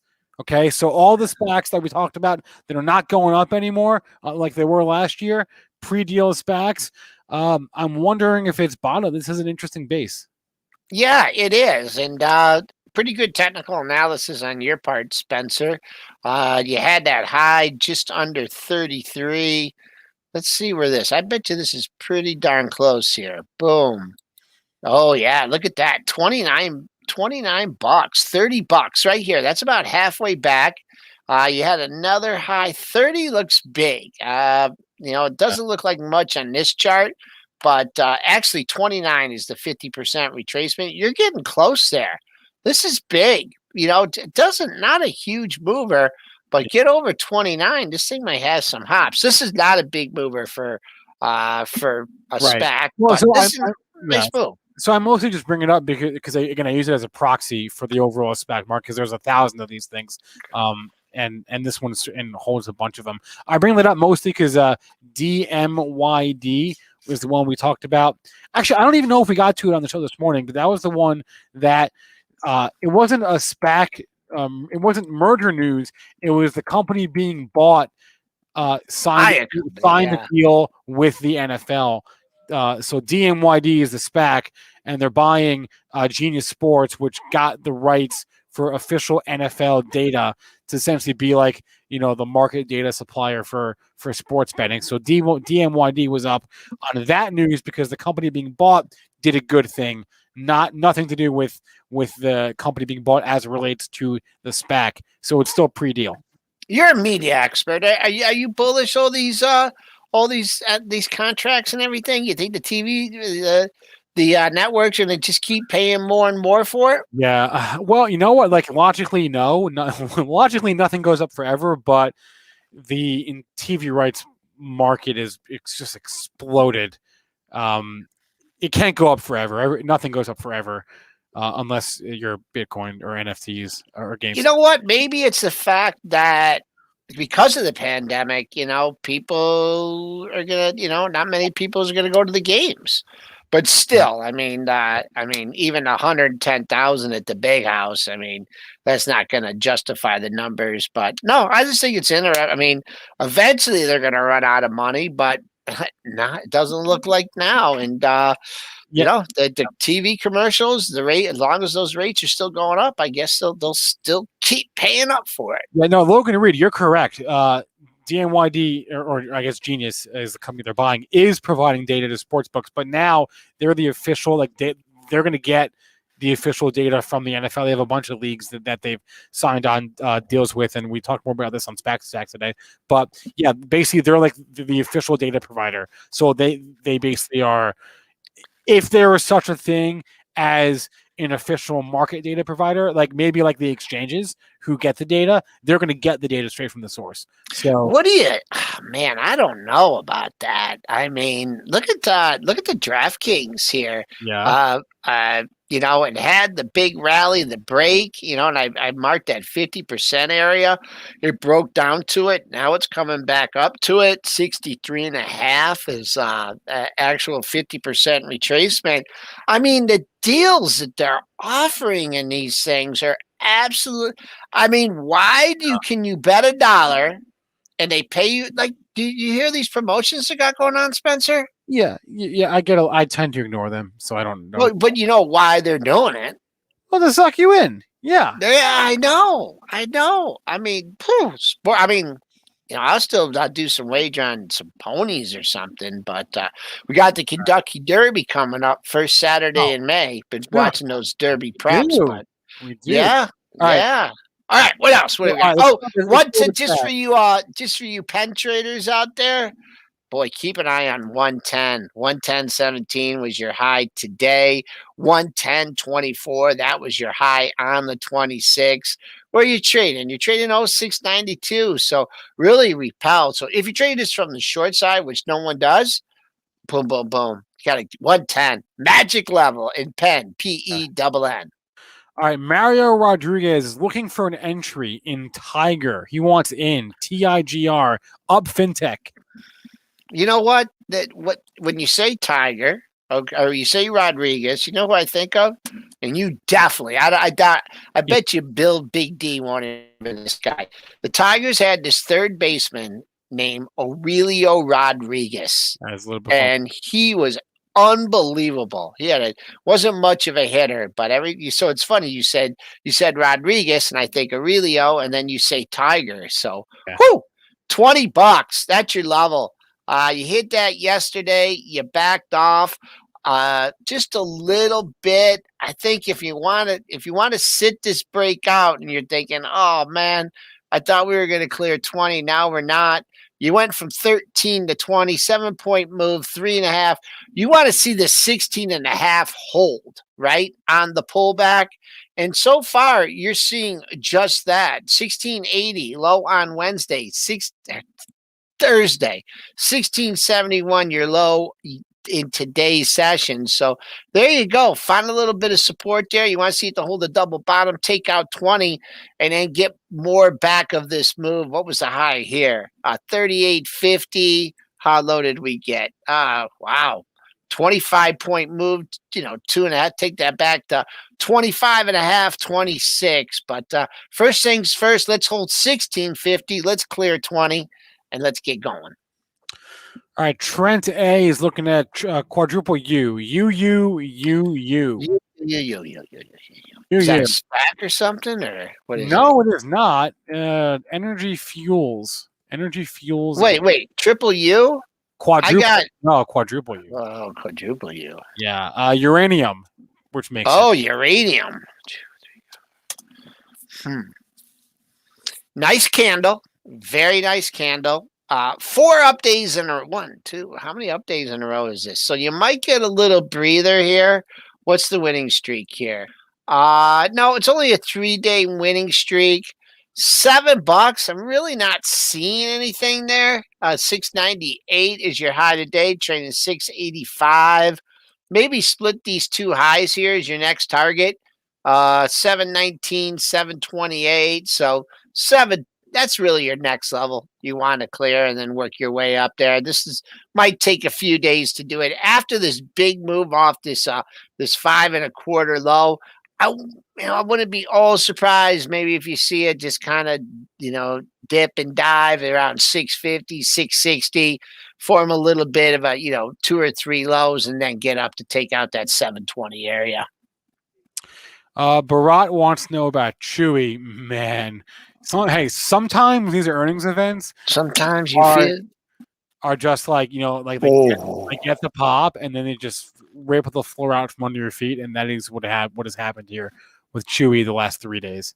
I tell you, because earnings was what was that, Wednesday night? Wait, hold on. I mean, Tuesday. Other people can deliver cat food. I mean, that's amazing. Yeah. I don't know what to tell you about this one, except that you got just a ton of support. I mean, that is support. So hang in there, 75.14. This is a weekly. I got a weekly up here because I did a chart from one of my articles, so things a little bit different. But it will still come out on your weeklies, your dailies, or whatever. That 70 is a must-hold level, or else you're looking for a downturn in it. And where are you at? 80.37?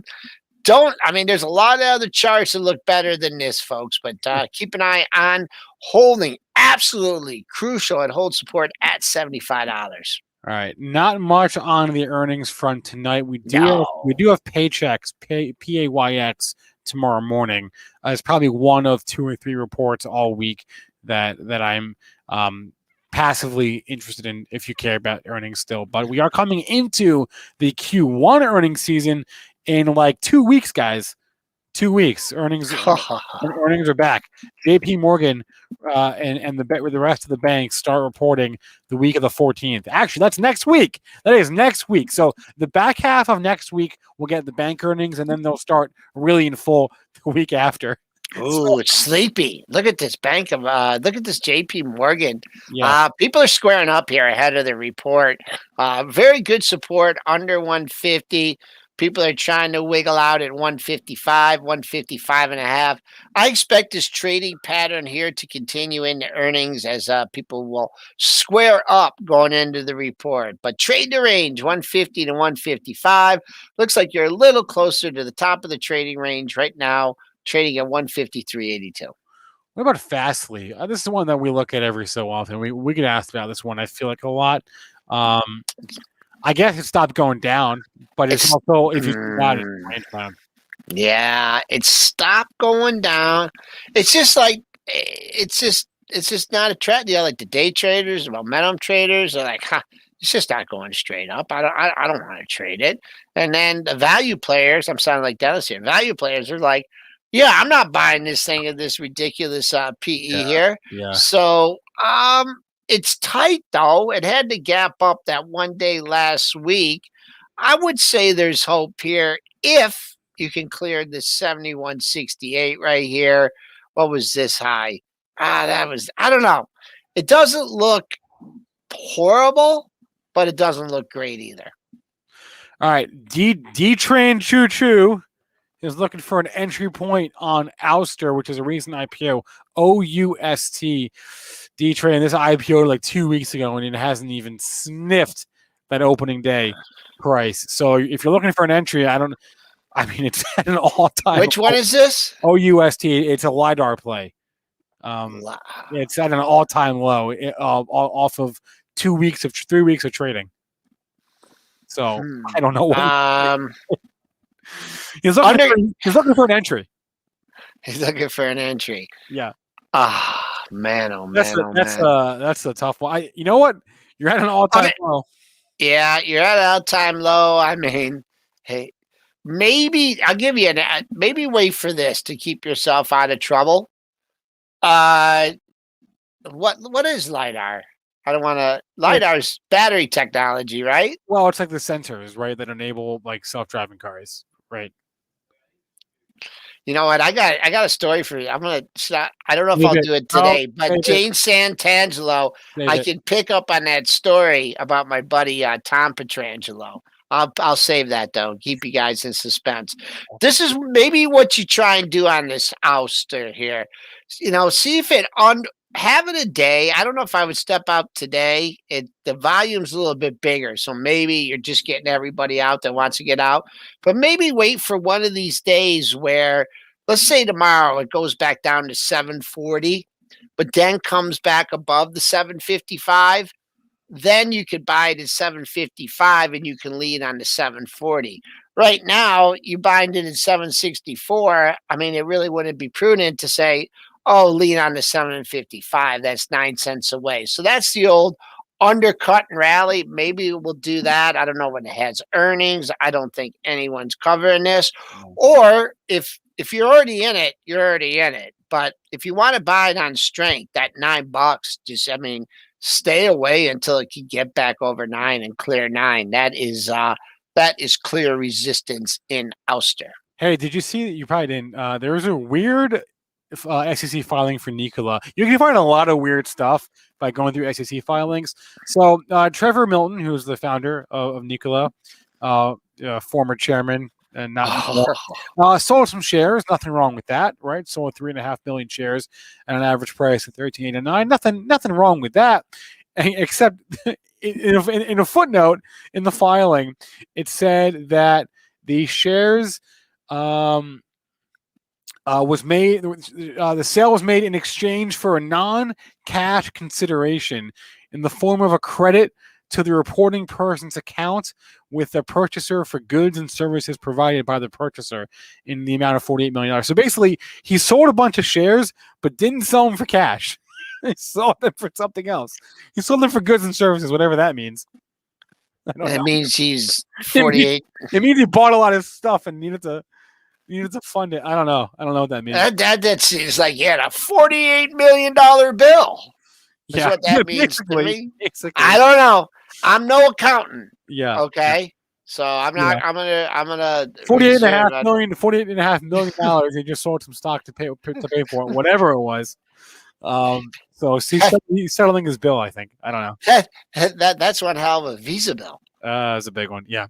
A couple people have asked if Joel has a live trading room between this broadcast and pre-market prep in the mornings and Joel's Sunday night shows that he does on Twitter. This is it, right, Joel? We got some stuff in the works for you coming. Stuff in the works. Yeah, okay. yeah. I don't think you guys could stand to listen to me all day, though. I mean, I really think that my wife gets sick of me, on the weekend. So I don't know if you could put up with me a whole day, but I can. We can work on something like that. But I appreciate you asking. But y'all should be able to pick up on my technical analysis by now. It's pretty simple. But thanks for asking, and stay tuned there. All right, we'll stay tuned, Joel. We are under a minute. We're like 30 seconds away from the close. How are we looking? We're looking fantastic. We're trading up. They finally got it right. About 58 handles. Settling a little bit off the high. So there you go. 73.75. That was your high. That's your target. It's the only thing you have to look at, and maybe take a shot at 4,100 tomorrow. We just ripped through this 100 handle. I just want to say one other thing too, and I just want to give hats off to Triple D on the GameStop this morning. Got a little bit overdone. Who knows where the offering price is going to be with that, folks? But I had a couple buddies text me that they picked that up on the cheap. So I just wanted to give Triple D some credit on that. Looks like we're going off the board here for just about 40.66. Yeah, I forgot even to mention that they gave some initial numbers as if we care about fundamentals. But yeah, we might find out the offering price tonight or tomorrow morning. We don't know yet. But bottom line, great day for the market. S&Ps close up, NASDAQ closes up, even the Russell. It seems like they can't all go up on the same day. Well, they did today. They did. Kind of day. Look at my Intel. Yep, I'm still, but I don't want to worry about that Intel, man. I'm just gonna forget about it. Pass it on to Emily and Dana. All right, smash that like for Joel, and we'll see you tomorrow, man. All right. It is 4:00. I'm going to be joined in 15 minutes by Peter Tuchman who, if you don't know his name, you know his face. He is the most photographed man on Wall Street. If you've ever seen a picture, I'll just describe it for you. The picture of the guy on the floor with the crazy hair, making crazy facial expressions, that, you know who I'm talking about.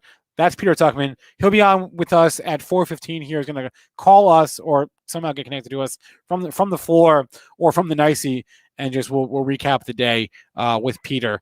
He works with David Green over at Wall Street Global Trading Academy. If you missed that earlier on our stream, check it out. All right. Until then, though, I want to hang out. We can bring Mitch on here. We'll hang out and we'll just keep an eye on the news feed in Benzinga Pro, see what news is coming after hours, and talk you through it as it comes. So I will bring Mitch on now. Mitch, how we doing?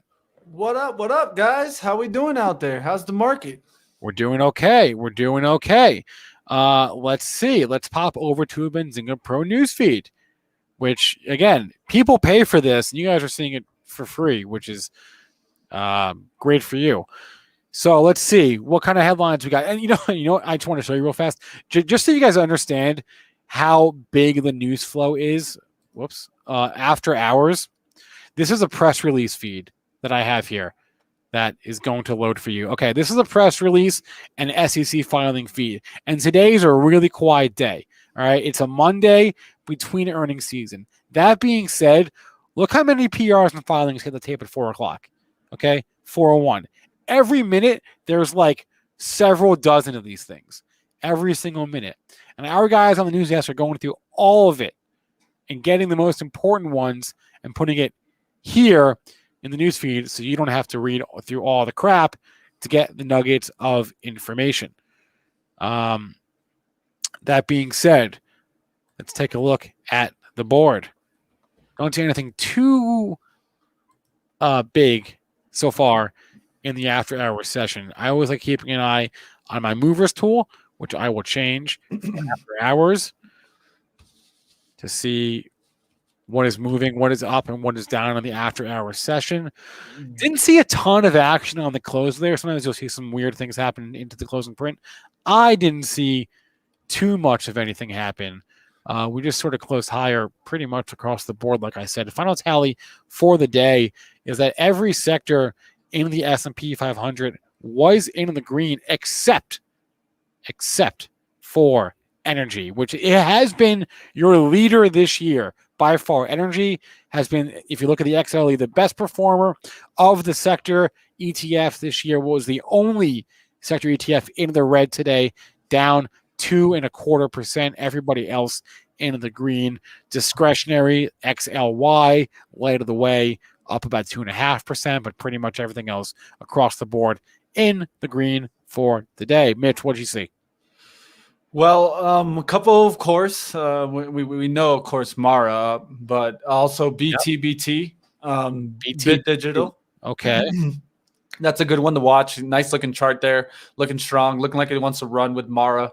So keep your eye on that one. Another one to keep an eye out is the cruise lines. I don't know if you talked about it or not. The close. Yeah, we just all did. Right. Did you look at Norwegian? I'm starting. No, we didn't. No, we did not look at NCLH. That's my favorite out of these. I know they have a couple of boats that were trying to come out right before the pandemic and get running. So I know they have at least the product there, and I think there's going to be interest from these new boats when they start get running. I even looked at a couple cruises this weekend, guys. So if I'm looking, maybe someone else is looking also. So I'll keep these on watch. Hey, I actually booked a couple trips yesterday. I'll be gone for a weekend.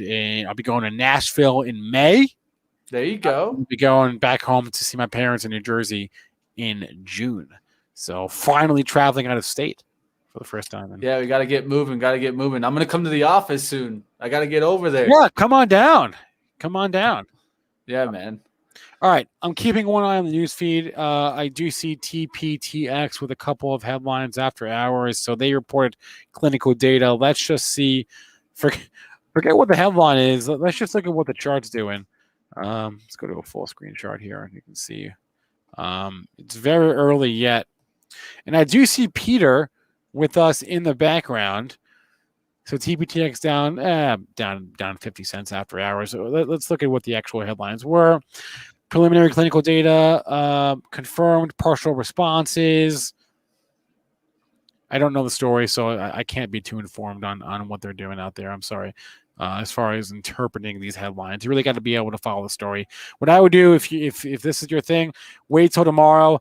Ask Vivi on Biotech Buzz and get her thoughts on TPTX. See if she knows. What else did I see? Wow. See, it is a really, really quiet after-hours session. There are very few headlines. Randy, you agree?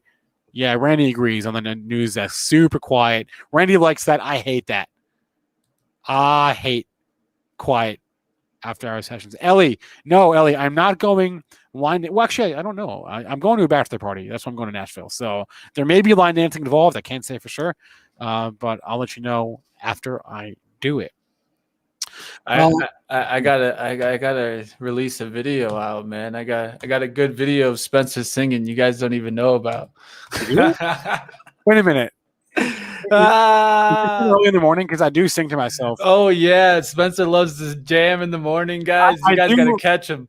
You guys gotta catch him. I do sing to myself when I sign on in the morning and I hop into our stream, and I'm usually by myself. I do like to just sing to myself. So there may be some audio of that. Gotta get it out there. Gotta get it out there. Well, let's bring on Peter. I think he's ready. Peter, you ready? Give me the thumbs up. I don't know if he's ready. Are you ready? Yeah, he says he's ready. All right, Peter Tuchman, as I said before, longtime veteran of Wall Street. He is he works for Wall Street Global Trading Academy. You've seen him on TV countless times. You've seen him on your screens. Peter, how are we doing today? So great to be on with you. Thanks so much. Benzinga, giddy up. First time here on the floor of the New York Stock Exchange, guys. There we go. This is no bullshit, ladies and gentlemen. We are here live on the floor on a record close of the Dow Jones Industrial Average. I thought they were letting people back in. Looks pretty empty to me. The market's closed, young man. Don't be saying stuff like that. You can't see from here. There's plenty of people down there. Yeah. Okay. Real and imagined. All right. High level, Peter. Reaction to today. Good day, pretty much across the board. You know what I think was an extraordinary day? You know, they kept saying that it was really a result of the jobs number from last week. But you know what? We've been sort of coming out of this big rotation in the market over the last couple of days. And today seemed like it was sort of fresh money, April money coming in. I don't think it had that much to do with the jobs number, although the economy seems like it's stabilizing and whatnot. But you get a sense in the marketplace. We had a huge sell program on the close. One of the things you guys, look, we're double teaming you, right? You had David Green trading live today from Wall Street Global Trading Academy. That's one of the things. I'm the host and moderator of the class. So I'm here to just give you a fun wrap up of the day's trading. And what I do is I trade the market on close imbalances. We had huge sell programs in the afternoon, and we saw the market break a little bit late in the afternoon. And that was sort of a result of about $1.8 billion worth of sell side that came in. But the appetite on the close, as you saw, this market just did not break at all overall. Maybe you can explain the closing sell balances to us and how that's a tradable event and how the information gets out there. Sure, absolutely. So that is one of the extraordinary things about being on the floor of the stock exchange. We in our handheld computers have access to the numbers of what the market's going to look like on the close. Now, it can be interpreted by many different people in many different ways. Whether you look at the overall market, whether you look at it including NASDAQ, or you look, for me, I'm more of a hyper-focused guy. So I'm looking at the 378 S&P names that we trade here on the floor of the exchange, right? So at 2 o'clock, imbalances start to come in. As you see in the morning, when markets trade 24/7 around the clock, we come in, stocks are trading wherever they may trade on different platforms, but we have, even though the New York Stock Exchange does not trade the volume it once did, it's still the preemptive market throughout the world, in my opinion, for price action of stocks. So while stocks will be trading all over the world or in different platforms overnight, when we come in the morning, we do have a buy or sell imbalance. There are percentage, within the S&P that you can come up with $1, what we call the notional value, that can be a bit predictive on where the market's going to go relative to where it's been trading overnight. Same thing for market on close. We are looking for, in this market that tends to be a bit electronic and volatile, we're looking for dislocations on where stocks are trading away and could be trading here in New York. That's for the opening and on the close. So at 2 o'clock, we here on the floor are given the availability to see what the buy or sell imbalances are coming into the close. Trust me, it's not, it takes a lot of work and experience to use it in a predictive way, because it actually updates and changes every 5 seconds. So while it can be buy 500,000 shares of Exxon at 215, it may flip to sell 1.5 million at 250.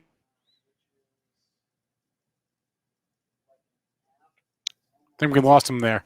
It's okay. I just there we go. Side call. There you go. So anyway, so it's a matter of how you interpret the information, right? And what I do at the end of every day is I try and get a sense of, I'm not a financial advisor, I'm not a stock picker, but what I try and do is predict with a spreadsheet with a notional value percentage buy to sell within the S&P 500 what individual stocks will do and how the S&P instrument will react into the close. That can change second by second from 2 o'clock to 4 o'clock. You've got to be nimble. You've got to be quick. You've got to be good with numbers. And so it's a matter of how you interpret it, and everybody does it differently. Are you what they would call a specialist? No. I am a trader on the floor. Okay. I work for a company that represents a number of hedge funds, some prop trading desks and whatnot. So, but I have a specialty from having been here for 35 years and have worked building this trading model around what's called the market on close. And I'm not the only one who does it. It's just a matter of how you visualize large groups of stocks, notional values, buy to sell, whether it's sectors or it's the S&P 500 or it's NASDAQ or it's individual stocks. And you can, we see it on big rebalance days when stocks move in different directions, and we see it and trade it on a daily basis. And just because there's a big sell balance does not mean the market has to go down or vice versa, right? That's part of what you're doing. By no means. I mean, at the end of the day, you're going to always see things come to, the wonderful thing about an auction market, buys and sells, right? We had a sell imbalance today at different points from 2 to 4 o'clock.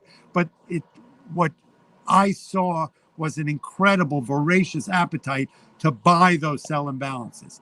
And what ended up happening, you saw that even though there was $1.7, $1.2 billion for sale at different points in the afternoon, the buyers came in and swept it up, and we closed at a record high.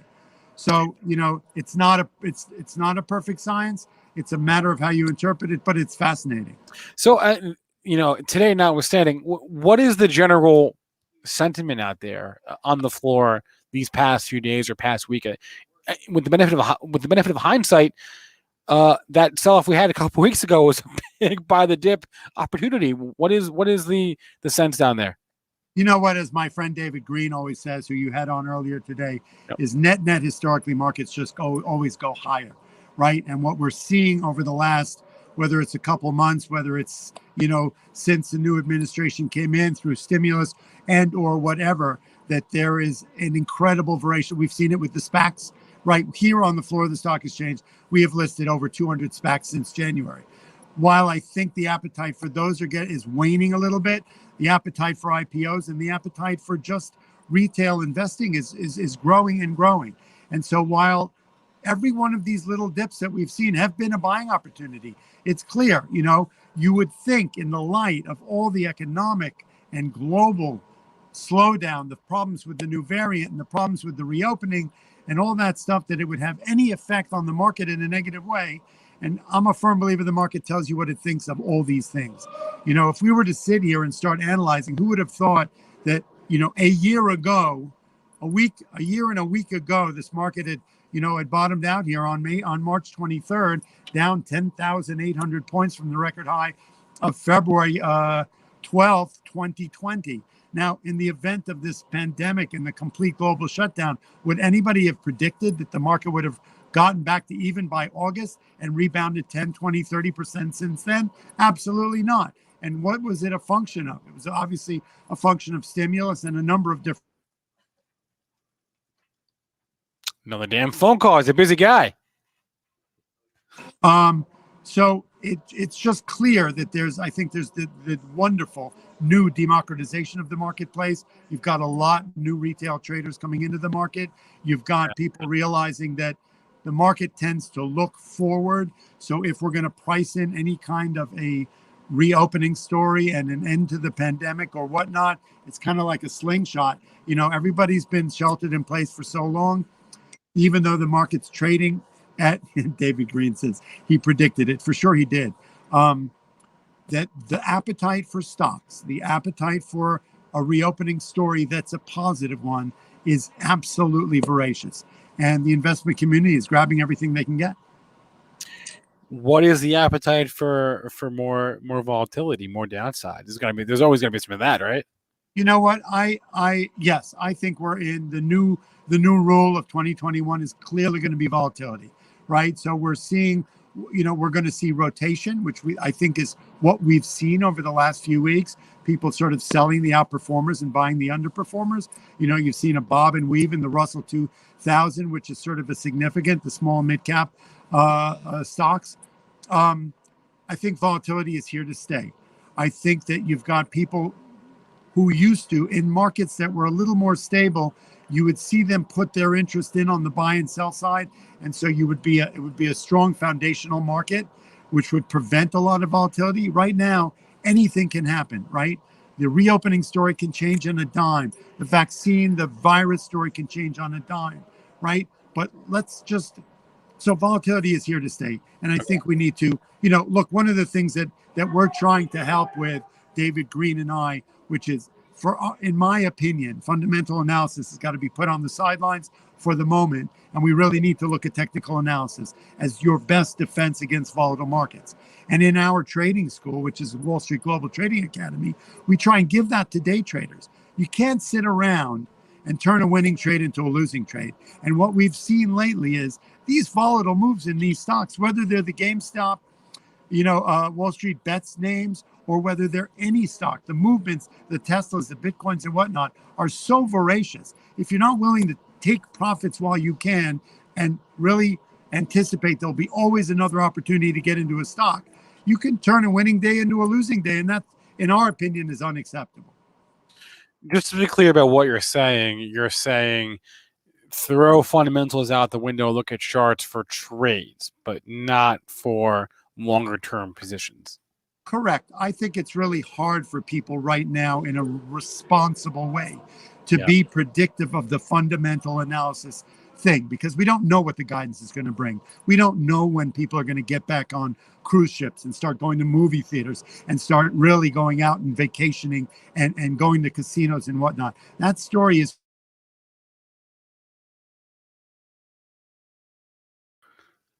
that story is still a big unknown, right? So I kind of think, look, long-term investing, that's something I don't predict, and I let people do that for the long game.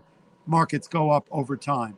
But from a trading point of view, which I think there's this huge new generation of traders, right, who we are trying to address with our new, with David's course and my moderating and hosting of it, is that taking advantage of this volatility is an extraordinary generational opportunity at the moment where you can buy stocks, make money, short stocks, make money, and get out and day trade in a responsible fashion. To basically be trading stocks in this environment without having the education and toolbox of technical analysis is irresponsible. So that's the message we're trying to put out for right now. I'm wondering how much demand you're seeing, both in for your trading room and just general retail demand compared to 6 to 8 months ago, say, right? I wonder how many people look at the last 12 months and didn't participate and are only now coming in versus the other side of that is everybody who was going to come in is kind of already here. You know what I mean? You know what? I think it's an ever-growing market.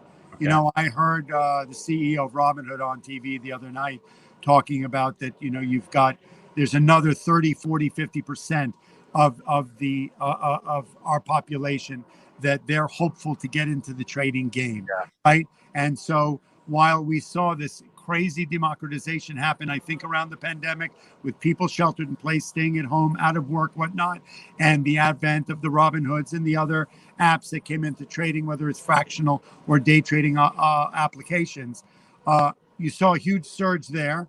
Our fear is that a lot of people got blown up because when markets continue just to go straight up, this looks like an easy game to play, right? And that it's a get rich quick scheme, or it's just never going to go down and it's all fine and good. But for the untethered new generation of traders, my fear is that we're hearing about the guys who made millions of dollars following the mob mentality, which is not a trading strategy. May I just make that clear to everybody, that a lot of people who stayed the course when they were told by, that voice community online, lost a lot of money, bought stocks at 80, watched them go to 150, thought it was going to 1,000, and then sold them at 60 because they got called out on their margin or whatever.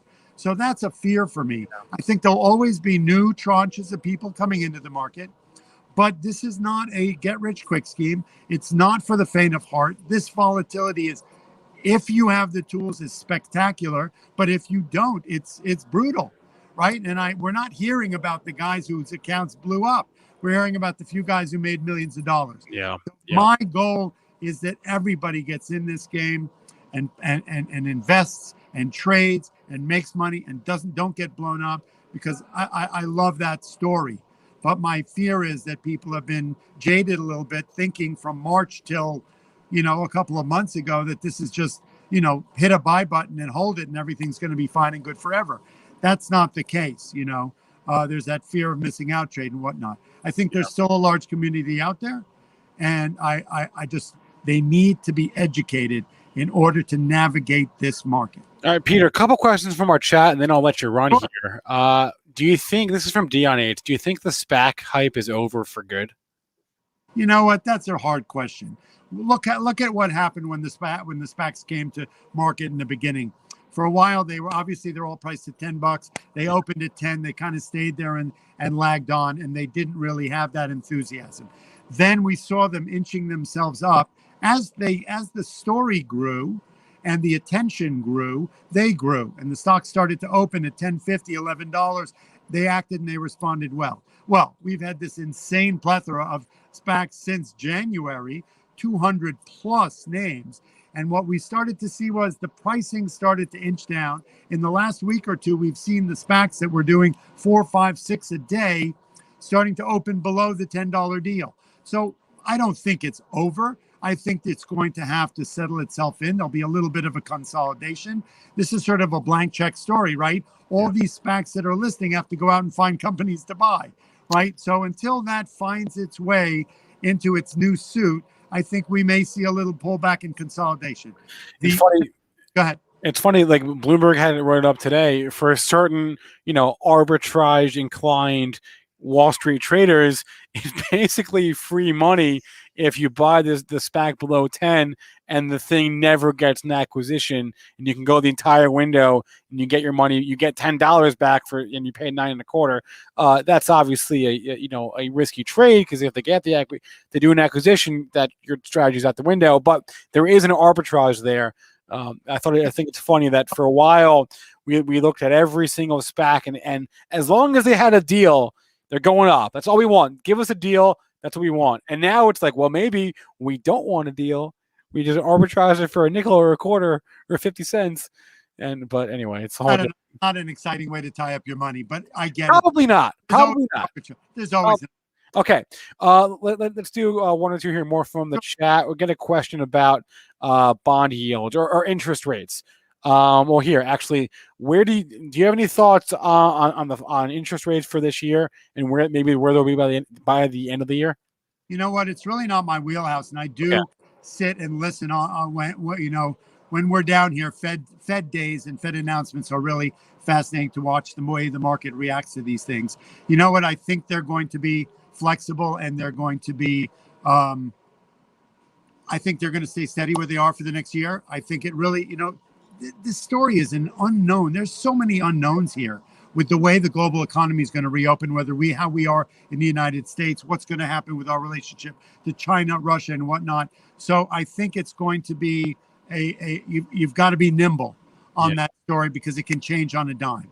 And that's all I'll say about that. Yeah. All right. Peter Tuchman is AKA the Einstein of Wall Street. You can find him on Twitter at the Einstein of Wall Street. You can find more of his learnings at Wall Street Global Trading Academy.com.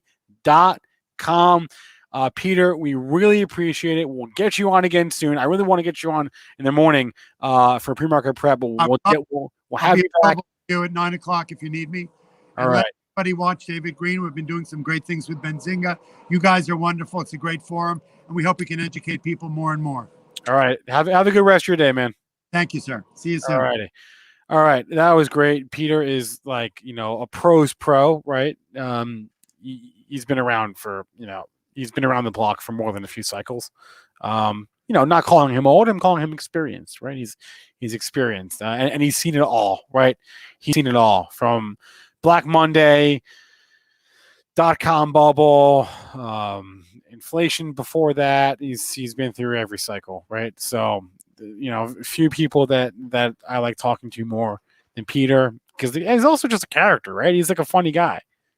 He's a fun guy. So we'll get Peter back on the stream definitely soon. Smash the like, guys, for Peter Tuchman, the Einstein of Wall Street, the man who the most famous face on Wall Street with the hair and the expressions. If you just Google, Wall Street Panic, go to images, you'll find Peter's face, which I love. So, all right, it is 4:27. We've got Cannabis Insider coming up in a couple of minutes. If memory serves, we were supposed to get earnings tonight from Planet 13. I don't know if it's out yet, but I could have sworn I saw Planet 13, which is one of the larger U.S. multi-state operators. PLNHF is the ticker. I could have sworn I saw them on my earnings calendar for today. I don't believe it's out, but if it is, I missed it. And they trade OTC, so there's no after-hours market. Just to recap here, let's hop back into the Benzinga Pro newsfeed and see if there are any headlines that are of interest to the masses. Let's go back down. Really nothing. You saw, okay, so SPNE raised their guidance. That's notable. I'm sure it's a super small company, but I'm sure the stock is probably trading. Let's just check real fast without even changing the screen. Yeah, stock is up after hours on that headline, up about $1. Looks like DCT had some earnings. Duck Creek, I don't know them. Oh man, really light after hour session here, guys. That's how it's going to be for the next week, and then starting next Thursday. Starting really the week after, starting like two weeks from now, the news flow will start to pick up again, be really, really heavy. And that's when this 4 o'clock to 4:30 window is going to be a lot of fun because there's going to be earnings every day. They all hit at the same time when they hit in blocks. So it's going to be a really, really, really fun day when that happens. That being said, I'm going to hop off the stream here for the day, but that does not mean we're done. Oh no, far from it. We've got Cannabis Insider up next. That's going from 4:30 to 5 o'clock. After that, we're going to re-air a great interview that Mitch did. I think it was about like 2 months ago now with Todd Stottlemyre, who was a professional baseball player turned hedge fund manager. And then we've got Making Bread with Cheds trading crypto tonight at 7 o'clock. We've got the Ruel report after that at 8, from 8 to 9. So Mondays are always our longest days. We're going late into the night. That being said, it's 4:30. Let's get Patrick and Javier on here, and let's have them do their cannabis thing. What's up? Their cannabis thing. Cannabis thing, Javi. All right. What's up, everybody? What is happening? Lots to discuss today, Javi.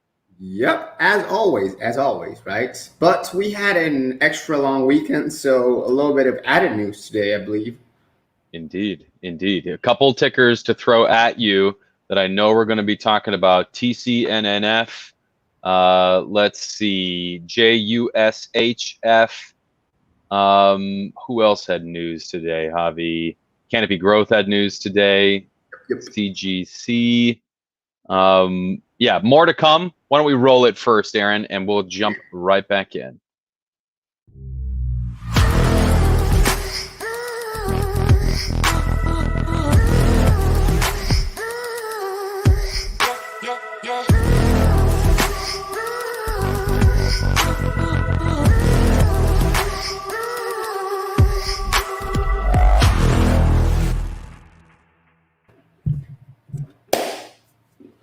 My man. Welcome to Last Week Today. Who are you, John Oliver? What's going on here? I'm Juan Oliver. Juan Oliver. Watch out. Some copyright infringement coming at you. Well, Javi, what did we miss? We were off Friday, and then obviously we had the weekend. Seeing a question from the chats about psychedelics company MindMed. We do have news from MindMed today. Was asking Alex Pastridis, I believe. So from MindMed, OTCQB MMEDF. It's a psychedelic medicine biotech company, and they reported today the results of a study on MDMA dosing optimization utilizing personalized medicine. And what they discovered is, of course, personalized dosing of this psychedelic substance provides better results and less adverse effects. Of course, something we knew.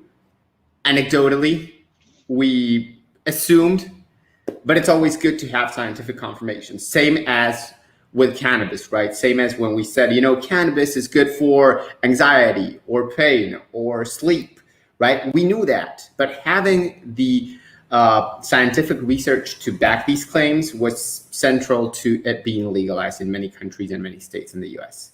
So that is MindMed for today. There you go. We had another question about 22nd Century. I believe it's XXII. And yeah, I don't know, man. I don't get it when they do the Roman numerals for tickers. I guess they're just trying to be. I like it. It's super easy to remember. Like it's well, very in this case, and sure. I always remember the ticker because it's 21. Ish, right? 2022. Yeah, right. So listen, I've seen a lot of movement on this. I think it's up like another 3% or so today. Hold on. Here's an article 5 days ago saying it's up 344% over the last 12 months. A lot of options contracts, I think. Yeah, I don't know. I don't know about that. I would be wary, stuff like that. When you see numbers like that, I don't know. What do you think, Javi? I think it's good. I mean, honestly, them being up so much, and they're not like a penny stock, right? They're trading over 350 right now. Yeah. Some interesting insider buying. The CEO has been buying stock back in March 31st. So last week he bought 15,000 shares at $323 each. So I mean, he's making big bets on his own company, and usually seeing an executive put in their own money is always encouraging. Insider buys are good. Insider buys are good. They've been fairly quiet though. I have not heard a lot of news out of them lately. So I'm not sure what they know that we don't. But yeah, keep an eye on them for sure. Thanks for bringing that one up. Right. Do they? Come on, Javi. You know everybody. Yeah, well, but not all CEOs want to tell me everything about their company, right?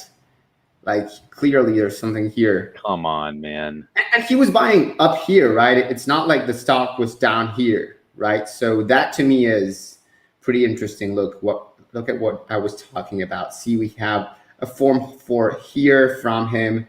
CEO James Mish buying 15,000 shares. James Mish the week before that buying more shares and more. So I don't know. Something's going on. Yep. Something's going on there. Okay. Interesting. All right. More news. One big news item, and it was fairly unreported.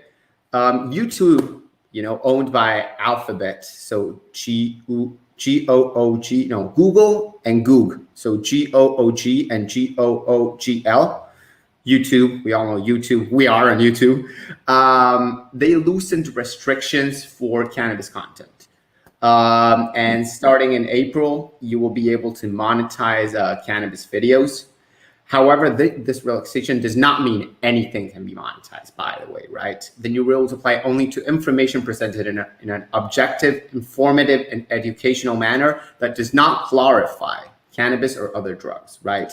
But it is a huge step toward opening up, right? That was what many people were often complaining about regarding YouTube, Facebook, Instagram, and it's, they treat all cannabis-related content the same as if they were promoting a dangerous drug. And a lot of it is informational. And same for other drugs, right? It's important to be able to have good content to prevent, the negative effects of, say, cocaine, right? Yeah. So, yeah. A lot. Elliot with the GTI reference. We all saw that, right? Javi, what's your take on that? What's your take on this campaign finance investigation? All I know is they're going after Chicago Tribune because they were claiming. Let's find the news. Let's pull it up. That would make more sense, right? We can read it together. There's Lil Lane.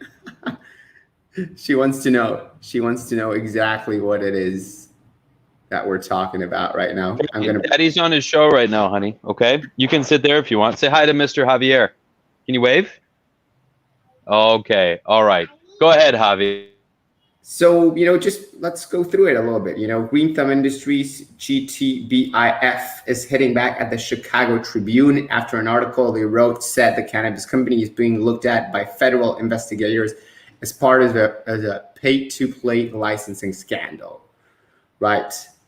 And what they're saying is basically, it's irresponsible journalism, reckless behavior. They reported it not cite any credible sources, no evidence, and published under a salacious front page headline intended to mislead, said the CEO, Ben Cobbler. Yikes. So a lot unfolding there. Yikes.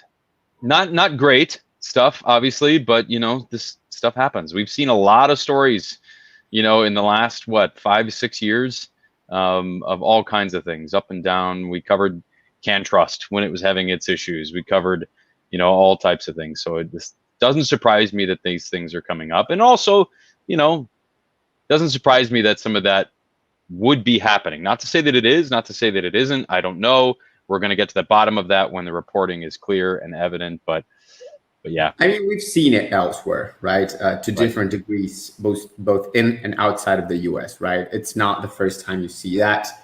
Every mafia, series and movie has someone, bribing an official. Every movie about Mexico has someone bribing an official. I can confirm this is a stereotype. It's not like it's happening all the time, but it does happen here and there. But still, if there's no proof, you cannot print it. That's right. Just it. It's speculative. That's right. And the stock took a massive hit after that report. Once more, sharing the screen is not as easy as it should be here. Yeah, no, it isn't. StreamYard's a little different in that way. You know what? I know you're about to show the stock for GTI. Like, just look at this. Look at this downward trajectory, and how they rebound after they fight back.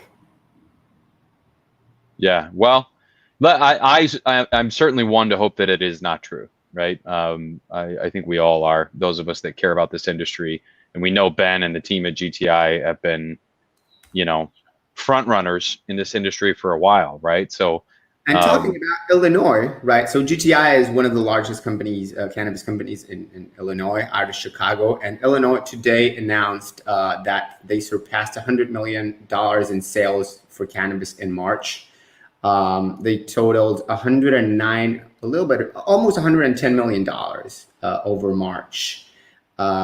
This was $28 million more than February and 20 million more than in January. Very interesting. We expect Illinois to sell more than $1 billion in cannabis products this year, and that's very interesting market for taxes, right? What do you think of Can't Trust? Oh boy, yep. Why don't we do this? Why don't we hit some of the other big players that had news today and check in on their stocks? So Trulieve. They got 3 more dispensaries in Pennsylvania, Keystone. They already had a presence there, right? But now I think they have, correct me if I'm wrong, Javi, they've got Florida, obviously, biggest footprint in Florida. They've got California, Massachusetts, Connecticut, West Virginia, and obviously Pennsylvania now. So moving strongly there to shore up this footprint as they expand. Yeah. I don't think the stock has really moved a ton today on that news. Have you seen that, Javi? Not a lot. I thought it was down like down 14 cents or so. In nothing percent, yeah. Nothing. Yeah. But they paid $60 million. Again, very interesting because they paid 20 million in cash and 40 million in subordinate voting shares. And we're seeing a lot of this, right? A return of companies using their equity to make acquisitions, which is something we had stopped seeing. Now it's back, and it's back big time. And this particular, transaction, it's double what they're spending in cash in stock. Hold it right there for a second. Austin, to answer your question, Trulieve is on the OTC. It's TCNNF. TCNNF. Sorry, Javi, go ahead. No, that's it. I don't have anything okay, good. All right, let's move to another one. Jushi had news today. This was an acquisition I believe they already had in the works. Yeah, but shores up their Nevada footprint. Franklin Biosciences, I believe, is the company that they acquired. Am I right there? Yeah, look at that stock. Look at that chart. I want to see how much they paid. Not sure I'm finding that. I want to say it was like 9 million. It wasn't a ton. Yeah, I'll see if I can find that news too. We'll come back to that one. So yeah, Jushi, great company. Pretty interesting footprint that they've got there too. So excited to see them branching out a bit more and shoring up that footprint. That is pretty cool. Javi, what do people need to know about CanDoc? CanDoc is a really interesting operator, and they made an acquisition today. Yeah, CanDoc. Let me find it because we haven't. So they bought Buy Better Holdings for $35 million. 35 million, you guys. Intercure is their company name, right? DBA is CanDoc, so the ticker there is INCR, I believe. Yeah. INCR. Yeah.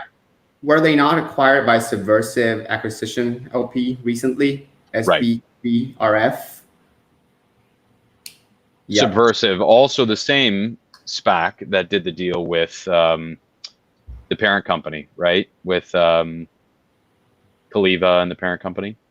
Yeah. Yeah. So busy boys. Mark Auerbach, we actually had him on one of our cannabis hours recently. Really, really cool guy.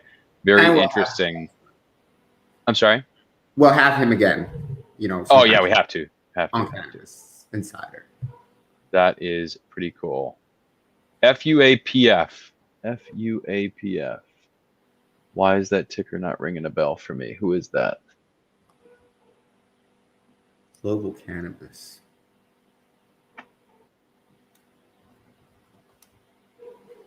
Okay. Global Cannabis Applications Corp. Leading medical. Yeah, I don't know them. 18-cent stock.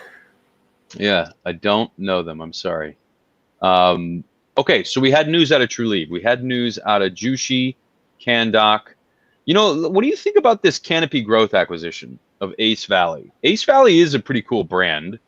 And one, I remember, I think it was Valens did the deal with them to do one of their most recent vape pens or something, right? But Ace Valley, a great Canadian brand, now acquired by Canopy Growth. Yeah. Again, one of the things I really don't like is when they don't disclose the prices for acquisitions. Yeah. Well, here's the maybe let's dive in a bit further to this, right? So it wasn't that long ago, Javi, that a bunch of these Canadian operators were jettisoning, if that's a word, jettisoning their assets, their employees, right? They were really, really cutting their capex. And now we're seeing some movement with some acquisitions here, right? So does this mean Canada's back? Does this mean, you know, some of these larger players are starting to get active in the M&A sector again?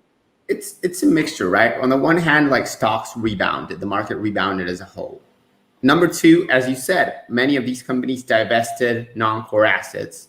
They streamlined operations, as they like to call it. Of course, that means firing people, but they cut their costs, right?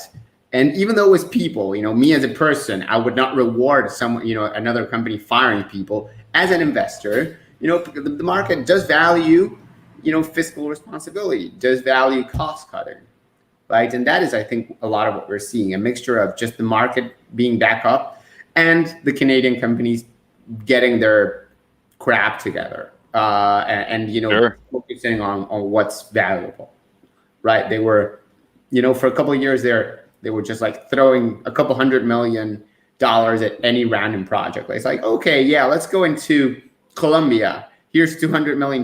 Let's fund it, you know?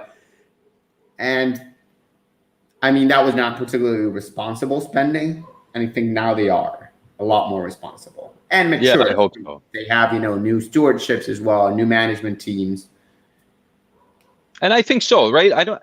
If I looked around right now, I would say, you know, at least 75% of the public market right now are good quality executive teams, right? With some really capable folks leading those organizations, right? I mean, you still have some of these companies that are trading at a cent or whatever. Not to say that they're not great, but we just don't know enough about them yet, you know? Now I've seen this ticker's always in our chat, right? High Tide, HITIF, right? I think a really interesting company. The retail footprint is expanding in Canada. They are on the move. I see Raj out and speaking. He's their CEO. Yeah, I have a high hopes for this company. I do. That's funny. And I think they're trading at 63 cents, right? So, I mean, listen, I obviously can't dispense advice, but if you're looking at a low floor, high ceiling play, it might be interesting. Yeah. And again, super, like, it's been on the up for a couple of years. Right. Those stocks that is higher than it was in 2019, which is not the case for many others. Let's look at some of these other winners today. Nothing's up a ton, right? Want to talk about New York? What do you think? I'm bullish on New York, right? I mean, we talked about it last week. I think it's going to be tough for operators that want to get in that aren't in, right?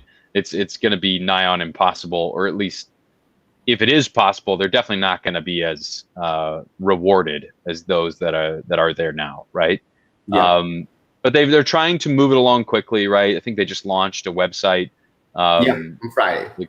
The cannabis website, right? So is that for licensing, Javi? I would imagine it's just general information for the time being. It means it's like, you know, everything you need to know about this new entity they created to regulate cannabis. But I have some trivia for you. How much do you think this market will be worth in 5 years? Well, I know what in 5 years? I don't know. I know what Ben Kovler said recently. He said it was a $5 billion market. So I don't know. What do you think? According to our favorite Cantor Fitzgerald analyst, Pablo Swanich, it's $7 billion in sales in 5 to 7 years. Wow. And he says this using the Colorado market as a benchmark, right? So for modeling purposes, they assumed Rec sales start on January 7th, 2022, and they project $2.1 billion for the first 12 months between rec and medical. And then, growing at a very nice pace. And he highlighted that a company with a 15% market share could yield $110 million in EBITDA from New York alone by the time the sales reach $7 billion. I believe that. I think New York will be a big market. I think tourism alone there is going to be ridiculous. So, I mean, man, it's strange to walk the streets of New York and not smell weed. It's pretty strange to visit New York and not have at least one friend have some cannabis to share. And if I can be honest, I don't know if I can, but I should. But I think you probably can. New York currently has some of the best weed I've tried in the world. Really? In a pre-legal market, right? Wow. Which only makes me think the quality, we'll see quite the battle there for quality. And I'm thinking maybe California will not maintain its supremacy forever. Interesting. Shots fired. East Coast versus West Coast. Throw down. This is happening. If you ask me, I'm a Midwest guy though. Like I am all for appreciate Detroit. that. Buddy. So let's hope it's Michigan that produces the best cannabis. We could be. It is. We could be. I mean, listen, people are calling us a $4 billion market right now. I think it's possible. I think we can get there. I think we can surpass that, right? Michigan loves weed. I've been going to Detroit for years, and before it was even legal, or even before you were even discussing to make it legal for adult use, you would get like any random newspaper, the ones that they give out in the city, or not the Metro Times, but all these free newspapers and whatnot. Always like maybe 10 to 15 ads for cannabis dispensaries or services, and I mean, even when it was not legal, right? There was just so much cannabis culture in the city and the state in general, right? Yeah. Well, listen, we're not far behind. And some might say we're even ahead, right, of other markets out there, right? I think we could be a Colorado, right, or maybe surpass what Colorado has done, even though they were first to do it. But I think, who was it? I think maybe Alan over at New Cannabis Ventures reported that, Michigan cannabis sales increased about 160% in February. We did like 105 million in February, right? That's nothing to snooze at. Right? I mean, could we do $1 billion in cannabis sales? Maybe, right? Could we be just as large as Illinois is hoping to be? Maybe. I don't know. But we're definitely an interesting market. Wow, John, I don't know ChemBio, man. Oh, ChemBio. they're spiking. He just wants us to talk about ChemBio, but do you know why they're spiking today? No, I don't. I do not know why they're spiking. They have like a COVID. Tell us why they're spiking. They commercially launched a COVID-19 rapid test that was granted for emergency use. So like the FDA granted it like an emergency use authorization. But I don't know why they're doing this and what it has to do with cannabis. Yeah, they're up 60%. So good for them. That's great. Good for them. But all right, John, stop pumping them now. Okay, here's actually, I want to take a quick side note, right? We have coming up a clean tech conference, Clean Tech, on April 22nd, right? If you have tickers that are interesting to you, we'll get back to Gage in a second. But if you have tickers that are interesting to you, renewable energy, EV, biofuel, anything like that, drop them in the chat. I'd love to know who you're trading, who you're investing in, folks that we should be looking at. That would be very helpful for us. Now, Gage, Javi, do you think they cornered the Michigan market? Do you think they end up being the big winner? Cornered, but yeah, they're one of the big winners in Michigan. And they will start trading on CSC soon, right? Or they have already. I don't think they have yet. Tomorrow, actually. Yeah. I want to say it's sometime this week. Tomorrow. They're debiting on the CSE Canadian Securities Exchange tomorrow. So we'll be watching that and see how they perform. What do we think of OGI? What do we think? Let's see what OGI is doing. Mitch, we'll give you a little OGI for you. Yeah, I see. I think they're looking strong. I think they've been doing better since they had the investment from who invested in them? It was one of the tobacco companies, wasn't it? Yeah, British American. British American. Yeah. So I mean, if it's hard to bet against big tobacco, and again, this is kind of a sore subject in the cannabis space, right? You've got a lot of folks who are like, no, we don't want big alcohol and big tobacco coming in and taking over the industry, right? But I don't know. I mean, it's hard to bet against them. OGI, they've been around for a long time. What do you think, Javi? NASDAQ, yeah. I mean, man, yeah. They're here to stay. That's all I can say. And as you can say, earnings supposedly in a couple weeks. That will be interesting, I think.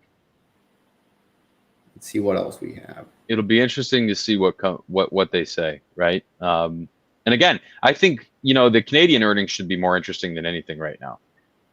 Let's see if those folks are bouncing back, or if we have a little bit longer. This is the last we had from Organigram last week, and we already discussed it twice. The new brands, ND and Edison Cannabis. Yeah. Curaleaf.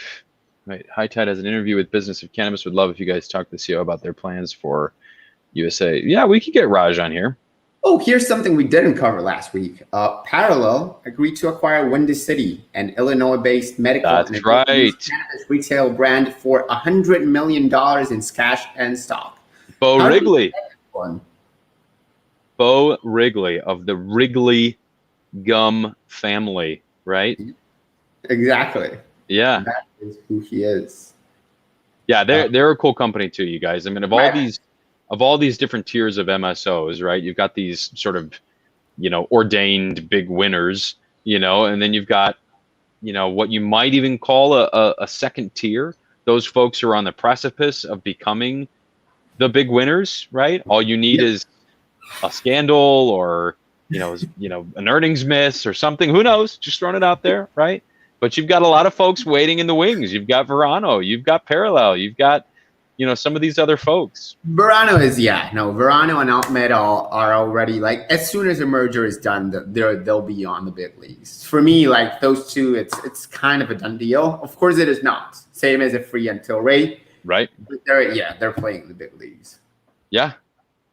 But just, obviously, listen, we'll talk about Sundial all day. We'll talk about Curaleaf. We'll talk about OGI, but come on. Yeah. I have you got to look for that next wave. I have one more thing to share before we close it up. I think we have 2 minutes. So I want to show you a chart from our good friends at Viridian, which illustrates how, despite consolidation and everything, what we see as earnings surprises and good earnings performance is rewarded, right? Even in a correcting market, positive earnings surprises are rewarded. And what we're seeing here are earnings surprises versus next day stock performance. And we can see here the stock gains and the percentage of overperformance for the results. And every major or second tier operator that reported earnings recently, except for Air Wellness, saw a very strong spike in their stock price following their earnings. Only Air underperformed analyst expectations, but very interesting, right? Yeah. Well, I mean, they were the company that announced that, they were giving 2022 revenue expectations and guidance, right? Because 2021 was just going to be a year of pivoting and closing deals and all that kind of stuff, which we understand, but I can imagine the stock not moving greatly on anything like that. Yeah, go read this article. It's super interesting. Benzinga.com/cannabis. Like, really, why it's interesting? Because it provides you with a clear idea of what has been happening and how to place your bets, right? And I don't even mean like going long, right? This kind of information and the percentage moves that we have here, you could easily come up with an average or a median or something like that, and play options. Place your puts, place your calls, you know, do your math, do your due diligence. But if you expect a company, at least an MSO, right, a US cannabis company, to either over or underperform, keep this in mind. It might be a good option to play the post earnings move. And check out those articles for charts like that, right? Especially the ones from Viridian. Those charts that come in are gold. I look at them every time I see them. So yeah, make sure you're looking at those. Yeah, and we'll be distributing their equity reports as well, right? So right now we have mostly, you know, Canaccord, and then Cantor Fitzgerald, and then, you know, some other, you know, reports here and there. Viridian started issuing very interesting equity reports, and we will be, of course, sharing it with our audience as we have for so many years. Awesome. Well, thanks, Javi. This has been a good news day, my friend, and good catching up after a long weekend. Woo! What do we have? We'll see you tomorrow. We have a good show today. So before we leave, like, subscribe, follow us on BZ Cannabis. Follow me, Javier Jase. You can see my name there. Patrick Lane. It's what? Patrick Lane? BZ Patrick Lane? I don't know. It's something like that. At Patrick Lane BZ. I don't know. I don't follow Twitter. I don't give a shit. But say hi to Spencer. Guys, show him some love. We love our Spencer Israel so much. Thank you, guys. This stream is about to wrap up, and we're going to start a new stream here, so it'll just auto forward to the next stream. Thanks a lot, Javier. Thanks a lot, Patrick. So this stream is going to be done. We're going to be starting a second stream. We're going to be re-airing a couple of our favorite shows from the past couple of months. We've got Peak Performance with Todd Stottlemyre up now. We're going to re-air the Around the Bell show from last week. After that, then we're going to re-air the episode 5 of First Trade. That'll bring us to 7 o'clock when we're going live again, making bread with Cheds, followed by the Royal Report. So we're going straight to 9 p.m. Eastern tonight. It's going to be a wrap for this stream, but stay right here and it'll redirect you automatically to our very next stream starting now. Smash that like button. I will see you guys tomorrow.